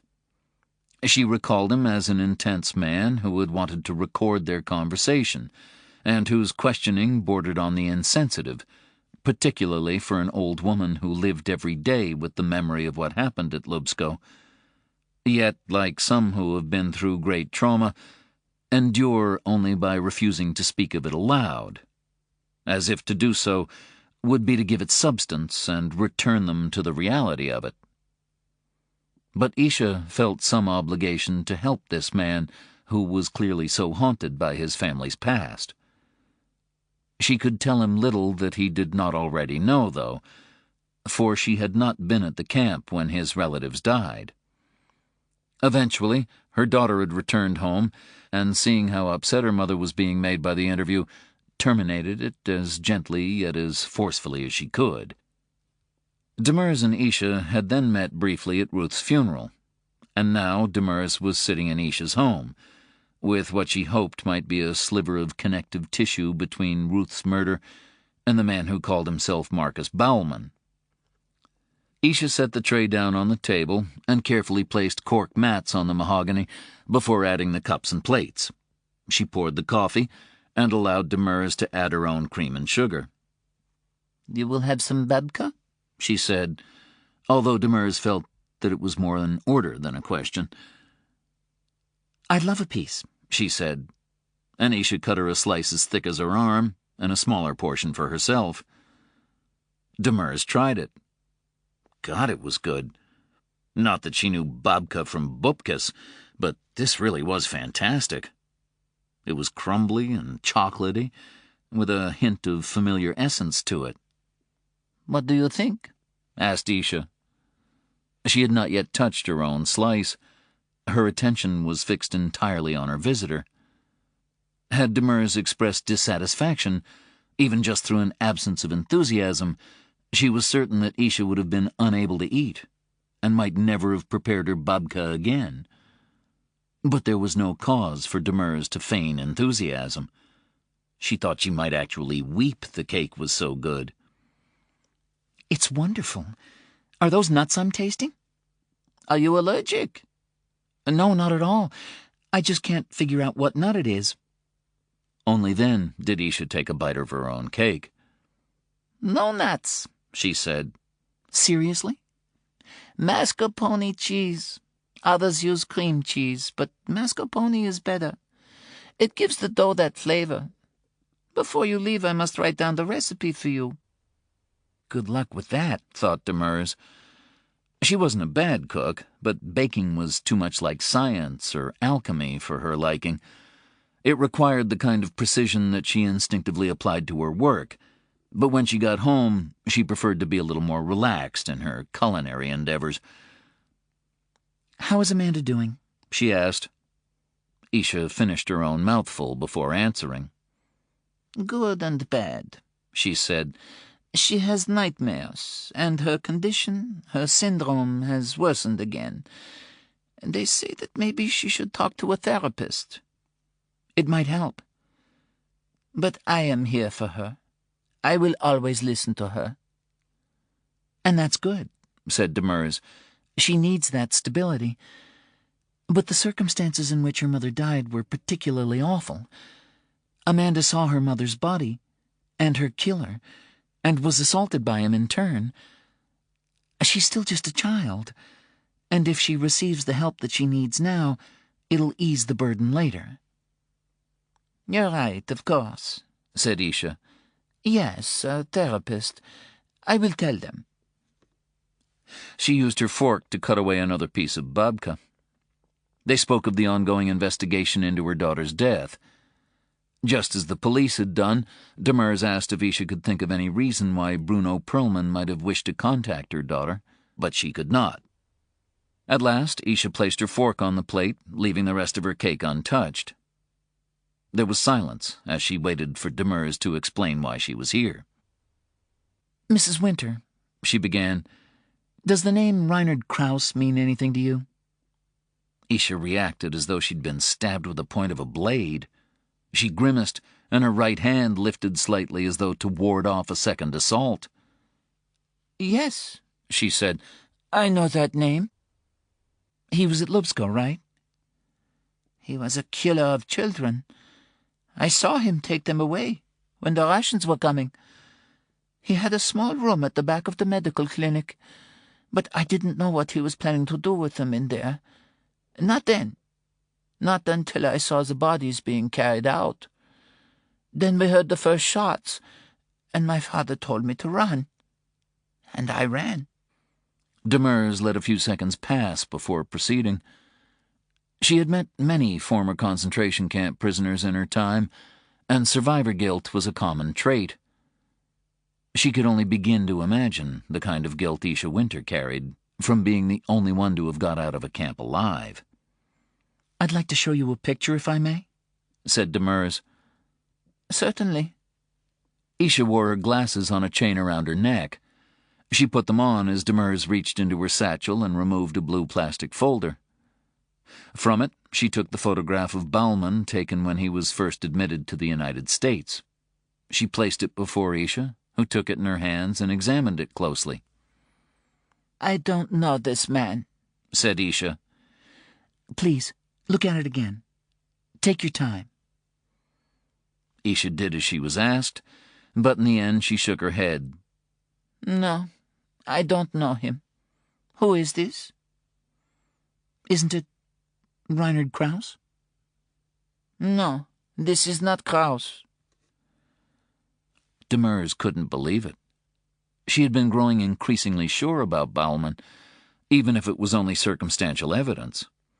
And the claims of Engel as he tried to wriggle his way off the hook of extradition that pointed toward the possibility that he was Krauss.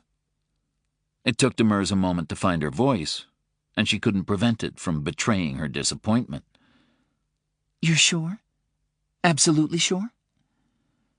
"You think I would not remember his face? No. This man is not Reinhard Krauss. Who is he?" Demers didn't know how to answer. She put the picture of Marcus Baumann on the table and handed Isha instead Reinhard Krauss's party membership photo. "What about this one?" Isha puffed out her cheeks. She held up the photo, adjusting it so that the light shone better upon it. "It could be Krauss," she said at last. "Don't you have a better photograph?" "This is all we have." I want to say yes. You know, it might be him, but I could not swear to it. Why are you asking me this? Do you think you found him? Have you found Krauss?" "I thought we had," said Demers. "Please, look again at that first photo. It's possible that Krauss may have had some work done on his face to alter his appearance." "I don't need to look at it again," said Isha. "The eyes are wrong." "The shape of them?" "No. The spirit revealed in them, the soul. Can a man change this?" "No," said Demers. "He can't." But Isha's attention had been drawn to the final photo in Demers's file, the one from Baumann's driver's license. Isha's face reflected confusion, then a kind of recognition. "I have seen this man." She tapped the photograph. Demers could see her straining to remember where or when she had encountered Baumann. This was dangerous territory for Demers. By showing the picture to Isha Winter, she was letting her know that the shadow of suspicion had touched him. Who knew what impact that might have in a series of small, close-knit coastal communities? Baumann's reputation, even what was left of his life, could be tainted or ruined entirely if word got out that he was being investigated on suspicion of war crimes. Isha had already undermined Demers's case by failing to identify Krauss from his immigration photo, although the damage was not fatal. Despite what Isha had said, memories alone were unreliable, especially as people got older. The problem for Demers and her colleagues was that what they had on Baumann was flimsy. The word of Engel, some inconsistencies in Baumann's paperwork in Germany that could probably be explained away by a good lawyer, and the incomplete records from Lubsko indicating that Reinhard Krauss had been responsible for the deaths of at least 70 children. Had Isha Winter, the sole survivor of Lubsko, confirmed that Baumann and Krauss were one and the same, it would have significantly strengthened their case against him. "He lives not far from here," said Demers carefully. What is his name? "I can't tell you that for now. Could he perhaps be Krauss? Can you picture Krauss as an elderly man?" And once more came the same answer. No, I'm sorry. It is against the eyes. This is not the man who killed those children. "And you're absolutely certain of this? I apologize for persisting, but you of all people will understand how important this is." Isha removed her glasses. I wish I could tell you it was him. More than anything, I want it to be so. But I cannot say what is not true. A throbbing commenced in the left side of Demers's skull. Suddenly the light streaming through the window was too bright, and when Isha poured fresh coffee, the noise of the pot striking against the cup resonated so painfully that Demers felt it in her teeth. The migraine would be on her within the hour. Isha perceived her discomfort. Mr. Demers, are you unwell? "Sorry," said Demers. "I feel a headache coming on, and I don't think I've brought any pills with me. Would you have some painkillers? Not aspirin, though, I'm allergic. Acetaminophen, maybe?" I'll see. She left the room, and Demers heard her searching in the kitchen cupboards. Demers put her head in her hands. She had wanted so badly to have Isha make a positive identification. They'd continue looking into Baumann, of course, but some of the momentum had now gone from the investigation, and the clock was always ticking. It was merciless, implacable. No matter what they did, or how hard they tried, it would continue to run down until there was no time left at all, and justice would be lost in that final silence. Isha could only find some Alka-Seltzer cold medicine, the kind that caused drowsiness, but the pain in Demers's head was getting worse. She decided to take one of the soluble tablets instead of two. With luck, it would keep the migraine at bay while not impairing her ability to drive, or not too much, until she could check into her hotel and rest. She knocked the tablet back. Would you like to lie down? Asked Isha.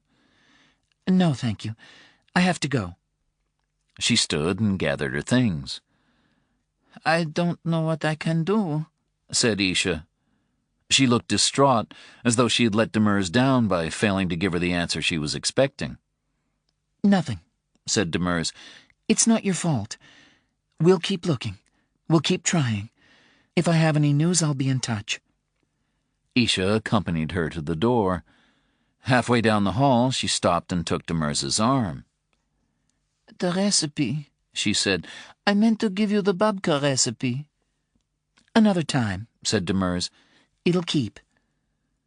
But Isha had something more to say, for she had not relaxed her grip. Please, she said. I don't want you to take this the wrong way. "Take what?"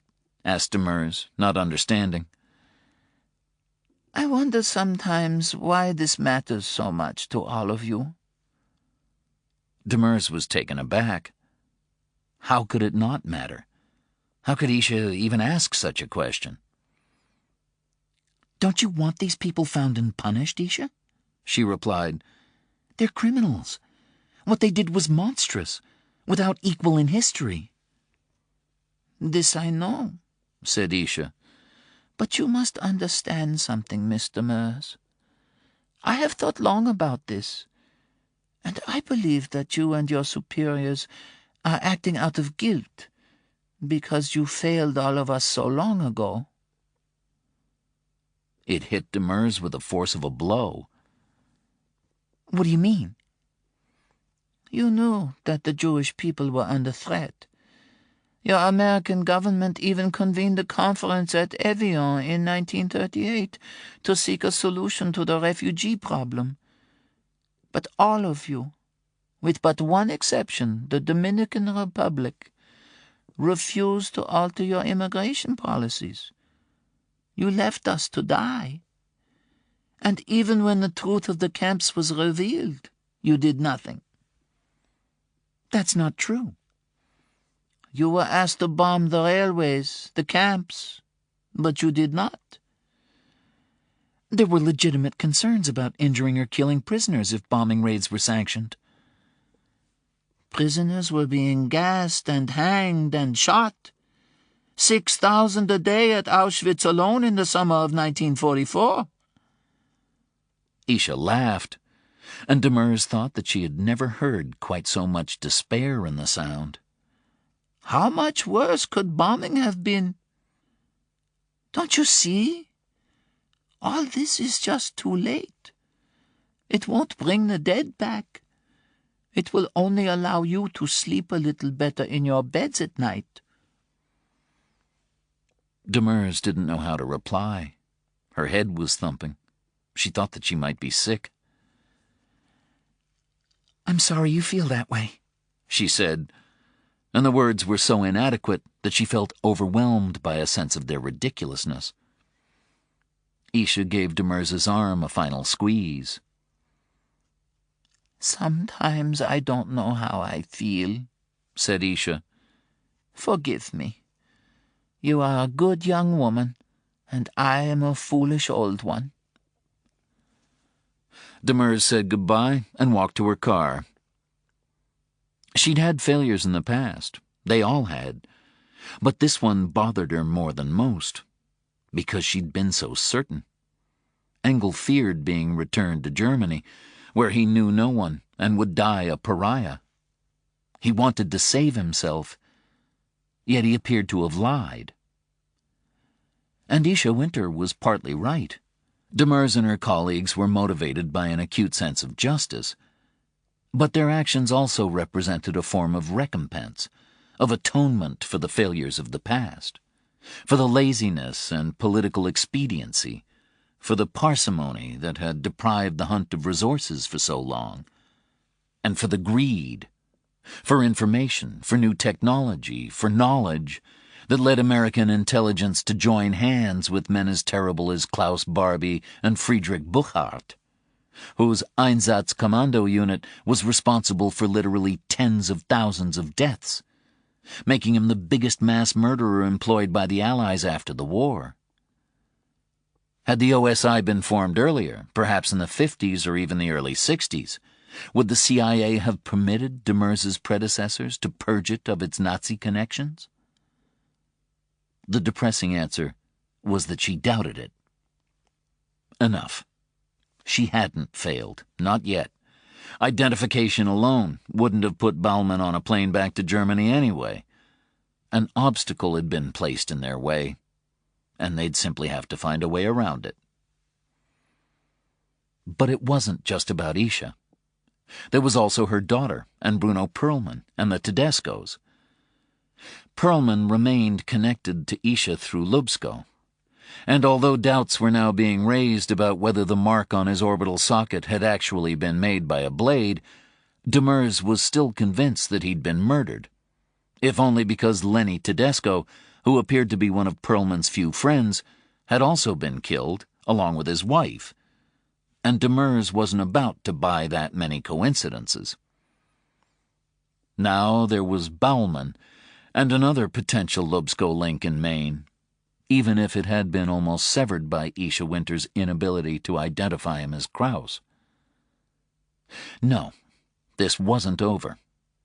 Pieces were missing, but they would find them. On the drive to Bangor, the ticking of her watch grew so loud that she took it off and placed it in the glove compartment. Yet still, she thought she could hear it. Chapter 47. The ride from Bangor to Burlington, Vermont was about 6 hours. Or more, since Louis was doing most of the driving. "You drive like you got Miss Daisy in the back," said Angel, as they made stately progress west. "I feel like I'm in a fucking funeral cortege." "And you know why I drive this way?" "Because you're frightened?" suggested Angel. "Because someone put a limiter on the car? Why?" "Because I'm black. That's why I'm careful." "You're not careful, you're just slow. The internal combustion engine is wasted on you. You want me to get out and walk in front with a red flag?" "Yeah, would you? Then I could run you over." "You couldn't accelerate fast enough to run me over. By the time you got up to speed, I'd have died of old age." "Why don't you just count the number of black men you see driving cars between here and Vermont? It's like a white supremacist road race. And while you're counting, go find me a black state trooper. Round here, they see a black man doing 50, and they already writing his name beside a cell door." "At least if you get arrested in Vermont, they might give you ice cream, try to rehabilitate you." Parker listened to them bicker. His back was against the door on the passenger side, his feet stretched out before him. He'd taken a painkiller, just some Tylenol, not the prescription stuff they'd given him before he left the hospital. He wanted to keep a clear head. He'd called Rachel shortly after they left Bangor and told her he was on his way to see Sam, with Angel and Louis in tow. He assured her that they wouldn't stop by until the morning, though. By the time they reached Burlington, it would be 9 p.m. at least, and he didn't want her to keep Sam up on his account. Rachel didn't sound too pleased to hear that he was heading to Vermont without giving her more notice, but he didn't care. Relations between them had been even tenser since Ruth Winter's murder. Rachel had driven from Burlington to Maine as soon as the call came in from the police informing her of what had happened on the beach at Green Heron Bay. She'd arrived at the Bangor Medical Center to find her daughter in the care of a female officer and Parker's internal injuries being treated on an operating table. She'd then stayed with Sam while she gave her statement to the police, and they'd both been present when Parker had come out of the anesthetic. He hadn't been able to say much to either of them, but he could feel Rachel's anger, even through his drug-induced daze. He'd only spoken to Rachel once since then, when he'd called to check on Sam. She'd been pretty curt. He couldn't blame her. Parker's side began to hurt after a couple of hours in the car, so they stopped at a Dunkin' Donuts to get some coffee and let him stretch his legs. He felt like a dog being exercised. They then drove on for a time before deciding to break up the ride at St. Johnsbury, where they checked into a chain motel and ate at Bailiwick's-on-Mill. Over coffee, Louis told them the story of the man who died twice. "You remember Bart Freed?" he asked Angel. "No." "Yeah, you do. He was a Shylock out of Ocean City. Had a piece of some arcades far south as Cape May." "Bodybuilder? Looked like someone had amputated his neck and stuck his head straight back on his shoulders?" "That's him." "Yeah, I recall him now. He died a couple of years ago, right?" "Burst a blood vessel while bench pressing 400 pounds. Caved in his chest. So way back, there's a guy called Minimum Mike. Got the name because he only ever pays a vig on his loans without ever denting the principal. But then Minimum Mike becomes below Minimum Mike and crosses so many people who shouldn't be crossed he's like a map of chaos. And these people decide it's time something was done about him. So they hired 2 guys out of Maryland to take care of him, and Bart Freed sets him up. Minimum Mike comes to Bart's house to talk about his debts. The 2 Maryland shooters are waiting inside for him. They quiet him down, and then they take him away. They don't drive 'em too far because, nobody wants to be pulled over with some guy weeping in the back seat. They already have the hole dug for 'em in the woods, so they shoot 'em, watch 'em fall in, then cover 'em up and drive off. They take the car to an all-night wash, get the full treatment for it inside and out, go have a burger and a beer, and figure they've done a good night's work. They crash at a motel and sleep like babies. Then, about 4 a.m., they get a call, and it's one of the guys who's picking up the tab for the night's work. He tells them there's some problem over at Freed's place, and to get their asses over there and sort it out because Freed's hysterical, and it doesn't pay to have people hysterical after the event. So they drive back to Ocean City, and Freed answers the door. He's calmed down some, but he still doesn't seem happy. He doesn't even let him into the house, not immediately. He keeps him on the doorstep, and he says, "So, Minimum Mike." "Yeah?" "You did what you were supposed to do, right?" And the hitters say, "Yeah, of course they did." And they explain about the hole in the ground, and the gun, and covering up the body. "So he's dead," says Freed. "Yeah, he dead." "Well, if he's dead, why the fuck is he sitting at my kitchen table?" So the two hitters look at Freed like he's dropped a couple of screws, and he steps aside to let him in. They go to the kitchen, and just like the man said, Minimum Mike is sitting there. He doesn't look good. He's like covered in earth and dirt and shit. And when they make a closer examination, they see that he has a hole in the back of his head and another close to his right eye. But it's definitely him. He's also got a glass of milk in front of him and a cookie, although he hasn't touched them. They ask Freed why he has the milk and a cookie, and Freed tells them that he didn't know what else to give him. They figure what happened was that the bullet entered his skull, damaged his brain, came out under his eye, but didn't kill him. Somehow he woke up in the grave, managed to claw his way out, and had some vague memory in what was left of his lobe of being at Freed's. So that was the first place he went to. "What'd they do?" asked Angel. They put him in the trunk of the car, drove him back to the grave, shot him again, and buried him. The second time he didn't come back. The hitters, they didn't come back either. They retired. I think one of them had a breakdown. Angel thought about it all. "Is that true?" "What I heard." "Wow." "Was a time," remarked Louis, "when you'd have said more than wow after a story like that." "Yeah, I guess it takes a lot to surprise me now," said Angel. "Yeah," said Louis. "Takes a lot to surprise us all. We splitting a check?" "No," said Parker. "I got it." "Wow," said Angel. "That is—" "Don't," warned Parker. "Just don't." Chapter 48. Bauman returned home from walking his dog. He was soaking wet, and the animal, an aging Weimaraner named Lotte, was shivering. Bauman had always had Weimaraners, and he credited them with keeping him relatively youthful until recent years. They needed a lot of exercise, and he had to be wary of walking them in the woods in case they caught the scent of deer, and their hunting instinct kicked in.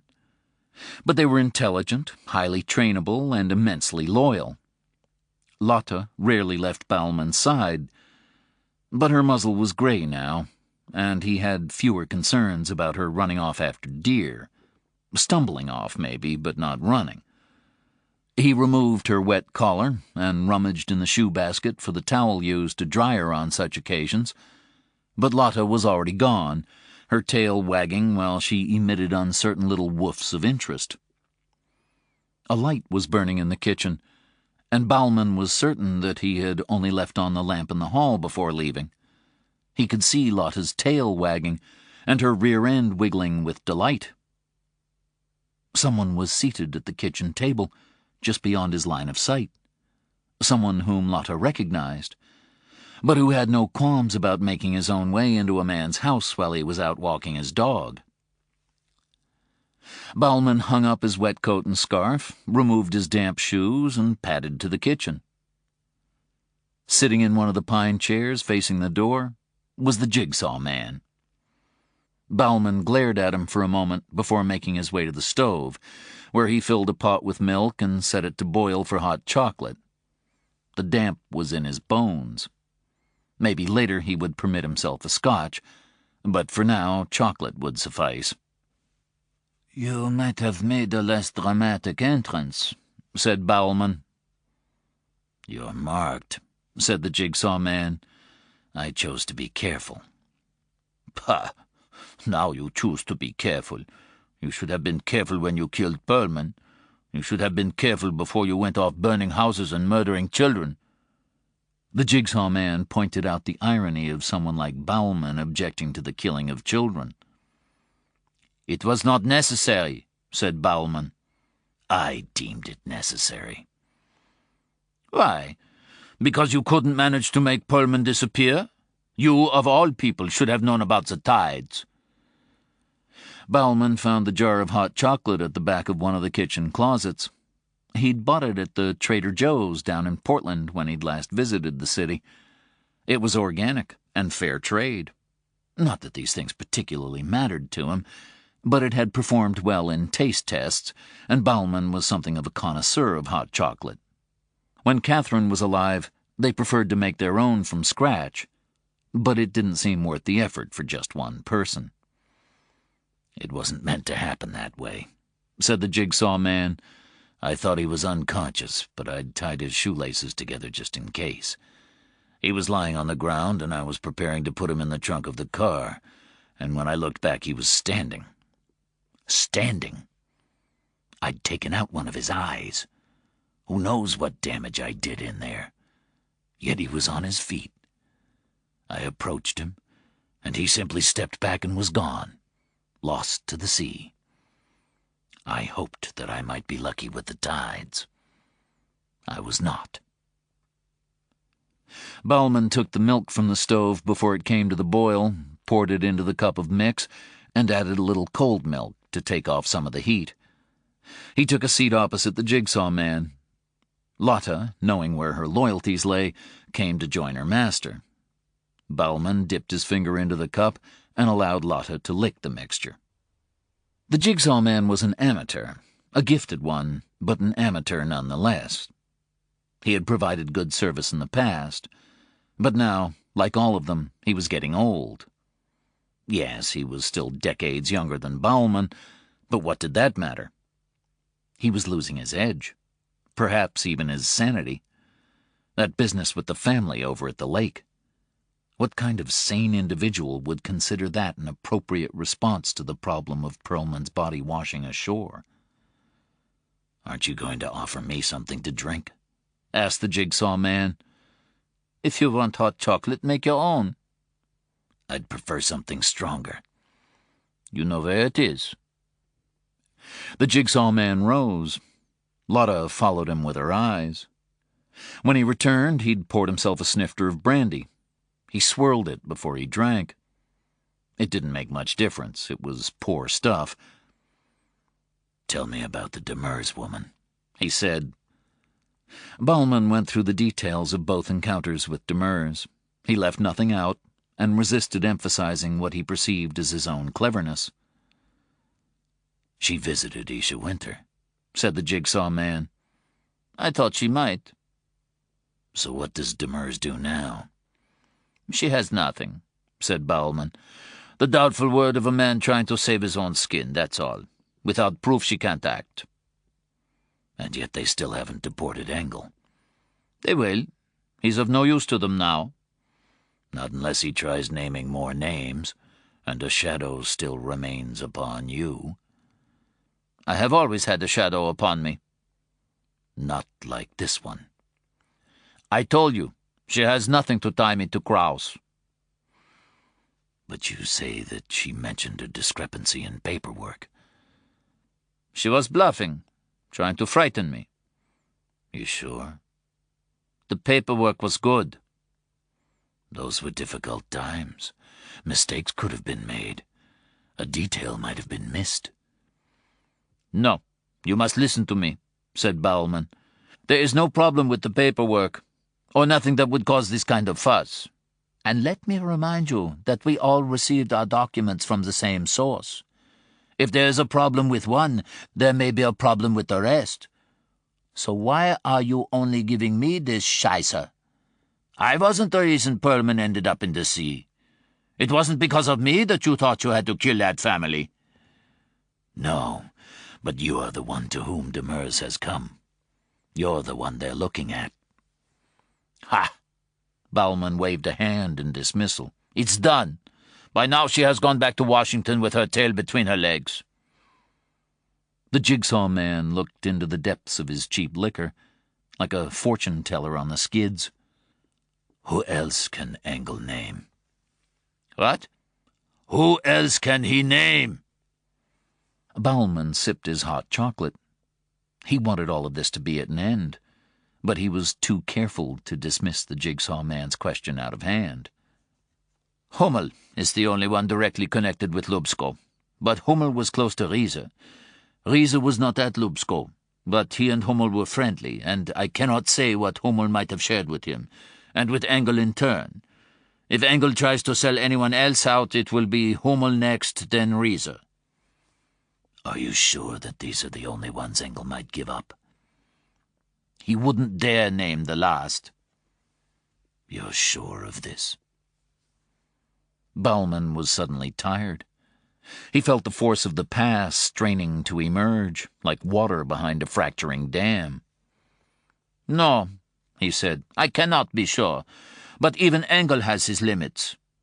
Anyway, he will give them Hummel before he offers up anyone else. And who knows how long that will delay proceedings. But can't you get in touch with him and pressure him to remain silent? We did, through his lawyer. Engel is angry that we wouldn't support him as far as the Supreme Court. Did you tell him that we can't shit gold? He seems to believe that we have funds hidden away. For decades we have all enjoyed a life of comfort, of security. How does he think it was paid for? I offered to put 10,000 euros into an account in Germany for his use. The lawyer says it's not enough.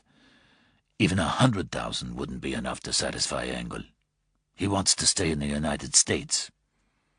If only he'd been more like Furman and had the courage to take his punishment without complaint and without betraying his comrades. Furman was an officer. Bauman had suspected that this would be the jigsaw man's view. He was a snob of the worst kind. He had a point about Furman, though, who'd been their contact outside the camp. He'd remained silent, unlike Engel.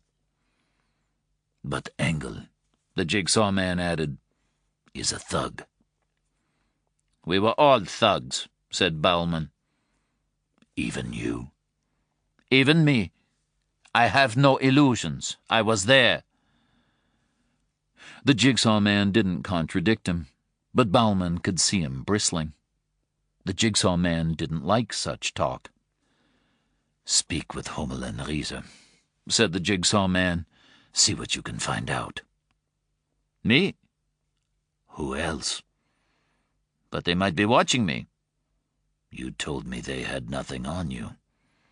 I know, but... He bit his tongue.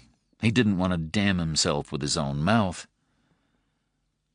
What would be more suspicious? Asked the jigsaw man. That you should continue to see your old friends, or that you should suddenly stop seeing them for fear of drawing attention to them? I have not spoken with Hummel in years. He lives in a home. I hear he's senile. Then I suggest that you renew his acquaintance before it's too late. And Riese? We were never close, but I know him a little. So you find out if the Justice Department has been in touch with either of them, and apprise them of the importance of maintaining appearances. The jigsaw man knocked back the rest of the brandy in one mouthful and put the snifter on the table. If you hear anything more from Demers, be sure to inform me, and tell me how things go with Hummel and Riese. Remember, you're not the only one who has to be protected. He patted Bauman on the shoulder. You're not even the most important. Chapter 49.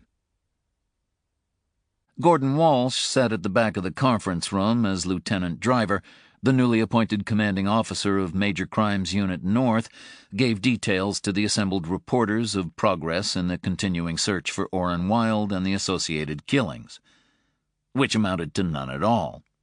He tried to disguise it as best he could behind the usual platitudes about following a number of lines of inquiry, but the appeal for fresh information gave him away. Behind Driver, in a gesture of support, stood the commander of MCU South, plus assorted uniformed officers and members of the Violent Crimes Task Force, along with a pair of FBI agents who were there simply to fill up the room and put some kind of governmental gloss on the whole mess. All present bore the expressions of men and women who wanted to be anywhere else but where they were. Walsh was reminded of those show trials in China when everyone involved in a failure was paraded in front of the cameras before being hauled off and shot. They'd asked him to take his place out front with the damned, but he'd told them in the most diplomatic way possible to go screw themselves.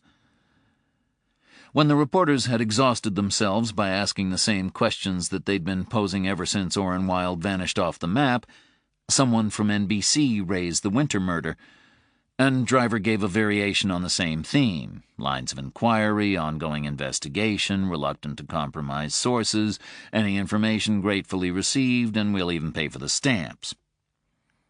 This led on to Bruno Perlman and the possibility that the case of the Tedescos down in Florida might be connected to his death. Driver gratefully ceded the microphone to Detective Louise Tyler, who was leading the Perlman investigation. Thank God they didn't put her buddy Welbeck up there, Walsh thought. She'd probably have punched someone out. Tyler threw the media a couple of bones, but they had little meat on them, and when she tried to suggest that Perlman's death might yet prove to be suicide, it provoked open expressions of disbelief from the crowd. The Perlman question did allow the MSP to shift some of the heat to the FBI liaisons, one of whom told the room that because the results of the autopsy on Perlman were inconclusive, a second federal autopsy was in the process of being conducted. When asked about a connection to the murder of Ruth Winter, he said the investigation was still in progress. He gave the same answer when asked about the Tedescos. While he was speaking, someone took the chair at the far end of the row from Walsh. He glanced over to see Marie Demers, who'd come nosing around following the Winter murder, and who was being copied on all relevant material. Walsh tried to recall if he'd ever been involved in a bigger clusterfuck, and decided that he hadn't. Maybe they should get T-shirts made for everyone once it was all over. I survived the clusterfuck killings, and all I got was this lousy T-shirt, and the remnants of a career. The problem, from Walsh's point of view, was that the resources of the MSP were being fatally overstretched by the three investigations, Wilde, Winter, and Perlman, and instead of alleviating the burden, the involvement of outside agencies was complicating the whole business still further. It was as though white noise was being pumped in over a piece of music, and now nobody could hear the tune. But Demers interested him. He was the reason that she was in attendance at the press conference. He'd heard from Ross that she was back in Maine, staying at some hotel midway between Bangor and Boreas.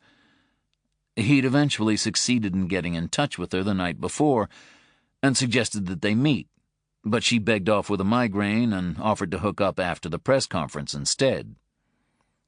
Mercifully, the conference started to wind up, and the whole sorry affair was brought to a close, the relief palpably emanating from those behind the microphone. Walsh sidled up to Demers. They'd met briefly in the aftermath of Ruth Winter's murder, and at her burial.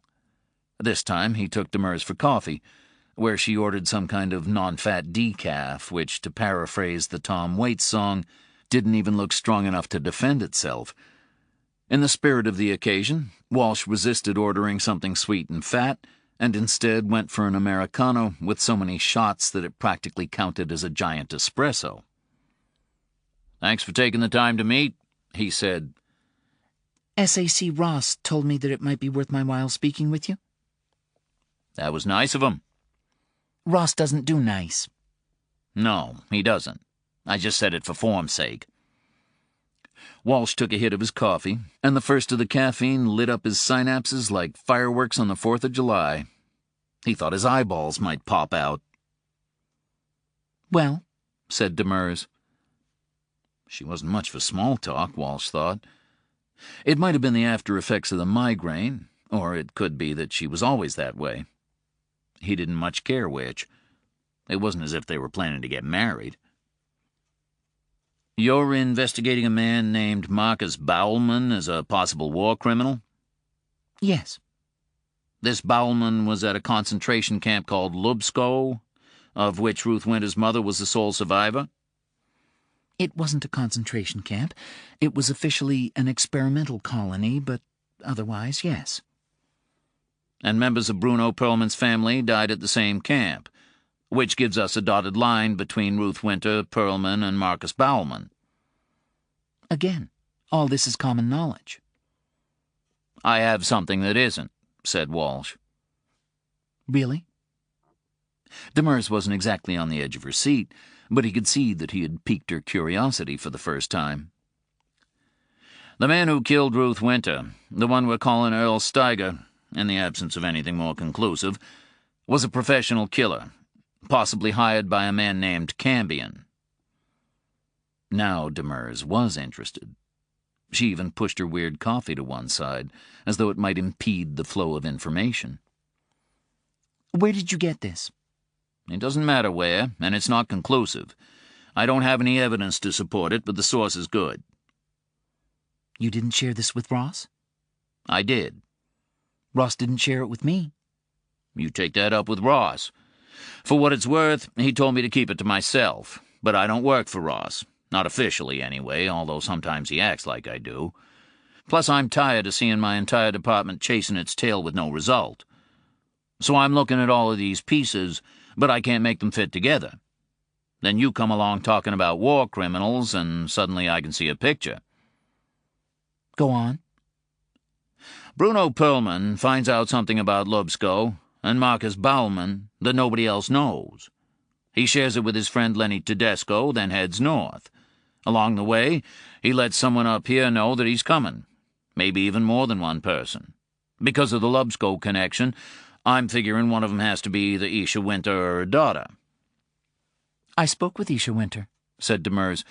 "Perlman didn't say anything to her about coming back for a second visit, and I don't think he'd have been welcome anyway. Isha didn't care much for his attitude the first time they met." "Then it's Ruth Winter he wanted to see. Perhaps he figures that an elderly woman shouldn't be approached directly about whatever he's discovered, and he might be better off going through her daughter. Bowelman finds out that Perlman is coming, and hires Earl Steiger to take care of him and the Tedescos. Steiger could have killed all of them, but I'm leaning toward him farming out one of the jobs." "Why?" "The timing is tight. Not too tight for it to be impossible for Steiger to have worked alone, but just tight enough to make it improbable. And also—" He took a moment to risk another sip of coffee. This wasn't where he parted ways with Louis exactly, but it was a leap that he still wasn't entirely confident about making. "There's a chance," he said, "and only a chance, that the killing of the Wilde family might be part of the same picture, but designed to distract us." Demers said nothing. He couldn't tell if it was disbelief or if he had her. "Everything about the Wilde case is off," said Walsh. "Everything.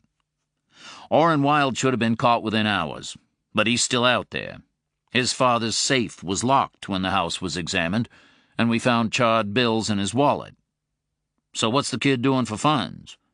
And there's no motive. The more we find out about Orrin, the more he seems like a regular kid, a little fond of wearing black, liked his shoot-'em-ups, and not as smart as he thought he was, but no murderer. Just the opposite. His close friends had him pegged as a decent, sensitive guy. His yearbook photo should have read least likely to commit a mass killing. But somehow his family ended up dead, and we've committed huge resources to scouring the state for him, with no result." "You're saying that someone slaughtered 4 members of a family and abducted a 5th as a diversion? From what?" "From a body on a beach. From Bruno Perlman. Whoever put him in the water probably didn't know about the tides there, which are all screwy.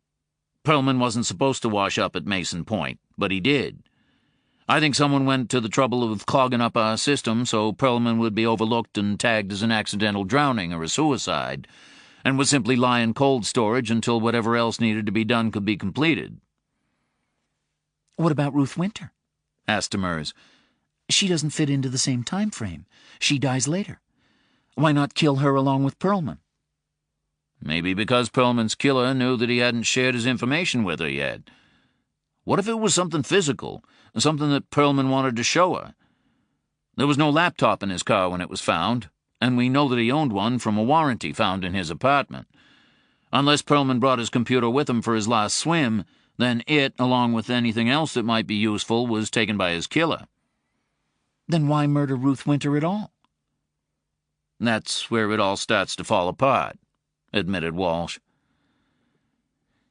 But you think Bauman may be the one who did the hiring, said Demers. Would he kill to hide his past? He was responsible for murdering children at Lubsko, and apparently did it without compunction. So yes, I think he would. Or, given his age, he'd pay someone else to do it for him. You have proof that Bauman is the one you're looking for? Demers drank some more of her coffee and scowled. Why am I even drinking this shit? She said. I didn't want to ask. She didn't wait for him to offer to get her something stronger, but went to the counter herself and came back a few minutes later with an espresso. Fuck it if I get another migraine, she said. That's the right attitude. Where were we? Proof that Bauman is a war criminal. We don't have any. Jesus. For real? Demers shrugged. You know we have Engel awaiting deportation to Germany. Naturally, he doesn't want to go. The Germans don't want him either, because they say there's not enough evidence to try him. But that's not our problem. We'd prefer a trial, but getting him out of here is enough. Wait, said Walsh. So why are we sending him over there? We're deporting him on the basis of irregularities in his original visa application. Not because he was a war criminal. A suspected war criminal, she corrected. No. I don't understand, said Walsh.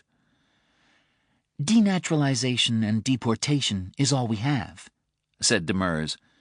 It's not ideal, and it's not enough. But it's better than the other option, which is to let these people live out their last years in the bosom of their adopted country. Because of a loophole in the system, we can even keep paying them their Social Security if they agree to go. Effectively, we bribe them to get the hell out of the United States. But Engel has a family here, a wife, children, grandchildren, great-grandchildren, and he wants to die surrounded by them. His wife still refuses to believe that her husband was a murderer who put bullets into the necks of naked kneeling men and women.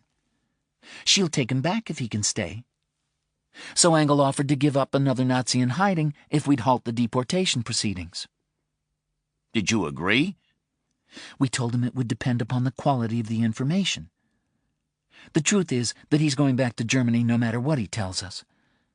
He could prove to us that Mengele didn't drown in Brazil in 1979, but is alive and well in Palm Beach, and we'd still want him gone. We're simply delaying packing him up and shipping him off until we've bled him for all we can get, and then his own people can have him. And Engel pointed you to Marcus Baumann.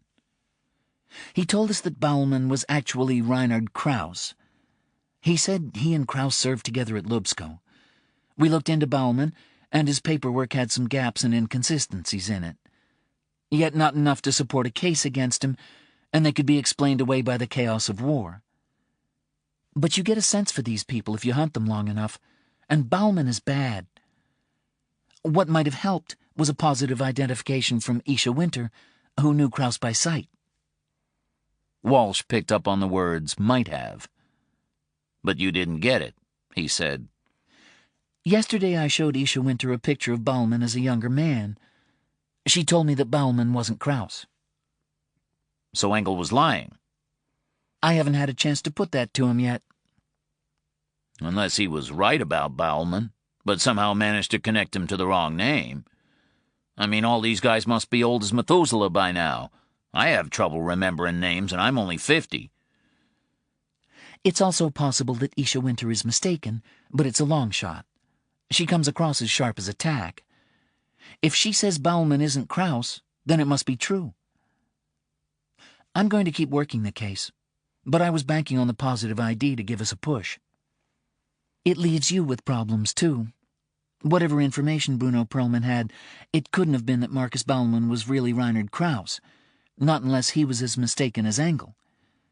Either way, why would Baumann go to the trouble of having Perlman and everyone connected with him killed if they were on the wrong track to begin with?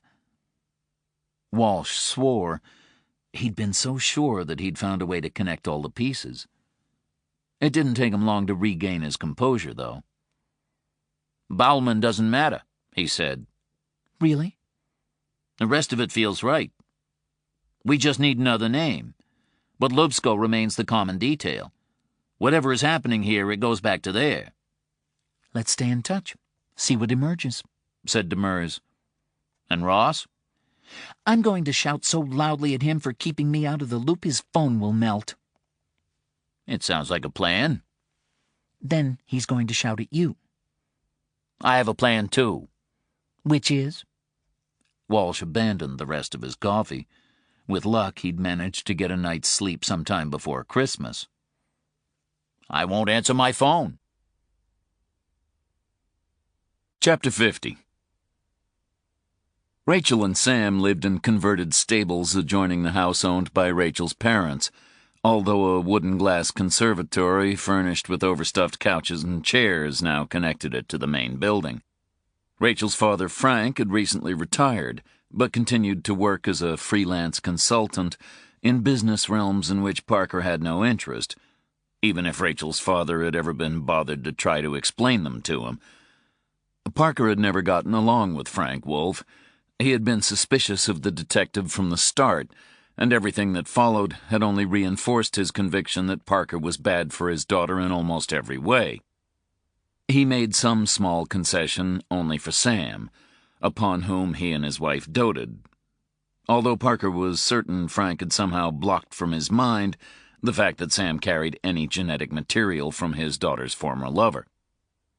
Thankfully, Rachel's old man was absent when Parker, with Angel and Louis as escorts, arrived at the house. Frank had left the previous morning for a meeting in Seattle, and would not return until the weekend. It was doubly fortunate for all involved, because whatever doubts Frank had about Parker were multiplied manifold when it came to Angel and Louis. If he had his way, the two men wouldn't have been allowed into the state, let alone onto his property. A white Mercedes CLS Class coupe was parked in the driveway outside the house as they pulled up, alongside Rachel's recently purchased used Prius. "A white coupe," said Angel. "That's an asshole's car right there." With that, the asshole himself appeared. Rachel's boyfriend, Jeff, was about 10 years older than she was, and believed that if wealth was worth having, then it was worth displaying. He was all white teeth and prematurely white hair. If the lights went out in a mine, they could have sent Jeff to lead everyone back to safety using only his smile. Parker was self-aware enough to realize that he was still more than a little in love with Rachel, and therefore Christ himself could have come down to date her, and he still wouldn't have approved of the match. Still, the thought of Jeff and Rachel involved in any kind of intimacy, physical or emotional, caused his gut to tighten. Parker tried to be civil to Jeff for the sake of all involved, but the effort strained his diplomatic muscles to their limit. As for Angel and Louis, they made it clear, on the rare occasions when they were forced to spend time in Jeff's company, that if they could have gotten away with shooting him and dumping his remains in a swamp, they would have. "The fuck is he doing here?" asked Louis. "He doesn't look happy," said Angel. "Which makes me happy." He was right. Jeff was red with rage, even beneath his year-round tan. He was wearing a yellow V-neck sweater over a pink shirt and blue pants, and was carrying a navy blazer in his left hand. "He looks like the father of a groom at a gay wedding," said Angel. Jeff paused as Parker got out of the car. He had to pass Parker to get to his own vehicle, but appeared reluctant to do so, as though he hoped the detective might instead just vanish into the ether, leaving only bad memories. "Jeff," said Parker by way of greeting. Jeff managed to pull together a Frankenstein's creation of a smile, composed entirely of other unrelated emotions. It lived for only a moment before it collapsed and died. "I heard you were coming," said Jeff. "You didn't have to welcome me personally." Jeff raised his right forefinger and pointed it in the direction of the house. His car keys dangled from his fist, catching the morning sun. "They deserve better," he said. "That child deserves better." "Better than what?" "You know." His eyes drifted past Parker to Angel and Louie, who remained seated in the car. Angel gave him a wave and a smile, and mouthed the word fuckwad. "And you bring these people here, these—" "Careful," said Parker. "Their feelings are easily hurt." Rachel appeared at the door of the house before Jeff could say anything more. Her arms were folded across her chest. She'd been crying. "Jeff," she said, "just go. Please." Parker almost felt sorry for Jeff, but it quickly passed. Whatever had occurred before they'd arrived was serious and possibly terminal. Now Jeff was suffering the added humiliation of retreating before the three men in the world he least wanted to see at that moment. Jeff brushed past Parker, got in his shiny new car, and drove away. Parker watched him go. When he looked back at the house, Rachel was no longer at the door. "Give us a minute?" he asked Angel and Louie. "Sure," said Louie. "Is it too early to start celebrating?" asked Angel. Parker gave him a look that suggested he would be well advised to keep cracks like that to himself for the present. "Okay," said Angel. "We'll celebrate on the inside." Parker knocked on the door and called Rachel's name. He wasn't about to enter a house that wasn't his own without her permission. Not even this one. She called to him from the kitchen, and he found her with her back against the sink, her head low, and her shoulders shaking. He walked over and stood beside her, but he didn't touch her. He knew her better than that. "Is there anything I can do?" he asked. "Besides everything you've done already? You could shoot me. How about that?" "I didn't bring my gun." She gave a short laugh, then just cried harder. "Why don't you go outside and borrow one? They must have a fucking arsenal in that car." "I don't think they'd let me shoot you. They like you too much. But if you want someone else shot, I'm sure they'd be willing to oblige." "Would they shoot you if I asked?" "Possibly. You want to tell me what all that was about?" Rachel wiped her nose on the back of her hand, disgusted herself by what she had done, and reached for a piece of kitchen towel. "You know how mad I am at you," she said. "I figured. I saw it in your face at the hospital." "She could have been killed, Charlie. That man on the beach, she saw him die. She watched him shoot a police officer. And if that dune hadn't collapsed, he'd probably have killed you and her as well." "I know." She punched him on the arm. "What were you thinking? Putting her at risk. And yourself." You what? You couldn't stand by? You couldn't let someone be hurt? Oh, Christ, I know all that. But Sam was there. She was your priority. She was the one you should have thought about first." There was no point in telling Rachel that he had ordered Sam to stay in the house. He should have guessed that she wouldn't stay. He was familiar enough with her nature by now. After all, it was so much like his. "You're right," was all that he said. She stopped crying, although she still emitted small hiccuping sobs. "I can say these things to you," she continued, "but Jeff can't. Not to me, not to you, and certainly not to Sam. If anyone is going to drag you over hot coals, it's going to be me." "I appreciate that. Kind of." She wiped her nose again and exhaled long and slow. "Go on," she said. "I know you want to ask." "Ask what?" he said, with as much innocence as he could muster. "Jerk. If it's over between Jeff and me." Is it over between Jeff and you? I think so. I'm sure you're pleased. Damn, and I was just starting to like him. She gave him another punch on the arm.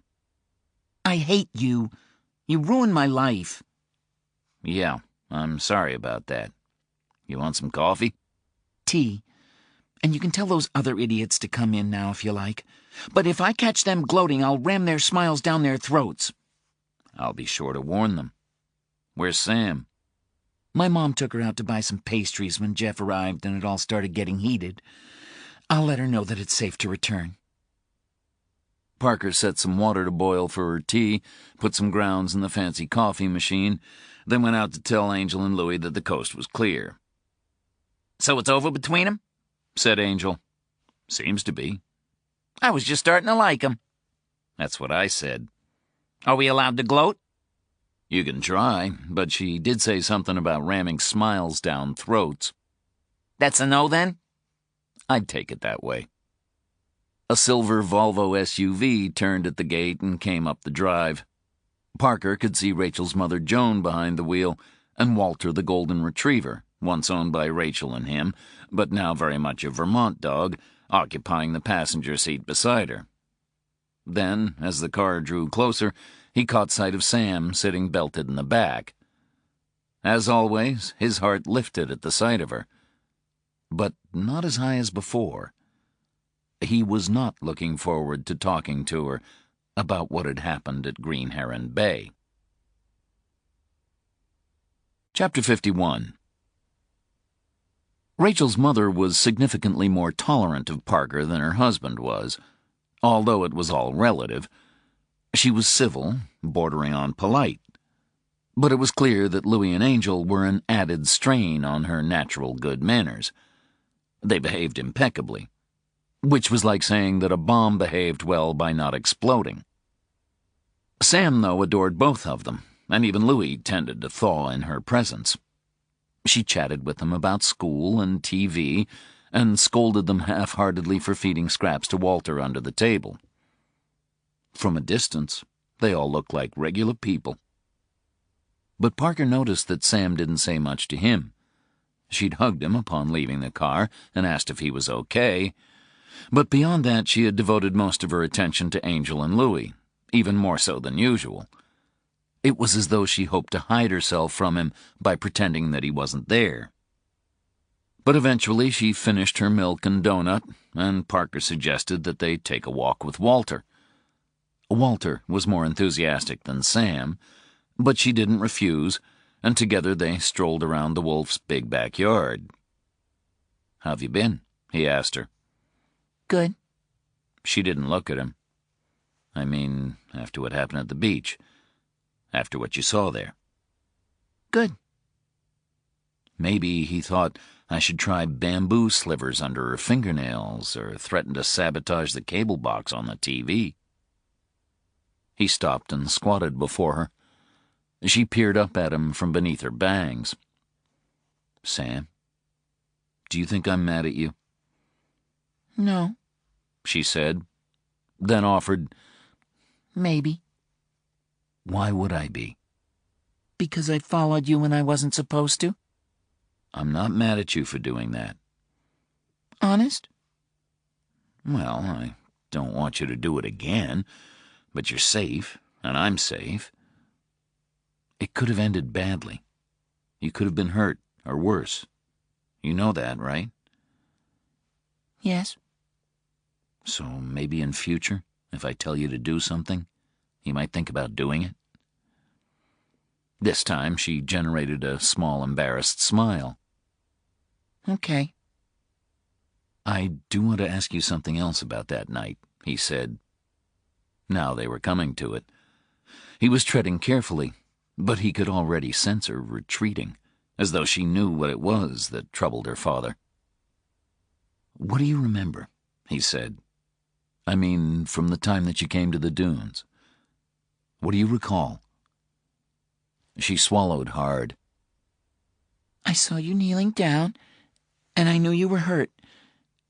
I saw the man with the gun, and then the police officer stood up, and the man shot her. And after that? He was going to shoot you. And you were frightened. A nod. Were you angry? A pause. Another nod. He saw her face again, lit by moonlight, and heard a sound like an exhalation as the dune collapsed.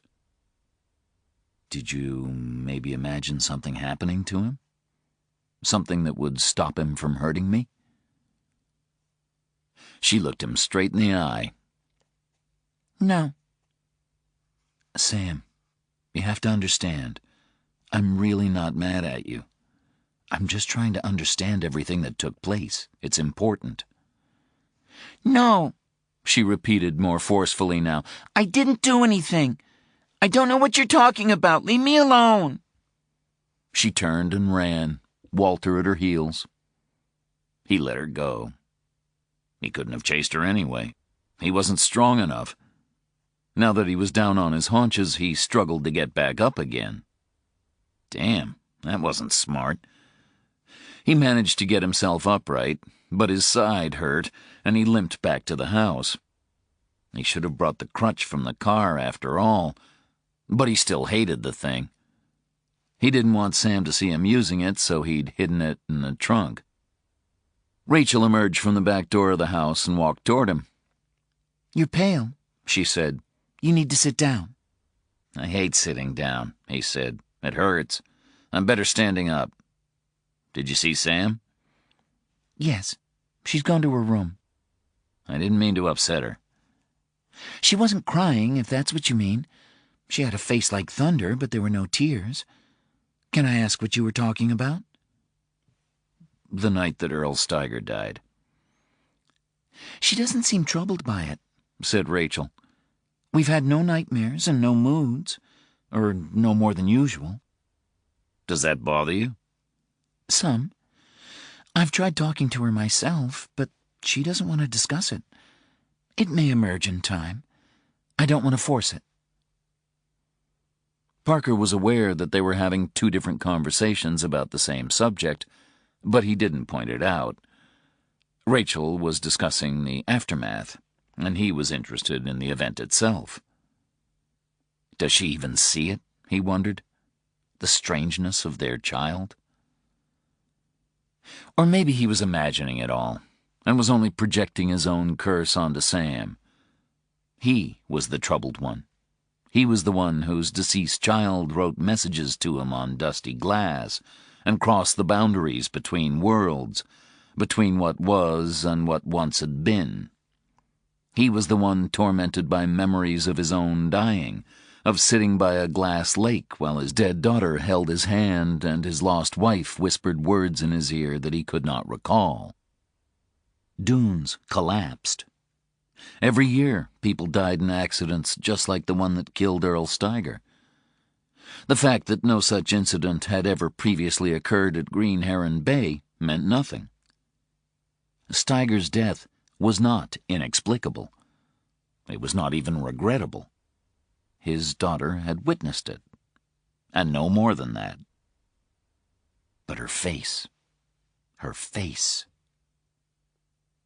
Rachel broke into his thoughts. Are you leaving today? I haven't discussed it with Angel and Louie, but I guess so. Why don't you stay? She said. There should be enough to keep those two occupied in Burlington for an evening, and I can get them a good rate at the Willard Street Inn. Sam has a sleepover planned, and my mom will catch a movie. I'll cook you dinner. We can talk. And where will I sleep? We have space, she said.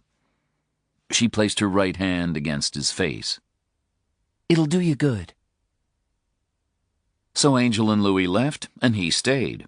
Sam came down from her room, and after circling warily for a time, joined him to watch a Marx Brothers movie on TCM. Afterward, they played checkers, and he fell asleep on the couch. When he woke, both Sam and her grandmother, who had not commented upon his continued presence beyond a mildly pained pursing of the lips, were gone, and Rachel was cooking chicken in a cream sauce. He showered in the guest bathroom, allowed himself a glass of wine, and they ate in the kitchen by candlelight while First Wave played in the background on Sirius. Afterward, he helped her wash up, and then it was her turn to fall asleep beside him on the couch. He woke her shortly before 11 p.m. and kissed her good night. He lay awake in the spare room. His side ached. He considered taking a couple of the prescription pills to help him sleep, but he hated the aftertaste and the way they made his head feel clouded for hours after waking up. 30 minutes, he thought. I'll give myself 30 minutes. If I can't get to sleep by then, I'll take the pills. He heard Rachel's mother come back and go to her room. After that, the house was quiet. 15 minutes. 15 minutes more. The bedroom door opened slowly, then closed again. Rachel came to him. She was wearing a short nightgown, and he watched as she lifted it over her head and let it fall to the floor. "Does it hurt a lot?" She said. "No, not a lot." "Don't worry," she said. She eased herself onto the bed and sat astride him. "You just stay still. Let me take care of you." And he did. Chapter 52. Rachel was gone when Parker woke. He had a vague memory of her getting up to leave during the night, but it seemed then as much of a dream as her sleeping presence beside him had been. He showered and changed. He had just enough clothing in his overnight bag to remain presentable for another day. The rest of his wardrobe was divided between Scarborough and Boreas. His time as a resident of that northern town was coming to a close, but he had decided to return for a few more days at least. He had unfinished business there. He went down to breakfast and caught Mrs. Wolfe sending bad juju his way, although at least she had the decency to include Rachel in her glare of disapproval. He figured that she'd heard Rachel heading back to her room in the stable annex during the night. At least Frank wasn't in the house as well. If he thought that his daughter had slept with her ex-partner under his roof, he'd have gone looking for his shotgun. Rachel gave him coffee and a bagel, but refused to catch his eye for fear of confirming her mother's suspicions. It made Parker feel like a teenager again, and not in a bad way. Sam had gone straight from her sleepover to school, but it was a half day, so he waited for her return. Angel and Louis appeared not long after she got back. Not wishing to strain Mrs. Wolfe's patience any further, they all made their farewells. Before Parker left, Sam hugged him and said, "Daddy, you should have used the crutch that they gave you." And he agreed that yes, he should have, but he felt better now, and maybe he wouldn't need it at all. Rachel kissed him on the cheek, and the affection of the gesture filled him with a tender sadness. The night before was lost to them now. It had been a small consecration, a minor epiphany, and no more than that. But sometimes such moments are all that we are given, and they are enough to fuel us and give us hope that somewhere down the line another might be gifted. Angel and Louis sensed something of his mood, and there was no mockery as they drove away, no loaded questions about how the night had gone. The sun shone, and a classical piece played on the radio, one that Parker thought he recognized but could not identify. He didn't ask its name, though. He simply listened and let its waves break upon him. And only then did he realize he had not told Sam about the crutch. It had remained in the trunk of the car, where she could not have seen it. He said nothing to Angel and Louis, but merely added it to his concerns about his daughter. "What now?" said Louis, after they'd been driving in silence for almost an hour. "I'd like you to take me back to Boreas," said Parker. "I'd be grateful if you'd help me pack up my things. It won't take long, a couple of hours at most." "And then?" He'd read about the previous day's press conference on the Portland Press-Herald's website, and had followed up with a call to Gordon Walsh before he went down to breakfast. He was now clear on how slowly the investigation into Ruth Winter's murder was progressing. Steiger was one of the problems. A professional shooter meant a disconnect between the motive and the act, one that could only be remedied by forcing the killer to turn on whomever had hired him. Not an option in the case of the late Earl Steiger. But, as Louis pointed out, it also had to be recognized that because Steiger could have been hired out by a third party, Cambion in this case, he might not even have been aware of the original source of the contract. If they could get to Cambion and make him talk, then they might learn something useful. But Cambion had gone underground. The solution, then, was to work backward. "I'm going to find out who ordered the killing of Ruth Winter," said Parker. Angel glanced at him in the rearview mirror. There was no doubt in the detective's voice, and although he was staring out the window, his eyes saw nothing of what passed before them. Angel and Louis had spoken of Parker the night before. Yes, thought Angel, Louis was right. He is different. He has a certainty to him that was not there before. He should be dead, yet he is more alive and more dangerous than ever. God help anyone who went up against him now. God help them all. Chapter 53. Bernhard Hummel was currently residing in the special care unit of the Golden Hills Senior Living Community just outside Ellsworth, Maine. Of the many ends that he might meet, Baumann had always been most fearful of dementia. The idea of slowly losing himself appalled him, and he had done all he could to ensure that such a fate was not destined to be his. He exercised regularly, ate well, and was never without a newspaper or a book. He played memory games, reciting the 50 state capitals, listing the names and numbers of beloved symphonies, or the German soccer teams of various vintages. And although he was right-handed, he forced himself to perform many tasks using his left. His arthritis he could live with. His bladder was little better than the thimble, but he could calculate almost to the minute how long he had before he would need a men's room. He couldn't recall the last time he'd had a good night's sleep, but he'd learned to grab a nap whenever he could. And anyway, it left more time for reading. But still he was troubled when he forgot the name of an acquaintance, living or dead, or couldn't bring to mind quickly enough a favorite film or the title of a novel.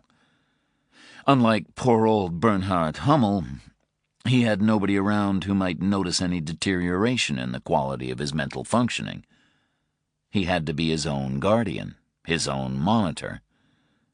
He could only hope that if it happened, he would recognize the symptoms before it was too late, giving him time to kill himself.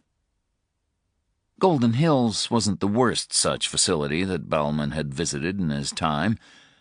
It did at least have hills of a sort, and the buildings and gardens were well maintained. One half of the property consisted entirely of apartments and small cottages for those individuals or couples that needed a little help with day-to-day activities, yet didn't require round-the-clock care. But Hummel was in a secure annex at the rear of the main building. Baumann was admitted without any trouble. He wasn't even required to show ID, and for an instant he considered signing in under a false name. But what if the people from the Justice Department were tailing him? He would only bring down suspicion on himself if they checked the visitors' register and found that he had signed in under an alias. He had grown increasingly paranoid about such surveillance, not without cause, and now found himself searching the faces of strangers for signs of excessive interest and monitoring the cars that followed him on both local roads and the freeway. He incorporated the routine into his memory games, filing away the license numbers, makes, and colors of cars. If they were keeping an eye on his movements, he had given them no cause to suspect him, and was not about to start today. He was entitled to visit his old friend Bernhardt. What kind of man doesn't visit his friends in the hospital? To hell with them, if they did question him about it. He hadn't seen Hummel in 2 years, not since he'd been admitted to Golden Hills at the instigation of his daughter Theodora. Baumann had never liked her. He hadn't liked Hummel's wife much either, but at least she had the decency to stop bothering people by dying. Theodora had always struck Bauman as too selfish even for mortality. She would outlive them all, like a cockroach. At the first sign of her father's deterioration, she had packed him off to Golden Hills without a second thought. Or so it appeared to Bauman. It made him glad that he would die without issue. The receptionist gave him a 4-digit code to get past the first door, but he had to press a button and wait to be admitted through the second. He smelled cooked food and human waste and disinfectant. No matter how well managed they were, all these places smelled the same. He tried to shut his ears to the wailing of an old woman somewhere to his left. "No," she cried. "I don't want to. No, no, no, no, no." And barely glanced into the lounge where an assortment of residents younger than he sat slumped like zombies in chairs. He felt uncomfortable even being within these walls, as though one of the staff, a passing doctor or an orderly, might mistake him for a patient and refuse to let him leave. He had always hated confinement. It was why he would fight Demers and her kind until the end. He found Hummel's room and paused on the threshold. He hadn't been sure what to bring. He had decided against hard candy or saltwater taffy. Even he didn't care much for gnawing on such delicacies at his age, and opted instead for marshmallows and seedless grapes. He took a deep breath and entered the room. His friend was seated in a comfortable chair by the window, smiling beatifically. Outside was a line of trees, masking the wall of the property.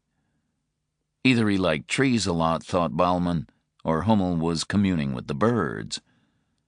He had aged terribly since Bauman had last seen him.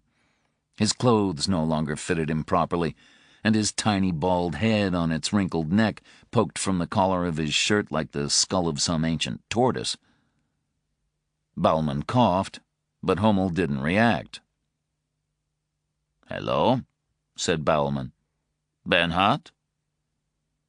Hummel's head turned slowly. The smile faded. He grew confused. Bauman wondered if he even knew who he was anymore. As far as Hummel was concerned, Bauman might as easily have called him by his wife's name and received something of the same response. He moved into the room, but did not approach Hummel too closely, for fear that he might frighten or distress him. It pained him to see his former colleague and friend this way. Hummel had always been so strong, so vital. At Lubsko, Bauman had watched him fight to the death with a Jew named Oppert, a former wrestler, just to prove that he could beat him. By then, Oppert had seen the bodies of his wife and children, and even though they promised to let him live if he won, Oppert knew better. He accepted the challenge, because to do otherwise would be to accept a bullet in the back of the head, and he entertained the hope that he might go to his grave after breaking Hummel's neck. He was mistaken.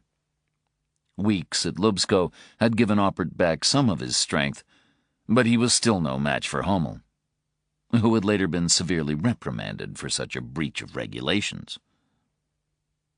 Now look at him, thought Bauman. It's hard to believe that this is the same man. A flicker of recognition ignited in Hummel's face, but still he did not speak. "Bernhard, it's me.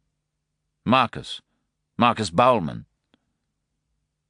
The smile returned to Hummel's face. "Klaus," he said, "my friend, how good to see you." "You have condemned yourself," thought Bauman. "You are a dead man." Chapter 54. It did not take them long to pack up most of Parker's possessions. He kept with him only toiletries, one canvas bag of clothes, some food and books, and his gun. Angel and Louis returned to Portland with the rest, leaving him alone. It was as he wished it to be. They would come back, if or when he needed them. Night had already fallen by the time they were gone. He took the flashlight from under the sink in the kitchen and slipped the gun into the pocket of his jacket. He walked north until he came to the house in which Ruth Winter had died. Crime scene tape sealed off the doors and the steps up to the porch. A printed notice advised anyone even thinking of trespassing that they would be subject to arrest. He did not enter, but merely stood for a time beneath the window of Ruth's room. He had visited too many houses like this one, had stood at too many such scenes, not to feel that the building itself had suffered a form of psychic shock, that the crime committed under its roof had affected the physical space it occupied. Wood and brick had a kind of memory. Blood seeped into their grain, their dust, and transformed them. Perhaps some people were just more sensitive than others, but he was willing to bet good money that it would be a long time before anyone settled easily into this place. If he ever had any doubts about the sanity of such observations, he had only to remember the house in which his wife and their child died, and what he had witnessed there when he returned after many years. Some might have called them ghosts or specters, but he didn't hold with such labels. They suggested incorporeality, and what he had seen in those rooms, and elsewhere too, had a substance to them, a lethality. Ethereal wisps couldn't write warnings to the living, or draw blood from hunters and killers. He pictured again Ruth Winter's body on the bed, and the great arterial spray on the wall above. He felt no guilt for what had befallen her. He had tried his utmost to save her. He could have done no more. The stain of her death lay on the souls of others. One of them was already dead. He would find the rest. He moved on until he came to the dunes. The place at which that great weight of sand had sheared off to bury Earl Steiger was still distinct from the rest, although the mound beneath which he died had been destroyed and scattered during the retrieval of his body. Parker realized that he was standing in almost the same spot his daughter had occupied that night. He thought again about their conversation in Vermont. There, with the backdrop of the Wolf's beautiful old home, in warm light hazy with the advent of summer, he could convince himself that the culmination of the events at Green Heron Bay was a freak act of nature, one that had saved his life by snuffing out another's. But here, on this dark strand, the memory of those moments came back to him with a palpable force, and he knew that his suspicions about his daughter were not without foundation. He had glimpsed something in her face that night which was not entirely human, something he had never witnessed before. No, that was not true. He had caught hints of it in others, in men and women who were, and this too was easier to deny in daylight than darkness, infested by entities, by supernatural agencies. They had an otherness to them, and he had caught a hint of that same essence in his own daughter as she caused the death of Earl Steiger. There, it was said. It was what he believed. His daughter was not what she appeared to be. She was carrying something inside her of which she might not even be aware. The realization numbed him, but he could already sense his emotions straining to break through. What was it? Was it evil? Was it some ancient rotten spirit cast down to earth, burning as it fell, that had curled up amid rock and lava to wait until men arrived, and it had found a host among them? Or had it come from him? Had he infected his own child with a pollutant in his own nature, one that he himself had not yet been able to identify? So lost was he in his own fear and pain that it was some moment before he could bring himself even to consider the possibility of a more benign context for what he had witnessed. A figure moved amid the dunes, dancing just beyond the reach of his flashlight, and he felt the presence of the dead daughter, and thought that he could hear her singing to him from the shadows. The numbness receded, and in its place came not anger and grief, but a kind of solace that brought him back to the bench by a lake, where she had held his hand and promised him that all was not in vain, and if he returned to this life, she would find a way to remain with him. "Tell me," he said to the dark. "Tell me what she is." The singing stopped, but no reply came. He passed the flashlight's beam around, trying to catch sight of her again. But what he could see of the dunes remained empty, and the only sound left was the breaking of waves. The flashlight flared, the bulb glowing gradually brighter and brighter until he could feel the heat of it. And it did not so much illuminate the night as burn a column of light through it. And just as the bulb exploded, he caught a glimpse of the dead daughter at the very edge of the beam's reach. And all dread and doubt were banished as she was absorbed into the dark. He turned away, walked back to his house, and did not fear the shadows. Part 4.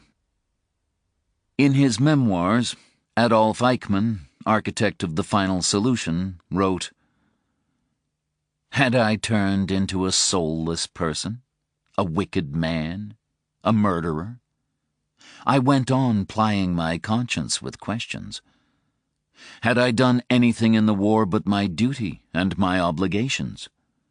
Had I done anything but remain loyal to my oath and obedient to my orders? And my conscience answered me reassuringly, no, nothing else. Had I killed defenseless people or ordered them to be killed? No, no, no. What in the devil's name did they want of me?" Chapter 55. Even by his poor standards, Baumann was enduring a difficult night.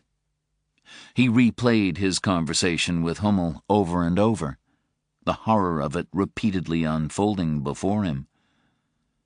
Baumann had been able to endure Hummel's company for only 15 minutes, but throughout their entire conversation, Hummel was unable to refer to him as anything other than Reinhard or occasionally my dear Kraus. It was a nightmare, and when at last Baumann had made his escape, he felt physically weakened by the encounter. He sat in his car and wondered how quickly Hummel could be put out of both of their miseries. While in the room, he made a quick search of Hummel's belongings, just in case any mail might have arrived from the Justice Department. But there was nothing. Baumann thought Hummel's damned daughter had probably requested that all of her father's mail be redirected to her. What if the Justice people got in touch with her, and that bitch Demers came calling? Baumann could only hope that Theodora would be smart enough not to let Demers within 50 feet of her father. He calmed himself and tried to consider the problem logically. Theodora Hummel might have been as unpleasant as shingles, but she wasn't stupid. Who knew what Hummel, in his dotage, had let slip to her about his past? Even after only a quarter of an hour with him, Baumann was convinced that he had regressed to his wartime service. Every word from Hummel's lips had concerned his time in uniform, and stirred by the presence of his old comrade, their time together at Lubsko. Although Hummel spoke only of the flower beds and the good food and the relaxed regime, excluding from his memory entirely the walking corpses that justified the camp's existence. Sometimes he even forgot that he was now Bernhard Hummel and corrected Baumann when he called him by that name. Slowly, Baumann became convinced that Theodora must have some awareness of what her father had really done during the war. Hummel's cover story was that he had been persecuted for trade union activism and forced to wear the red inverted triangle of a political prisoner. He had been imprisoned, first in Coburg and Flossenburg, and then in Dachau. This story had initially caused him some difficulties with the Americans, due to the inevitable communist connotations of trade union activism, but the supporting documentation from various sympathetic members of the clergy, as well as his American sponsors, had made it clear that Bernhard Hummel was as anti-communist as it was possible to be, and had in fact become involved in workers' rights as much to fight against unwelcome Marxist influences as fascism. By now, Theodora Hummel certainly knew this to be a lie, but she had remained silent, as any good daughter would. And what if Demers did manage to interview Hummel? The ravings of a demented man would not stand up in court. But did they have to stand up? Again, it came down to the burden of proof required for deportation. Maybe even Hummel's ramblings would be enough to damn Baumann. If, as he believed, Engel had betrayed him, then Hummel would give them the confirmation Demers needed to continue her investigation. Once they began pulling threads, some unraveling was inevitable. He went over all this again as he lay sleepless in his bed, Lotta snoring peacefully on her cushion under the window. He concluded that Theodora Hummel's instinct for self-preservation and her desire to maintain her status in the community — she was an assistant principal at an elementary middle school — meant that she had decided to conceal whatever she might have learned about her father's true identity. He could approach her, of course, and sound her out to confirm this, but it seemed inadvisable, just in case she actually did not know the truth about her father, or had decided to leave it unacknowledged even to herself. And because she had no more love for Baumann than he had for her. There was another way, though. Another person to whom he could speak about Hummel, one who was closer to him than Baumann had been. Riese. Yes, just as he had been instructed to do, Baumann would consult with Riese. And on the basis of what he learned, he would be able to gauge the best way of dealing with Theodora. With that, Baumann's body and mind began to relax at last, and he fell asleep. He woke shortly before 7. He fed Lotta, made some poached eggs on toast, and took the dog for a short walk before driving to Harrington to see Ambrose Riese. He introduced himself to Riese's daughter-in-law as an old acquaintance and asked if he might be permitted to visit with him for a time. She seemed pleased, and Baumann guessed that Riese didn't receive many visitors. None of them did. Most of those who might have visited them were dead. Riese's son and daughter-in-law had converted their 2-car garage into living accommodations for the old man. He had a separate bedroom, his own bathroom, and a kitchen-cum-living room. He was sitting in an armchair watching CNN when Baumann was admitted. Unlike Hummel, Riese had not shrunk. He was still a big man, and his blue eyes gleamed with the clarity of prime gemstones. An oxygen tank was positioned behind the chair, a plastic cannula feeding the gas into his nostrils. A walker stood at the ready to his right, and a mobility scooter was charging in a corner by the door. Riese didn't appear particularly surprised to see Baumann, although he was less pleased than his daughter-in-law had been. Baumann immediately felt a combination of deference and resentment in Riese's presence. Riese was not like him. Although both had entered the United States from Argentina within weeks of each other, and the same source of funds had helped them to escape and settle in this new land. Although Baumann knew relatively little about Riese's past, the contrast between their respective methods of flight from Europe indicated that he had once been a figure of some importance. Baumann had escaped Germany via the Iberian Way. Through the offices of the Nazi sympathizer Bishop Alois Hudal, the rector of an Austro-German church in Rome, Baumann had traveled by boat from Genoa to Barcelona, his left arm still aching from the procedure to remove his blood group tattoo and sew up the wound. From there, he traveled on to Madrid, where he had waited 2 months before securing passage to Argentina. He recalled Madrid fondly, even though he had lived in one room of a dark, cluttered apartment owned by a half-blind phalangist who slept in his clothes and stank of piss and wine. He remembered the voyage west with less happiness, having spent most of it lying seasick in a shared cabin. It was on the ship that he first saw Riza, who occupied his own cabin in first class and liked to smoke cigars from his vantage point on the upper deck. Through gossip, Baumann learned that Riza had been spirited out through the Roman way, the escape route of choice for senior Nazis, and Monsignor Draganovich himself had personally seen him off from San Girolamo, the Croatian monastery in Rome that functioned as de facto headquarters for the operation to smuggle Nazis out of Italy. Baumann had only seen Kunislav Draganovich once, and then from a distance, but he had conceived an immediate dislike for the Croatian cleric, and nothing he had learned about him in the decades since had caused him to modify his opinion in the slightest. As a veteran of Auschwitz and Lubsko, Baumann had no illusions about the capacities of his own regime. But the excesses of the Croatian Ustasha Catholic nationalists, who had formed their own independent state after the Axis invasion of 1941, made even him feel ill. Baumann couldn't stand by and let an animal suffer unnecessarily. Never mind a Jew or gypsy child. But the Ustasha reveled in sadism, and their camp at Jasnovac was notorious for the cruelty of its methods of dispatch. Hacking, stabbing, suffocation, burial alive.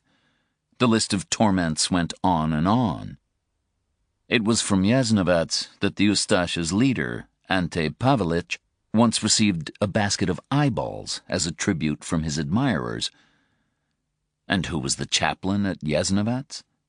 Monsignor Kunislav Draganovich, who appeared to have found in the mysterious Riza something of a kindred spirit.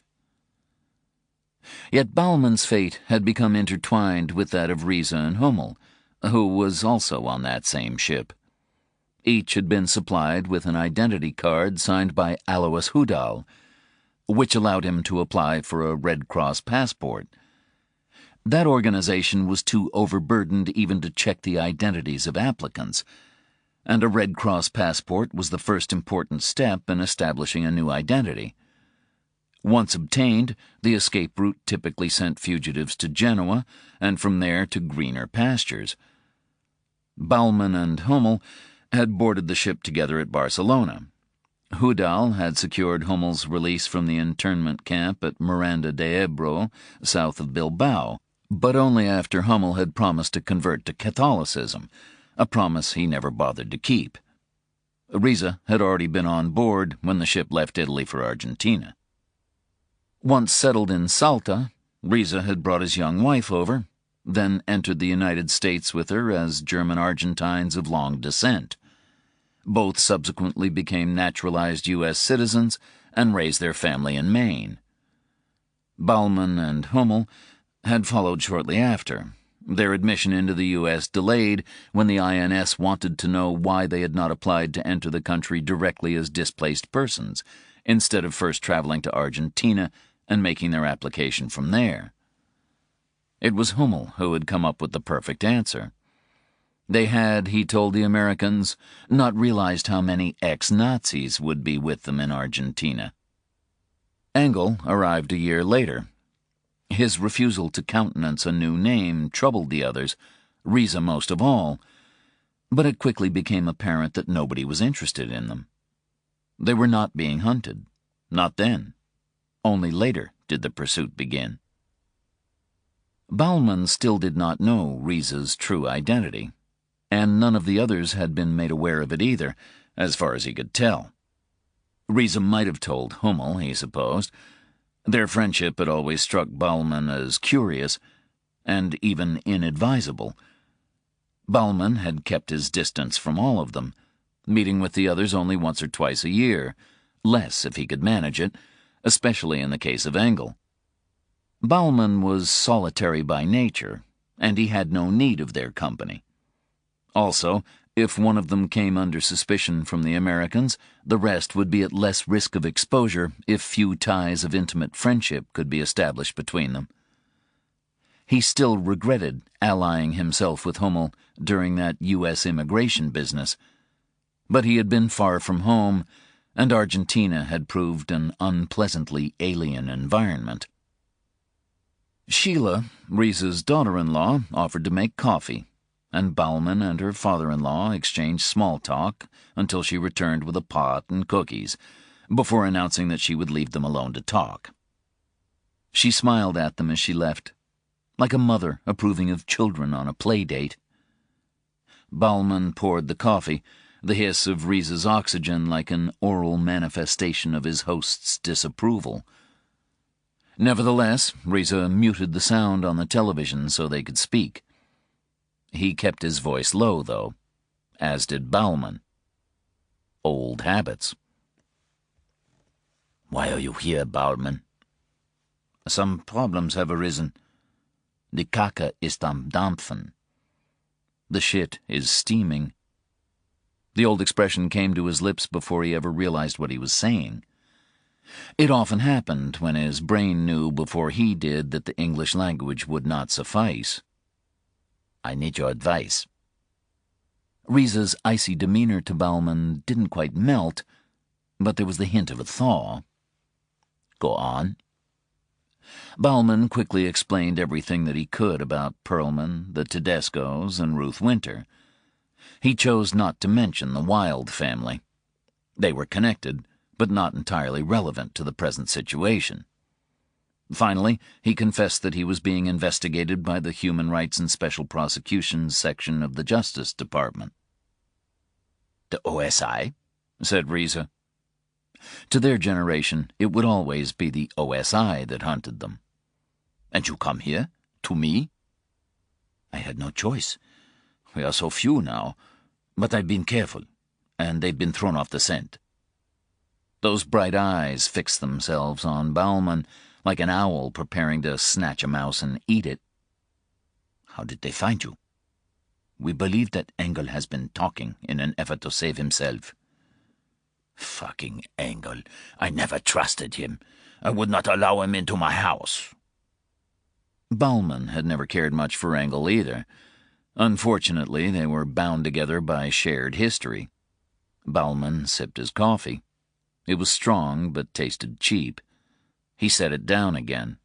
Drinking it wasn't worth the trouble to his bladder. "I went to see Hummel yesterday," he said. "And how is Bernhard?" "He has lost his mind." "It's a shame. When I last saw him, he was just forgetful. His Fotzer daughter barely gave him time to pack his bags before she had him locked up." "Hummel," said Baumann carefully, "has not forgotten everything." "What do you mean?" "When I visited him, he insisted on calling me Kraus, and talked only of the war." "Christ. If his mind has gone to such a degree, I may not be the only one whom he... I'm not a fool, Baumann, I understand." Riza nibbled on a cookie. His jaws were more gum than teeth, and he scattered crumbs on his lap as he ate. "About his daughter," said Baumann. "Yes?" "Does she know?" Riza stared down at his hands. Baumann noticed that the right had a slight but persistent tremor. "I think so," he said. "Before she put Bernhard away, she said something odd. She told me that it would be the best thing for all of us. Then added, for all of you. So, yes, I believe that she knows." "If Engel is talking to the Justice Department, it can only be a matter of time before he gives them Hummel. And even if Engel were not to feed you to them, Hummel might do so accidentally if the Americans approached him. My relations with his daughter have never been good, but it would be best if someone could talk with her and find out if she or her father has been contacted. If they have not, she can be forewarned." She may have to fight them in court, said Riza. I am no lawyer, but I'm sure they have the power to interview a suspect, even if he is old and demented. And if he starts naming names... Yes, that would be regrettable. He pointed to the tray. You're not drinking your coffee. No. I don't blame you. She buys cheap garbage. She has a good heart, but no taste. Riza began fiddling with his cannula. The tube had slipped out from behind his left ear. Bauman asked permission to help.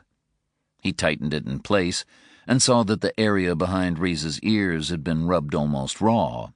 His nostrils, too, were dry and irritated. God, thought Bauman, I've been lucky. Hummel talked with me about you, said Riza, as Bauman returned to his seat. Really? He was always discreet about you. Good. He told me that you killed a man before the war. It had been so long since Bauman had thought of it. He had not spoken of his youth in many years, and there had been so many other killings after that. But it was the first that had set him on his path, he supposed. The first is always the hardest. That's right, said Bauman. Who was he? A criminal, a burglar.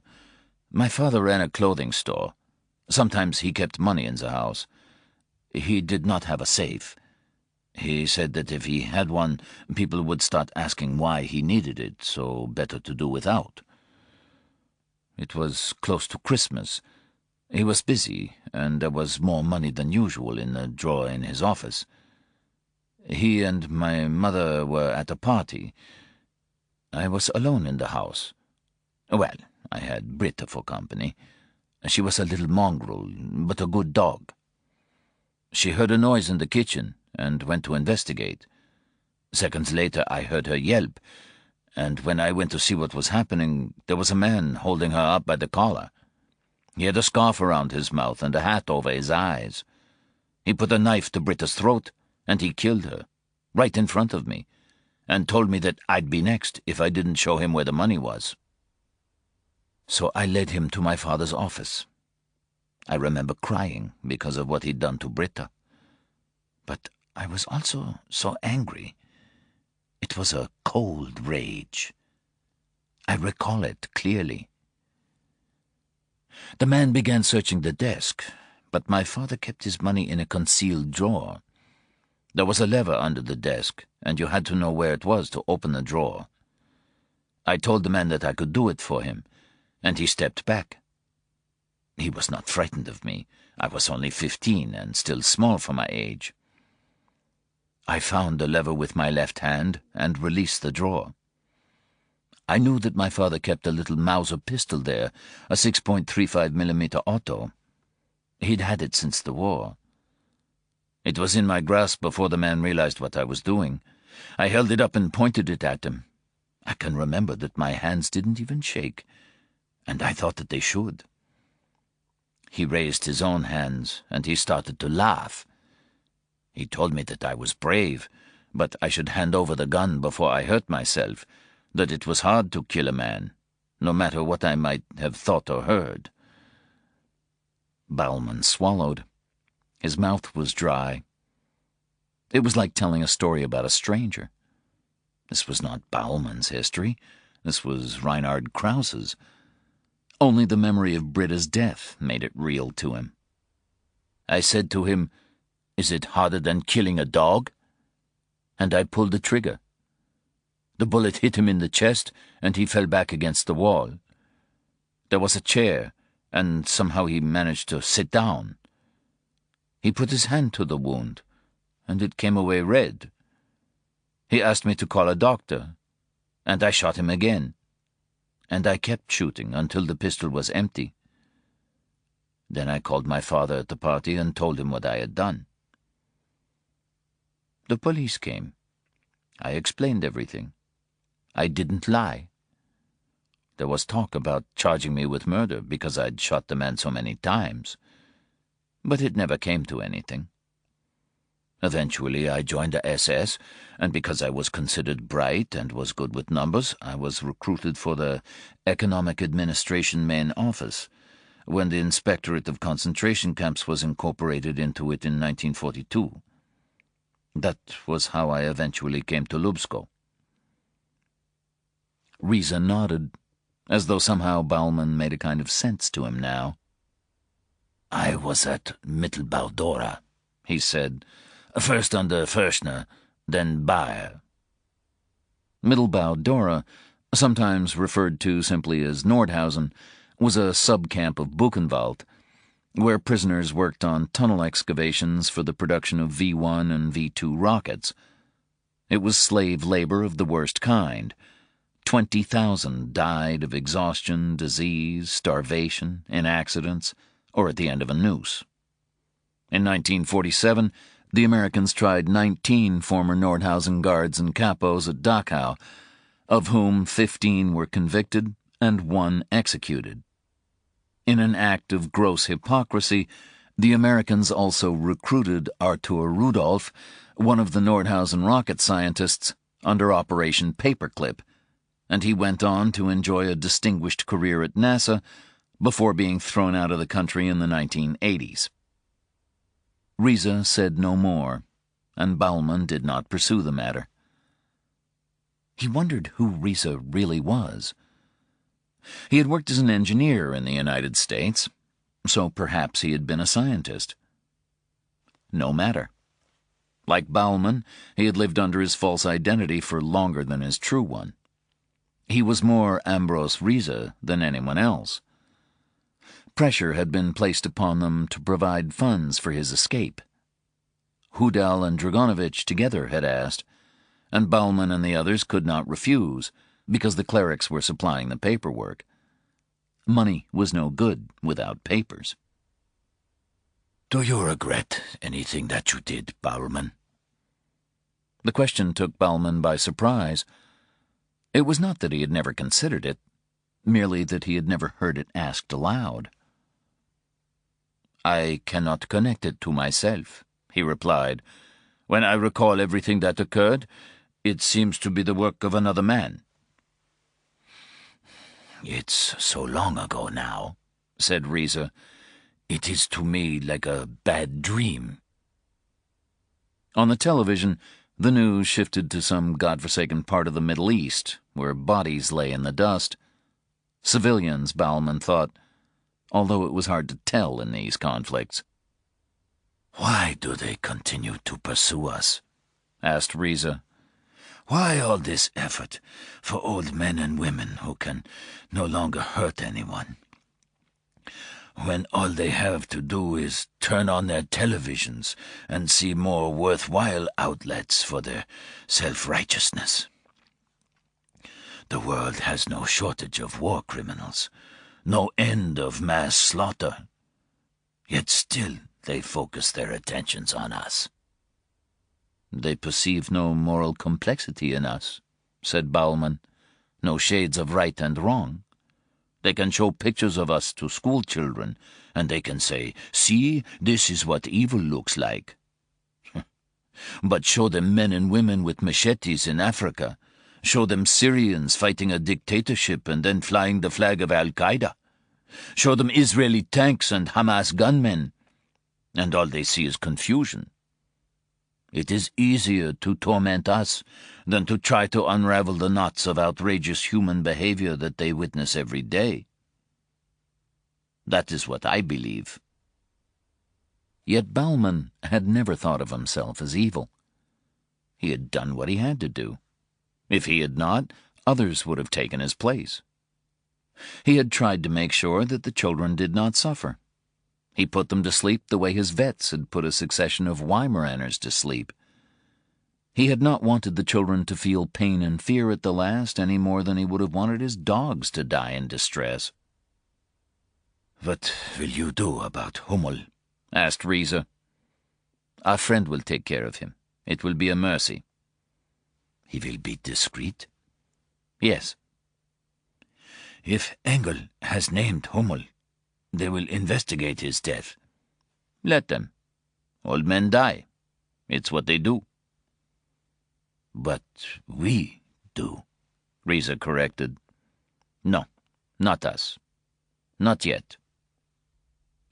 Riza reached out and placed his left hand on Bauman's leg. Do you know how Harry Houdini died? He asked. What? Said Bauman. The escape artist, Houdini. Do you know how he died? No.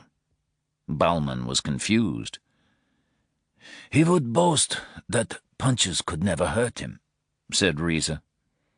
A university student, Whitehead, I believe was his name, came to Houdini in his dressing room at a theatre in Montreal, and asked if this was true, that he could not be hurt by a fist. Houdini said that it was.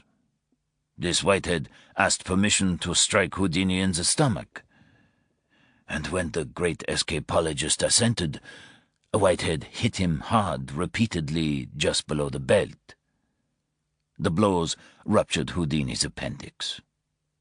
You see, he had been reclining on a couch at the time due to a broken ankle, and so could not brace himself properly to receive the blows.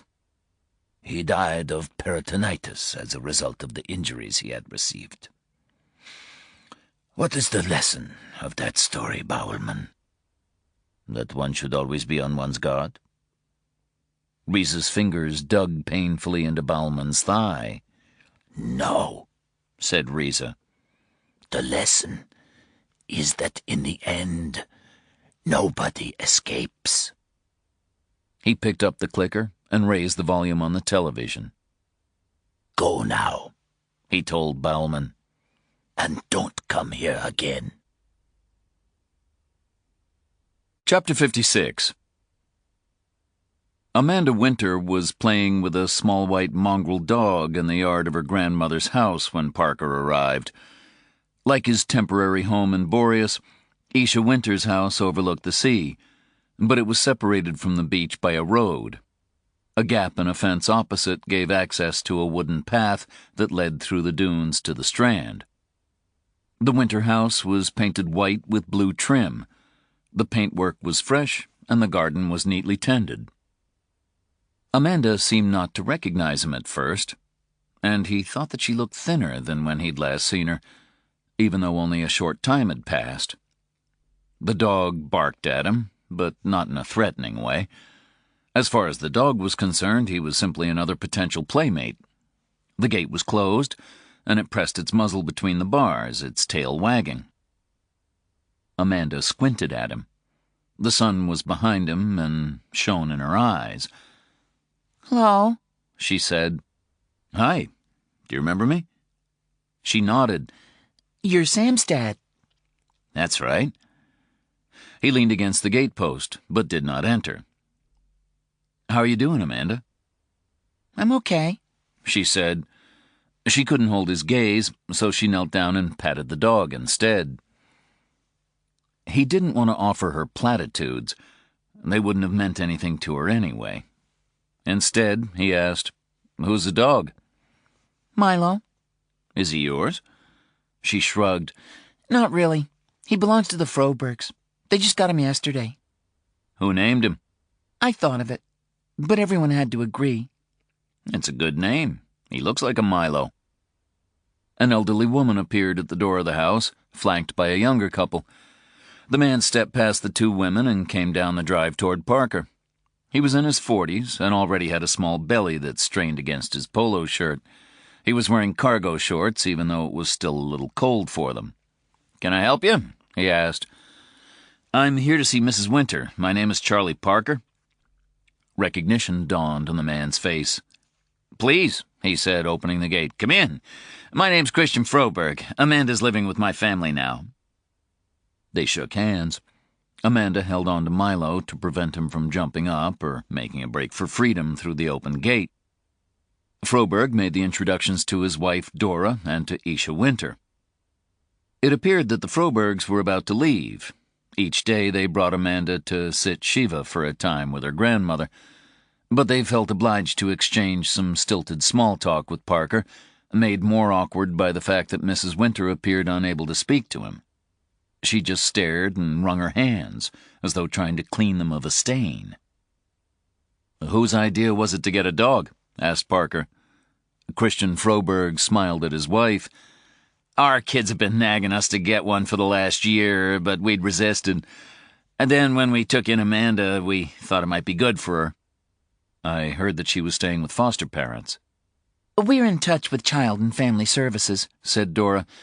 "We're hoping to start the adoption procedure next month." "We don't want to rush anything," said Christian, "for Amanda's sake." Again, Parker avoided platitudes. They didn't seem like stupid people. They'd know how hard it was going to be for Amanda, and for them. What had befallen her mother would never leave her, and there would be difficult times ahead. "I wish you luck," was all he said. The Frobergs made their farewells, gathered up Amanda and Milo, and headed for their station wagon, which was parked in the drive. Amanda put Milo on a leash, and he trotted along at her heels. Something in Parker broke away at the sight of her, a fragment of his heart that went out to the girl.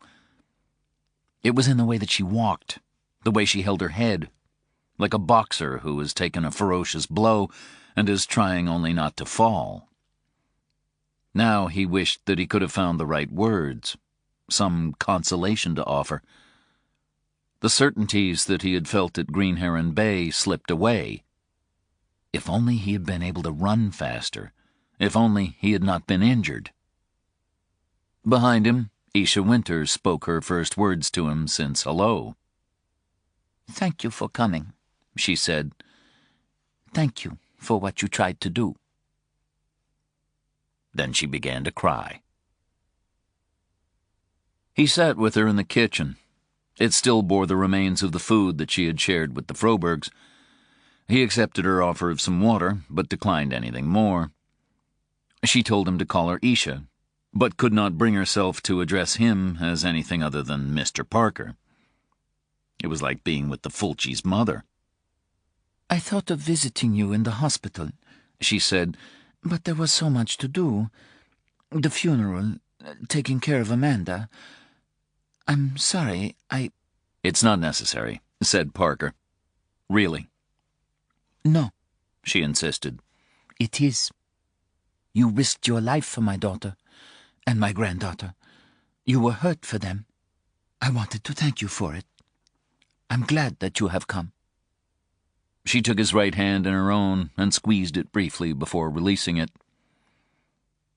"I know that you've spoken to the police," he said. "They have been very good. They asked many questions, but some of them I could not answer." "Such as?" "I could not tell them why my daughter was murdered." She appeared to be on the verge of tears again, but she forced them back. "All I could tell them," she continued, "was that there have always been those who hate us, and I think there always will be." "By us, you mean Jews?" "I told the detectives. I told them at the cemetery, and I told them again here at this table, that they will never leave us in peace." "Have there been incidents in the past?" Only after he spoke did he realize the absurdity of what he had said. Adding, apart from the Holocaust, wasn't really an option. Isha guessed his thoughts. He saw her smile. "You mean recently?" she said. "You mean here?" "Yes." "Not so much. Someone once sprayed a swastika on the wall, but that was years ago, and we would sometimes find literature in the mailbox, via letters and pamphlets. But the men and women who do that, they are cowards.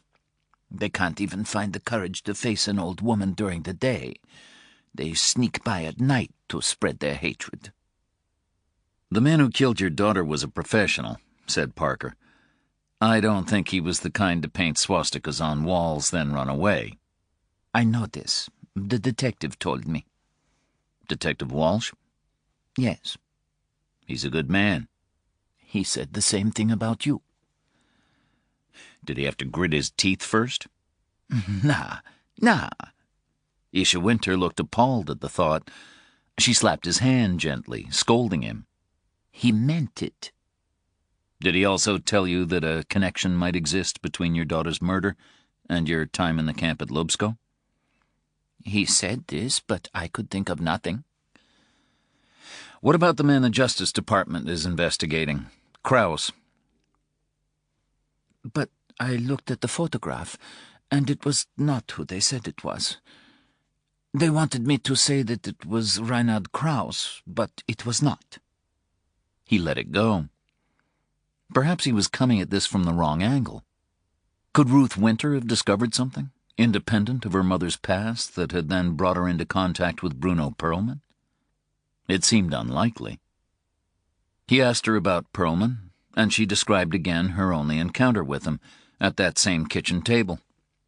From what she told Parker, Perlman was fascinated, even obsessed, by Lubsko, and by the hunt for the last surviving Nazi war criminals hiding in the United States.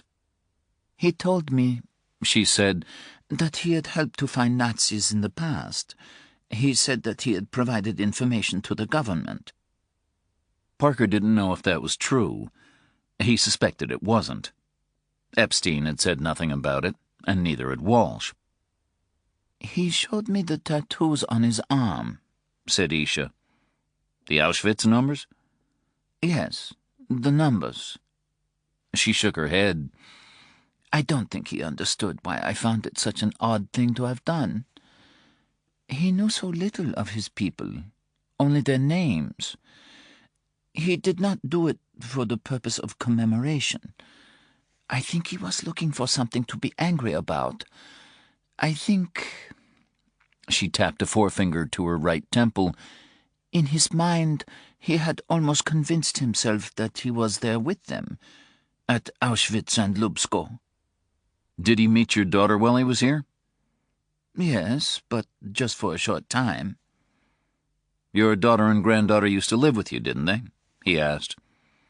For many years, yes. My husband owned all of this land. She gestured through the walls at unseen fields. He built a guest cottage so that friends could come and stay with us and enjoy the sea, but not many ever did.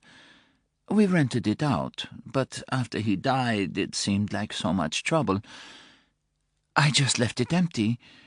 But then Ruth came back here with Amanda, and it was a good place for them to live. And Amanda's father? He was not her husband, said Isha, answering another question entirely, but one that was apparently important to her. They were not married. What did he do? She leaned forward and lowered her voice. He beat her. I meant for a living. Oh. He worked in a garage, she said, putting all of the contempt she could muster into the last word. But really, he was a criminal. Ruth told me. Stolen cars, drugs. He was a Krieger. You understand, Krieger? A lowlife. She almost lost the baby once, he hit her so hard. When he died, it was a blessing. As I understand it, he didn't just die, he was murdered. The police said it was over drugs. He was shot. Her tone suggested that it was the least he deserved. And so Ruth came to live with you? Not immediately, but it was hard for her with the baby, and money was a problem. Why would she live in a dirty apartment when she could use the house here? It was just common sense. And why did she then move to Boreas? Isha began wringing her hands again. Because I am a nosy, demanding old woman. Because even in separate houses, there was not enough space for us. I think she felt that I was always looking over her shoulder, always criticizing. And were you? The tears came again. I think that I was. And now she is gone. They spoke for a short time longer. Isha Winter talked to him of Lubsko, of her first sight of it with her parents. The little houses, the gardens. There were even bathtubs. They arrived with 4 other families, each of them unable to believe quite what they were seeing. Within days, pressure was being placed upon them, discreet at first, then more insistent. Lubsko was not free. A life there had to be paid for. My father did not trust them, said Isha, but he paid up, like the rest. He was an art dealer in Aachen before the war, and he had hidden paintings in 2 vaults in Düren, the old cemetery. One of them was a Bellini Madonna, another was a nude by Rubens. These are only the ones that I can remember. The other families, they offered money, jewelry, and diamonds, whatever they had put away in the hope that they might be able to come back for them after the war. I know now that most families lasted a month, but we were given only 2 weeks. Before us, the Nazis had taken their time in the hope that more hidden treasures might be revealed to them, or so they could convince men with secret wealth to name others with the promise that they too could be brought to Lubsko.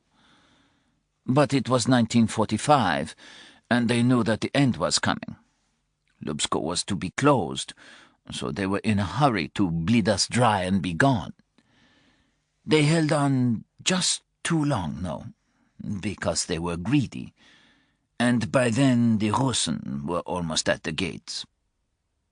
Although she remained a presence in the room, a part of her was now elsewhere, lying in a shallow grave beneath a layer of dirt. I saw Kraus take the children away first, she said. Then the shooting started. They were going from hut to hut. My father told me to run and hide. I did not even have time to say goodbye. And when I saw them again, they were dead. I think I heard the shots that killed the commandant and his wife. I was near their house, and I heard the sound of a pistol firing twice. Later I could smell their quarters burning. And then I found the grave. They must have opened it that morning or the night before, so that they could save time and bury us quickly. I remembered the smell and the sight of the bones and the bodies that had been revealed by the digging. I took off my clothes so that I would look like all the rest. I threw myself in and covered my body with dirt, and I lay there and waited. Soon everything went quiet, but I stayed in the grave until it was dark. That was when I saw all of the bodies. Not just our people, but the Germans too. They had turned on their own, like animals. They had not even bothered to hide what they'd done. The Russians found me 2 days later. I was sitting by the bodies of my mother and father. They tell me that I was eating an apple, but I don't remember this. I was the only one left alive. The only one. I was dirty and in shock. I looked younger than I was. I think that was the only reason they did not rape me.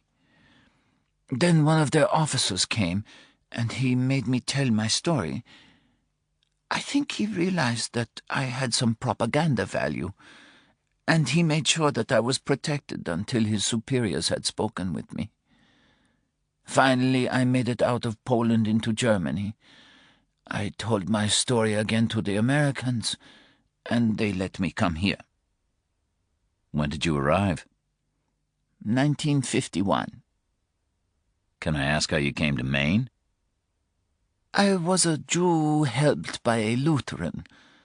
Pastor Otto Werner of Boreas reached out to me. He found me a job, a place to live. He even introduced me to the man who would become my husband. David was working on the pastor's house at the time, painting it inside and out. In the end, I found some peace, Mr. Parker. I found it here." There was nothing more to say. Parker stood, thanked her for her time, and prepared to leave. As he passed the dining room, he saw cards piled up on the table, and envelopes sealed and addressed, and a fountain pen. "Is there anything that I can do for you?" he asked. "You know, you could take these to the post office if it is not too much trouble," she said. "I received many cards, many letters, and I am trying to reply to them all. They will need stamps." She counted the sealed envelopes carefully, made a calculation in her head, then found her purse and gave him the exact amount in bills and coins. Only as he was about to leave did she notice that she had paused in the act of addressing an envelope. She picked up the pen and wrote the rest of the address. He noticed that she was forced to hold the fountain pen awkwardly, for she was left-handed and did not want the ink to smudge. She returned to her purse for more change for the last stamp. He tried to tell her not to go to the trouble, but she wouldn't hear of it. She walked him to the door. "The detective, Mr. Walsh, told me that you might come here," she said. "He told me you might want to help find the ones who killed my Ruth. Is that true?" "Yes." She nodded. "Then auf Wiedersehen, Herr Parker," she said. "Und mach's gut. Take care." He bought stamps at the post office in Boreas. He did not recognize any of the names on the envelopes, although most of the addresses were local. Before he mailed them, he made a note of each addressee, then went to look for Bobby Soames. Chapter 57.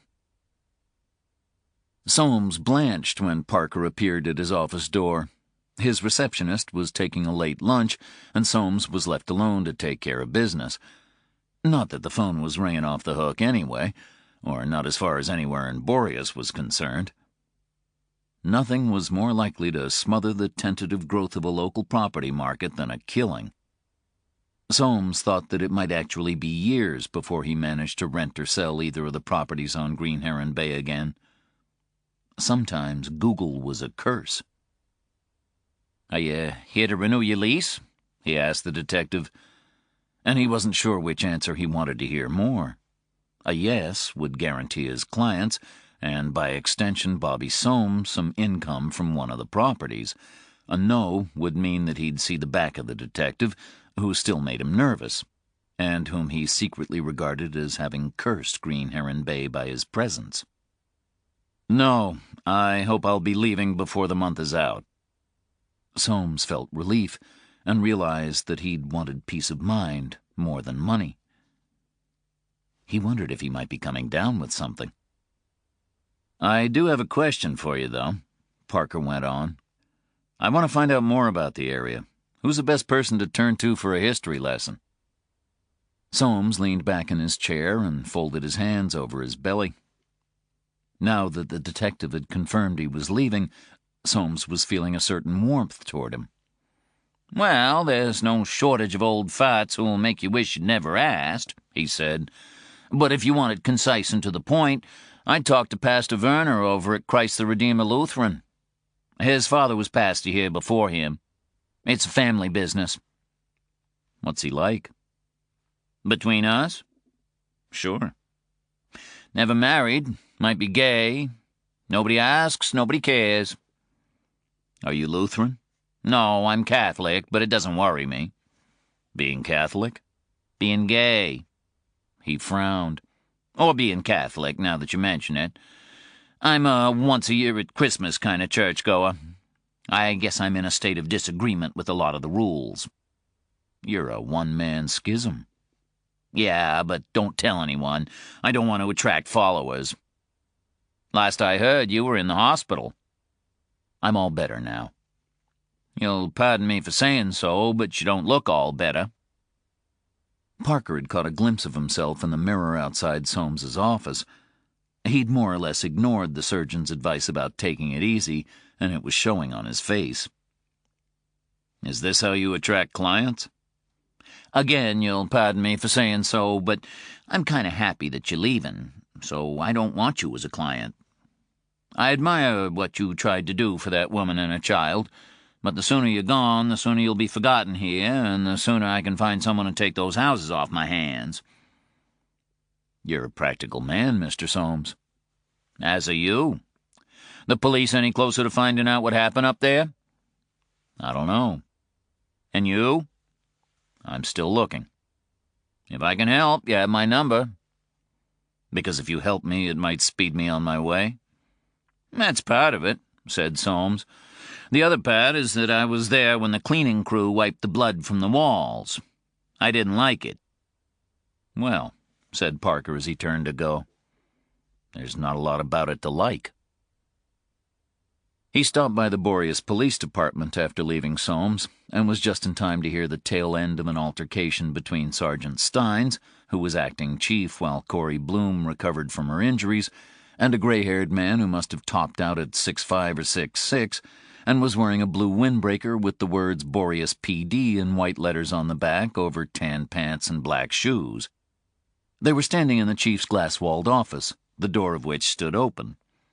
All activity had ceased around them as two officers in uniform, one of them Mary Preston, the other a youngish man, and a receptionist, listened to what was unfolding.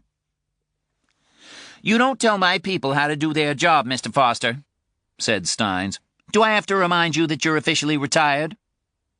So this was Carl Foster, thought Parker. He'd heard all about him from the locals. The former deputy chief looked like a hard man. Parker was glad that he had been able to deal with Corey Bloom instead of him. "They should have brought me back," shouted Foster. "I know this town, damn it! I know it better than you ever will." He emphasized his point by slamming the palm of his right hand on Steins's desk. "And I can tell you that these people—" He now waved the same hand behind him at the listening figures without even deigning to glance at them. "Aren't worth a shit." "Get out of this office," said Steins. Unlike Foster, she didn't shout, didn't swear. Her authority was enough to carry her voice. She was handling herself well. "This isn't over," said Foster. "Yes," said Steins, "it is. And I'd be grateful if you'd leave that windbreaker here when you leave. That's department property." "You want it, you'll have to take it off my fucking back yourself," said Foster. He stomped out of the office, passed between a pair of desks, and exited through the door beside the reception desk, only coming up short when he almost ran into Parker. He took a step back when he realized who the newcomer was, glowered, and then used the basest of epithets to describe Steins, pointing his thumb in her direction so that Parker could be under no illusion as to whom he was referring. He appeared to be seeking an ally, but Parker simply turned his head away. "Fuck you too," said Foster. He brushed past Parker with enough force to cause him to move his feet, but not to stumble. When he was gone, Parker went to the desk. "Do I need to put my name down to shout at someone?" he asked the receptionist. "Or can I just go straight through?" Preston appeared behind her before she could answer. She was one of those who had come to the hospital to hear Parker's statement after the deaths at Green Heron Bay, and their encounter had been civilized. "I guess you can go right to the head of the line," said Preston. She opened the door and led him to the chief's office. Steins invited him to sit, but he told her that he preferred to stand. His injured side was plaguing him. He was about done for the day. "No offense meant," he told her. "It's more comfortable for me to stay on my feet, and if I sit down, I may not be able to get up again." "How are you feeling?" "Alive. How's Corey Bloom?" "They're letting her out of the ICU tomorrow." "I'm glad." Steins turned to look out the window, where Foster's Jeep was pulling out of the parking lot. "I'm sorry you had to hear that." "I've heard worse." "Did he say something to you on the way out?" "He might have used a rude word. I tried not to look offended." "He's a jerk." "Still, he hides it well." "I was wondering if you'd come back here," said Steins. "I'm gonna stay around for a few days." To recuperate? To ask some questions. Bangor's handling the investigation. Does that mean you object to my asking questions? Would it make any difference if I did? Yes. I'm not sure I believe that. It strikes me that you have enough people making life difficult for you. I'm not planning to add to your problems. I'll hold you to that, She said. I had an idea that you might be taking what happened up there personally. Just as you are. Corey's not only my superior, she's also my friend. Who are you planning on talking to? Anyone I can. I've already spoken to Amanda Winter's mother. I also mentioned to Bobby Soames that I'd be hanging around for a while. I'm sure I can think of a few more. Bobby Soames leaks like the Titanic after the iceberg hit. Really? A chatty realtor. Who knew? She nibbled at her bottom lip. If you were anyone else, I'd tell you to turn around and keep driving until you hit Portland, She said. but I'll make an exception, if only because I know that my objections wouldn't be worth a damn. But if you find out anything, you share it with Bangor, and me. Agreed. You still have your weapon? Yes. Don't use it. Anything else? Just one. I have feds crawling over this, and our department is a virtual outpost of the MCU. If this goes to hell, and I'm asked, we never had this conversation. I get that a lot. I'll bet. You take care, Mr. Parker. You know, you're the second person today who's told me to do that. Only the second, Said Steins. I'm shocked. Just make sure I'm not the last. Mary Preston joined Steins in her office after Parker had left. I'm starting to like him, said Preston. But is it okay to say that he makes me nervous? He has blood on his hands, said Steins. And you know, I think he may be almost fearless. Why do you say that? Don't you see what he's doing? He's announcing his presence here, letting people like Bobby Soames know that he's taking a professional interest in what happened to Ruth Winter, and by extension Bruno Perlman and the Tedescos down in Florida. Whoever ordered their deaths is going to hear about it, and is going to know that Charlie Parker isn't like the cops, or even the feds. He's single-minded. He follows things through to their conclusion, and he won't give up. I don't think he ever gives up. Preston still looked confused. He's staking himself out, Mary, Steins explained. He's going to bring whoever was responsible for those deaths down upon himself. And then, I believe he's going to tear them apart. Chapter 58. In any given situation, the most difficult step is to reach a decision. Once a decision is made, control can be asserted. Bauman and Riese were old soldiers, and they knew that in war, any decision was better than none. To allow Hummel to remain alive and wait to see what unfolded would have been intolerable to them. It would have handed control of the situation to others, to Marie Demers, to the Justice Department, and all those who wished to deprive them of a peaceful death. And so the Jigsaw Man arrived at Golden Hills. He had been there on many previous occasions, and was familiar with the names of at least half a dozen patients at any one time. But he had never before traveled there with the intention of ending a life. At the front desk, he gave the name of Beate Seidel, who had been a resident at Golden Hills for more than 4 years and was now in a state of terminal decline. The Jigsaw Man doubted that Beate was capable of any kind of coherence in word, deed, or memory. Her mind was a series of baffling, unconnected images, and all he saw in her face that afternoon was fear.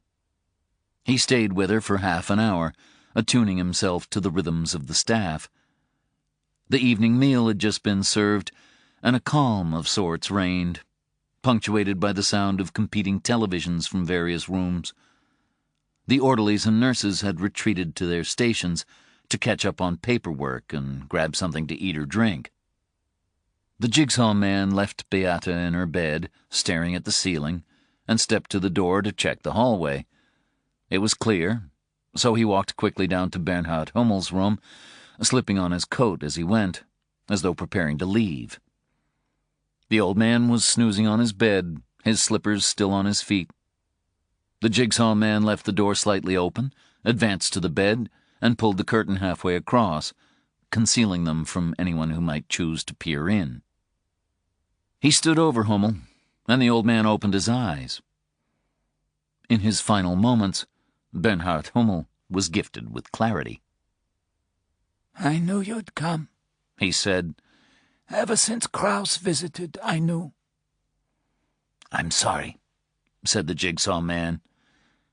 "Don't be. I'm tired of being afraid." Hummel closed his eyes and began to whisper. "Please hear my confession and pronounce forgiveness in order to fulfill God's will," he said. "I, a poor sinner, plead guilty before God of all sins. I have lived as if God did not matter, and as if I mattered most. My Lord's name I have not honored as I should. My worship and prayers have faltered. I have not let his love—" The jigsaw man had considered the best way to get rid of Hummel. A suffocation would have been easiest, but he knew that all deaths by suffocation or smothering were automatically treated as suspicious. Even a relatively gentle method, such as covering Hummel's face with a pillow, would leave traces. Bloodshot eyes, bruising around the nose and mouth, and high levels of carbon dioxide in the blood. It was important that Hummel's passing should appear natural. Unfortunately for Hummel, that meant a difficult death. "In the stead and by the command of my Lord Jesus Christ, I forgive you all your sins," said the jigsaw man, talking over Hummel. It was Baumann who had given the jigsaw man the idea. The grapes he had brought for Hummel were still in a bowl by the bed. The jigsaw man had also brought a small bag of them with him in his pocket, just in case Baumann's gift had already been removed, but now they would not be needed. He gently gripped Hummel's lower jaw and pulled down, exposing the interior of his mouth. Hummel's eyes opened again, but the jigsaw man shook his head. "No," he said, and Hummel squeezed his eyes shut. "In the name of the Father, and of the Son, and of the Holy Spirit," the jigsaw man continued, as he plucked 3 large grapes from their stems and dropped them down Hummel's throat. "Amen." The grapes lodged perfectly, and Hummel began to choke. The jigsaw man put the slightest of upward pressure on Hummel's Adam's apple to make sure that he could not swallow. Tears rolled down Hummel's cheeks. He clawed briefly at the jigsaw man's gloved hand, and spittle flew from his mouth. The jigsaw man counted the seconds until Hummel's body arched violently, and he smelled the dying of him. It had taken less time than expected. The jigsaw man was glad. He had always liked Hummel, and he had no desire to see him suffer. "Go in peace," he concluded. He pulled back the curtain, returned to the door, and listened. He heard no footsteps, no voices. He risked a glance out, and saw only the retreating back of an orderly. He stepped into the corridor, walked to the exit, and pressed the red button that unlocked the door. The receptionist looked up from his desk. "Goodbye, Pastor Werner," he said. "Goodbye," Werner replied. "And God bless you." Chapter 59. Werner stood in the bathroom, his body dripping from the shower. He was hosting a soup supper that evening in the hall beside the church, to be followed by a short prayer service. He didn't want to arrive there with the smell of Golden Hills still on his clothes and body. He remained a lean, muscular man, even in his 50s. He kept weights and a bench in his basement and exercised every morning. There was a good gym on the outskirts of town, with a better selection of weights and machines, but he rarely used it. And when he did, he was careful to change before going and to shower at home. Now, naked before the mirror, he saw the hairless body of the jigsaw man. The child, Amanda Winter, used the name when she was being interviewed by the police after her mother's murder, and Werner was amused when he heard about it. For few events in a small town, especially not a murder investigation, could ever really be kept secret. The Jigsaw Man.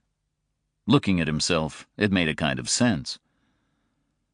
Werner's entire torso was covered with tattoos, as was his lower body down to his thighs.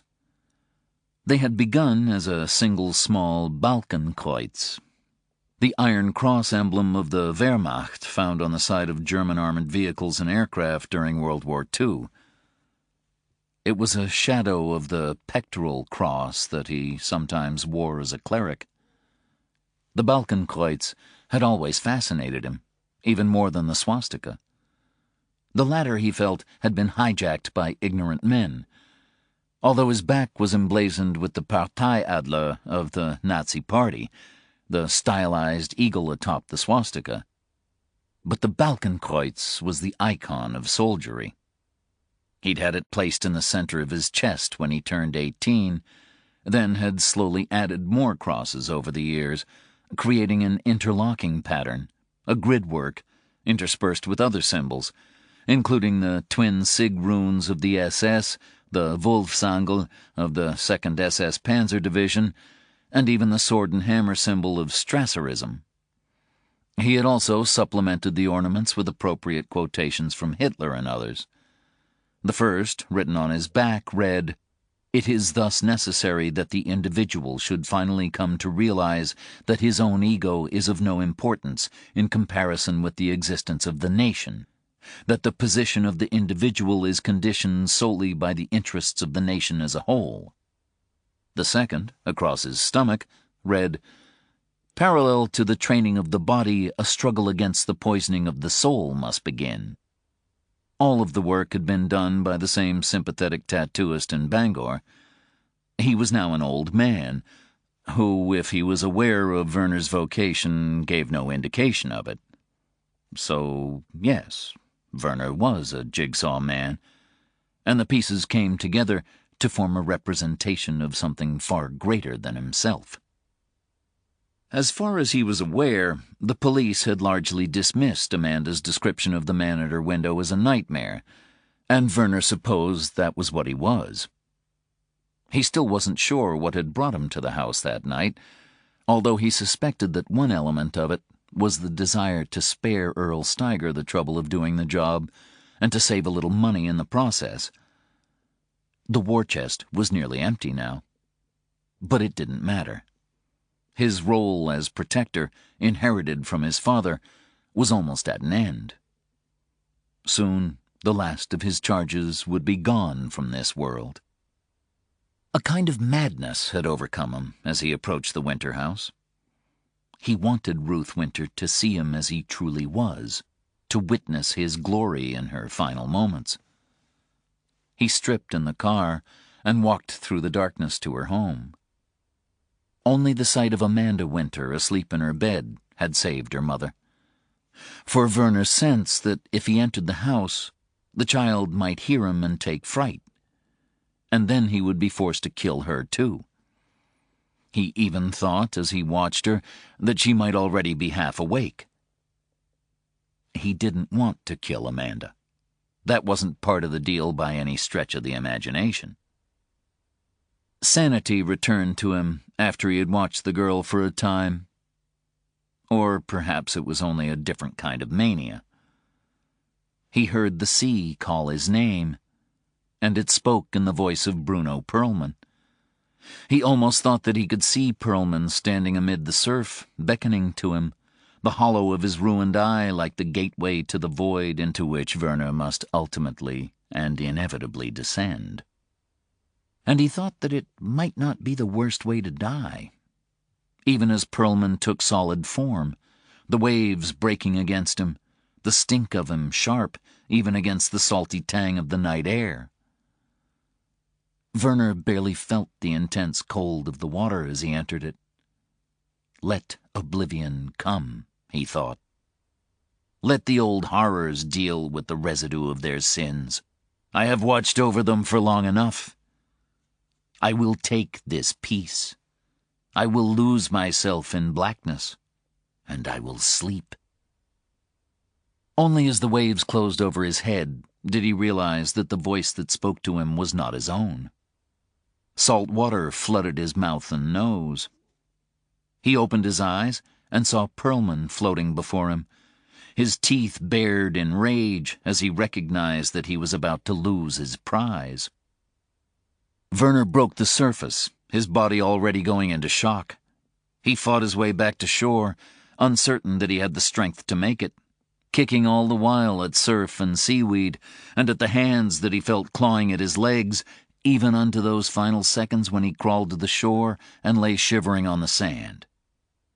He barely recalled returning to his car, and since then he had kept his distance from the water. One memory of that night remained beyond dispute. He had watched over these old Germans for long enough, and mortality could not come soon enough to those that remained. But Baumann was still a problem.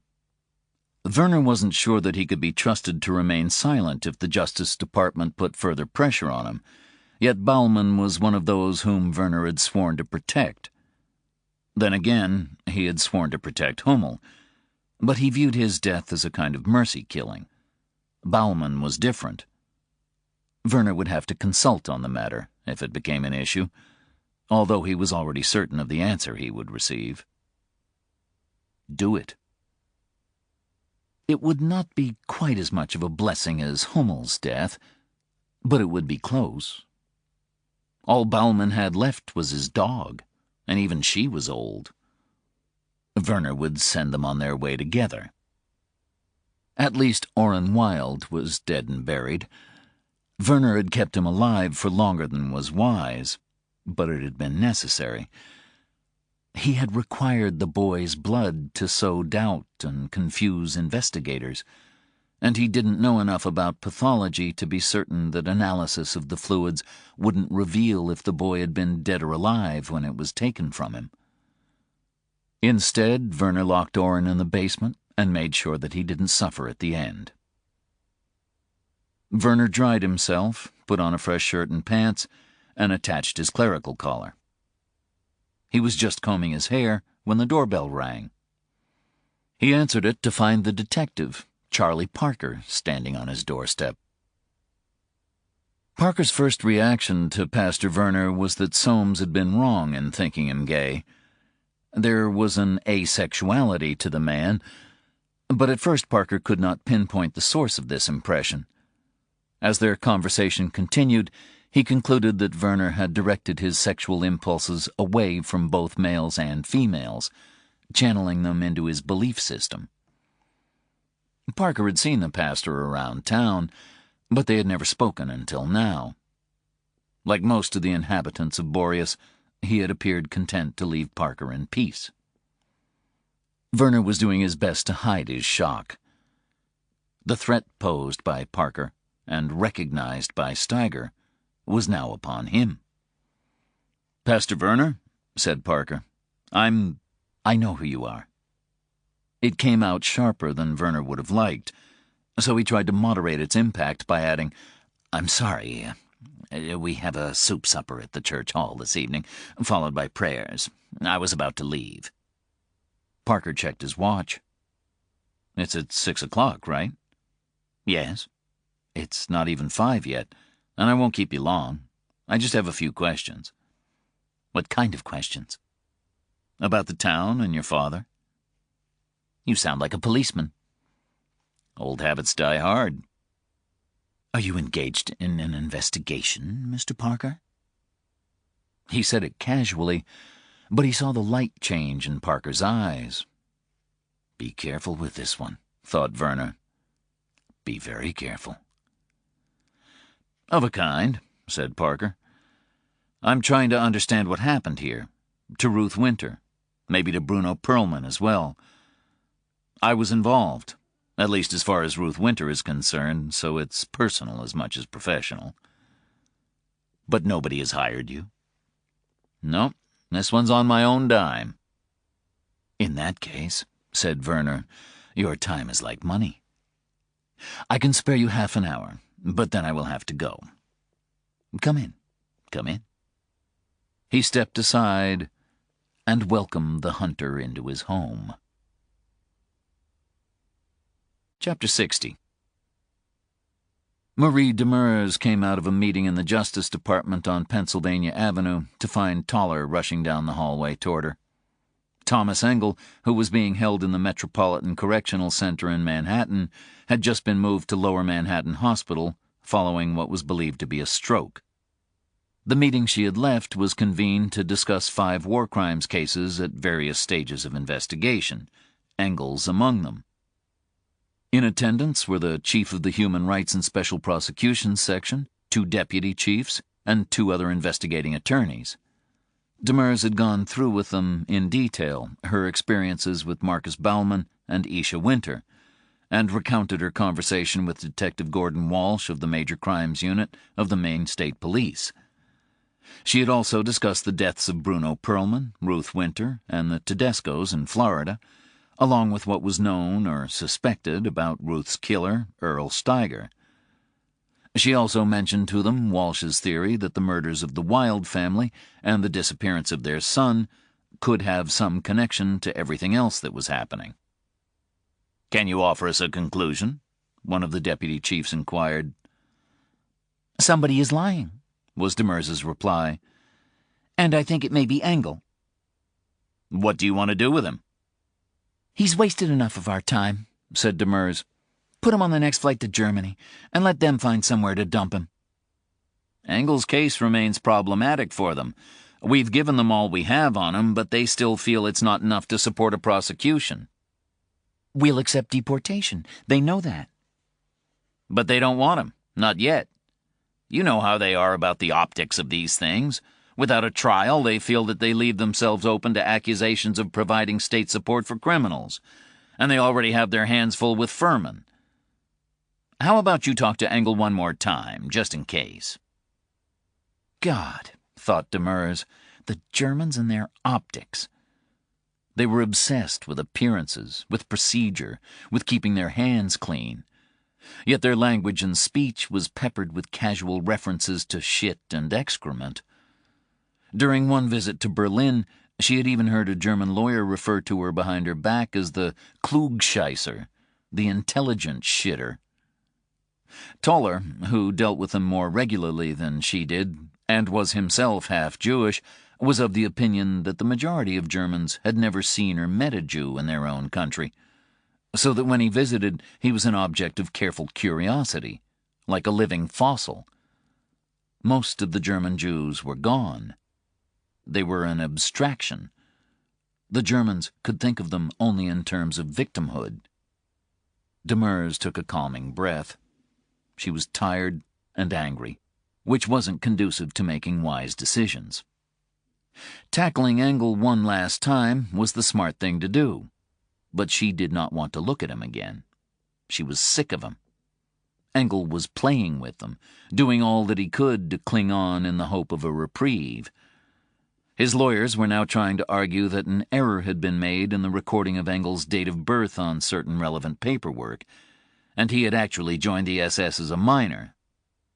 It smacked of desperation, but a 2003 decision in the case of Johann Breyer, suspected of being a guard at Auschwitz, found that someone who enlisted in the SS as a minor could not be held legally responsible for his actions. It was another delaying tactic to eat up money, resources, and time, both her own and Engel's. The longer he stayed in the United States, the closer he came to dying on its soil. "Of course," she said. "I'll talk to him tomorrow." "Is there anything else we should know?" she was asked by the second deputy director. "Just this.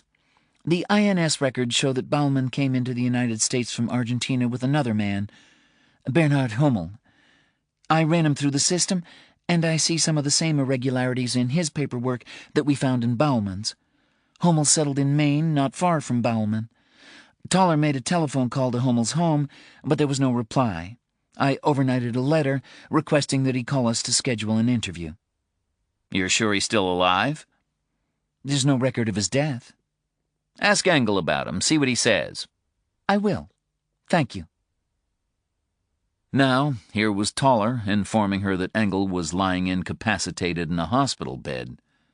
She asked him how bad the old bastard was, and learned that he was conscious but entirely paralyzed along his left side. Nyman is screaming blue murder, said Toller. Barry Nyman was leading Engel's legal team. He was determined to convince Demers that he was defending Engel on principle, but if he was, then it was a principle with zeros and a decimal point after it. This was another aspect of the case that bothered her. Nyman didn't work for free. He could take his protestations that he was working pro bono and stick 'em up his ass. But Engel's financial resources were limited, and somehow Nyman was still being paid. Possibly in cash and certainly under the table, but paid nonetheless, even though Demers figured that the funds were almost bled dry, or else Nyman might have made a bid for a Supreme Court hearing for his client. Meanwhile, Nyman had unsuccessfully argued that Engel should be allowed to remain in his own home pending deportation. Engel had suffered a series of minor strokes over the previous years, and Nyman tried to convince the U.S. magistrate that his frail health would be put at risk in a prison environment, probably so that when Engel was back in his own bed, a by-the-hour expert physician could be found to swear that moving him again might prove fatal. The magistrate had disagreed, but Demers knew that Nyman was certainly already making an application to have the original decision reversed on the grounds of Engel's emergency hospitalization, if the magistrate had not already done so himself. A bail application would immediately follow, and was likely to be granted. I'm going up there, Demers said. Now? Said Toller. Yes, now. Do me a favor. Just get me on the Delta shuttle. I'll pick up an overnight bag on the way. Chapter 61. Werner didn't offer Parker anything to drink. It was just as well. The detective felt as though his lone kidney had probably dealt with enough liquids for the day. They sat in a corner of the living-cum-dining room that Werner had converted into a home office, Werner in an old recliner by his desk and Parker on a chair pulled from the small dining table. A crucifix hung on the wall behind Werner. Christ set in bronze against dark-angled wood. "I wanted to ask you about your father," said Parker. "I believe he underwent a Damascene conversion." "An apt metaphor," said Werner. "My father was involved in anti-interventionist circles before Pearl Harbor. He was not alone in that. A great many people believed that the United States should not get involved in another European war." "As I understand it, your father was more than anti-interventionist. He was a leader of the Bund." Werner shrugged. "Are you asking me for a history lesson, Mr. Parker? I can give you one, although it will of necessity be brief. There has been a German community here in Boreas since the last century. During and after World War I, that community, like German communities throughout the United States, found itself the object of suspicion and hatred. German music was banned, German-language books burned. In 1918, a German coal miner named Robert Prager was lynched by a mob in Collinsville, Illinois. This experience made German Americans insular and defensive, and not without justification. Then, after the war, another wave of German immigrants arrived here, my father among them. They were intelligent men and women, some of whom had fought the communists on the streets of Berlin, and they wanted no part of the new Germany. They saw it as humiliated, flawed, and unstable. "How many of them were fascists?" asked Parker. Werner smiled. "Quite a number, I should imagine." Parker smiled, too, just to be polite. "Was your father one of them?" "No," said Werner, "but he was angry and bitter. When Hitler came to power in 1933, my father rejoiced. He was by then a U.S. citizen, and became a founder member of the Friends of the New Germany, which later morphed into the German-American Bund. But the Bund never really gained much of a foothold in Maine. The German community here was just too small, and my father also grew increasingly uneasy about its activities. He was not interested in indoctrinating youth with Nazi policies or marching through the streets in brown shirts and jackboots. He welcomed the revival of Germany. He was angry about the Jewish boycott of German goods here, and why would he not be as a pastor of a German congregation?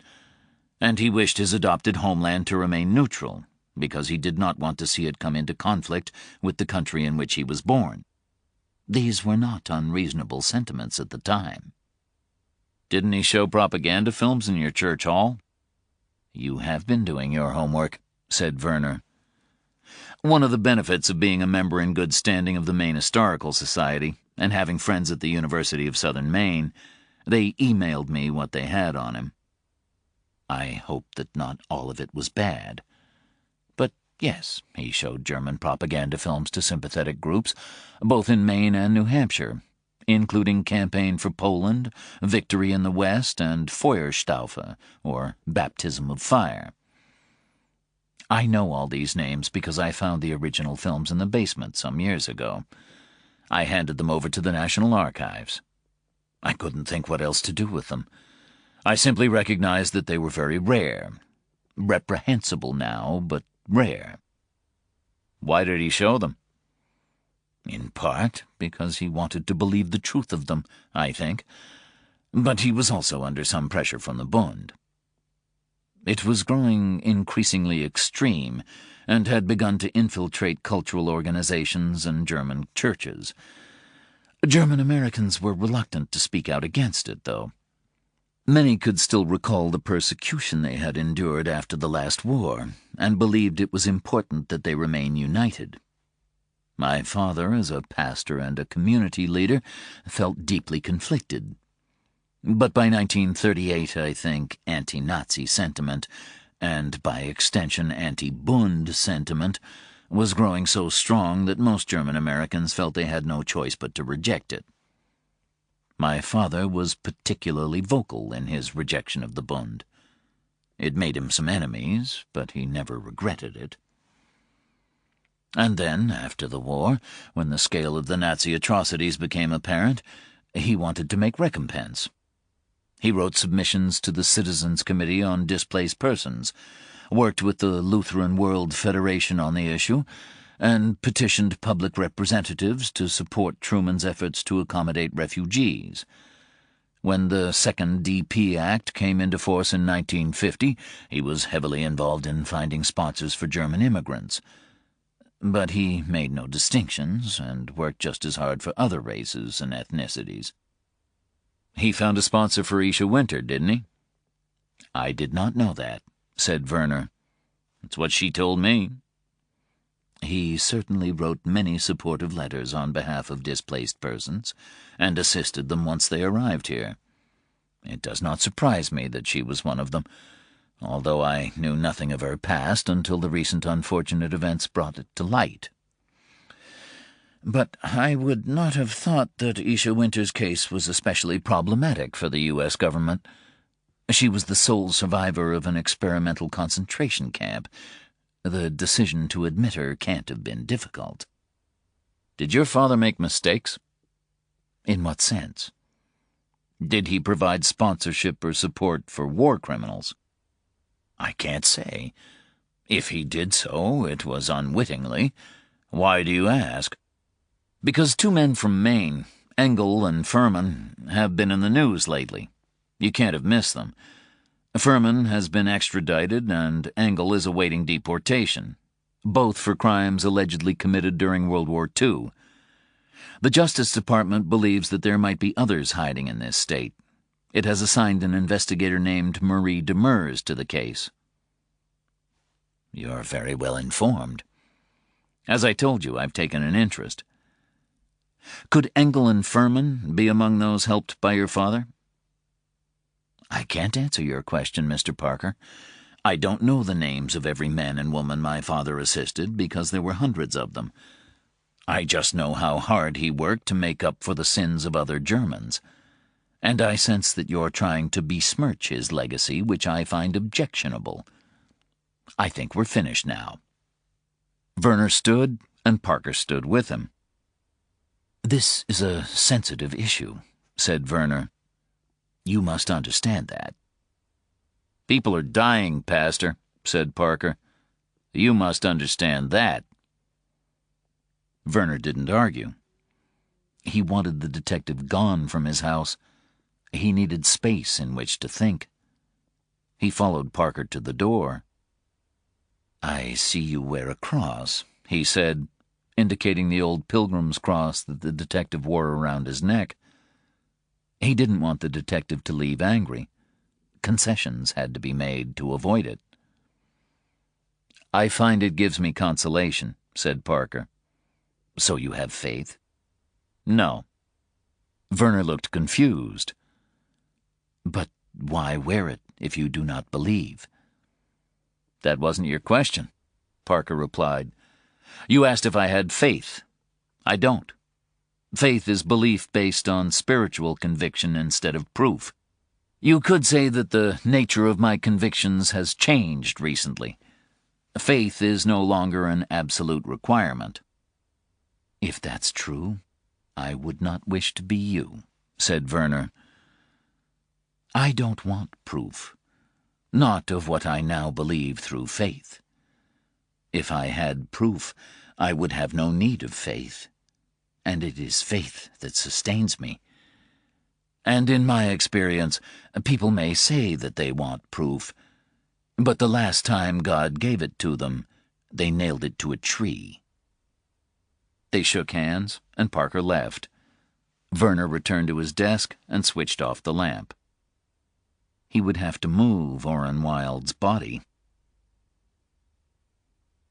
Werner's soup supper was well attended, and everyone stayed on for the short prayer service.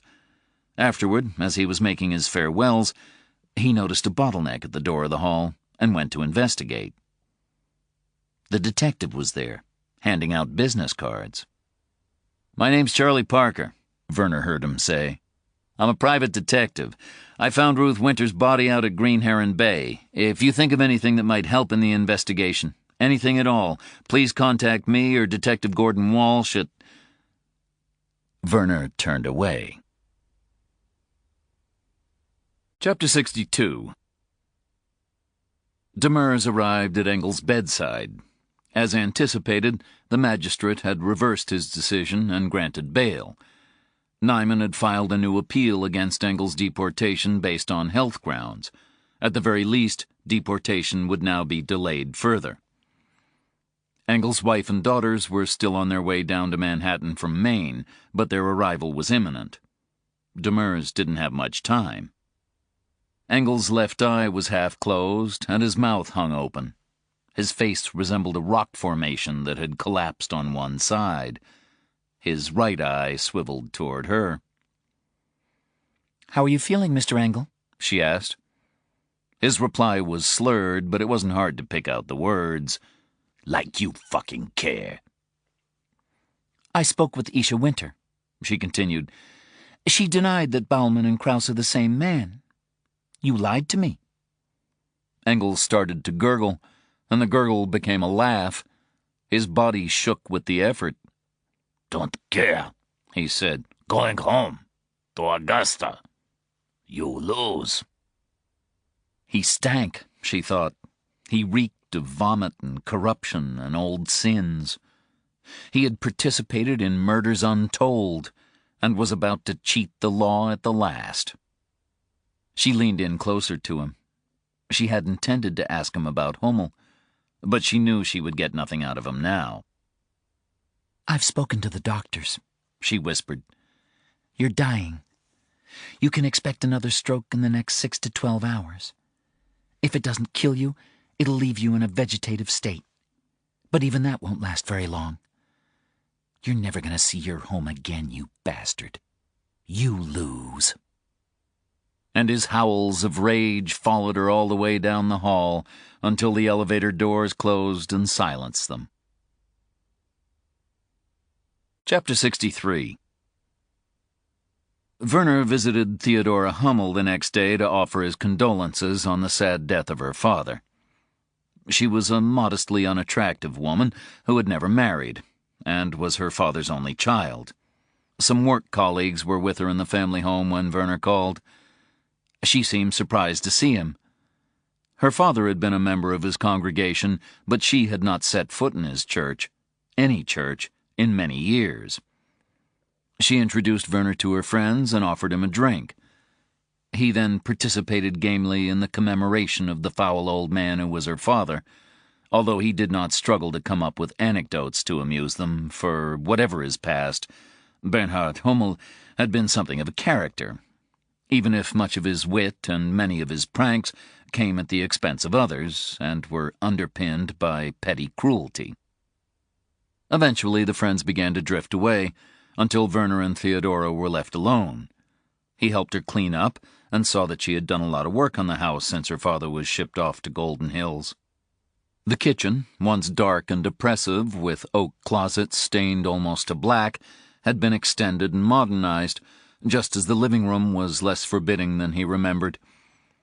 Yet the changes were strangely characterless, and Werner felt as though he had wandered into the pages of a design catalogue, and a cheap one at that.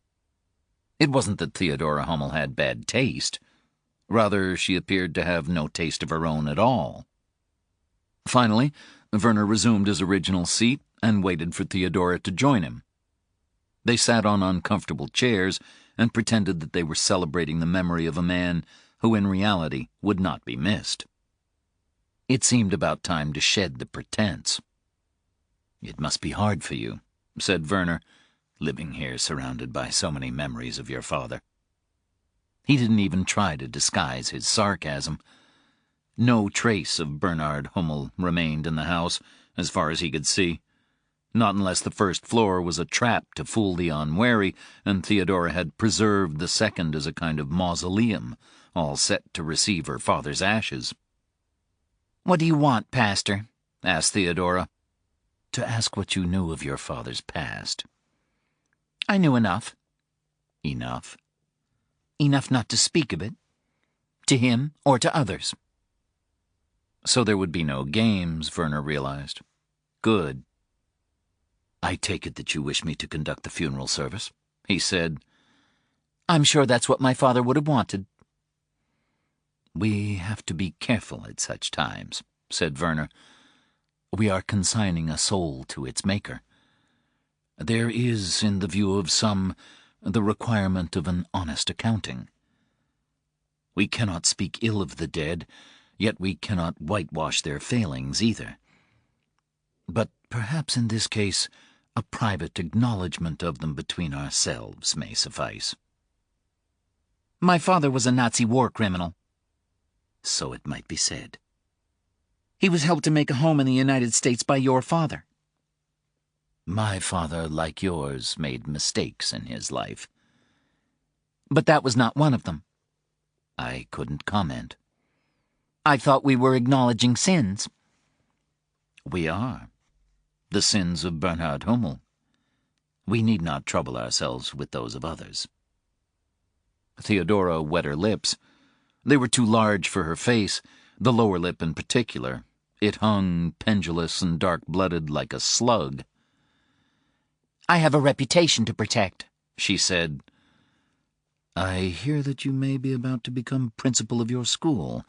Congratulations." "I've worked hard for it." "I'm sure that you have." She rose and went to the kitchen. When she returned, she was holding an envelope. She handed it to Werner. It was addressed to Bernhard Hummel. The letter inside bore the seal of the Justice Department and came from the Human Rights and Special Prosecutions section at the main Justice Building, Pennsylvania Avenue, Washington, D.C. Werner read it through. It requested that Bernhard Hummel present himself for interview over possible irregularities in his original immigration paperwork, and advised him to make contact with the section to arrange a suitable time and venue for a discussion of the same. It was signed by Marie Demers. "When did you receive it?" asked Werner. "This morning." "Unfortunate timing for the Justice Department." "My father had not had contact with Thomas Engel for many years," said Theodora. "They had a falling out over money, and my father refused to speak to him again." Did someone call to warn you that Engel might be talking? Ambrose Riese. He and my father were once close. Riese hates Engel. Have you seen the news today? Werner asked. No, I have not. It appears that Thomas Engel died of a stroke early this morning. Should I pretend to be sorry? Not on my account, or even his. I doubt that he would have wished it. Werner folded the letter, replaced it in the envelope, and returned it to Theodora. Your father suffered from dementia in his later years, he said carefully. That's right. Sometimes such people may not know to whom they are talking, or speak of the past as a thing of the present. Was your father such a man? He was.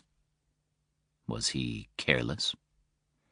He was very paranoid, even before he entered Golden Hills, said Theodora. I think his illness reinforced that paranoia, but I also did my best to make sure that he did not speak out of turn. I drummed the potential consequences into him. I think he was afraid to speak to those whom he did not know. The Justice Department may be in touch with you again when they learn of his passing.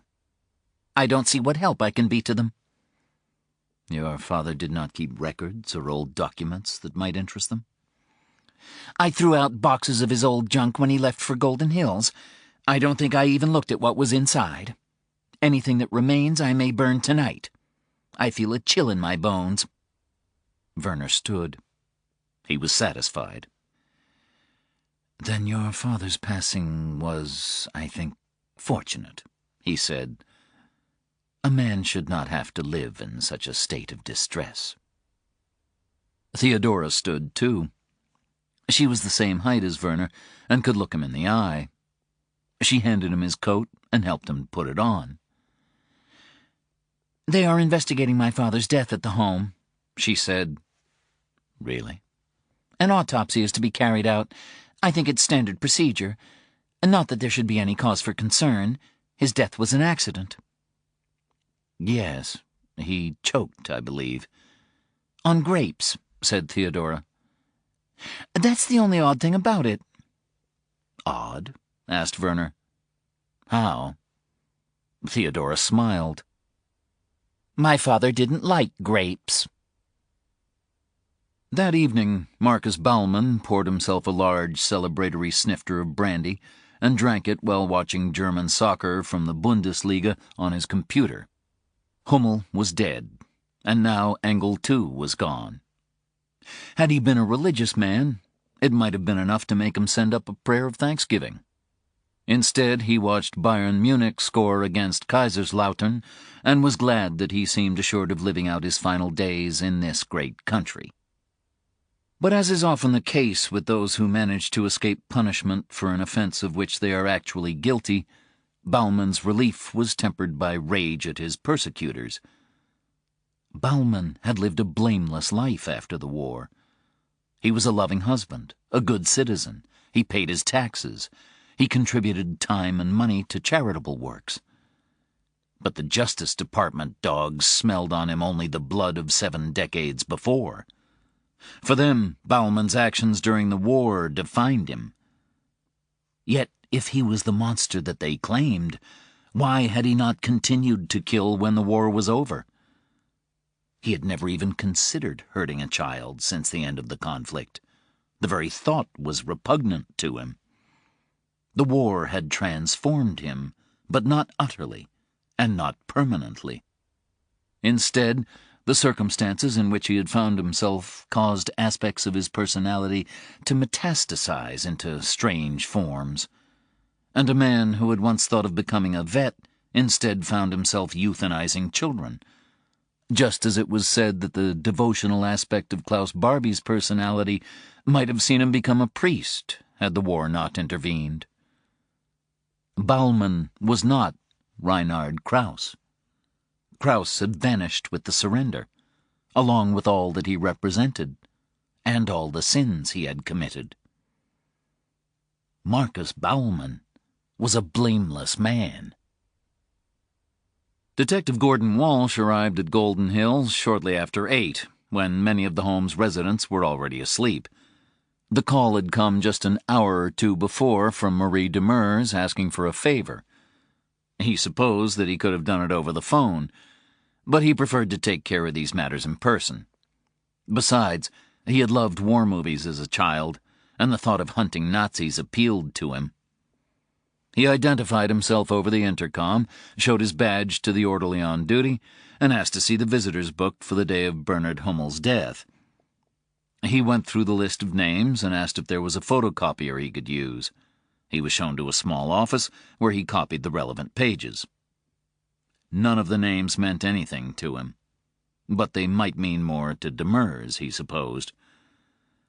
Walsh was about to leave when a thought struck him. He turned back to the orderly, who had already returned to his puzzle book.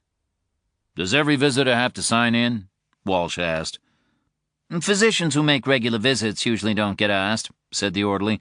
"Priests and clergy, too, I guess, once we get to know them.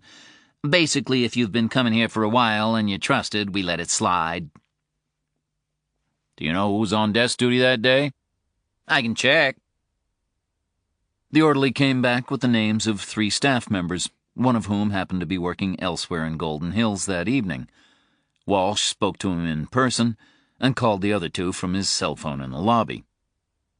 When he was done, he had added 4 more names to the list of visitors. Chapter 64. A light burned in the detective's house, but Werner could see no sign of Parker. With Engel and Hummel dead, and Theodora Hummel revealed to be her father's child in her capacity for self-preservation, Werner felt that they were almost out of danger. Baumann still concerned Werner, but with Engel's death, the threat to the old man had receded.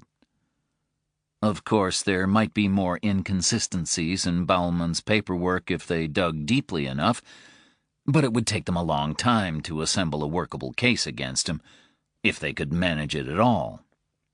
They still had allies in Germany, the last vestiges of the Kameradenwerk, and files were easily lost, even in this computerized age. It would be less complicated than getting rid of Baumann, especially with the Justice Department still circling him, at whatever the distance. But if it came down to it, he would find a way to remove Baumann from the picture, one that wouldn't draw too much attention. It would have been difficult in the past because Baumann was the amateur accountant, the Geldscheisser. But now the money was reduced to small change at the bottom of the jar, and Baumann's importance to them had vanished with it. That left only the detective. His continued presence in Boreas was unfortunate, and his visit to Werner's house had left the pastor deeply disturbed. He had decided against moving Orenwild's body. It was too risky. Maybe once all this was over. Werner knew that he had to kill the detective. It wasn't just that Parker would keep looking, for that alone would not necessarily bring him down upon them. No, it was the fact that he had a kind of luck. It was a function of his perseverance, Werner supposed. What was that old Woody Allen line? 80% of success is showing up? Well, Parker showed up, and once established, he didn't go away. If a man had the patience to wait and watch for long enough, something of the world would reveal itself to him, especially if he already knew what he was hoping to see. But Werner also admitted to himself that he wanted to kill the detective. Had he been alive to see it, Steiger might have acknowledged that he was mistaken, at least to a degree, about Werner's nature. Killing might not have given him pleasure, but it did endow him with a sense of vocation, beyond paying lip service to a god in whom he often struggled to believe. A figure appeared on the beach, emerging from the shadows to the north. It was the detective.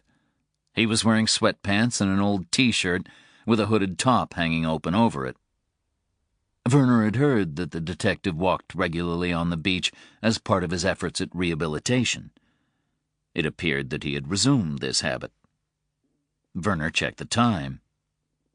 Was the detective a man of routine? Possibly. but Werner decided to allow an hour either side for safety. A day or two, he thought. I will give it a day or two in the hope that fortune intervenes. If not, I'll kill him. Chapter 65. Parker ate breakfast at Olson's the next morning before beginning a door-to-door canvass of stores and businesses on and off Main Street. When he was done, he drove west to the small town of Cawton, parked in the municipal lot, and took a window table at a coffee shop called Ma Baker's, where the coffee was terrible and the pastries worse, but which gave him a clear view of a neat house with flowering planters on the windowsills and a car in the drive. After an hour, an elderly man appeared at the door of the house, holding a Weimaraner on a leash. Parker left the coffee shop and intercepted him as he headed for a pedestrian access between two buildings that led down to a pebbled beach. "Mr. Bauman?" said Parker. "Yes?"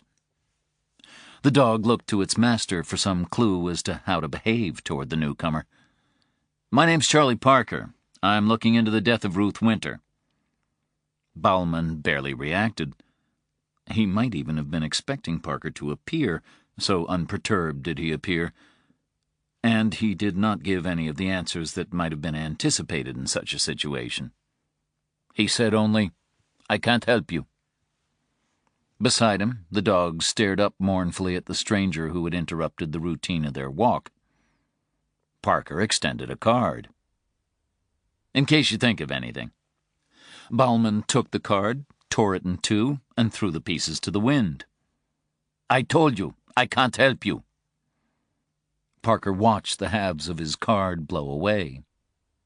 "Well, thank you for your time," he said. Bauman continued on his walk. The sun was starting to set. Parker walked to his car and returned to Boreas to wait. Chapter 66. Cambion's decline was accelerating. He drifted between consciousness and unconsciousness, and was not always able to identify those in the room with him, even though only Edmund and the woman attended him. He spoke to figures that were not present except as memories, and argued with gods that had no name. He was a being in absolute torment, his physical and psychological pain mingling until one became indistinguishable from the other, so that even dosed up on morphine, he remained in a realm of confused agony. The only events to have roused him from his sufferings were those taking place far to the north in Boreas, Maine. During the hour or so each day when he was semi-cogent, Cambion tended to be more alert in the morning, he would ask Edmund to show him the newspapers on a laptop computer, the reports magnified to such a degree that just a sentence or two filled the screen. When even seeing these grew beyond him, the news stories were read aloud to him, though the space allotted to them grew smaller and smaller as progress in the investigation slowed, then stopped. That very afternoon, Edmund had heard Cambion, half awake, half asleep, talking with one of his specters. This time, it was Earl Steiger. "You came up against the wrong man, Earl," Cambion was saying. "This one has the breath of God upon him. This one bleeds from the palms of his hands." But now Cambion was silent. The bedroom stood at the back of the house on the first floor. It had a single small window, which Edmund had nailed shut. The only ventilation came from a grating in a corner. The room stank, but it remained reasonably secure.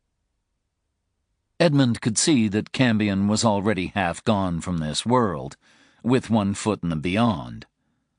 It would not be long now.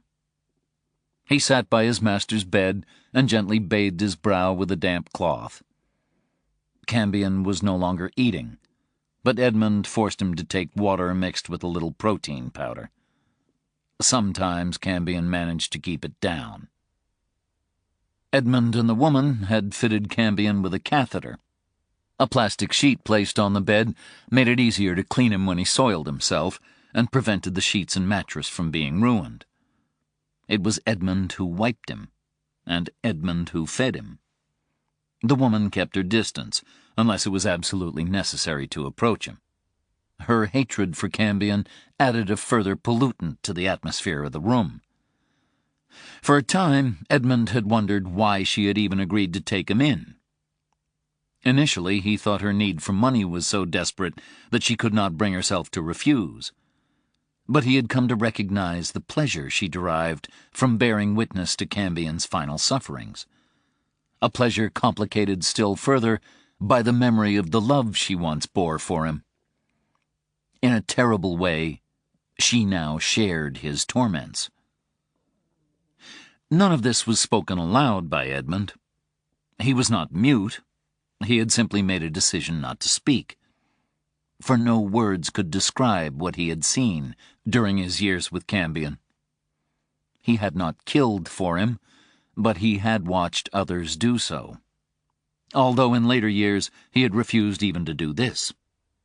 He would transport Cambion to wherever he needed to go, an opulent bedroom, a quiet basement, a disused garage, and leave him to his pleasures, or, as his condition worsened, to live vicariously through the pleasures of others.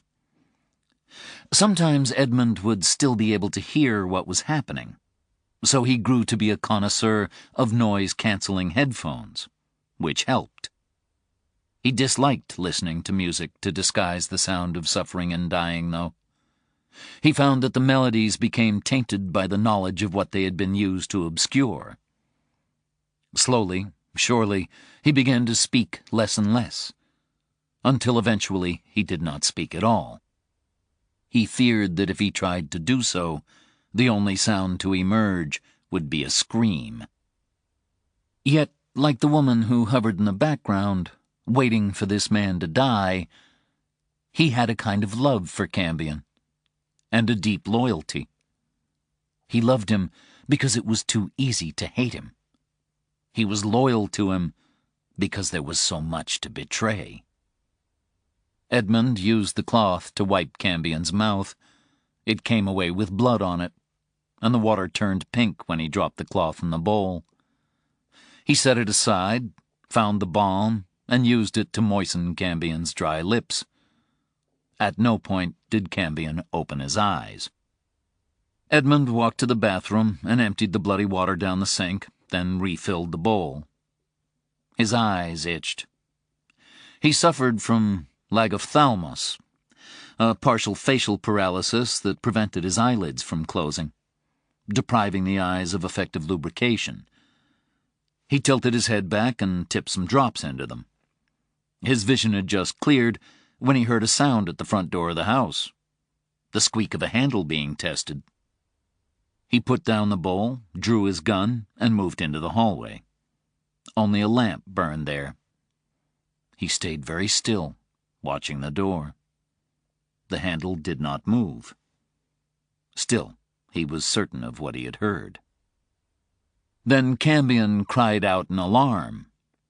Edmund rushed to the bedroom. Cambion's eyes were open, and one ruined hand was pointing toward the window. "Something there," said Cambion. "Something bad." Edmund stepped carefully to the drapes and pulled him away from the wall at one side. It gave him only a peripheral view, but it was enough.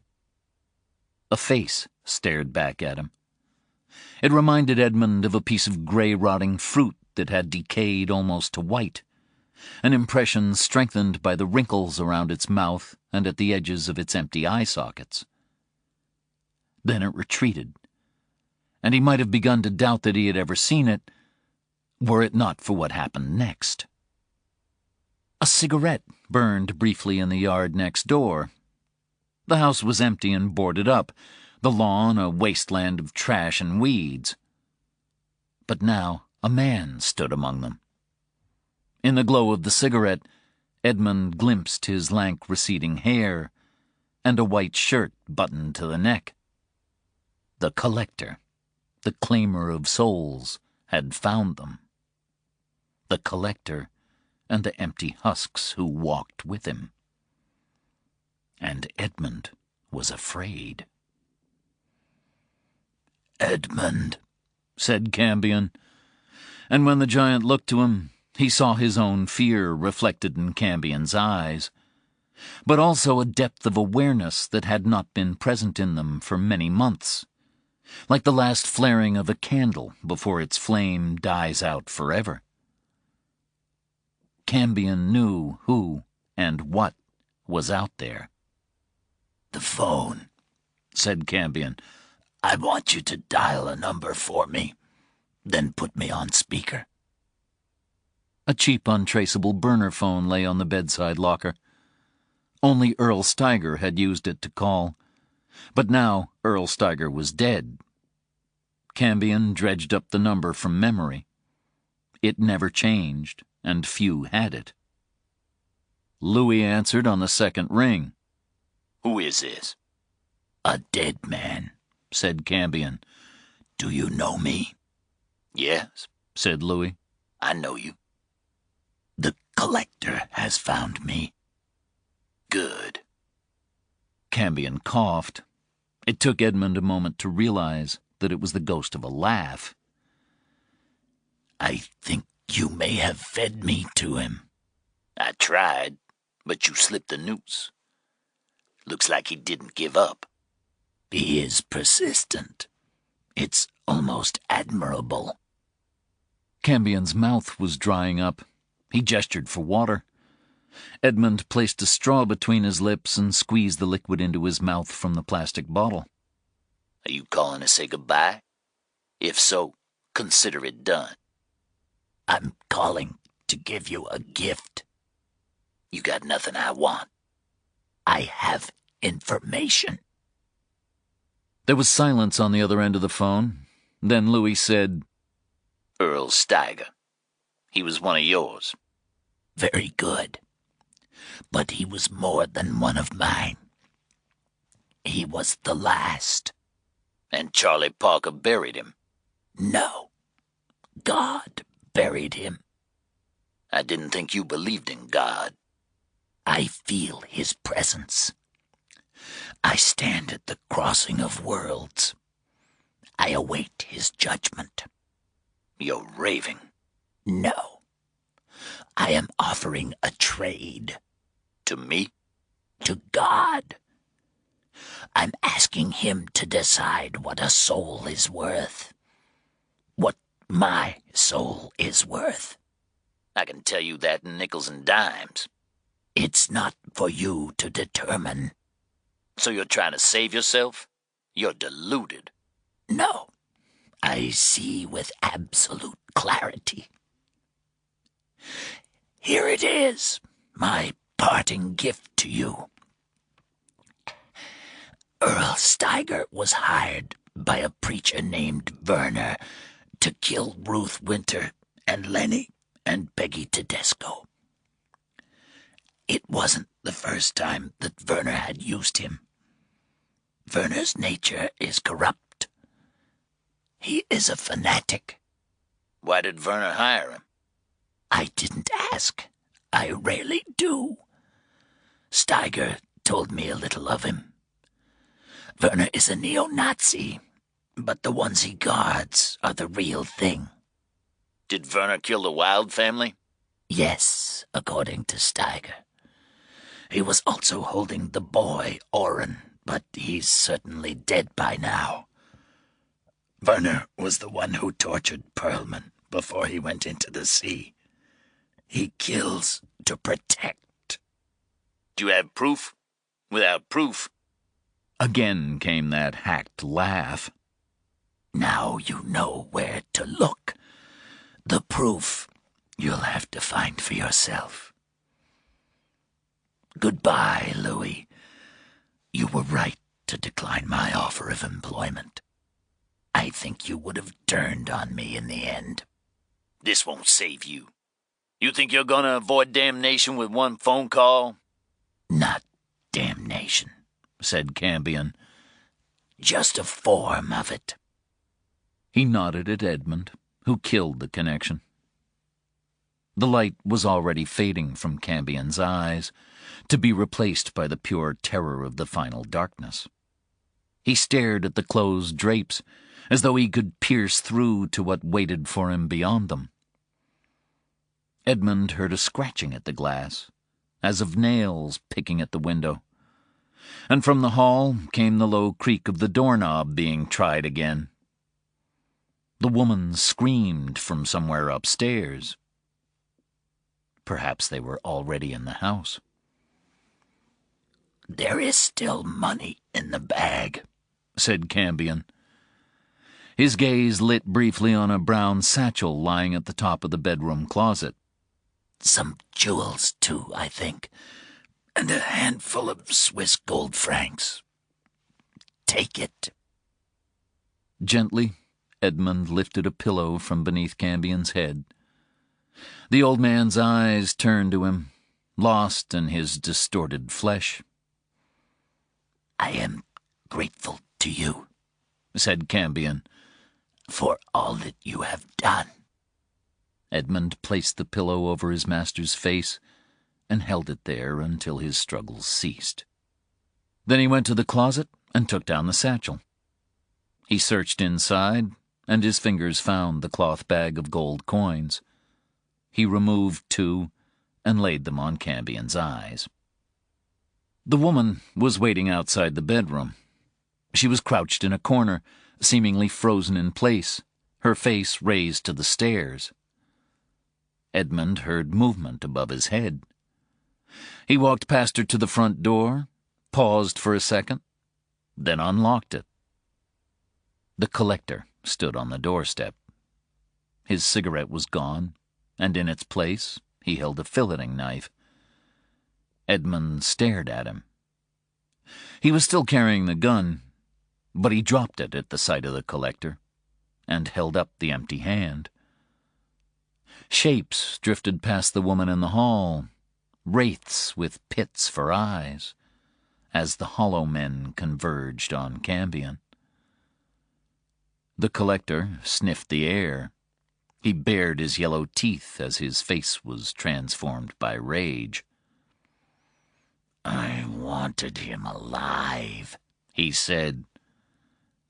Edmund found the first words that he had spoken in years. "Too bad," he replied.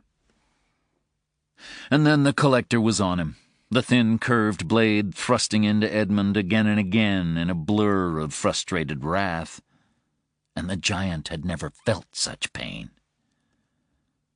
At last, the collector was sated. He took a step back, his right hand red to the wrist. He barely glanced at Edmund as he slumped to the floor and the last of the life gushed from him.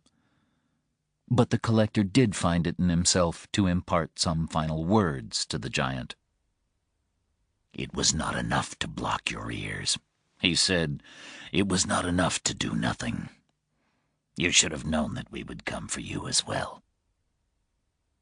Edmund shuddered, and the flow of blood began to slow as he died.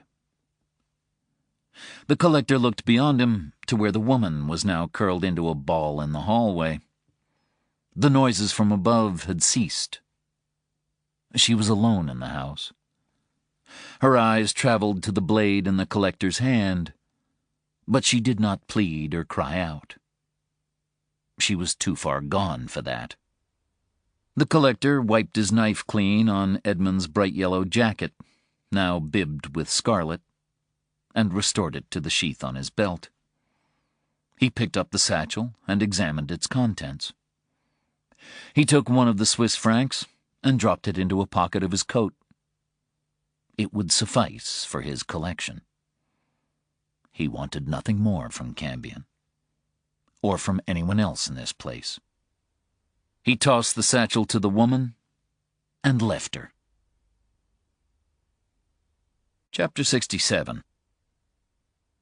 Parker stood by the shoreline, near hypnotized by the waves, lost in their rhythm, the ascending moon his witness.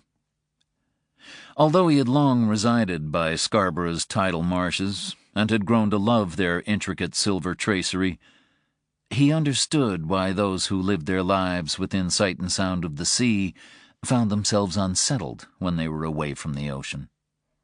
Salt calling to salt. Despite his injuries, he had managed to walk farther than he had previously done, even though his bag of stones had disappeared and he had been forced to guess the distance. It was more progress, and progress was all that mattered, although the pain in his side said otherwise. A single white earphone was inserted in his right ear. The other hung loose over his shoulder. He did not hear the footsteps on the soft sand until they were almost upon him.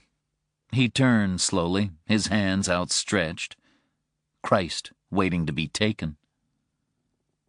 Werner stood before him. He was not wearing his clerical garb, but instead was dressed in paint-flecked jeans and a baggy sweater, and his white sneakers were so old that they had turned to gray. Disposable clothes, Parker thought. Werner would burn them when he was done. The gun in his right hand shone a cold blue in the moonlight. "Pastor," said Parker. "You don't seem surprised." "I knew that someone would come eventually. You or another. It makes no difference. Now that it's come down to it, I'm glad you came yourself. But then Steiger is dead, and I don't think you have anyone left to call upon for help." Werner looked puzzled. "I've been watching you for a while," said Werner. "You were like a statue by the sea." "I hadn't realized how much I loved it." "The tide will soon be coming in," said Werner. "It'll cleanse this place of all trace of you." "Will you send me out with it, or did you learn from your mistake with Perlman?" "I'm not here to answer your questions, Mr. Parker. That only happens in the movies. I'm here to kill you." "That's a pity," said Parker. "I had a lot of questions." Werner raised the gun, and slowly, almost sadly, Parker closed his fists. He heard the shot at the same moment that the left side of Werner's head spat a cloud of blood, bone, and tissue as the bullet exited. There was hardly any wind. The evening dimness apart, it had probably been an easy shot. Parker's only regret was that Werner wouldn't talk. He had seen it in his eyes. He knew from the moment it had begun. Parker reached beneath his sweater, killed the connection on his phone, and removed the earphone with its little mic attachment. Louis emerged from the dunes to the south. He had already disassembled the rifle and was carrying the case in his right hand. Moments later, Angel, who had been watching Werner for most of the day, drove down from his perch above the bay. Parker stepped over Werner's body, which was staining the sands red, and went to join the others. He didn't want their footprints on the beach, even with the tide coming in. The police would have to be called, and his story had no hope of standing unless the only steps visible were Werner's and his own. "I was hoping you could have shot to wound," said Parker to Louis. "Like the man said, that's just for the movies." "I don't suppose it matters," said Parker. "He would have told us nothing." "What did you want to know?" "What everyone wants to know. Why?" "We could search his house," said Angel. "No, you don't know what you're looking for, and you'd need more time than I can give you. Just get going. Don't drive through town. Head north and cut southwest. Don't stop. Just keep going." "What will you tell him when you call it in?" asked Louis. "Everything, except who fired the shot."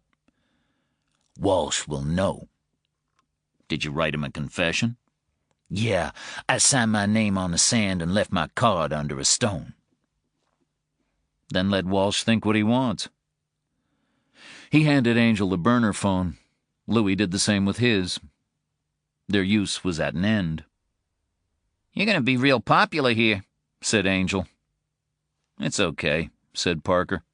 "I was leaving anyway." He made the call from the porch of the house and returned to wait by Werner's body for the first of the cars to arrive. The bullet had distorted Werner's face. He was not the same man who had served soup and said prayers only a few nights earlier. Then again, he had never really been that man. Steins arrived first, Preston close behind. The sea was already lapping at Werner's feet. They stared down at his body. Then Steins told Parker to raise his hands while Preston searched him. He was not carrying a gun. He had always had faith in Louis and Angel. Preston went to get some plastic sheeting from the car in order to preserve whatever evidence might be left on Werner's body. "Tell me what happened," said Steins. And Parker did, or most of it. "And you want me to believe that you don't know who fired the shot?" she asked when he was done. "I've no idea." "You set yourself up as bait, and then you trapped him." "Have you secured his house?" asked Parker, ignoring her. "Answer me." "I've told you all I know. Now, have you secured Werner's house?" "Yes, we have an officer out there. What kind of amateurs do you think we are?" "You'll need to search his property with ground-penetrating radar." "Why?" "I think Orrin Wilde is buried somewhere there." "Did Werner tell you that?" "Call it an educated guess." Steins was visibly reddening. "You might not have pulled the trigger, but you had this man killed." Parker leaned in closer to her.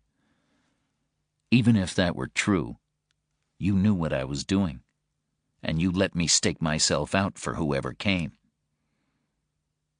Steins produced a pair of cuffs and told Parker to turn around. "I'm placing you under arrest," she said. "You have the right to remain silent. Anything you say can and will be used against you." He looked out at the sea. He breathed in the salt air. His sides still hurt, but he didn't care. He wondered if his conversation with Baumann had been the final spur for Werner to move against him. Had all this been about Baumann? Ruth Winter, Bruno Perlman, Orrin Wilde and his family, Lenny and Peggy Tedesco, all killed to protect one old war criminal who might well have died before he could be punished for his sins? Another car arrived, followed by an ambulance. Soon the detectives from the MSP would join them, and the feds, and then the real fun would start. He was in for a difficult couple of days. It didn't matter, for he could smell the sea. Chapter 68. Parker was put in one of the holding cells at the back of the Boreas Police Department. They were clean and mostly used for DUIs and the occasional out-of-control student during the summer months. He closed his eyes and tried to create a narrative that would satisfactorily explain all of the killings. He kept coming back to Lubsko. That had to be the connection. But Ruth Winter's death didn't fit comfortably into the chain of events. Even though she was linked to Lubsko through her mother, her murder still made no sense to him. He remained convinced that Perlman had told her something to bring Steiger down on her. But what? Gordon Walsh appeared after a couple of hours, trailed by Tyler and Welbeck, the two female detectives out of Belfast. Parker knew Tyler by sight, but not well. He was aware of Welbeck by reputation, mainly because she was one of the few people who could put the fear of God into Walsh. The Boreas PD had one interview room, which, as in many small departments and some larger ones, doubled as storage space for boxes of paperwork and broken chairs that might yet be repaired and salvaged.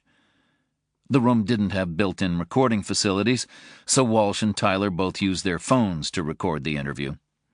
Tyler looked surprised when Parker waived his right to have counsel present, but Walsh didn't.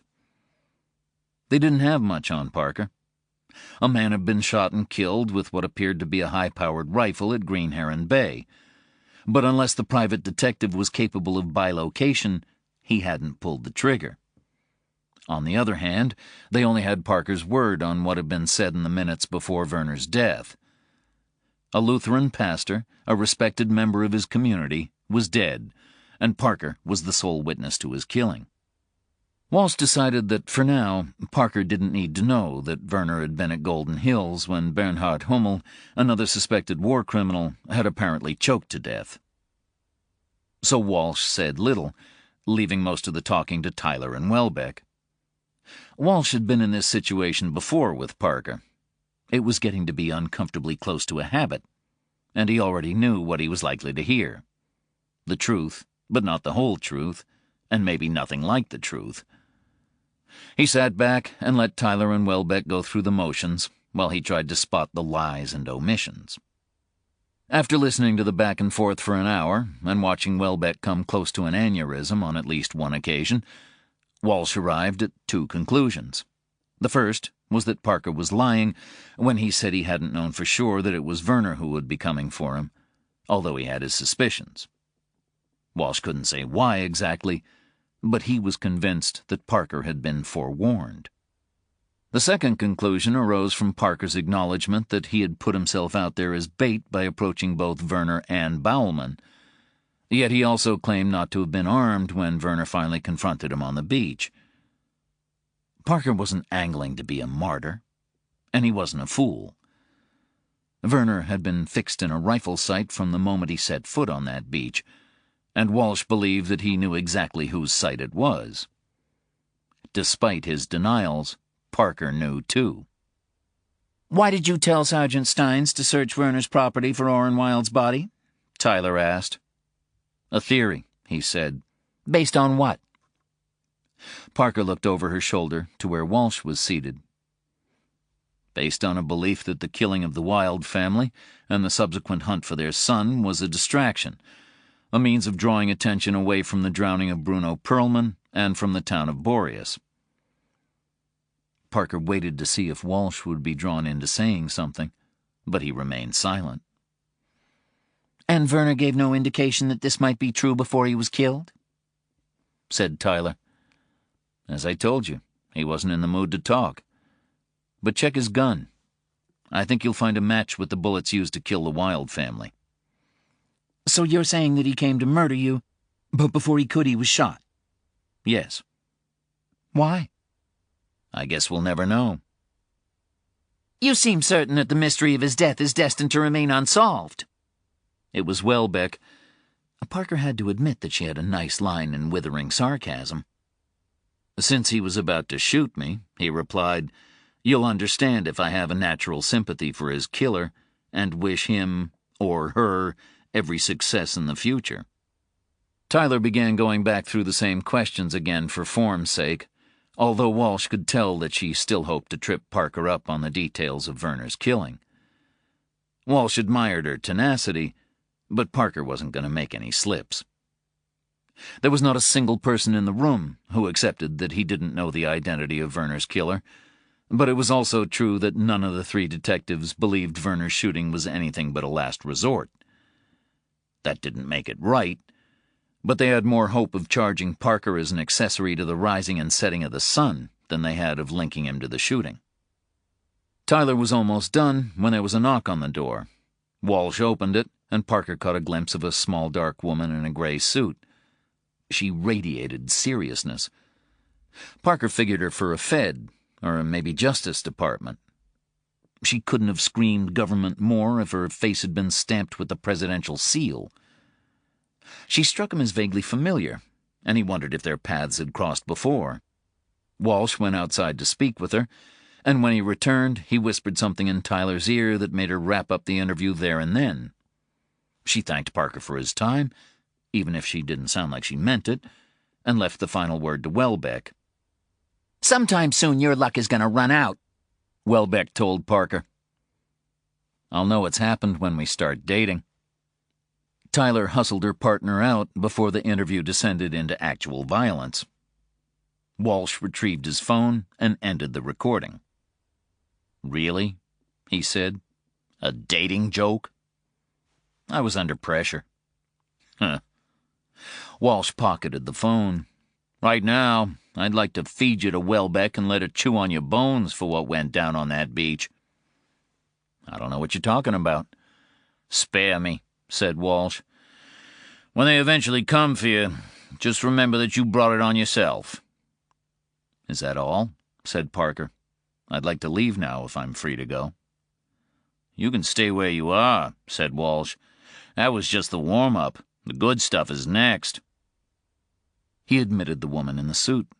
She took a seat across from Parker and asked Walsh if he wanted to stay. "No, I've heard enough," said Walsh. "I'm going to get some sleep." He already had the door open when Parker called to him. "Walsh?" "What?" Parker wanted to tell him about Cambion's call to Louis, and his confirmation that Werner had been behind not just the Wild killings, but the deaths of Perlman and the Tedescos as well. But to do so would effectively be to negate his earlier statement and put Walsh in a position of knowing for certain that it was untrue. Somehow, Werner knew the Wilds. He didn't pluck them from thin air. He was familiar with the family. He killed them, and then he put Orrin Wilde in the ground. Walsh nodded. "We found a D-ring fixed to the wall of his basement," he said. "The house is empty, but we'll start searching the grounds at first light." Marie Demers introduced herself, and at the mention of her name, Parker realized who she was. He'd seen her in TV news reports about Engel and Furman. She didn't produce any recording devices more sophisticated than a yellow legal pad and a pencil. For the next 2 hours, Parker recounted in detail all that had occurred during his time in Boreas, including his dealings with Ruth and Amanda Winter, and his conversations with Isha Winter, Pastor Werner, and lastly, Marcus Baumann. He left out only matters pertaining to Angel and Louis, and his daughter and his private concerns about her. By the end, he was exhausted. But he also felt a certain satisfaction. It was the first time that he had been able to properly assemble a coherent version of events from start to finish and recite it aloud, both to himself and another. It enabled him to hear the places where it rang hollow. "I don't believe that Werner's father underwent any kind of conversion during or after the war," he told Demers. "I think he used his position to arrange for war criminals to enter the United States under the guise of immigrants and displaced persons. When he died, his son took on the responsibility of protecting them. Somehow Bruno Perlman discovered the truth, and it involved Lubsko. He made contact with the Winter family, but Werner found out, and so it began." He'd been sitting for too long. He felt as though he were being repeatedly lanced in his side. He wanted to lie down and sleep. "What I don't understand," he finished, "is why Ruth Winter was targeted, but not Isha. As the last survivor, Isha had to be the one with dangerous knowledge, even if she didn't know that she was in possession of it." "Maybe Perlman thought Isha Winter was too old to be able to do anything about it," said Demers, "and for the same reason Werner didn't perceive her as a threat." Now that he had acknowledged his desire to rest, Parker was overcome with weariness. He couldn't think clearly. He could barely keep his eyes open. "Yes," he said. "That must be it. I think I'd like to rest now." "One last question." "What is it?" "Did you have Werner killed?" Parker summoned up his last reserves of energy. He had almost begun to relax. He looked at her over the table. So small, so neat, so threatening. "I wanted him alive," he replied. "You're not answering the question." "No," said Parker. "I just did. There is no more. I'm done." He rose from his chair. It fell backwards as he pushed it away. "You know where to find me." "Yes, I do," said Demers. And this time the threat was audible. "Sleep well, Mr. Parker." He left her sitting at the table, pages of her legal pad filled with penciled notes. Preston gave him a ride back to Green Heron Bay. He dozed all the way, and when he woke the next morning, he could not remember how he had gotten from the car to his bed. Through his window, he saw gray clouds heavy with the promise of rain. Just as Werner had said, the tide had washed the beach clean of all traces of their presence. Over in the dunes, a forensic team searched for traces of a shooter they would never find. Parker made a pot of coffee, put the last of his possessions into 2 boxes, and prepared to leave Boreas at last. Chapter 69. One of the more useful aspects of mortality from an investigator's point of view is that the dead can't object. They have no privacy. By noon that day, the detectives sequestered in Boreas had obtained Werner's telephone records and some, but not all, of his bank details. The call came through to Parker while he was putting the boxes in his car. He was grateful that most of his stuff was already gone. There was a limit to what a Mustang could hold and still be driven safely, and lifting boxes hurt like a bitch. "Are you leaving us?" asked Walsh. Parker glanced to his left. One of Stein's officers was sitting in an unmarked car on the road above the dunes, watching the house. I was planning on saying goodbye. "I'm sure you were. We're going to arrest Bauman." On what grounds? "It looks like you panicked him when you got in his face yesterday. He called Werner from his home telephone. It was careless of him. Demers recognized the number. We're going to ask him the purpose of the call, just as we're planning to ask him why he made cash transfers totaling almost $20,000 over the past 3 weeks to one of Werner's accounts." Protection costs money, said Parker. "Although some folk get it for free. Is the forensics team still out in the dunes?" From what Parker could see, the search of the area was drawing to a close. "They're almost done. I don't think they've left a grain of sand untouched." "You could have saved them a lot of trouble." "You want me to go through it all again?" "It was growing dark. I didn't see anything. I just heard the shot and hit the sand." "Unfortunate." "Yeah." "There's something I didn't tell you last night. Werner was present at a nursing home called Golden Hills when a patient named Bernhard Hummel choked to death on grapes. Hummel knew Bauman. They'd come to this country together. Hummel suffered from dementia and didn't eat unless someone fed him with a spoon. Werner was afraid that Hummel might let something slip. Whoever's work he was doing, it wasn't God's. It seems that Marcus Bauman also visited Hummel shortly before Werner did. So Bauman raised the alarm and Werner did the killing. We're planning to ask Bauman about that, along with everything else." What about Werner's property? "We've started looking, but nothing yet. As for the gun, we're not 100% sure, but it looks like the same one that was used to kill the Wilds.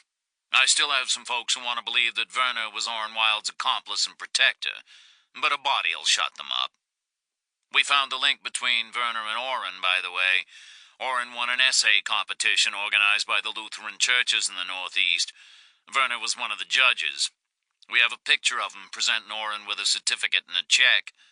Orrin won $100, and it cost him and his family their lives." Where are you? "Outside the Boreas PD, taking the air. Why?" There's a bookstore called Olson's in the center of town, with a parking lot at the back. I'll see you there in about 15 minutes. "For what?" God, Walsh, just be there, okay? It was unfortunate that Marcus Ballman opened his front door to take his dog for a walk just as the 2 unmarked cars pulled up outside. He didn't recognize the women who stepped from the first car, but he made them for police. When Marie Demers appeared from the second vehicle, he was certain that they had come for him. Werner was dead, and who knew what they had subsequently discovered about him? About all of them. Bauman darted back inside and closed the door. Lotta, primed for her walk, looked confused. He patted her on the head. He would miss her. He pushed her into the living room and closed the door. He did not want the police to panic and hurt her. The doorbell rang, followed by 3 heavy knocks. An unfamiliar female voice called his name, and the woman identified herself as a detective. But by then, Bauman was already heading for the stairs.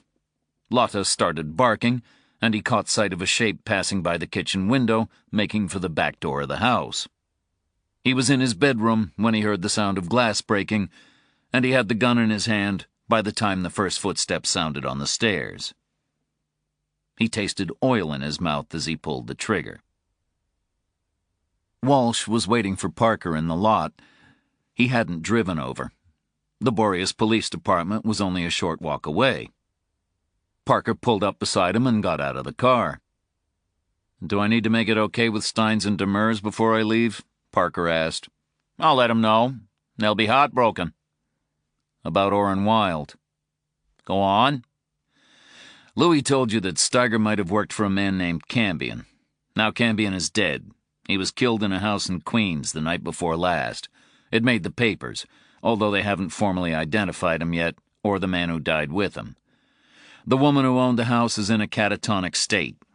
Before he died, Cambion confirmed that Werner killed not only the Wildes, but stuck that blade in Perlman's eye and ordered Earl Steiger to kill Ruth Winter and the Tedescos." If Walsh already knew this through Ross, then he gave no sign. "Who did he tell?" asked Walsh. "I can't—" "Fuck you! Who did he tell? You? Louis?" "It doesn't matter." "You know you're right. It doesn't. You set up Werner, you and Louis and that other son of a bitch. You lured him out and then you killed him." "He didn't come to that beach to give himself up." "He didn't get the chance." "He murdered children, Walsh. He kept Orrin Wilde alive for just long enough to use him, and then he killed him too." "Maybe if you'd let Werner alive, we could have asked him ourselves." Parker leaned against his car. His face was expressionless. He knew that he had put himself at risk by telling Walsh about Cambion's call. If Walsh chose to do so, he could arrest him on suspicion of accessory to murder. Parker would deny having said anything at all, of course, and Walsh knew it, but Walsh's word would be worth more in a court of law, and accessory charges brought a sentence of up to 3 years. Conspiracy to commit murder, meanwhile, was 25 to life. "I've turned a blind eye in the past," said Walsh, "but this is different." "Is it?" "This is murder. Look at yourself. What happened to you?" Parker's blank visage stared back at him. "I died," he said, "and then I came back." "This is—" Walsh began. "Did you enjoy your meal, Detective?" asked Parker. "What?" "Your meal in Augusta. Did you enjoy it?" He did not sound triumphant, just sorrowful. And Walsh understood.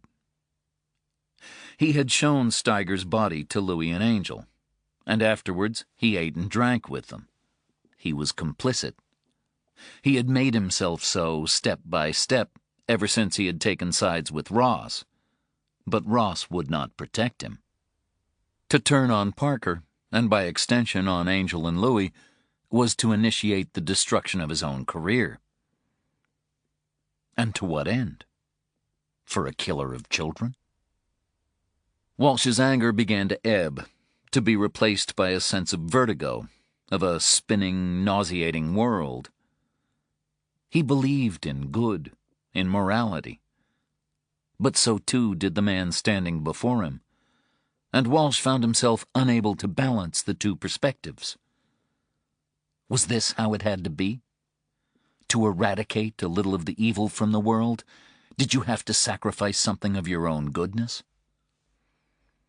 He had thought that he could consort with men like this, yet keep a moral distance. He had been wrong.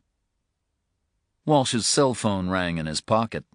He answered it, listened, and said only, "I'm coming down there," before he hung up. "Bauman is dead," he said. "He shot himself before they could get to him." He stared at the phone in his hand, as though expecting another call that might explain everything to him. "I'm going home," said Parker. "It's time." The Fulcis had done a good job, even in the few days allowed them.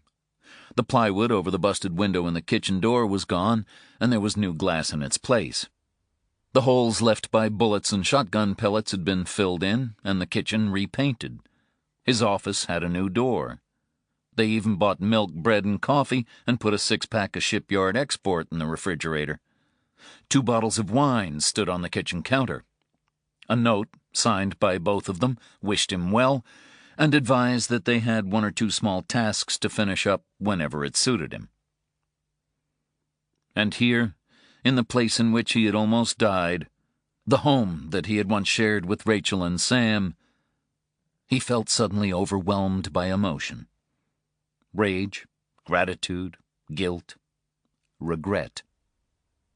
He sat in his office chair, buried his face in his hands, and did not move for a long time. Chapter 70. Werner's property was searched with radar to detect anomalies in the soil. 3 holes were dug as a result, but only an old tarp and some animal remains were found. On the second day, the compost pile was noticed. Werner had built himself a wooden composting unit and placed it at the end of his yard beneath a copse of trees. There was concern that the heat from the pile would play hell with the equipment, so it was decided to make an exploratory dig once the unit had been moved. They discovered Orrin Wilde's body buried just 2 feet below the ground. Sometimes convictions come from meticulous police work, from thousands of hours of effort. Sometimes a witness emerges. Sometimes a confession is made. Sometimes you get a break. 1 week after Werner's death, a letter arrived at Bruno Perlman's old address from a mailbox company located 2 miles from his house, notifying him that his 2-month rental agreement was about to expire and offering him 1 year for the price of 6 months should he choose to extend. A court order was obtained to open the box, which was found to contain paperwork relating to the late Bernhard Hummel, a.k.a. Udo Hoch, a former guard at Lubskow concentration camp, and another Maine resident named Ambrose Riese, tentatively identified by Perlman as Anselm Trommler, an Obersturmbannführer and engineering specialist at Mittelbau-Dora concentration camp. Perlman, it seemed, had not been such a fantasist after all, although it was not clear at first how he had come to find these men. Eventually, it was established that this was the most basic kind of investigation. In the aftermath of Engel's arrest, he had used voter records to create a short list of German Americans living in Maine whose ages corresponded to Engel's. He then appeared to have surreptitiously begun photographing them and comparing them with available photographs of men and women who had served on the staff at Lubskow by using a fairly simple piece of face-aging software. Perlman's mailbox also contained 2 high-quality copies of photographs that were neither from official Nazi Party identification documents nor taken by Perlman himself. One showed a woman in profile, her face almost entirely hidden by her blonde hair, her left hand raised to fire a pistol. She was surrounded by a small crowd of SS officers and men. It was unclear at what exactly she was firing, but when enlarged, 2 shapes on the ground to her right were revealed to be the bodies of naked men. The second photograph showed another woman standing at a chalkboard, pointing at some writing with a piece of chalk held in her right hand. Her light hair was pulled back in a bun. In front of her were 2 rows of teenagers, the first standing and the second kneeling. The writing on the board read, Der Jahrgang 1938. Klassenlehrer Fräulein Gorski. It was a picture of the graduating students of 1938 with their homeroom teacher, Isha Gorski, later Isha Winter, at the Bierhof Jewish Private School in Aachen. On the back of the photo, Perlman had written down the names of each of the students and the camps to which they had been taken. None had survived the war. Marie Demers called on Charlie Parker as she was heading to Portland Jetport to catch her flight back to D.C. Ambrose Riese had been questioned at his home and denied all knowledge of Anselm Trommler. But Demers had unearthed the labor requisition form from Mittelbau-Dora with Trommler's name signed on the bottom, along with photographs and documents that traced his journey from Germany to Argentina and on to the United States, during which time Trommler became Riese. Trommler's photograph on his Nazi Party membership documents was almost identical, a little less weight on the face aside, to the picture on his INS paperwork. There was enough evidence, Demers believed, to begin denaturalization and extradition proceedings against him, assuming he lived long enough. All this was explained to Riza as he sat in his chair, the oxygen hissing into him, while his son advised him to say nothing until they hired a lawyer, and his daughter-in-law looked on in silent shock. And then, just as Demers and Toller were leaving, Riza confessed. He didn't do so out of shame, or guilt, or even some strange relief. He did it, Demers thought, out of pride. The detective interested Demers. She was content to discuss the details of the case with him, and what had been discovered in Perlman's rented mailbox.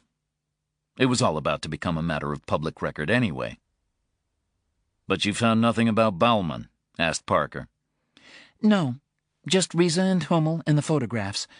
We're still working on identifying the second woman, but we think it's almost certainly Magda Probst, a wife of Obersturmbannführer Lothar Probst, commandant of Lubskow experimental camp. She pulled a file from her bag and showed him the photographs. "That's him on the right," said Demers. But Parker was not looking at the picture of the woman with the gun. He was looking at the photograph of Isha Gorsky. And he knew. Part 5. The document Concerning Responsibility of Hitlerites for Committed Atrocities, October 30th, 1943, signed by Roosevelt, Churchill, and Stalin, contains the following quote: "We will pursue them to the uttermost ends of the earth, and will deliver them to their accusers, in order that justice may be done." Chapter 71. He had not expected to be heading north again so soon. He did so with a certain peace and a kind of assurance. He had no proof, or none that would stand up in court, but he had certainty. Perhaps he should have told Demers immediately, but it was one thing to have faith in one's own convictions, and another to encourage others to share it. And he held fast to another truth, that there was not one form of justice, but many. It took Isha Winter a while to answer her doorbell. He thought that she might have been watching his arrival from an upstairs window, for he saw a shadow move against the glass. She appeared reluctant to admit him, as though she already knew why he had come. As they sat across from each other in the living room, the sun spearing light through a gap in the drapes, he felt like one who had come to bring news of a death. "You were there," she said, "when the pastor was killed." "I was." "The police came. They told me about him. About Marcus Baumann. About the buried boy." Parker said nothing. He sat back and let her speak while he watched, barely listening to the words that came from her lips, seeing them only as black seeds that dropped to the floor, slipping between the boards to germinate poisonously in the darkness that lay beneath, until at last sound became silence. He took in once again the dark wood, the stained boards, the low ceilings. It reminded him of an animal's lair, a place to hide from hunters. "Why have you come here?" she asked. "Because you are not who you claim to be." "Then who am I?" "I don't know. Not for sure. But you are not Isha Gorsky. I think you probably looked a little like her in your youth, or enough to pass for her among those who knew her only from photographs. Like you, she was fair-haired. Surgery may have helped, but mostly the deception succeeded because everyone who had once been close to Isha was dead. If I had to guess, I'd say that you were once Magda Probst, who calmed children as they were led in to die at the end of one of Reinhard Krauss's needles. Like you, she was left-handed. I've seen a photograph of her firing a gun. Isha Gorsky wrote with her right hand. I've seen a photograph of her, too, but she was holding only a piece of chalk, surrounded by children who didn't know they were already dead. I think you colluded with Kraus and Udo Hoch and Thomas Engel to escape justice. Although I've been trying to figure out what part your husband Lothar played in what happened. Maybe he was noble enough to sacrifice himself so you could get away. But I think that you and your accomplices killed him. I've read up on him. He was older than you and walked with a limp.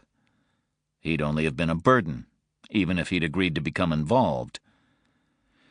His body wasn't as badly burned as Isha's, because that was who ended up in his bed at the end, I think. Although I imagine she was charred flesh before she was even put there. And confirmation of his identity would have led to an assumption about the remains found in the house with him. A murder-suicide involving husband and wife with the Russians at the gates. Anyway, nobody was going to look very closely at a pair of blackened bodies in a gutted house, not with Germany on the verge of collapse and plenty of the dead and dying to occupy the Allies, and not with one courageous survivor left alive to tell a tale of how she hid in a grave while SS guards disposed of the evidence of murder, and the commandant and his wife ended their lives together. I still don't know why you didn't flee with the others. Maybe you were ill, or injured, or perhaps you just knew that a whole lot of problems could be avoided if Magda Probst was believed dead, and Isha Gorsky alive. The Allies didn't put dead people on wanted lists. Of course, for that story to work, you had to pretend to be a Jew. Not that it bothered you. You weren't an anti-Semite, and neither was your husband. That's why you were chosen for Lubsko. You were just mercenaries at heart. Still, I suspect you hoped it would only be a temporary arrangement until you could get to the money and disappear. Because that's what it was all about, right? Money? Those poor souls who thought they could buy their lives from you gave up the hiding places for whatever wealth they had stashed away. But I'll bet that toward the end, not all of that information was making its way to Berlin. But because of the story you had created for yourself, the sole survivor, the last witness to Lubsko, you were stuck with Isha's identity for the long term. It worked out well, though. What better place to hide than among those you'd tried so hard to wipe out, with a husband who was Jewish by birth but not by observance? I hear that Werner had a quotation from Goebbels tattooed on the small of his back. Werner had lots of tattoos, but I think this one had a particular meaning for him. If you tell a lie big enough and keep repeating it, people will eventually come to believe it. You were the big lie. Your life was the lie. The woman who called herself Isha Winter remained very still. Her eyes were bright, and he remembered reading that the eyes did not age. They did not grow, nor did they change. He wondered if this was true. In appearance, Isha Winter was an old woman, a Jew who had suffered and survived. But the truth of her, the essence, lay in those eyes. Her mouth was fixed in the faintest of smiles, as though she were listening to a tale being told by a child. "I wondered about the other guards as well," said Parker. "Some of them must have been good loyal Germans, and couldn't be trusted with what you were planning to do. So that was where Engel and Hoch came in. A pair of killers who were prepared to murder their own in return for money and protection when the war was over. Kraus was different.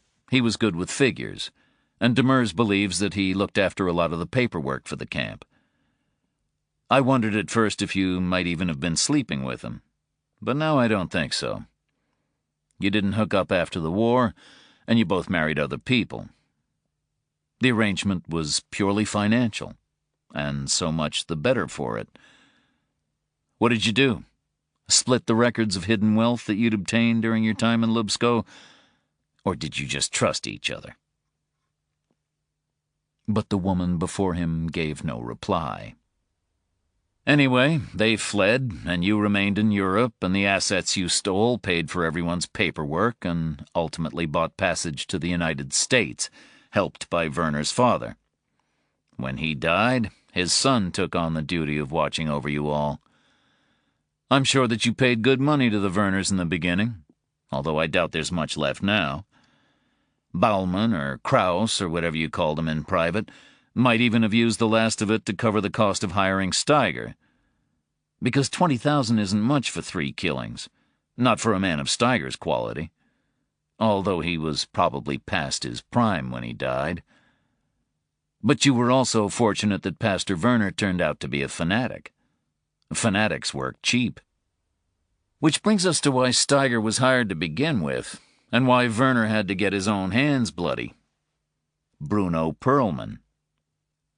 He found out that members of his family had died at Lubsko, and he became a man with a mission. He wanted to discover all that he could about the camp, which ultimately meant talking to the only eyewitness left alive, Isha Gorski, now Isha Winter. I don't think he suspected anything then. I think he just wanted to know more. But he was perceptive, and somehow he spotted what I did, because he mailed those 2 pictures to himself, one of Isha Gorski and the other of Magda Probst. The more he looked, the more convinced he became that the woman who claimed to have survived Lubsko was not who she said she was. But Perlman was also a fanatic in his way, and an egotist. He didn't trust the authorities, and I think he wanted to claim the credit for exposing the truth. He had only one close friend, Lenny Tedesco, and he confided in him. And then he made the first of his mistakes. He called your daughter. I don't know why. He strikes me as having been a lonely man, and maybe he felt they had made some connection after his visit to you. But whatever the reason, he contacted her, and shared with her something of what he suspected. What he told her took root, because there was a tiny part of your daughter that knew it to be true. She confronted you, and saw in your eyes what I'm seeing now. There might have been threats made, words spoken in anger. But what it came down to was that Ruth left, took your granddaughter with her, and told you that they wanted nothing more to do with you. Then she had to decide what to do with the information Perlman had given her. Did she give him away then? Did she tell you that he was coming? That he thought he had proof against you? And did you, in turn, contact Werner, who somehow managed to convince Perlman to meet him while Steiger stayed in Florida and took care of the Tedescos? The smile never wavered. The stillness remained. He felt as though he were conversing with a simulacrum of a human being, an imperfect imitation. He supposed that was exactly what she was. Whatever the chain of events, you made the decision to sacrifice your daughter. You might have been under pressure from Werner or Kraus to acquiesce, but ultimately the choice was yours, because you always had the final word. You assented to her murder, but on one condition: your granddaughter was not to be harmed. Your daughter had disappointed you, but you weren't about to lose your grandchild because of her. You know, now that I consider it, you might even have had her father killed years before. Werner would have arranged to have it done for you if you'd asked, or even taken care of it personally. Alex Goyer wouldn't have been much of a father to Amanda anyway. A petty criminal, a beater of women. He'd almost made Ruth lose her child. You told me so yourself.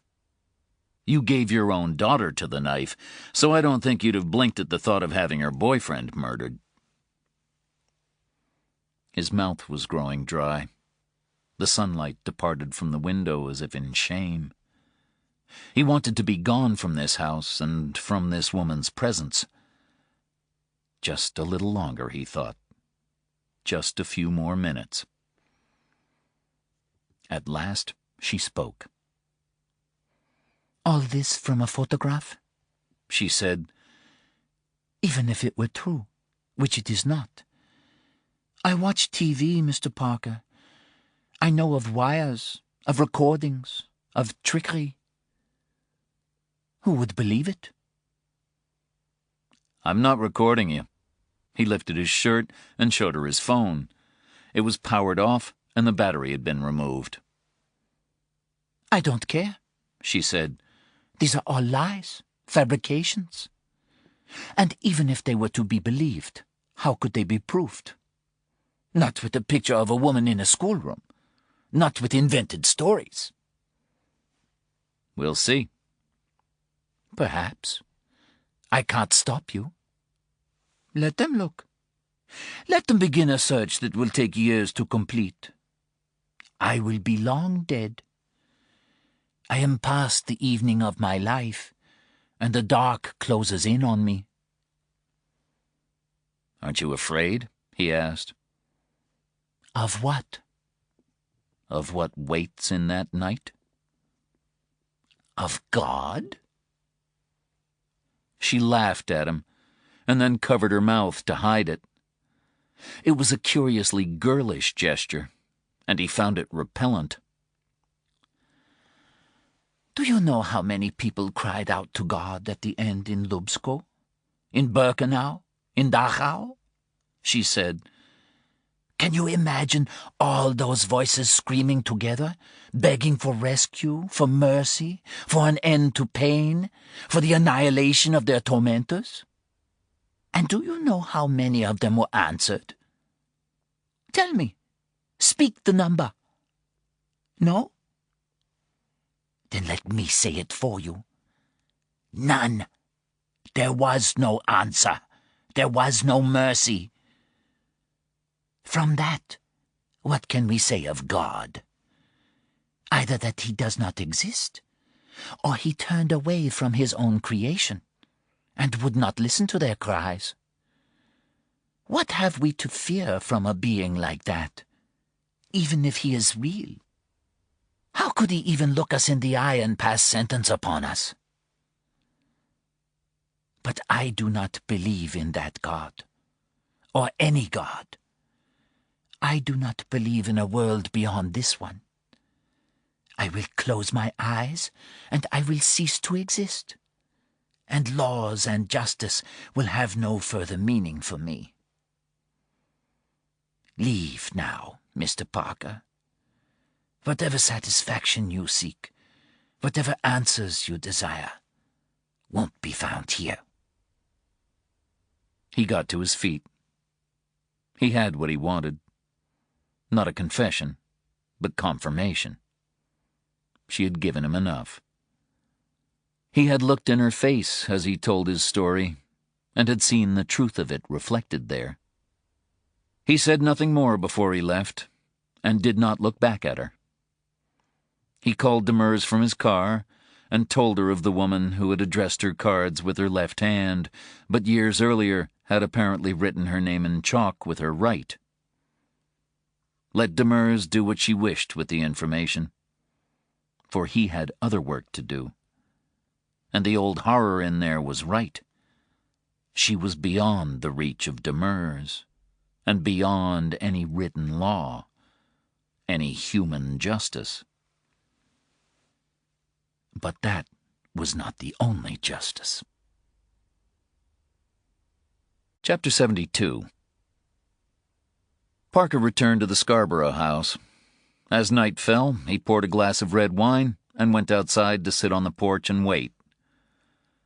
At some point he must have fallen asleep, for when he woke, the glass was lying on the ground, and his dead daughter was watching him from behind an old oak. Her singing had roused him. He could not see her ruined face. As always, she tried to keep it hidden by turning away and allowing her long hair to conceal the damage. He no longer feared her. He understood something of what she was, and knew that she loved him enough to move between worlds in order to be closer to him. He thought of what Werner had said to him, that he did not wish to know the truth about life after death, that he did not want proof of another existence. He recalled the conviction of the woman who wore the mask of Isha Winter, that law and justice could not get to her in time in this world, and the rest was sleep. But Parker knew the truth, and it was not so terrible. Not for him. The difficulty for some might lie in remaining engaged with this world after such a revelation, but it presented no obstacle to Parker. There was work to be done here. "Hello, Jennifer," he said.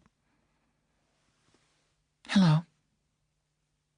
The voice less like a whisper than the memory of one.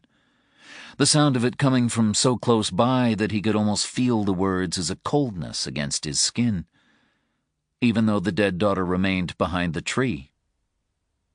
"How long have you been there?" A little while. "Are you alone?" Yes. The other was not with her now, the entity composed of residues of hurt and anger that took the shape of his dead wife. Will you be staying here? "For a while." Good. "Do you like it here?" You like it here. "Yes." He smiled at her and tried to hold it for as long as he could before he let it fade.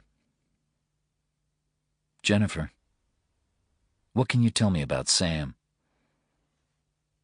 Nothing. "She's special. I know that now." I can't say. "Why?" I'm not supposed to. "Who told you not to?" Sam did. "Do you have to do what Sam tells you?" Yes. "Are you frightened of Sam?" A pause. Yes. "Jennifer, is Sam—" Please, Daddy, stop. You have to stop.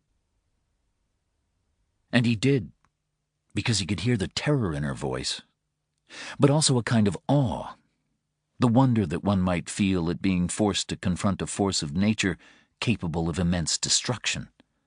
A storm, a tornado, a tsunami. He took a deep breath. "There's something I want you to do for me, Jennifer." What is it? He told her, and she understood. He bent down to collect the glass, and when he looked up again, she was gone. He placed the glass in the kitchen sink, then went to the storage shed at the back of the house and unlocked it. He took a spade from inside, walked to a patch of ground not far from where his dead daughter had been standing, and started to dig. The ground was hard, and the effort pained him, but what he wanted was not buried deep. The spade struck something solid after he'd dug about 18 inches down, and shortly after he had uncovered the waterproof Lexan box. Inside was a rectangular package secured in a sealed pouch. He refilled the hole and took the box back to the house.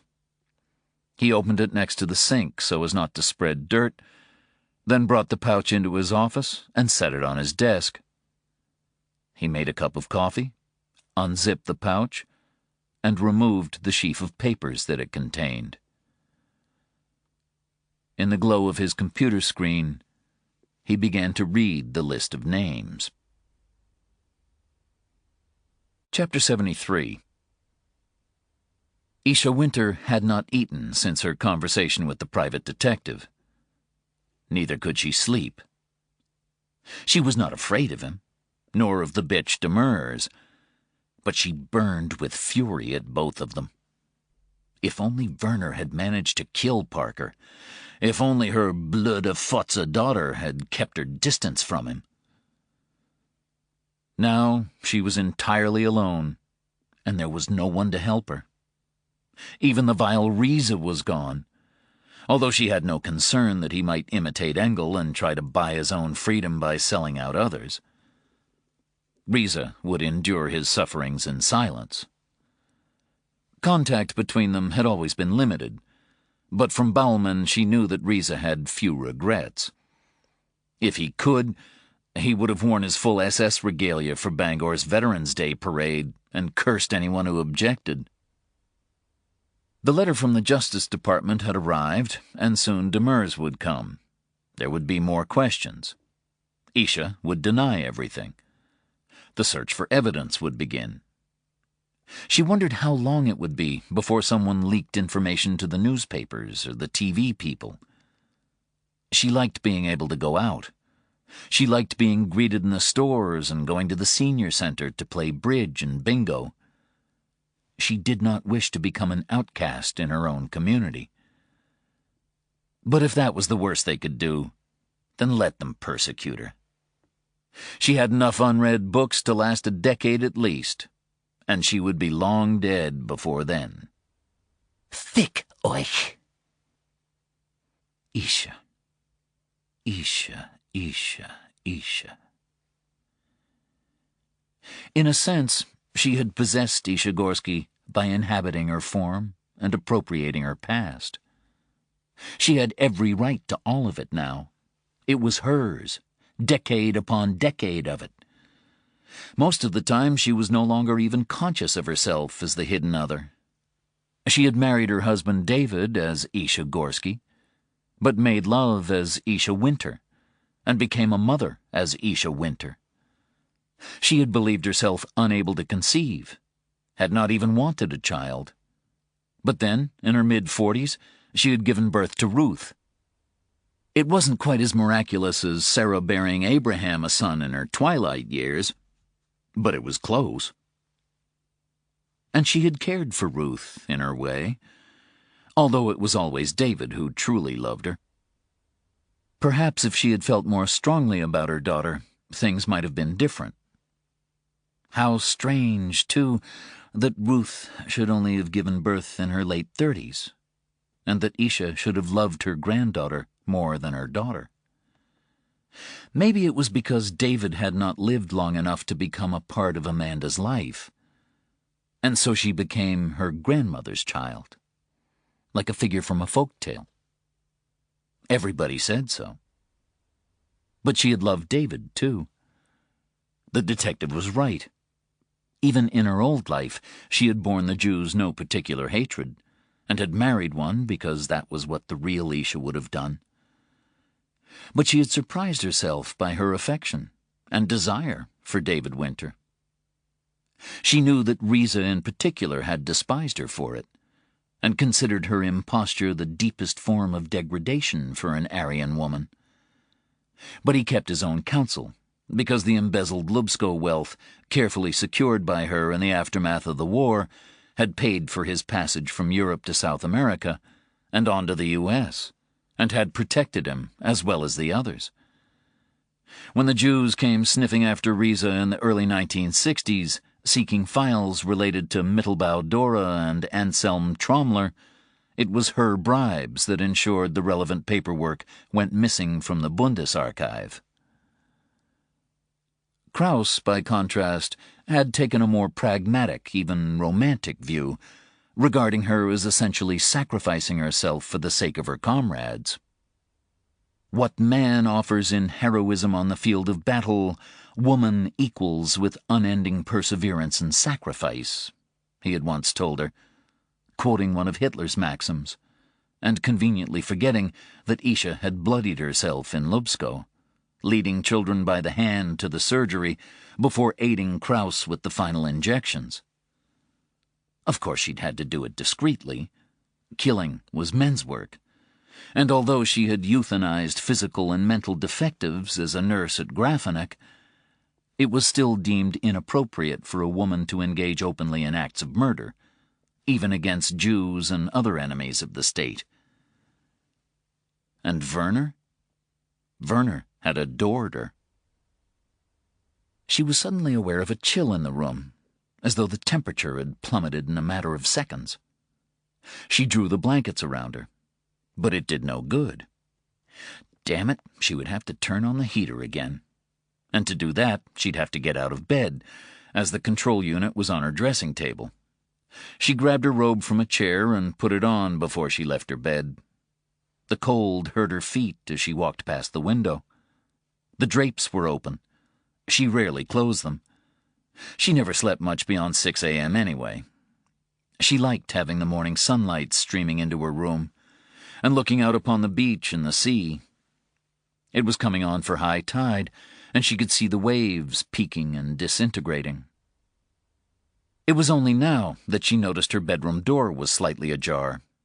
She always closed it before she went to bed because it creaked if there was a breeze, and she was a light sleeper. She was still considering the peculiarity of the situation when she heard footsteps in the hall outside. They were not heavy, and reminded her of the sound of Amanda running around the house in her stockinged feet when she was younger.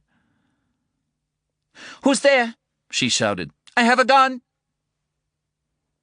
Isha heard the footsteps descending the stairs, but they paused about halfway, inviting her to follow. She knew that she should lock the door and call the police. She also had a personal alarm hanging around her neck in case she should fall or be taken ill. If she activated it, an ambulance would come, and maybe the police, too. But she did not use the phone, and she did not activate the alarm. The child laughed, and it sounded so like Amanda's laugh that Isha left the bedroom and stepped into the hall. Could Amanda have come? Maybe there had been some problem with the Frobergs, and she had fled to her grandmother's house. "Amanda?" she asked the darkness. She advanced down the hall until she could see the stairs, and was just in time to catch sight of a girl skipping off the last step and disappearing through the open front door. "Amanda?" said Isha again. "Is that you?" She found herself descending the stairs, heedless of the chill air, moving less of her own volition than impelled by an unseen force that had taken control of her limbs and was urging her on, sending her out to find the child. She saw the girl at the gate, her long blonde hair trailing behind her like a figure glimpsed floating beneath the sea. And then the girl was crossing the road and heading toward the beach, and Isha was following her, the gravel drive cutting at the soles of her feet, the night air pricking her flesh. There were no cars on the road, and the moon was a pale smudged fingerprint behind the clouds, like the mark upon creation of a god in whom she did not believe. Blacktop became stone, and stone became sand. Isha was on the beach. The girl had stopped walking and was facing the sea. Isha looked down at her own faint shadow and realized that the girl cast none. Isha wanted to turn back now, but she was frozen in place. And though the girl still had no umbra, other shadows were moving around her, cast on the beach by unseen figures that emerged from the sea, spreading like ink from the dark ocean, moving closer and closer to Isha, reaching out to her, touching her. Tens, then hundreds of them. Men, women, and children who had conspired to make their absence palpable, like silhouettes cut from card. They surrounded her as the sands released her, and she fell to her knees. They called her by her true name over and over, chiding, regretful, until their voices became one with the sound of the sea, and the cold water touched her knees, then her toes, soaking her nightgown and her robe. And the girl joined them, and Isha was permitted to look upon her face at last. Isha Winter was found hours later when a milk truck driver caught her hunched figure in his headlights. She was soaking wet and barely conscious and could not stop shivering. He wrapped her in his coat, then carried her to the cab of his truck and kept her warm while he waited for the ambulance to arrive. She lapsed into unconsciousness on the journey to hospital and woke only once more in the days thereafter, when she asked to see not a rabbi, but a Lutheran pastor, and make her final confession. She was, said a nurse who was present, weeping with fear. By the time the minister arrived, she was dead. Chapter 74. Ross, special agent in charge at the Federal Bureau of Investigation in Manhattan, Arrived at Maxwell's on Reed Street, his usual Friday lunchtime haunt, to be told that his guest was already waiting for him. This was unwelcome news, since Ross always enjoyed reading the New York Times with his Friday lunch, and also something of a surprise because he wasn't expecting a guest. Nevertheless, if he was going to be killed, it probably wasn't going to be over the spinach dip at Maxwell's. So he thanked the host and followed him to the table. Wine was waiting, along with his guest. "I ordered you a glass of white," said Parker, "seeing as how it's Friday and all, and the waiter tells me you usually order the fish." Ross took a seat across from the detective. They hadn't seen each other in some time, although Parker was rarely far from Ross's mind. They were not close, and they were not friends. But Ross thought that he knew more about Parker than just about any man on earth. "You're looking better than I expected," said Ross. "I'm recovering well." "And keeping yourself busy, I see. Buried anyone else in the sand lately?" "It was an act of God." "I'll bet his insurance company will be pleased to hear it." Ross picked up a menu, but only for form's sake. The waiter was right. He always had fish on Fridays. It was a hangover from his Catholic upbringing, but he also just liked the fish at Maxwell's. "You eating?" he asked Parker. "No, I'm not staying." "Then what can I do for you?" Parker handed over a sheaf of papers, held together with a black clip. Ross read the first page and looked bemused. After reading the second, third, and fourth, the expression on his face suggested that he might need something stronger than wine. "What the fuck is this?" "It's an agreement," said Parker. "The Federal Bureau of Investigation is going to hire me as a freelance contractor and advisor on cases linked to your office. Basically, you're going to put me on retainer. You can feel free to play with the language a little, but I'd appreciate if you'd run the final version by my lawyer, Amy Price, before signing it. I don't want you stiffing me in the small print." "And why would I want to hire you?" "A number of reasons.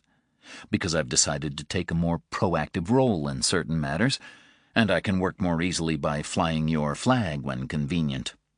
Because the income will be useful, as I'm tired of asking my friends to help me in return for beer money. Because I realized how easily I took on the role of the sacrificial lamb up in Boreas, mainly as I've been playing the same role for you. And you may as well pay me for the risk involved. Oh, and finally, because of this." He handed Ross 2 more sheets of paper stapled together. They contained a list of typewritten names, most of them with sums of money beside them. "Those came from a plane that crashed in the Great North Woods of Maine in 2001. I think you know what they are. But in case you haven't been keeping up with events, they're the names of compromised individuals, men and women who, for want of a better term, have struck deals with the devil. They're either corrupt or they can be corrupted. They're ticking time bombs, waiting to be used against you. Against all of us." Ross went down the list of names, running an index finger under each one. On 2 occasions he whispered the word Jesus. When he was finished, he placed the papers face down on the table. "Some of these names have been redacted," he said. "Did you do that?" "They're people I'm personally curious about," said Parker. "For now they don't concern you. If I think you should be worried about them, I'll pass on the information in time. Consider it part of our agreement." "We don't have an agreement." "Yet." "Are there more of these pages?" "Lots." "When do I get them?" "When do I get my first check?" "Jesus." "You said that already." A waiter approached, but Ross waved him away. "I'm not running an employment agency," he said. All trace of good humor vanished from Parker's face. "Listen to me, Ross. You're hunting, and you've used me in your hunt when it suited you. But whatever is happening here, whatever is approaching, I'm tied up with it, and I'll be there at the end. You need me, and I'm offering to cooperate." "And the rest of the pages?" "Those should keep you occupied for now. I'm working my way through the list. I'll pass on more names at regular intervals. No deal. I want 'em all, immediately. I said cooperate, not capitulate. I can get a court order. I can tear apart your house. For God's sake, I can have you locked up. And I guarantee that you'll never see any more of that list than you already have. Come on, Ross. My retainer is about what you spend on printer ink in a month. Ross looked at the list. He looked at the contract. He stopped just short of putting one in his right hand, the other in his left, and weighing them against each other. I'll be in touch, he said. Parker stood. Talk to Amy, said Parker. Oh, and I told her you'd take care of her fee. Enjoy your lunch. Ross watched him leave. When he was gone, he took out his cell phone and dialed a number. Epstein answered on the second ring. We have Parker, said Ross. Chapter 75. Christian Froberg smelled something burning as he worked on the busted leg of a chair in his garage. The smoke had an acrid tinge, and he heard Milo barking. He stepped into the yard and saw Amanda standing beside the barbecue, a plume of smoke rising before her. He didn't shout, didn't make a fuss.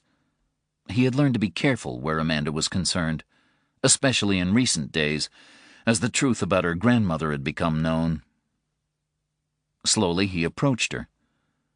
He saw photographs burning, faces curling in the flames, and books, and a pair of soft toys that she had brought with her to their home. All of them given to her by her grandmother. Her shoulders were heaving as she consigned them to the flames. He did not speak, but simply drew closer to her. After a moment, he put his arm around her and felt her lean into him. Together, they watched her past burn. Chapter 76. Sam came to stay the next weekend. Parker met Rachel in Concord for the pickup on Friday evening and assured her that he'd have Sam back at the same spot for collection by late on Sunday afternoon. He and Sam caught a movie at the Nickelodeon in Portland and ate garlic bread with prosciutto, followed by pizza at the corner room. Afterwards, they walked along the waterfront before driving back to Scarborough. Sam brushed her teeth and waited for her father to kiss her goodnight. As he leaned over, she hugged him tight and whispered in his right ear. "You have to stop asking about me, Daddy," she said. He froze against her. He tried to push her away so that he could see her face, but her grip was vice-like around his neck.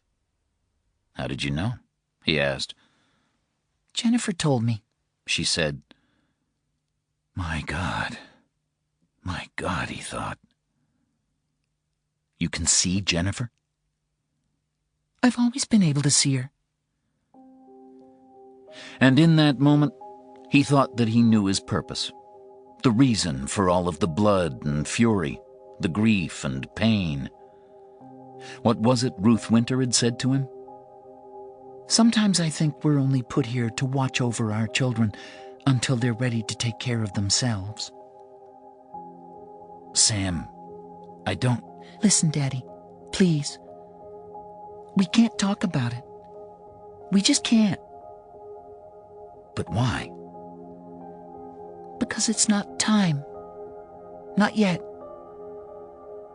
She released him, but only so that she could watch him, so that she could put her hands to his face and consider his reaction. And he thought that he had never looked in the eyes of one so beautiful and yet so ancient. "And because they're listening," she said, and her tone almost stilled his heart. "They're always listening. We have to be careful, Daddy, because they'll hear. They'll hear, and they'll come."